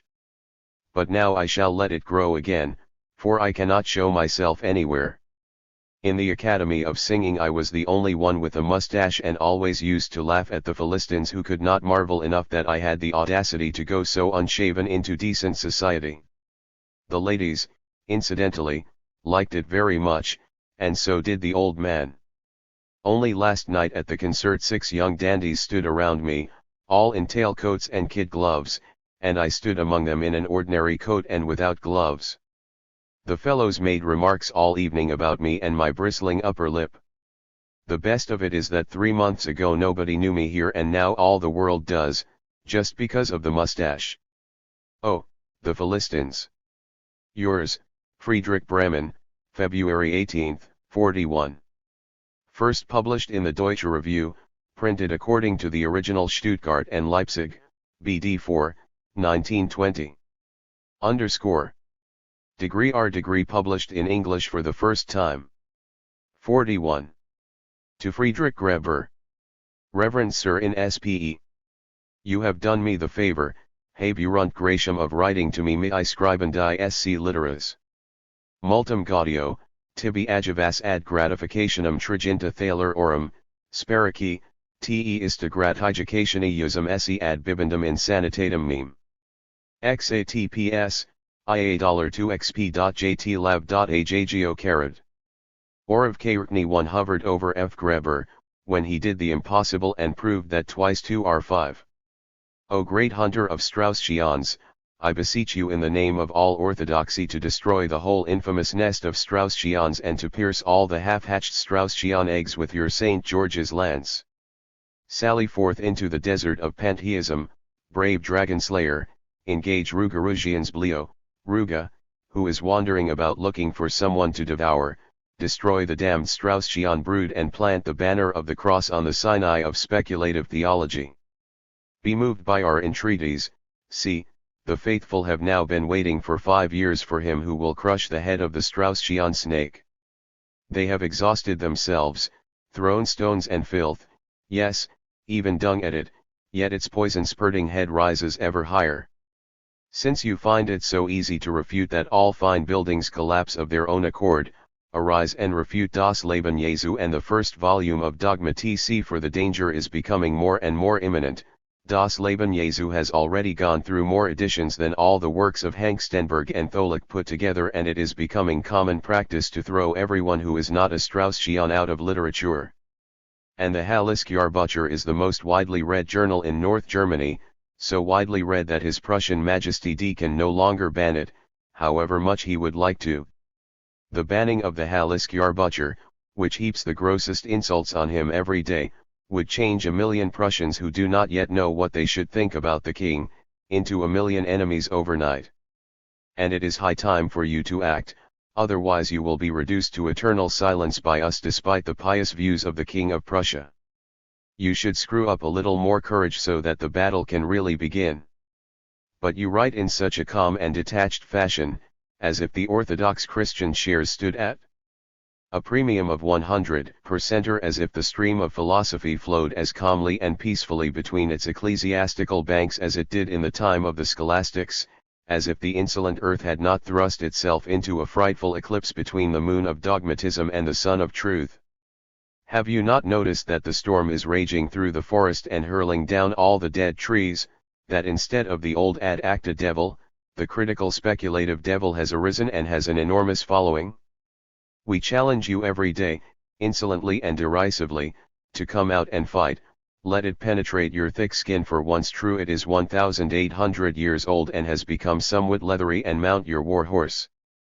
But all your Neanders, Tholicks, Nishes, Bleaks, Erdmans, and whatever they're called, are such weak, sensitive fellows on whom daggers would seem ludicrous. They are all so quiet and cautious, so fearful of scandal, that you can't do anything with them. Hengstenberg and Leo do have some courage, but Hengstenberg has been thrown from his saddle so often that he is quite crippled, and in the latest scuffle with the Hagelings, 239 Leo had his beard plucked out altogether so that he cannot really show himself decently in public. In any case, Strauss has not compromised himself in the slightest, for if he still believed a couple of years ago that his Leben Jesu would not harm the Church's teachings, he could, of course, without abandoning any of his principles, have read a system of orthodox theology in the same way as many an Orthodox Christian reads a system of Hegelian philosophy. But even if he really believed, as his Leben Jesu indicates, that dogmatism would not be harmed by his opinions, everyone knew in advance that he would soon abandon such ideas once he had begun to tackle dogmatism seriously. He says straight out in his Dogmatique what he thinks of the teaching of the Church. However, it is a very good thing that he has moved to Berlin. This is where he ought to be, and his spoken and written word can be more effective there than they would in Stuttgart. The idea that I have gone to the dogs as a poet is being widely disputed, and, in any case, Freiligrath refused to print my verses 3 not because of the poetry but because of the views and lack of space. First of all, he is not such a liberal, and secondly, they arrived too late. Thirdly, there was so little space that many important poems intended for the last folios had to be left out. However, Das Rheinlied by N. Becker is really a very indifferent piece and has fallen into such bad odor that one can no longer praise it in any magazine. But the Rhine by R. E. Prutz 240 is quite a different kind of poem. And other poems by Becker are also much better. The speech he made at the torchlight procession was one of the most muddled things I have ever come across. The marks of honor bestowed by kings I decline with thanks. What's all that about? A decoration, a golden snuff box, a beaker from a king, these are a disgrace rather than an honor these days. We all decline such things with thanks and are pretty safe, thank goodness, for since my article about E. M. Arndt was printed in the Telegraph *, it would not occur even to the mad king of Bavaria to present me with such a fool's cap and bells or to print the stamp of servility on my backside. The more scoundrelly, more cringing, more fawning a person is these days, the more decorations he gets. I am now fencing furiously and will soon hack you all to pieces. I have had 2 duels here in the last 4 weeks. The first fellow has retracted the insulting words of stupid boy which he said to me after I gave him a box on the ear, and the slap is still unexpiated. I fought with the second fellow yesterday and gave him a real beauty above the brow, running right down from the top, a really first-class prime. Farewell. 0 yours, F. Engels Bremen, 22.2.41. 42. To Marie Engels. In Mannheim. Bremen, March 8, 1841. Dear Marie, your most respectful and obedient, these were the last words I wrote in a business letter as I finished my work at the office. Today so as now, how can I express it most delicately? Oh well, the verses won't flow today, so I'd better say it straight out, so as to write to you. However, as I am still digesting my lunch, I haven't got time to think much and must write whatever comes into my head. But my first thought is a cigar, which I shall now proceed to light since His Majesty has taken himself off, His Majesty being, of course, the old Mana who has been given this title because we have decided to carry on as if we were at court. For it is now quite certain and sure that the whole Luppold counting house will soon be transformed and have ministers and confidential gentlemen in waiting once again. You will be amazed when you see me with a golden key hanging from my black tailcoat. I will, of course, be as stuck up as I have always been, and I'm not cutting off my mustache to please any king. It is now in full flower again and growing, and when I have the pleasure, as I don't doubt I shall, of boozing with you in Mannheim in the spring, you will be amazed at its glory. Richard Roth left here a week ago for a grand tour of South Germany and Switzerland. Thank God that I too am leaving this dreary hole where there is nothing to do but fence, eat, drink, sleep and drudge, voila tout. I don't know if you have heard that father and I shall probably be going to Italy at the end of April, in which case I shall do you the honor of visiting you. If you behave properly I may even bring you something, but if you are high and mighty, stiff and haughty, then you will be in for trouble. Nor will you escape just punishment if you write any more such nonsense as you did in your last letter but one, teasing me about the fencing lesson. I was very glad to hear that the Stabat Mater is by Pergolese. You must in any case get me a copy of the piano arrangement containing all the vocal parts with the score showing the singing parts above those which have to be played, as in a piano arrangement of an opera. It occurs to me that there are no tenor or bass parts in Pergolese's Stabat Mater. There are probably more sopranos and altos instead. Never mind. If I really do go to Milan in the spring I shall meet Roth, and Wilhelm Blank from Elberfeld, and we'll have a high old time there with Turkish tobacco and La Crime de Cristo. 6 months after we've gone, the Italians should still be talking about the three jolly Germans, so famous do we intend to make ourselves. I was very much amused to read your description of your innocent carnival. I should like to have seen you. Nothing very amusing has happened here, apart from a couple of boring fancy dress balls which I didn't go to. In Berlin, too, the carnival was a terribly flat affair. They're still best at that sort of thing in Cologne. There is one thing in which you are less fortunate than I. You cannot hear Beethoven's Symphony in C minor today, Wednesday, March 10th, while I can. This and the Eroica are my favorites. Practice Beethoven's sonatas and symphonies well, so that I shan't be ashamed of you later on. I am going to hear them not just in the piano arrangement, but played by the full orchestra. March 11th. What a symphony it was last night. You never heard anything like it in your whole life if you don't know this wonderful work. What despairing discord in the first movement, what elegiac melancholy, what a tender lover's lament in the adagio, what a tremendous, youthful, jubilant celebration of freedom by the trombone in the third and fourth movements. Besides this I also heard a wretched Frenchman sing yesterday and it went something like this. And so on, no melody or harmony and a pathetic French text and the whole joke was called L'Exil de France. If all French exiles indulge in such caterwauling then nobody will want to have them anywhere. This boor also sang a song called Le Toreador, which, to Marie Engels, April 5, 1841 531. Means the bullfighter, with the refrain, every other second, of Akjam Elispigny. This was even more pitiful if that were possible, sometimes with leaps of fifths, sometimes twisting about in chromatic passages as if to signify an attack of stomachache.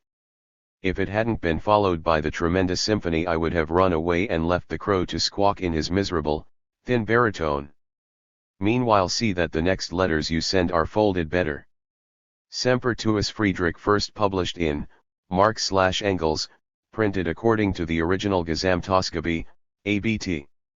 I, BD2, 1930 degrees, published in English for the first time.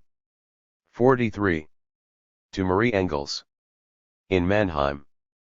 Why didn't you write to me in Bremen? You really don't deserve to hear from me again, but this time I shall make an exception and write you a few lines to cheer your lonely time in Mannheim. I have been installed in the room next to my old one, which is now the music room, where I have buried myself under a mass of Italian books, and emerge now and again for a turn at fencing with Hermann III or Adolf. I have just finished a few rounds with August, Zero, Hermann, and Bernhard, and as a result my hand is a bit shaky, so today as well my writing is very bad and learned looking. When we went to Vohwinkel yesterday, I met nearly everyone who was at the gymnasium with me. The weather is splendid here, but today I have to go on a miserably boring visit to the Wimhoners. I'll remember you to Emil. D. Louis Snethledge has linked up with Hermann Siebel and seems to be enjoying it. For the rest, Barman is still the same old place, and all I ask of you is to fulfill your duty to me as quickly as you possibly can. Yours, Friedrich Barman, 241 April 5, 41. 44. To Marie Engels. In Mannheim. Barman, about the beginning of May 1841. Dear Marie, I started a letter to you last night but got no further than 3 lines when Anna came and cut it off to use the rest of the paper herself. I got both your letters, including the one sent to Bremen, which made quite a journey before it reached me. Well, it's pretty dry in these parts except for an occasional dinner with some May wine or a student drinking bout, or carousal or rainy weather. The best thing about the whole business is that I smoke the whole day long, and this is undoubtedly a great and priceless pleasure. I received some very nice things in my trunk which arrived here from Bremen: a little cigar basket, ashtray, tassel for my pipe, etc. Father has gone to Engelskirchen and I am sitting in his dressing gown on his stool with his long pipe, puffing out smoke like anything. We'll be off to Milan 242 in 8 or 10 days, and all we wish for is good weather. It's raining cats and dogs here today. I am curious to know how you have developed in Mannheim, whether you are still the same silly, skinny chick you used to be, or whether you have picked up any new crazy ideas. Anna also gets up to daft tricks now and again and indulges in all kinds of silliness. With every third word she exclaims "Og, Drykes, B." Hermann is developing a real talent as a hypochondriac and can often sit all day with a face utterly indifferent to the world, his mouth drooping, not uttering a word. If he suddenly gets into a tantrum, he can't snap out of it. Emila is still great at misunderstanding things. Hedwig is not developing much character apart from a touch of obstinacy. Rudolf Zero is just like Hermann was. He wanders about dreaming half the day and gets up to silly tricks the rest of the time. What he likes best is when I give him a rapier and then knock it out of his hand. Little Elise will become important, but for the time being she's still unimportant. She shows signs of amiability and will put you all in the shade in the end. And what about me? I might look interesting if, instead of my present young mustache, I still had the one I had in Bremen and my long hair. You've had enough for today. I'll write to you from Milan if it's raining there. Yours, Friedrich. First published in Marx/Engels, printed according to the original Gesamtausgabe, ABT 1, BD 2, 1930. Published in English for the first time. 45. To Marie Engels. In Mannheim, Barmen, about the end of August 1841. Dear Marie, if I have really got to write to you, I must tell you in advance that it will not come to much, for nothing ever happens here. Weddings, parties, why yes, I go to them, I eat and drink, but afterwards I find it impossible to write a lot of tittle-tattle about them. And anyway, you are not used to that kind of thing from me. I now sit in my little room upstairs nearly all day long, read and smoke like a chimney stack, fence until the swords nearly crack, and amuse myself as best I can. This disgracefully bad weather is nearly driving me to desperation. You can't go to Elberfeld without the risk of getting soaked 3 times over. Engels Brothers and Sisters ed.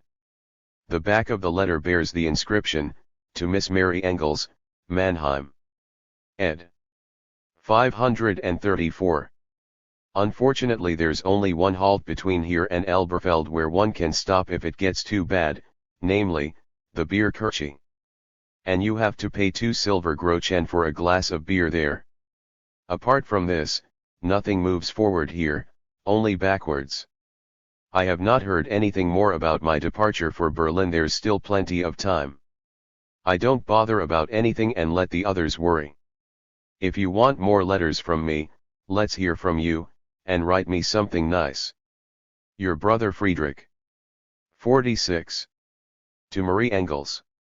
In Mannheim. Dear Marie. Mother says I didn't write you a letter last time, only a mere scrawl which was not worth answering, and since you have not replied to it, I am almost forced to believe, to my very great sorrow, that you agree with her. Still, I must tell you that I am very hurt, not to say insulted, by such treatment, and I am writing to you tonight only because I am in a good mood and have no wish to start quarreling with you, for you certainly don't deserve a letter. Apart from which I am doing Mother a favor, so now you know whom you have to thank for these lines. I have now been here about 6 weeks, have smoked a great deal of tobacco and have studied hard, although there are some in the higher regions who maintain that I have been doing nothing. However, I shall be leaving for Berlin in a week or a fortnight to do my duty as a citizen, i.e., to do what I can to evade conscription 243 if possible and then come back to Barmen. We shall have to wait and see how this turns out. We had arranged a trip to Altenburg for Saturday and Sunday but nothing will come of it because Blank and Roth cannot manage it. I must see whether we can organize something else. It. To Marie Engels, September 9, 1841 535. Has just occurred to me that I might go to the Bienberg again, as I have not been there for a long time. Mother went to August's 3 for coffee yesterday and noticed that Fräulein Julie Engels was very quiet but Fräulein Mathilde Wimhoner was very talkative. You can draw your own conclusions from this. Apart from this, I have found Anna B. very jolly, Emilk making progress as a humorist, Hedwigud becoming very cheeky and Rudolf going the same awkward way as Hermann Pound did at his age, and, for the rest, that Eliseg gives herself airs. The letter you wrote to father in English, which I have read today, is good on the whole, with only a few serious mistakes. Do rest. Barmen, September 9, 41. Your brother. Friedrich. First published in, Marx/Engels, printed according to the original Gesamtausgabe, ABTL, BD2, 1930 published in English for the first time. 47. To Marie Engels. In Mannheim. Berlin, January 5, 1842. My dear Marie. Your letter reminded me, to my enormous shame, how much I have neglected my duty to write to you. It was really disgraceful of me and there is no excuse whatever for this crime. So I'm setting to work immediately and replying to your nice letter which I received the day before yesterday. I had a dose of cannon fever yesterday. What happened was this: I was very unwell and felt really weak the whole morning and was then ordered to artillery practice and was nearly laid out at the gun, so I left and had a shocking fever all the afternoon. I felt a bit better this morning but still was not quite up to the mark at the gunfire practice, although I have now almost recovered and have got myself 2 days sick leave on account of catarrhal cannon fever, after which I hope I shall be able to handle the sponge properly again. Incidentally, don't write home about this, it won't be of any use. Do you know what the doctor prescribed for my cannon fever? A glass of punch before going to bed. Isn't that splendid medicine? You can see from this that an army surgeon is worth much more than, say, a Dr. Reinhold, with all his plasters, Spanish flies, leeches, etc., although he doesn't need to know nearly as much. But we only apply powerful remedies here, genuine medical heavy artillery, bombs and shells and 24-pounders. Our prescriptions are very simple and I always cured myself that way in Bremen. First of all, beer, if that doesn't help, then punch, if that doesn't help either, then a swig of rum that's bound to help. That's artillery medical treatment for you. But I'm sure you would laugh yourself sick if you saw me in my jerkin, standing beside the 6-pounder, a long, thick sponge in my hand, and jumping around the gun carriage. My uniform, incidentally, is very fine, blue with a black. To Marie Engels, January 5 to 6, 1842 537. Collar adorned with 2 broad yellow stripes, and black, yellow striped facings together with red piping round the coat tails. Furthermore, the red shoulder straps are edged with white. I assure you the effect is most impressive and I'm worthy to be put on show. Because of this the other day I shamefully embarrassed Riechert, the poet, who is here at present. I sat down right in front of him as he was giving a poetry reading and the poor fellow was so dazzled by my shining buttons that he quite lost the thread of what he was saying. Apart from all this, as a soldier I enjoy the privilege of not having to knock at anyone's door when I go to see them, nor having to say good day or pay them any other compliments. Someone once came to our captain's quarters and accidentally banged against the door with his scabbard. He got a week's arrest, because the captain insisted that he had knocked on the door. You see what kind of cutthroat I am. On top of it I shall soon be promoted to bombardier, which is a sort of non-commissioned officer, and I shall get gold braid to wear on my facings. So you must treat me with proper respect. Because once I'm a bombardier, I shall have all the privates in the whole Prussian army under my command and they will all have to salute me. Why do you talk so much nonsense in your letter about old Fritz Wilma and about young Fritz Chen Wilm Chen B? You women should not interfere in politics, you don't understand anything about it. But since you so much want to hear something about your beloved Majesty, I can tell you that His Supreme Royal Highness will leave for London on the 16th of this month in order to act as godfather to His Royal Highness, the little English Prince, 0, and will perhaps visit Paris on the return journey but most certainly Cologne, and in the spring he is going to Petersburg to celebrate the silver wedding of his noble brother-in-law, the all-highest Tsar of Russia, 0, then return to amuse himself in Potsdam in the summer, to spend the autumn on the Rhine and then to amuse himself in Charlottenburg during the winter. Now I must go to a lecture. January 6, 1842. This morning I moved out of the front room into the back room, because the front one has been let to a man from my part of the country, a jurist from the Cologne area. In any case, it is badly heated. This is curious, for the back room is larger than the front one, but it is always warm from a little heating while the front one is as cold as ice.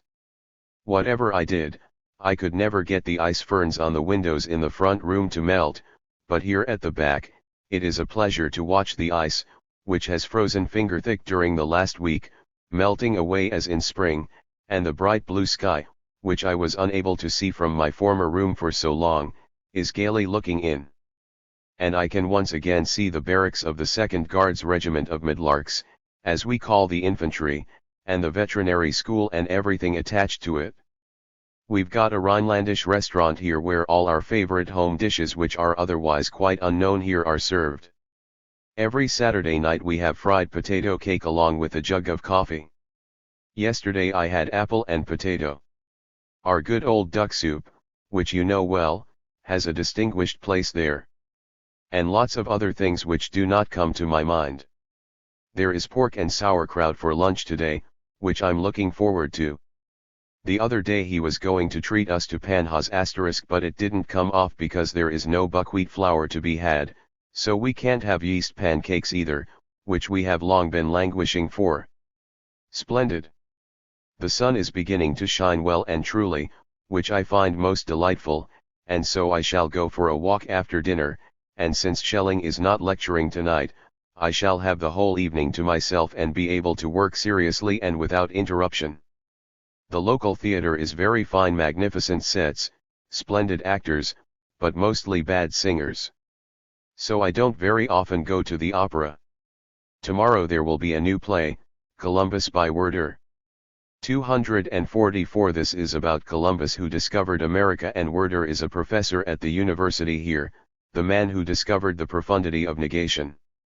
Verily, verily I say unto you, the theatre will be really full tomorrow night, and I will be there contributing to its fullness. 2 of the acts take place on a ship at sea, which should be interesting to watch. Here you see me in uniform with my greatcoat draped round my shoulder in a most romantic and picturesque fashion, but strictly against regulations. If I were to go out like this. Rhenish Meat Dish ed. To Marie Engels, April 14 to 16, 1842 539.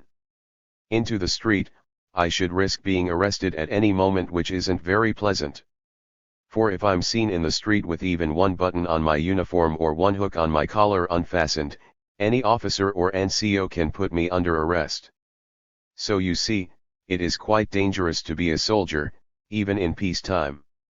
One of the most delightful things is that we have to go to church every 4 weeks, but I have always managed to dodge it, except once.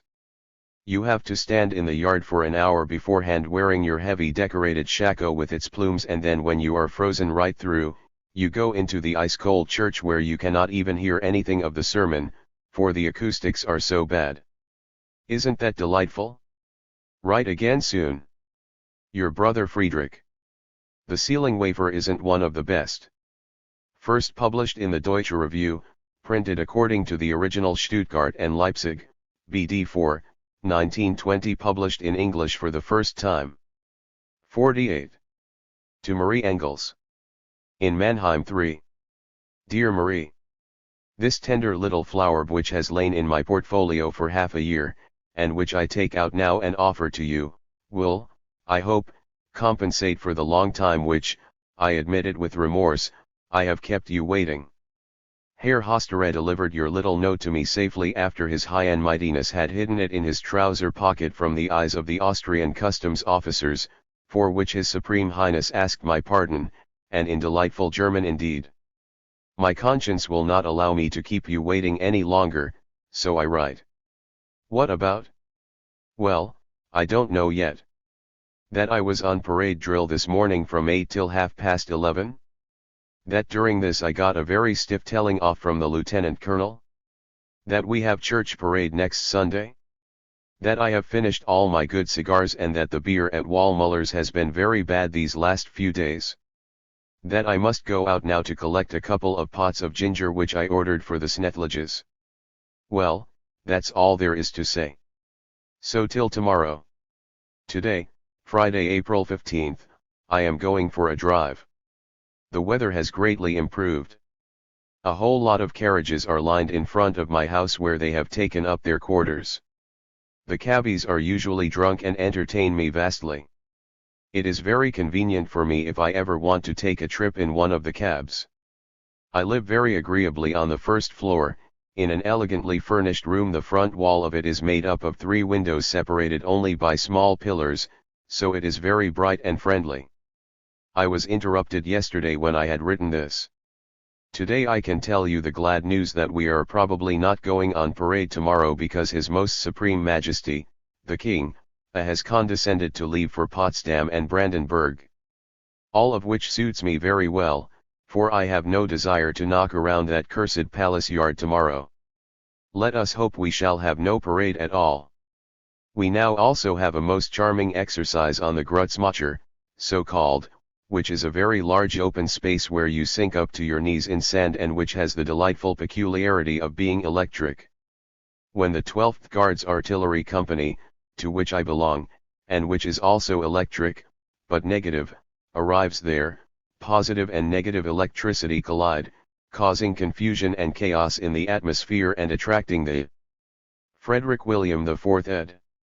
To Marie Engels, April 14 to 16, 1842-541. Clouds. Otherwise I cannot think how to explain why it always rains or snows when our company is on the Grützmacher. Incidentally, I have now been a bombardier for 4 weeks, and, in case you didn't know, I wear braid and piping and a blue collar with red edgings. You won't understand all this, but it is not really necessary. As long as you know that I am a bombardier, that's enough. You will certainly not have heard yet that Herr Liszt has been here and enchanted all the ladies by his piano playing. The Berlin ladies were so besotted by him that there was a free fight during one of his concerts for possession of a glove which he had dropped, and 2 sisters are now enemies for life because one of them snatched the glove from the other. Countess Schlippenbach poured the tea which the great Liszt had left in a cup into her eau de cologne bottle after she had poured the eau de cologne onto the ground. She has since sealed the bottle and placed it on top of her writing desk to his eternal memory and feasts her eyes on it every morning, as can be seen in a cartoon which appeared about it. There never was such a scandal. The young ladies fought over him but he snubbed them frightfully, and preferred to go and drink champagne with a couple of students. But there are a couple of pictures of the great, charming, heavenly, genial, divine Liszt in every house. I will draw you a portrait of him. Here is the man with the /Fruit Kamchatka hairstyle.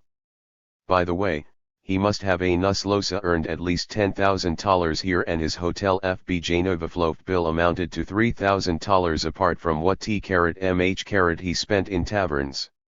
I tell you, he's a real man. He drinks 20 cups of coffee a day, 2 ounces x-carat* of coffee in every cup, and 10 bottles of champagne, from which it can fairly safely be concluded that he lives in a kind of perpetual drunken haze, which may also be confirmed. He has now gone off to Russia and one wonders whether the ladies there will go as crazy too. I must go out now, so I will close. Farewell and write soon. Your brother. Berlin 16/4, 42 Friedrich. First published in the Deutsche Review. Stuttgart and Leipzig, BD 4, 1920. Printed according to the original. Published in English for the first time. 542.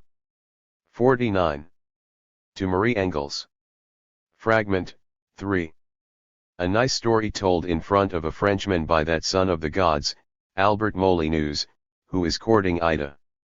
B. Enfin, à la porte du ciel était Saint Petrus, instead of Saint Pierre, etle painter Kotkin d'Elberfeld était aboard Parle musicien Weinbrenner, eh bien, Kotkin, vous en dites rien, racontez-nous donc quelque chose. Enfin, Kotkin did, enfin, jaieus set nude unfame rêve. Enfin, did Weinbrenner, chu sce chu ily avate don? Enfin, did Kotkin, je revise d'être à la porte du ciel. Alors ily avate tous les artistes célèbres, Meyerbeer, Horace Vernet etc. Enfin, Meyerbeer frappait à la porte, Petrus did, qui est là? Meyerbeer. Les artistes en entrant pas ici, did Petrus. Enfin vint Horace Vernet. Qui est là, did Petrus. Horace Vernet. Les artistes en entrant pas ici, did Petrus. Enfin Weinbrenner arrivait. Chu sce chu ilya là, did Petrus. Enfin, je suis Weinbrenner. Enfin, Petrus did, entrez, sil vous plaît. See the point of the joke in Z, Weinbrenner n'est pas d'artiste was naturally omitted by the clever young man who spoke French so well. Now you know what kind of people are scrambling for the honor of becoming your brother-in-law. Friedrich. First published in, Marx/Engels, printed according to the original Gesamtausgabe, ABT. 1, BD 2, 1930 R. Degree published in English for the first time. To Arnold Ruge, June 15, 1842 543. 50. To Arnold Ruge. In Dresden. Dear Doctor. Enclosed please find an article for the Jahrbucher. I have put the Dante thing to one side for the time being. I would have sent it sooner if I had had anything like enough time. I got your letter after it had gone to a number of wrong addresses. Why didn't I send Schelling und die Offenbarung 0 to the Jahrbucher? 1.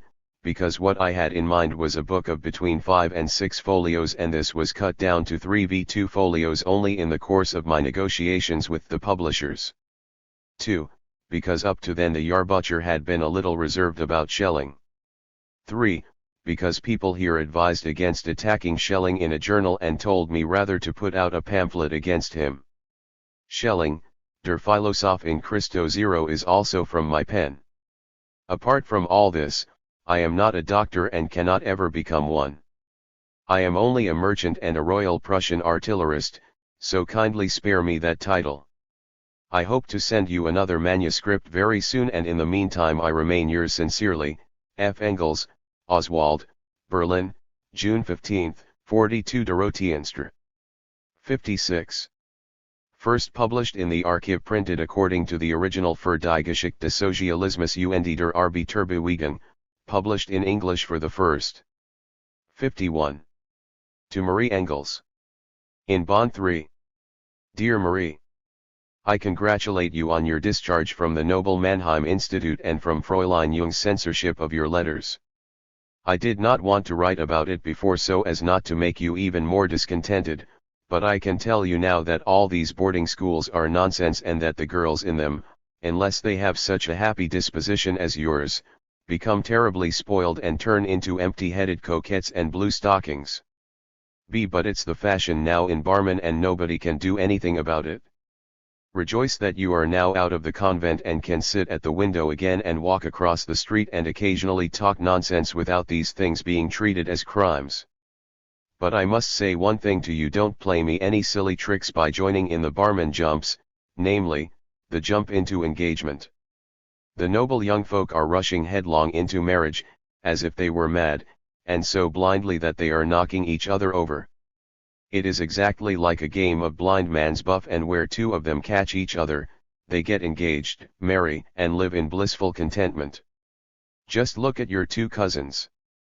There's Louise Snethlage, who has caught a husband zero who's not bad but his hair is grey, and Pretty Eye Dad has managed to get hold of one too, but I don't think much of him either. True, he's my brother-in-law, so I shouldn't run him down, but I'm vexed that they didn't ask me whether I wanted this St. Petrus, this lion, this dandy, this Albert Molineux for a brother-in-law, and so he'll have to pay for it. I tell you, if you want a suitor like that, I'll send you a dozen every day, and each day a new dozen. It was generous of me, T protested about it. Even Schornstein has got himself engaged, it's terrible. And Streicher definitely wants to become a husband, isn't that strange?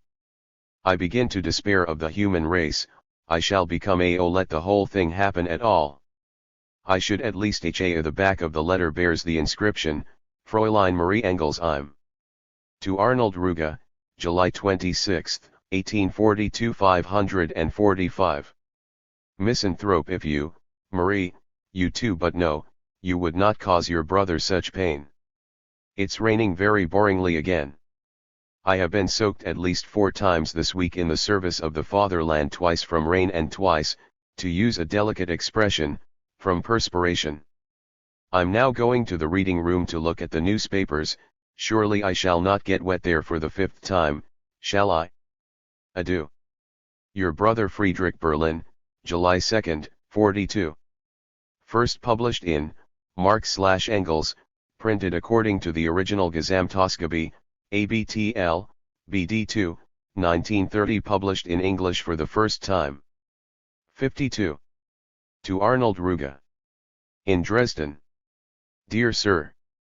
This time I am writing to inform you that I shall not be sending you anything. I have decided to abandon all literary work for a while in order to devote more time to studying.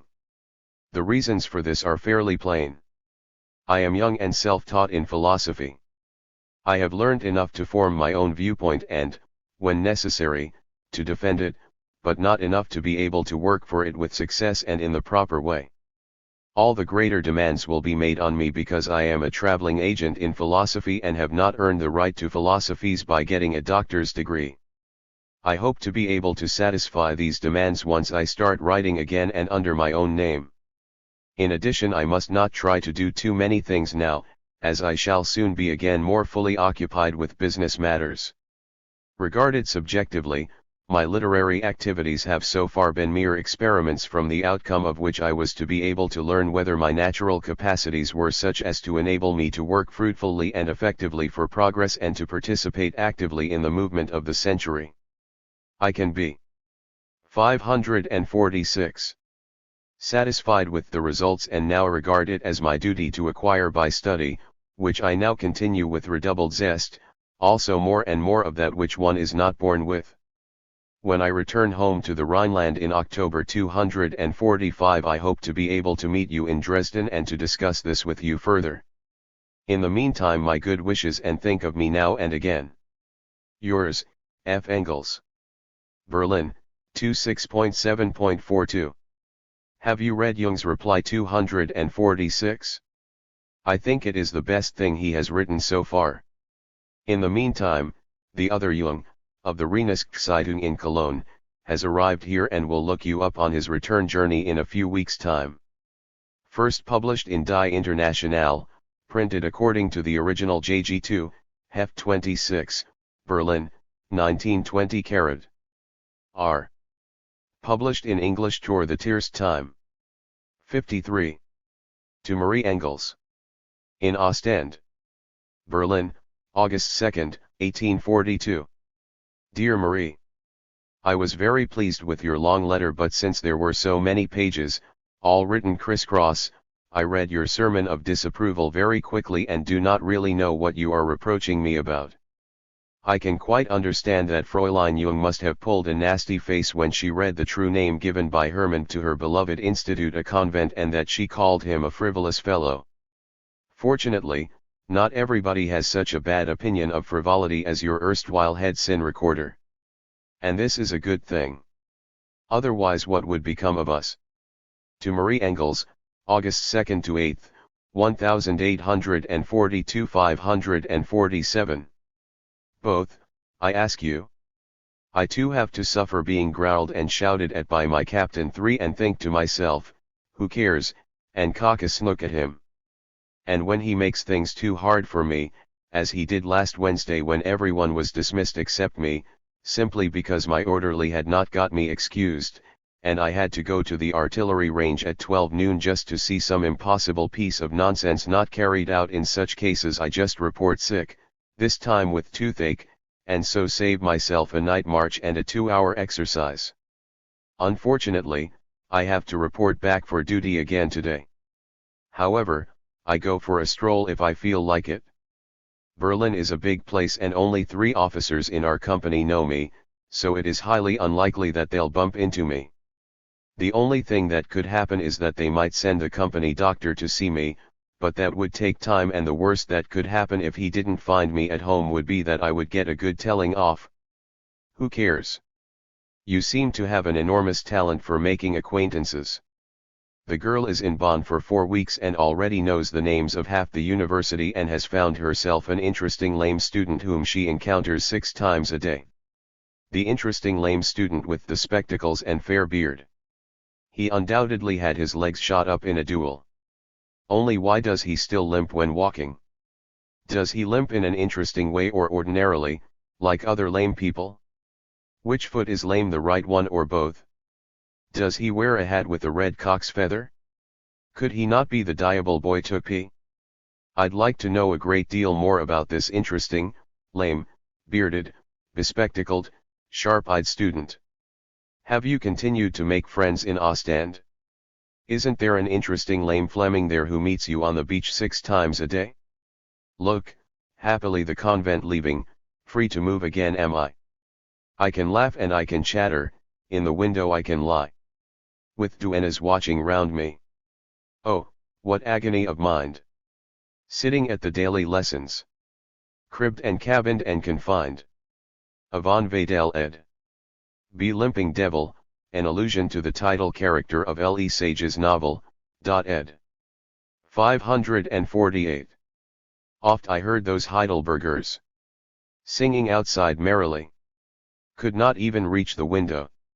All the gallant lads to see. Now I'm free at last, and want to taste my newfound liberty. There's a new life waiting after all that grey monotony. I'll look out my newest clothes and dress as pretty as I please. I'll be off to see the poshest of the posh academies. Poppelsdorf and Königswinter. Rolandseck and Drachenfels. Goggle at my so sparkling eyes. And my sparkling teeth as well. And I'll bet that though our fellow students may be quite a host, getting our address will take them 8 days at the very most. Landlord Stam be truly grateful that your lodging house we chose. Tippling students throng your garden. And the money really flows. Best of all, when I'm out walking. How I'm crowded round and courted. See the poor professor's daughters. All alone and unescorted. Bottle heroes Count d'Alviella. Von Zachapansky come and linger. See me twist those gallant fellows. Round and round my little finger. Herr von Diest, the truly lovelorn. Runs my errands all the while. Chapeau plays his fife for dancing. Bunsen sings to make me smile. To Marie Engels, August 2nd to 8th, 1842 549. But there's something always haunts me. When I leave the busy throng. And it is a handsome student. Limping painfully along. While the others are so busy. Doing all that I want done. How am I to meet that handsome, lame and interesting one? Now I've left my town of Bonn. For the North Sea's level shore. No more rousing student ditties. Just the ocean's mighty roar. With the French and with the Belgians. I go strolling by the seas. Just as in the convent, I must speak French only, if you please. Once again, crowds of admirers. Follow me along the strip. Follow me into the briny. When I take my morning dip. Otherwise, it's just like Bonn. And I have no cause to grumble. Food and lodgings both are decent. And the landlord's tolerable. Yet, for all those bathers, someone's missing, when all's said and done. Woe is me. I just can't find that lame and interesting one. This describes you perfectly, don't you think? I want to set it to music for you so you can sing it. But you'll only get the score when I answer your next letter, otherwise I would spoil you by sending such a magnificent gift. I have other things to do than to praise you in song that can only be permitted as a reward for an especially long letter. 550. You must try to learn the Flemish or Netherlandic dialect while you are in Ostend.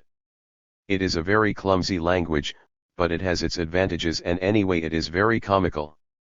If you know Low German, you'll probably be able to understand Flemish. I now have a dog whom I got from August Bread of Barman when he left here. It's a handsome young spaniel, much bigger than our dear Myra and quite crazy.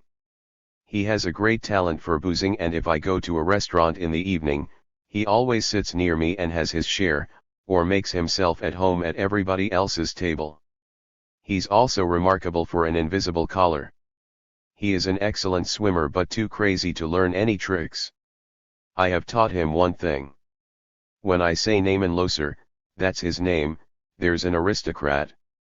He goes wild with rage and growls hideously at the person I show him. While everybody has been forecasting that the Rhine wine will be splendid this year, the Gruyberger has turned out to be disgracefully bad. Do you know Gruyberger? Gruyberger is a Lausitz vine which only grows in sand and never produces good grapes except in a very wet year. When the hardness of the grapes turns from stone to wood, i.e., when you can cut into them with a knife, then they are ripe. They are pressed by steam engine, and people reckon that it takes a 12-horsepower machine working for an hour to press 100 grapes. The best year for Gruyberger was 40.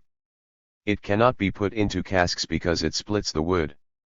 When it is good you should eat a dozen pins, then drink a glass of Gruyberger, and if the pins are not dissolved or destroyed in 5 minutes it means the wine is no good. It is a very long-lasting wine, for if you take a swig, your throat is sore for 4 weeks. It has a very fine bouquet and only a connoisseur can tell the difference between it and vinegar. A mixture of nitric acid and wine vinegar comes closest in taste to this noble wine. Well, you've had enough now, and I still have to write to mother. Adieu. Your brother Friedrich, Berlin, August 8, 42. First published in Marx/Engels, printed according to the original Gesamtausgabe, ABTL, BD2, 1930, published in English for the first time. A Nameless One ed. Early Literary Experiments. 1833 to 1837. A. \vmam nsnhh *s. The house in Barmen where Engels was born. To my grandfather. Barmen, December 20, 1833. Oh, you dear grandfather, who always treat us so kindly, always helping us when our work isn't going so smoothly. While you were here, you told me many a beautiful story of Circe and Theseus, and Argus the hundred-eyed monster, the Minotaur, Ariadne and Aegis drowned in the ocean, the Golden Fleece, the Argonauts, and Jason defiant, 247 mighty Hercules, Danaus, and Cadmus the hero, and I can't remember all of the things that you told me. Well, I wish you, grandfather, a happy new year and a gay one, long years to come, with plenty of joy and no worries, everything good in life that can possibly happen to people. All this is wished for you by your loving, affectionate grandson, Friedrich. Engels.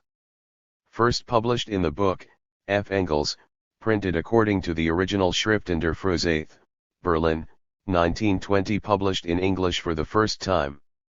Bernhard van Haar ed. 19 to 384. Poem, 1836. The evening sky grows dimmer, with pictures to delight. As, through the clouds, stars glimmer, with soft and gentle light. Now they draw near full well. Those forms I seem to know. The archer, William Tell. Siegfried, the dragon's foe. Then Faust, the defiant one. Achilles, striding free.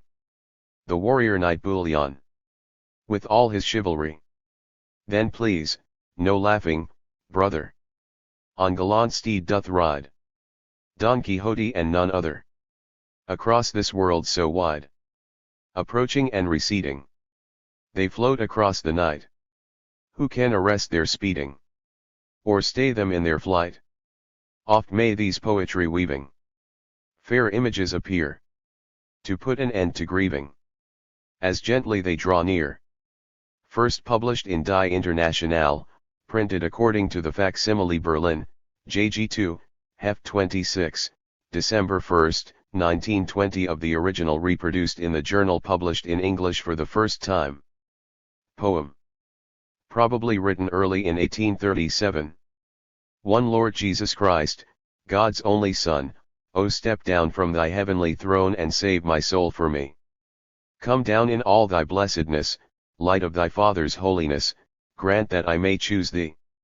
Lovely, splendid, without sorrow is the joy with which we raise, Saviour, unto thee our praise. 2 And when I draw my dying breath and must endure the pangs of death, firm to thee may I hold, that when my eyes with dark are filled and when my beating heart is stilled, in thee shall I grow cold. Up in heaven shall my spirit praise thy name eternally, since it lieth safe in thee. 3 O were the time of joy but nigh when from thy loving bosom I might draw new life that warms. And then, O God, with thanks to thee, shall I embrace those dear to me, forever in my arms. Ever, ever, ever living, thee abiding to behold shall my life anew unfold. Thou earnest humankind to free from death and ill, that there might be 556 blessings and fortune everywhere. And now with this, thy new descent, on earth all shall be different. To each man shalt thou give his share. First published in Marx/Engels, printed according to the original Gesamtausgabe, ABTL, BD2, 1930. Published in English for the first time. A Pirate Tale. On a winter's morning in the year 1820 a ship was on the point of setting sail from the island of Coluri, Salamis of old and scene of Athenian valor. It was a Greek merchant vessel which with its large crew had brought to Athens mastic, gum arabic and the like, but more especially Damascus blades, cedar wood and fine cloths from Asia. Ashore all was activity. The captain was moving among the sailors at their work, seeing that everything was done properly, when one sailor whispered to another in Italian, "Filippo, do you see that young man standing over there? That is the new passenger the captain took on last night. He wants him to join us, and if he refuses, he'll be sent to the bottom of the sea, for he shall not reach Stamboul, as he intends." "But," said Filippo, "what manner of man is he then?" "I do not know, but the captain doubtless will." Just then a shot rang out from the ship and all made for the boats. The captain boarded the sloop and cried out, "Young man ahoy, why are you dreaming? Come along. We want to be off." The young man to whom these words were addressed and who had hitherto stood by a column in silence, looked up. "Ah yes," he called, "I'm coming," and strode rapidly toward the boat. He got in, and the vessel pulled away from the shore with quick strokes of the oars. The ship was soon reached, and after a cannon had been fired, the ship's crew assembled on board, and soon the anchor was weighed, the sails set, and like a giant swan the brig flew swiftly out over the blue-tinted sea. But the captain, who had hitherto directed the work of the crew, now approached the handsome youth, who was leaning 558 sorrowfully as before on the rail of the ship and gazing gloomily at the peaks of Hymettus as they sank ever further into the distance. "Young man," he addressed him, come down to the saloon, I have something to say to you. Gladly, the other answered and followed in the captain's steps. When they were below, the captain bade him be seated, and having poured each of them a glass from a bottle of Chios wine, he said, "Listen, I have a suggestion to make to you. But first, what is your name? And where are you from?" "Leon Papon is my name and I am from Athena." "And you?" "Captain Leonidas Spesiatus, from Spezia." "Now listen.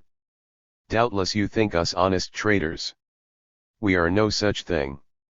Have a look at our cannon, both exposed and concealed, our ammunition, our armory, and you will easily see that we carry on such trading merely as a guise. You will see that we are different, better men, true Hellenes, men who still have a taste for freedom, in short, corsairs, as the infidels, whom we harass sorely, are wont to call us. And now to you, for you are to my liking and remind me much of a dear son of mine whom the infidels shot before my eyes last year, I would propose that you should join us and help fight for the freedom of the Hellenes and harm the infidel cause, to whom Homer's lines could well be applied. Iagia. *JGAP, b/av.o/.cixr, Rio, Ipirj, cat npajkso, zaiekujija, dot. Ilptajksoya. But should you be disinclined to do this, I cannot answer for the consequences, for when my men hear what I have revealed to you, they will most certainly demand your death, and I shall not be able to save you. What's that you say? Corsairs? Will I join you? Straight away. To be able to take revenge on my father's murderers. Oh, gladly, gladly will I join your ranks, with fury will I fight the Moslems and slaughter them like cattle. So it is agreed. Leon, thus you are to my liking. Let us drink a bottle of Chios wine to the new alliance. And the old imbiber poured the wine briskly and many a time exhorted his more moderate comrade with a merry drink up, Leon, until the bottle was empty. In time the day will come when holy Ilion will fall. Priam 2, and the people of the spear-brandishing king. Iliad, 4. Ed. Early Literary Experiments 559. Now he went with his new comrade through the ship and showed him the stores. First they went into the armory. There hung magnificent garments of all kinds, close-fitting sailors' jackets, capacious caftans, tall hats, small Greek caps, broad turbans, close-fitting Western breeches and baggy Turkish trousers, gaily embroidered Persian waistcoats, Hungarian hussar jackets, and Russian fur coats, all paraded in motley array in large cupboards. The walls were covered with the weapons of all nations, every type of firearm from small pocket pistols to triple-barreled heavy muskets, swords of every description, Damascus blades, Spanish rapiers, German broadswords, short Italian daggers and curved hand-jars, all carefully ordered in their places. In the corners were spear stands, so that the whole space of the room was used. Next they entered the powder magazine. 8 large barrels, each with 100 pounds of gunpowder, and 4 small ones of 10 pounds stood there. There were 3 barrels of bombs, and 2 larger ones of shells. The cupboards at the sides were full of jars and pots containing powder mixed with pieces of lead, stones, and pieces of iron. Then they entered the room in which Leonidas showed him several sacks full of cannon balls. They went up again to the cannons. On each side stood 12 cannons of large bore, and on the quarter-deck another 2 48-pounders. Dotted about everywhere stood swivel guns, some 30 pieces of ordnance in all. In the saloon, to which they returned, Leonidas showed Leon 3 cases of musket balls and 2 of mixed shot. "Our ship is in good shape, is it not?" he said to him. "Splendid," replied the other, "it could not be better. But now let me look around on deck a little more." He went up. However, it was not long before he found him standing once more at the rail. They were just passing Cape Colony, ancient Sunium, and Leon was again looking despondently back at the peaks of Hymettus just as they were disappearing from view, when Leonidas addressed him as follows. "Now, lad, why so melancholy? Come onto the quarterdeck with me and tell me about your life. And Leon accompanied him and told the following tale. 2. I shall soon be 16 years of age. My father was the merchant Gregorios Papon, my mother was called Diana, I am called Leon, my twin sister is called Zoe and my younger brother Alexis. It is 560. Some 3 months since the Pasha of Athens saw a young slave girl that my father had brought up with us. He asked for her at once, and when my father refused to let him have her, he swore to be revenged and kept his oath, to our undoing. For as we were sitting quietly together one evening and I was singing songs to the cithara with Selima, the slave girl, Zoe and Alexis, the Pasha's Arnauts entered, seized our dear father and Selima from among us and took them away, and we were turned out and left with nowhere to turn for help. We departed thence and at length arrived at the place before the gate where the old Macedonian fortress stood. There we found shelter in the house of compassionate peasants who gave us bread and a little meat. From there we made our way toward Piraeus. But alas! My sister's strength was exhausted and she sank down half swooning beneath an olive tree. As for myself, I wanted to return to the city and seek help of our relatives. I went despite my mother's entreaties, and when I reached the Acropolis and was about to ascend, I found, imagine my joy, my father. I cannot tell you how joyfully I embraced him and how I pictured our happiness and my mother's joy. Alas, all too soon I was to be disappointed. For hardly had we gone a few steps when we saw coming the commander of the Pasha's troop of Arnauts. He recognized my father, drew his saber and fell upon him. My father took the gnarled stave which he had picked up earlier in his right hand and held his ground. The Turk struck and cut the stave in two. The blow fell upon my father's shoulder, the Turk struck again and caught my defenseless father about the head so that he sank to the ground. I seized the fallen stave and threw it into the Turk's face.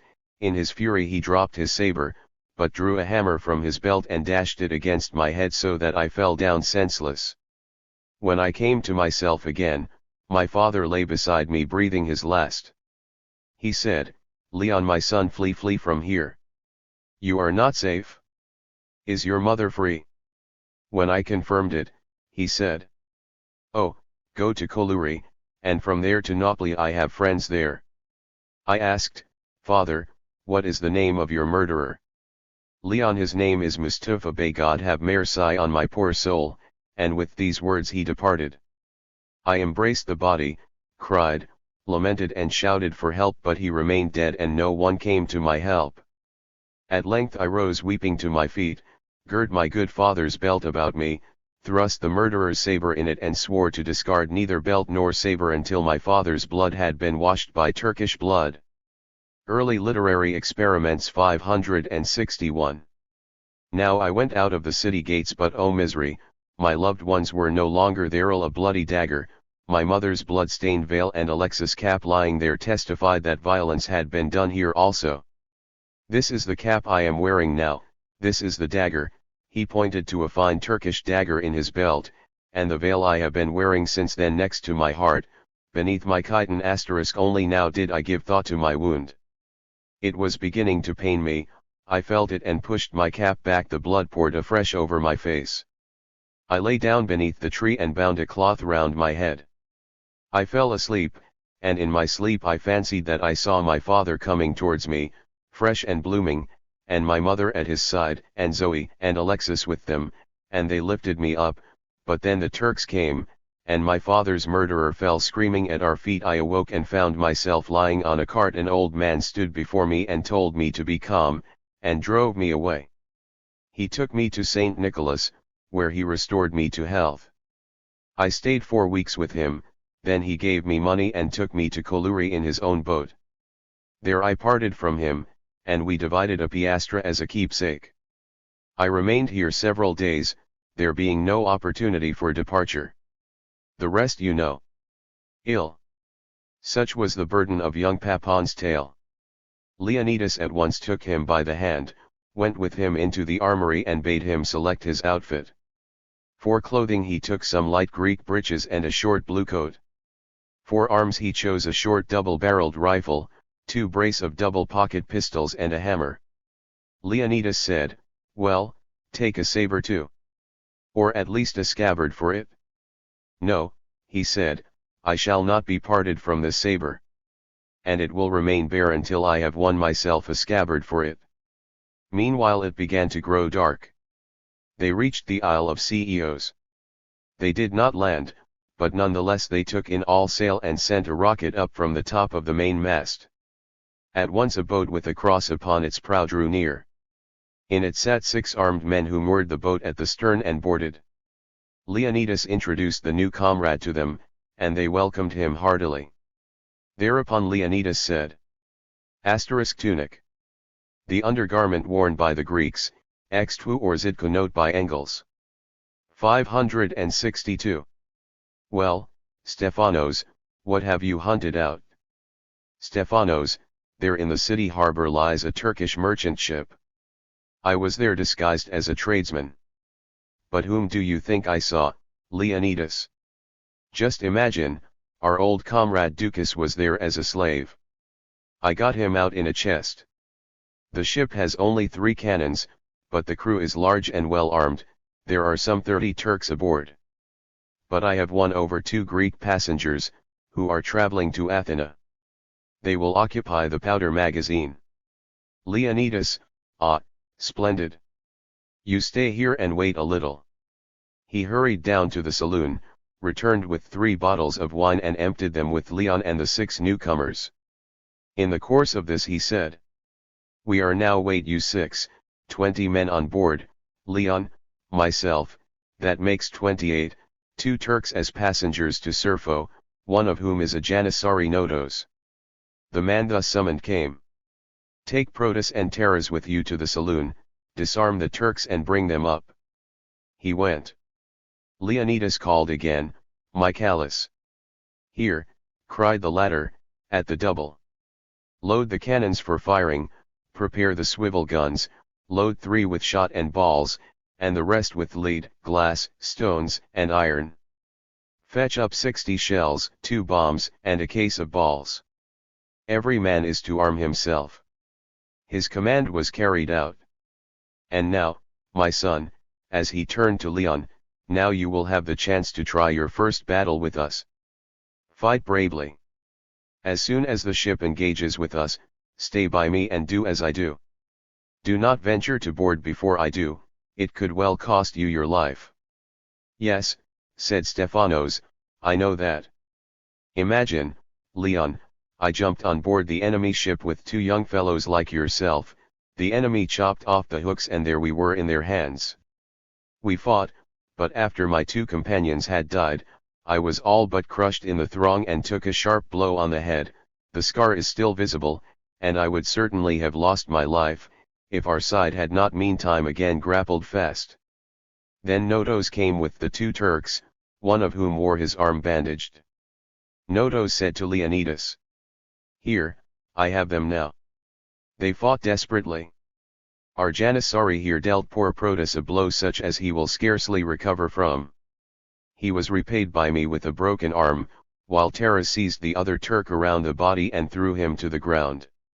"Yes," said the Janissary, "that was a skillful feat indeed." Early Literary Experiments 563. Overwhelming us as we sat peacefully in the saloon. But they paid dearly for it, and that consoles me. "Oh," answered Leonidas, "I never doubted your bravery. But you shan't be without your reward. If you wish, I shall disembark you tomorrow morning on Thermia, but each of you shall give me 50 piastres ransom." They were glad to do so and were escorted back to the saloon, where they stayed under Notos' guard, while Leonidas went to Protus, who was lying in a hammock. He examined the wound and saw it was a blow from a handjar right across the skull, which had been damaged in one place. It was a deadly wound, yet there was still hope. He applied a plaster and retired along with Leon to bed. To the latter he allotted a couch alongside his own. In the middle of the night they were woken. Stephanos was standing before them. "Make haste, arise, there is a sail in sight to the north. You may see it by its lamp." In a moment both were armed. Leonidas opened a cupboard and gave Leon a bag of musket balls, one of shot, and a fine large powder horn. He also furnished himself with ammunition and both went on deck. "Michaelis," said the captain, "where are the swivel cannons?" When these were pointed out, he placed himself by one, Leon by the second and Stephanos by the third. The crew gathered on deck. Leonidas bade them assemble and numbered them off. Counting himself there were 26. He ordered Notos to be relieved, and the latter came and placed himself by one of the 48-pounders, Michaelis by the other. The swivel guns were hard by. All eyes were directed at the lamp. They were drawing nearer to it. Then it went out, and they had to steer on in the direction they had taken. Several times it reappeared, but eventually they quite lost it. Day came. The sea was covered with fog patches, which gradually dispersed. Then Stephanos, who was up the mast, cried out, "I see the ship. It is the same one as I saw in the harbor at Ceos." Leonidas also saw it through his telescope. Stephanos came down. At once all sail was raised to catch it, and soon it was visible to them all. They ran up the Turkish flag and drew near to it. After some 3 hours they were so near that it was only a little out of firing range. Then Leonidas ordered the Turkish flag to be taken down and the black and red one with the white cross run up. The Turkish ship had however already turned to the north. 564. West and put on all sail to gain Macronisi. But soon Leonidas was hard upon it, and a cannonball sped at his command through the enemy rigging. The Turks replied at once, but then withdrew. Then Leonidas called, "Here, Michaelis with your 15 men, go and row your hardest. We must have it. Notos. You go to the bows and fire on the enemy when we are at half range. Taras and his 5 men are to stay here." The ship flew faster. Nearer and nearer they approached their prey. Meanwhile Leonidas commanded, "Taras, as soon as Michaelis returns, go to the starboard cannon, Stephanos is in charge of the stern cannon, Leon stays by me." Then Notos fired from his 12-pounder, another 5 cannons roared, and one of the enemy's sails fell with its mast top and hung from the ropes. A cry of delight issued on the spot, the cannon fired once more and the ship's bowsprit was shattered. The Turks could not escape. The ship came nearer, and quickly Leonidas and Leon gave fire with their swivel guns. Several men fell, yet the shots had achieved but little.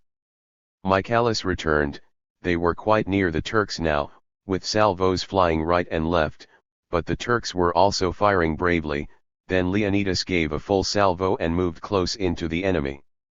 The swivel guns banged, as the enemy's deck cleared somewhat, the Greeks grappled. Michaelis and his band, Leonidas and Leon stood by the grappling hooks, they fired their muskets amongst the enemy, hauled at the hooks, and in a flash Michaelis and Leon were there with the enemy. Leon pulled a pistol and shot down the first comber, his cutlass flashed this way and that and one Turk fell upon the other. Then Michaelis fell, but Leonidas was there, and the Hellenes advanced, a furious struggle developed, but the Greeks who were still on their ship fired valiantly away, and in a short while some of the Turks laid down their arms. Then a gigantic Arnaut leapt onto the deck, swung his cutlass and shouted, "What's this, Moslems? Do you intend to let yourselves be slaughtered by the infidels? Seize your cutlasses and cut down these dogs." He leapt forward and cut down one of the Hellenes. "Where is your leader?" he called. "Here," shouted Leonidas and pushed forward. They fought. Leonidas remained cool in the face of the heavy, furious blows of his enemy. In a blind, mad fury the latter rushed forward, struck and managed to hit his opponent's left arm. Leonidas gripped his broadsword hard and shattered his enemy's cutlass, struck again and blood welled up from the Turk's breast. But another Turk rushed up to Leonidas and dealt him. Early Literary Experiments 565. Such a blow across the face that he fell. Leon saw him fall, struck the assassin dead, held back the enemy, and the latter now laid down their arms. but the wounded leader with 10 men was just landing in his boat on Macronisi. 4. Now he surveyed the scene of battle. 12 Turks lay there dead. 8 were wounded, 10 had laid down their arms, and 10 had escaped. But 4 Greeks lay there dead too. Michaelis lay dying, Notos had a shot in his thigh, the captain had his cutlass wound, and 3 more were slightly wounded. Leon too had his head grazed by a bullet and a cut on his left arm. Stephanos went up to him. You fought bravely, Leon, but you must come to Leonidas. What, are you bleeding? It is nothing, just a trifle. What vexes me most is that the cursed are not escaped us. I would gladly have quite done for him. He went to Leonidas. The captain said, Leon, I now give Notos command to you until he is recovered. Stephanos is commander-in-chief until I can resume my office. Go to Michaelis and see how he fares. He obeyed. He is very weak, he has a shot in the breast and a stab in the thigh. But Taras still has hope. Stephanos returned. The ship is loaded with cotton for Athena and ammunition for Nauplia. Also dates, coconuts, figs, and all manner of provisions in superfluity, for occasional sale. Bring over everything that is of value in the ship and order course for Porto Raphthia, said Leonidas. Leon, go over with Stephanos. Question the prisoners, note everything they say. He went. The gist of the prisoners' statements was as follows. The ship was a merchantman and belonged to a merchant in Izmir named Murad. His brother Ali had been in command of the ship and was the very man whom Leon had wounded. They had reached Sicya where they had received news that there were corsairs in that vicinity.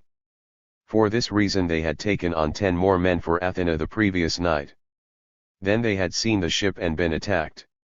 To the question of where the Greek passengers were, they said one had fallen into the sea and the Smyrna note by Engels.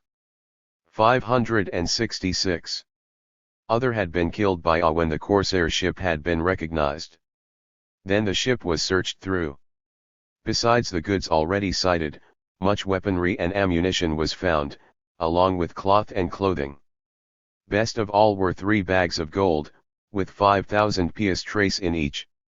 These were brought to the saloon of the Greek ship. Between Sunium and the Argolis peninsula lies an islet rocky and deserted. To this Leonidas steered. They landed the following morning. But as they wanted to secure themselves against Ali and the Turks, who would certainly persuade the Pasha of Erebus or Athens to send a ship against the pirates, they set down the Turks there, gave them some provisions, 2 cutlasses and a musket with ammunition, so that they might provide for themselves by hunting hares and the like, which abound on such islands. They were about to depart but Leon was missing. He had gone off to hunt, they searched then a shot was heard, they hastened in that direction and there lay Leon in his own blood, beside him a Turk who had been shot dead, and another with Leon's bloody cutlass in his hand stood by. Stephanos, who was there first, leapt in and attacked the Turk. After a short struggle he dashed the cutlass from his enemy's hand, hurled him to the ground and struck off his head. Then several others appeared. Leon was laid upon a stretcher of boughs and carried back. Taras, who examined the youth, found that the Turk had dealt him a blow across the head, another across the thigh and a slight scratch across the arm. At length the wounded man regained his senses. "Where is my cutlass?" was his first question. When it was shown to him he said, "Where is the Turk who struck me?" "I have killed him," said Stephanos. "But be calm, you are dangerously wounded." The head wound was dangerous, the journey by ship could only do harm, so it was resolved to capture the Turks and set them down on the coast of the Morea, and to leave Leon, Michaelis, who was also in danger, Notos and Leonidas here with 3 men to tend them. Stephanos would pick them up again a few weeks later.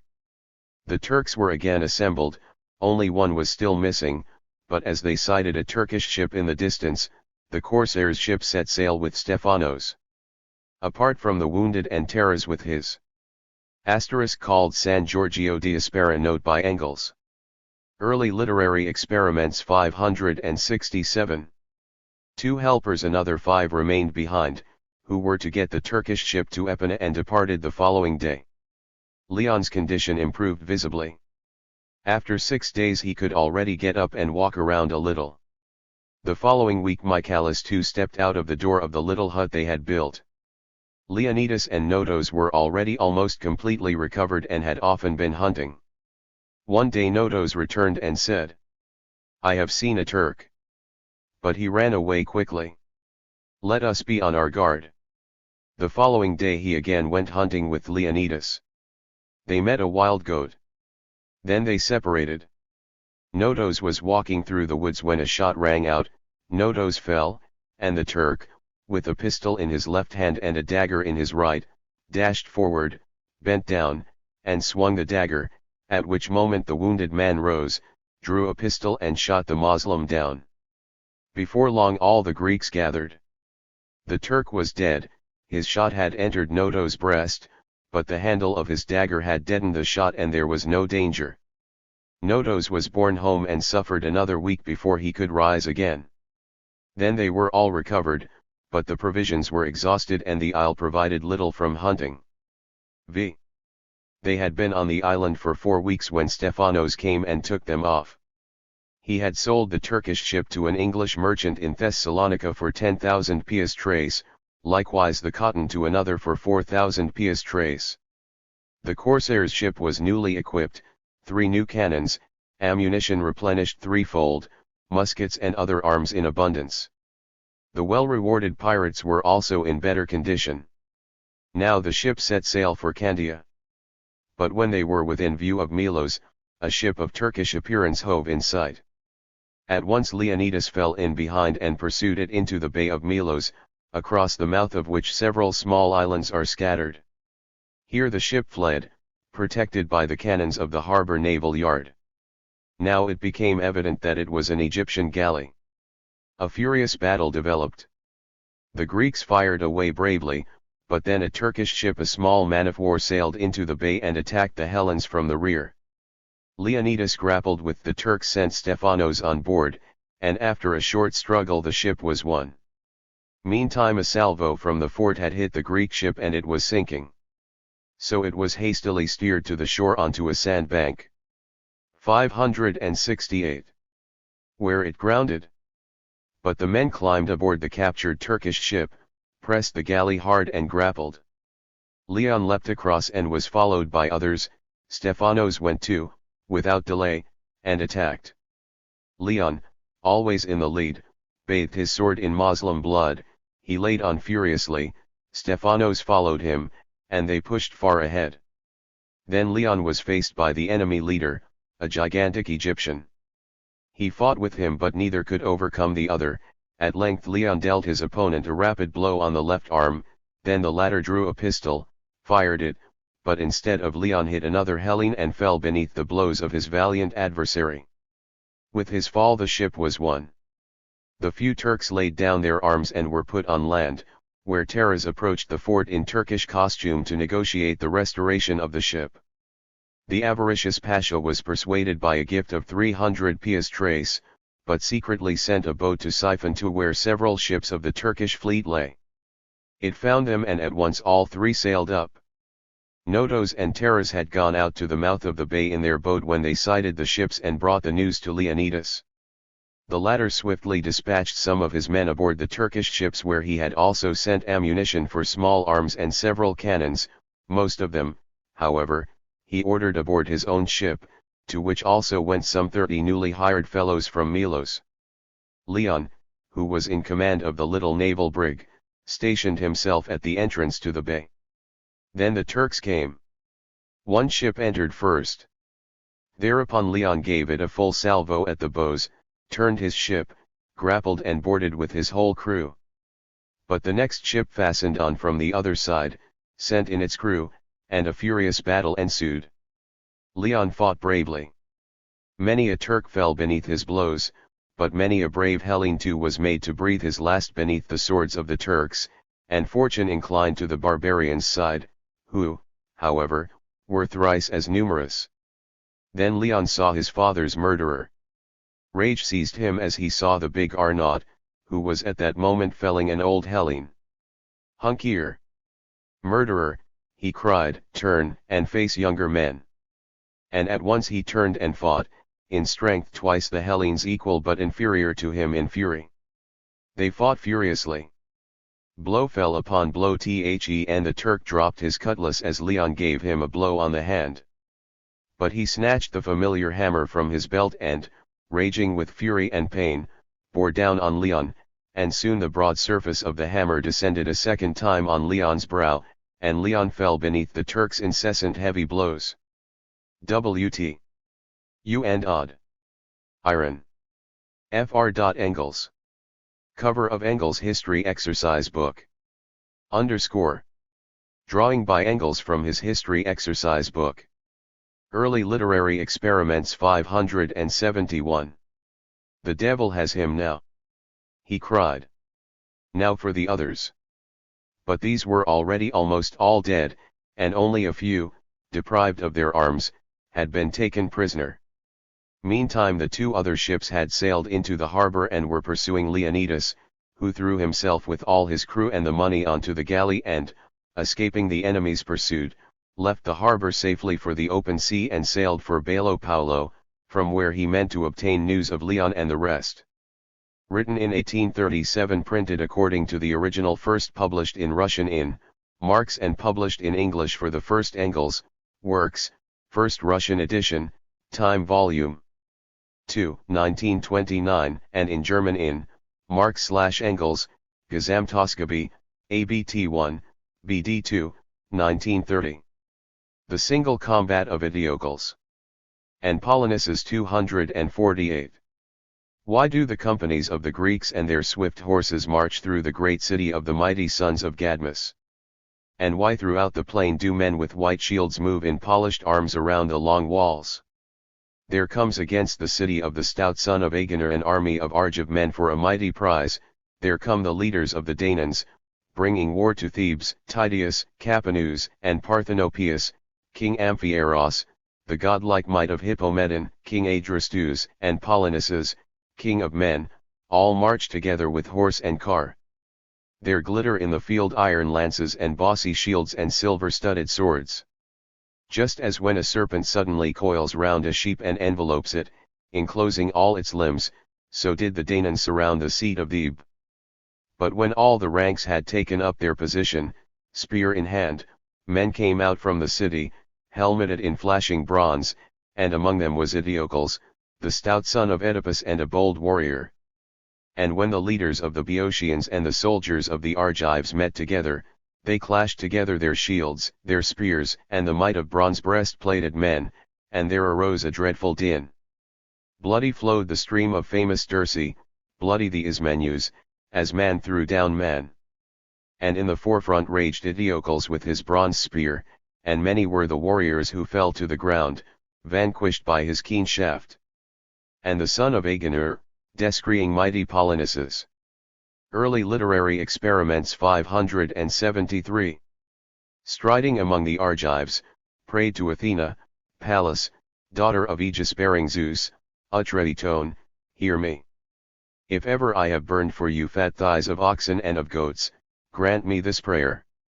Let me sink my long shadowing spear in the breast of that man, of the race of famed Oedipus who, though he is my brother, goodly Polynices, yet has come from thirsty Argos with the rulers of the Argives to devastate his native land. So he spoke, and then addressed winged words to his brother. Son of Oedipus, Polynices of the loud voice, it is with thee that my heart within my breast bids me fight, come hither as champion of all against the godlike Eteocles. So he spoke, and his brother prayed to the lady Hera, hear me, Hera, sister and spouse of Zeus, for thine I now am, since I have wedded an Argive woman, the daughter of Adrastus, who rules over the Argives, grant me now to slay with my spear stout Eteocles, because he did not respect his oath of loyalty in Thebes. So he spoke, and then Eteocles, king of men, came over into the midfield, held back the ranks in the field. And to both sides he spoke such words, listen to me, Danans and well-grieved Achaeans, that I may tell you what my spirit within my breast bids me. The Argives and the peoples of Boeotia are dying in hard-fought strife. And the business is not accomplished. My spirit bids me fight with my brother. This I declare, and may Zeus be my witness. If he overcomes me with his long-bladed bronze, so let him rule over the Cadmeians among the people. But if I overcome him, and Athena gives me her spear, mine will be the dignity and the kingdom of my father, and you Argives may go back again to your home. So he spoke. And Achaeans and Boeotians rejoiced, and they drew up their horses in ranks, and dismounted themselves, and took off their suits of armor and laid them on the ground near one another, and there was little space round about. Now Eteocles hurls his long shadowing spear, and the lordly son of Agenor, seeing it approaching, avoided black death, and the bronze spear flew over him. And the godlike Polynices, swiftly drawing his gold-studded sword, rushed upon his adversary, and they clashed together like two savage lions, brothers and siblings of one blood. And as he hastened, by his golden belt darkness, and he pressed upon him, relying on his heavy hand. At once black blood began to flow from the wound. And at the same time the keen sword of Polynices, king of men, drove through breastplate and breast of Eteocles. And they both fell to the ground. 574. And darkness covered their eyes. They lay there, brother having slain brother with long-bladed bronze. So perished the race of noble Oedipus. Written in September 1837, printed according to the original, first published in Marx/Engels, translated from the ancient Gesamtausgabe, ABTL, BD2, 1930, Greek, published in English for the first time. Appendices. Birth certificate of Friedrich Engels. Barmen, December 5, 1820. Extract from the Barmen Register of Births, Deaths and Marriages. Number 659. Birth of Friedrich Engels, November 28, 1820. In the year 1820, on December 5 at 3:30 in the afternoon, there appeared before me, Peter Wickelhausen, deputy of the parish of Barmen, the merchant Herr Friedrich Engels, domiciled in Brucker, to notify that on Tuesday, the 28th day of November at 9 o'clock in the evening, a child of the male sex, to whom he gave the first name of Friedrich, was born to him by his wife, Elizabeth Franziska Moritzia, née Van Hoor. Witnesses to this proceeding were, Herr Peter Gottfried Schmitz, 26 years of age, secretary, domiciled in Gemarki, and Herr Johann Jacob Helms, 32 years of age, secretary, domiciled in Werther. After this had been read to them, the declarants signed, Friedrich Engels, J.A.C. Schmitz, J. Helms the deputy, signed, Wickelhausen. First published in Russian in Marx and printed according to the original VTLVSL_RURLARDITI0N, trademark shed ***NGHSH, the first volume.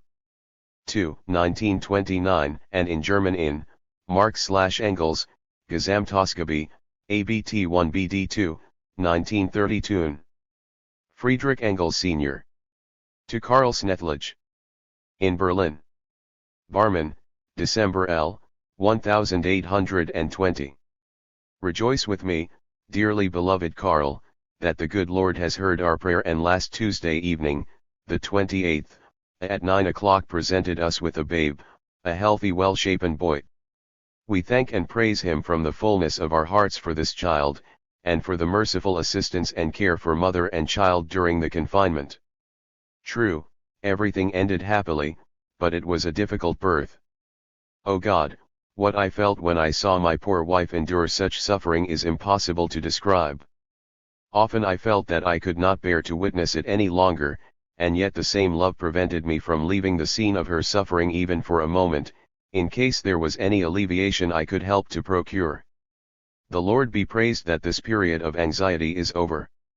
And not only over, but replaced by joy when we saw what a healthy baby boy we had. Since then my good Elise has been quite well again in the circumstances, except that last night she had strong stomach pains, probably due to flatulence, but they soon disappeared after some prescription from the doctor. The little boy nearly always sleeps quietly, which is a very good thing, for God gives strength to sleeping babes. His little dwelling place is beside me, with its sweetly slumbering inhabitant, and it fills me with an utterly new, great joy whenever I look at it.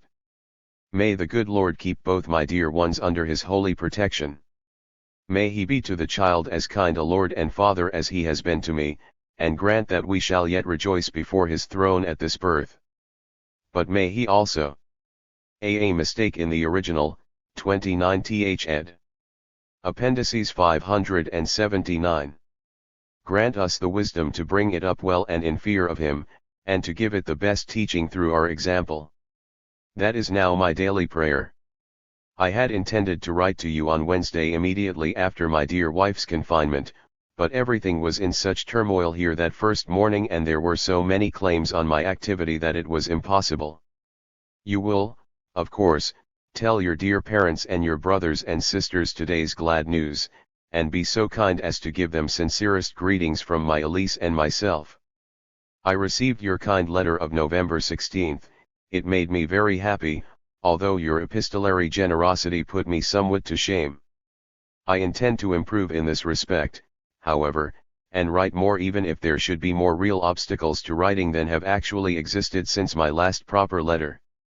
August 3rd, and Louise, his wife, had a very fine trip, almost the same as yours, and occasionally they tell us about their adventures and the good people whose acquaintance they made. What should I reply to your question as to why Louise, ours, did not want to join in that fine trip? I myself have wondered at her calm rejection of it. But it occurs to me that at the start of the Swiss trip it had not yet been settled whether Papa would not still have to go to Berlin. It was even likely at the time, and in view of all our domestic circumstances no one was better qualified to accompany dear Papa than she. Moreover, she had already heard so much from Elise about your remarkable city that it was no great struggle for her to do without Switzerland, of which she had already seen a good deal. How happy you have made my good Papa by your church news, dear Karl. It was balm to his soul and he was thankful to the Supreme Guide in this important matter. Elise has just taken the little boy in her arms and is talking to him. Tears of joy always spring to my eyes when I see and hear it.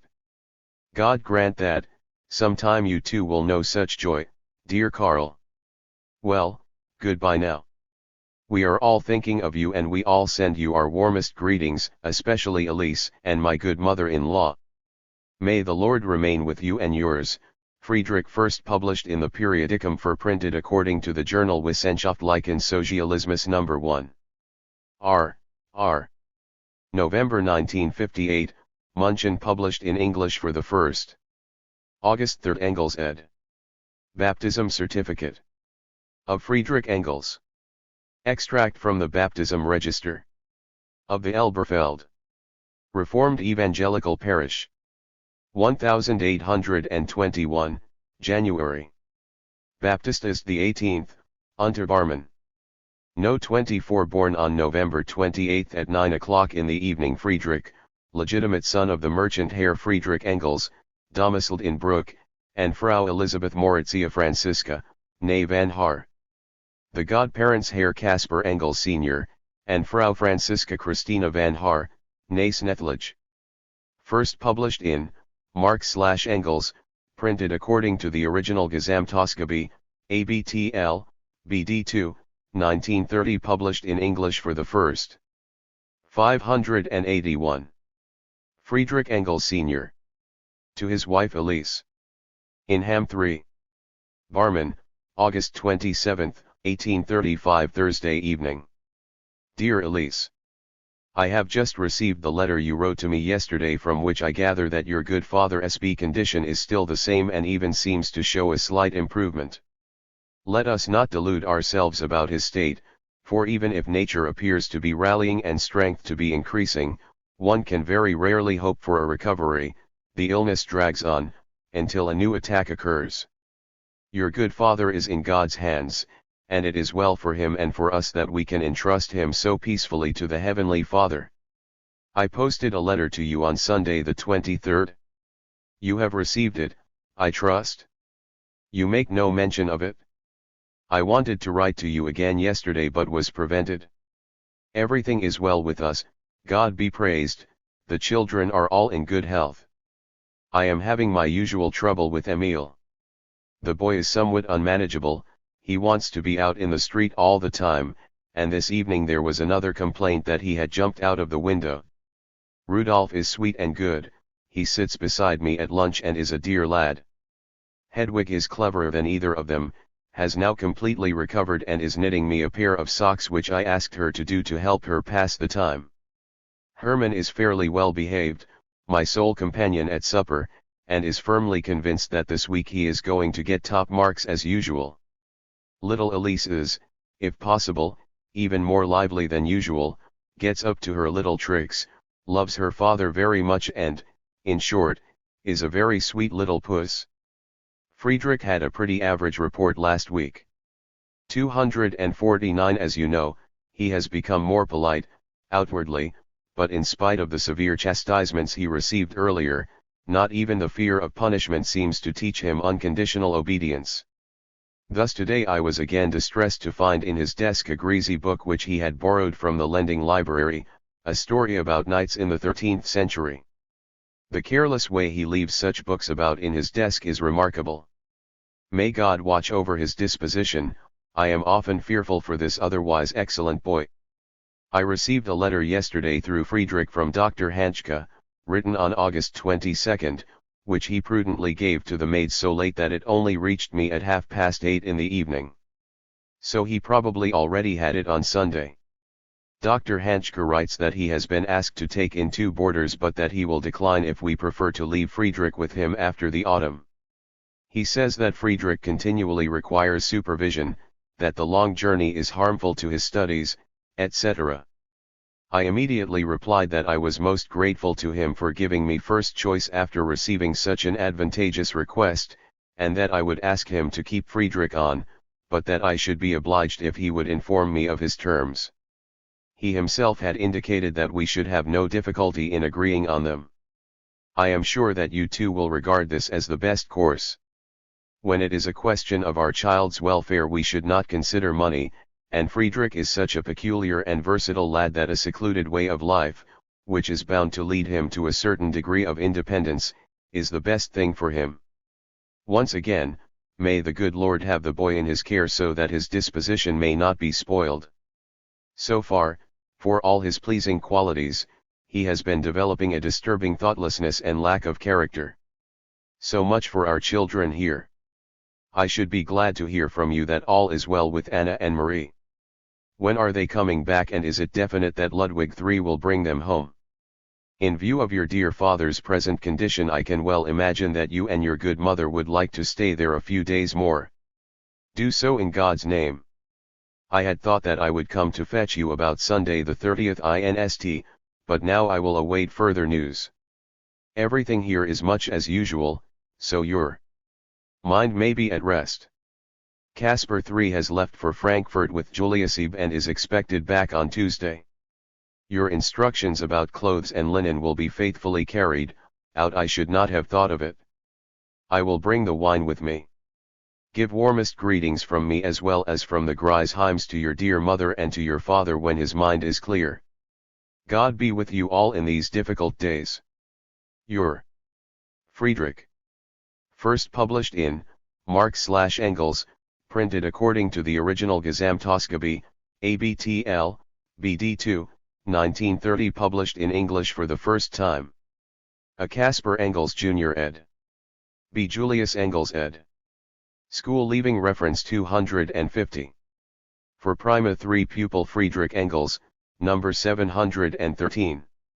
Born on 28 November, 1820, at Unterbarmen, of the Evangelical faith, pupil of the Elberfeld Gymnasium since the autumn of 1834, October 20, and since the autumn of 1836, October 17, a member of the Prima of the same, has taken pains to be of very good behavior, especially during his stay in the Prima form, has commended himself to his teachers particularly by his modesty, frankness, and good-natured disposition, and equally displayed commendable endeavor, supported by good talents, to acquire the most comprehensive scientific education possible, for which reason also his progress has been gratifyingly conspicuous, as the following special compilation of the separate subjects shows more precisely.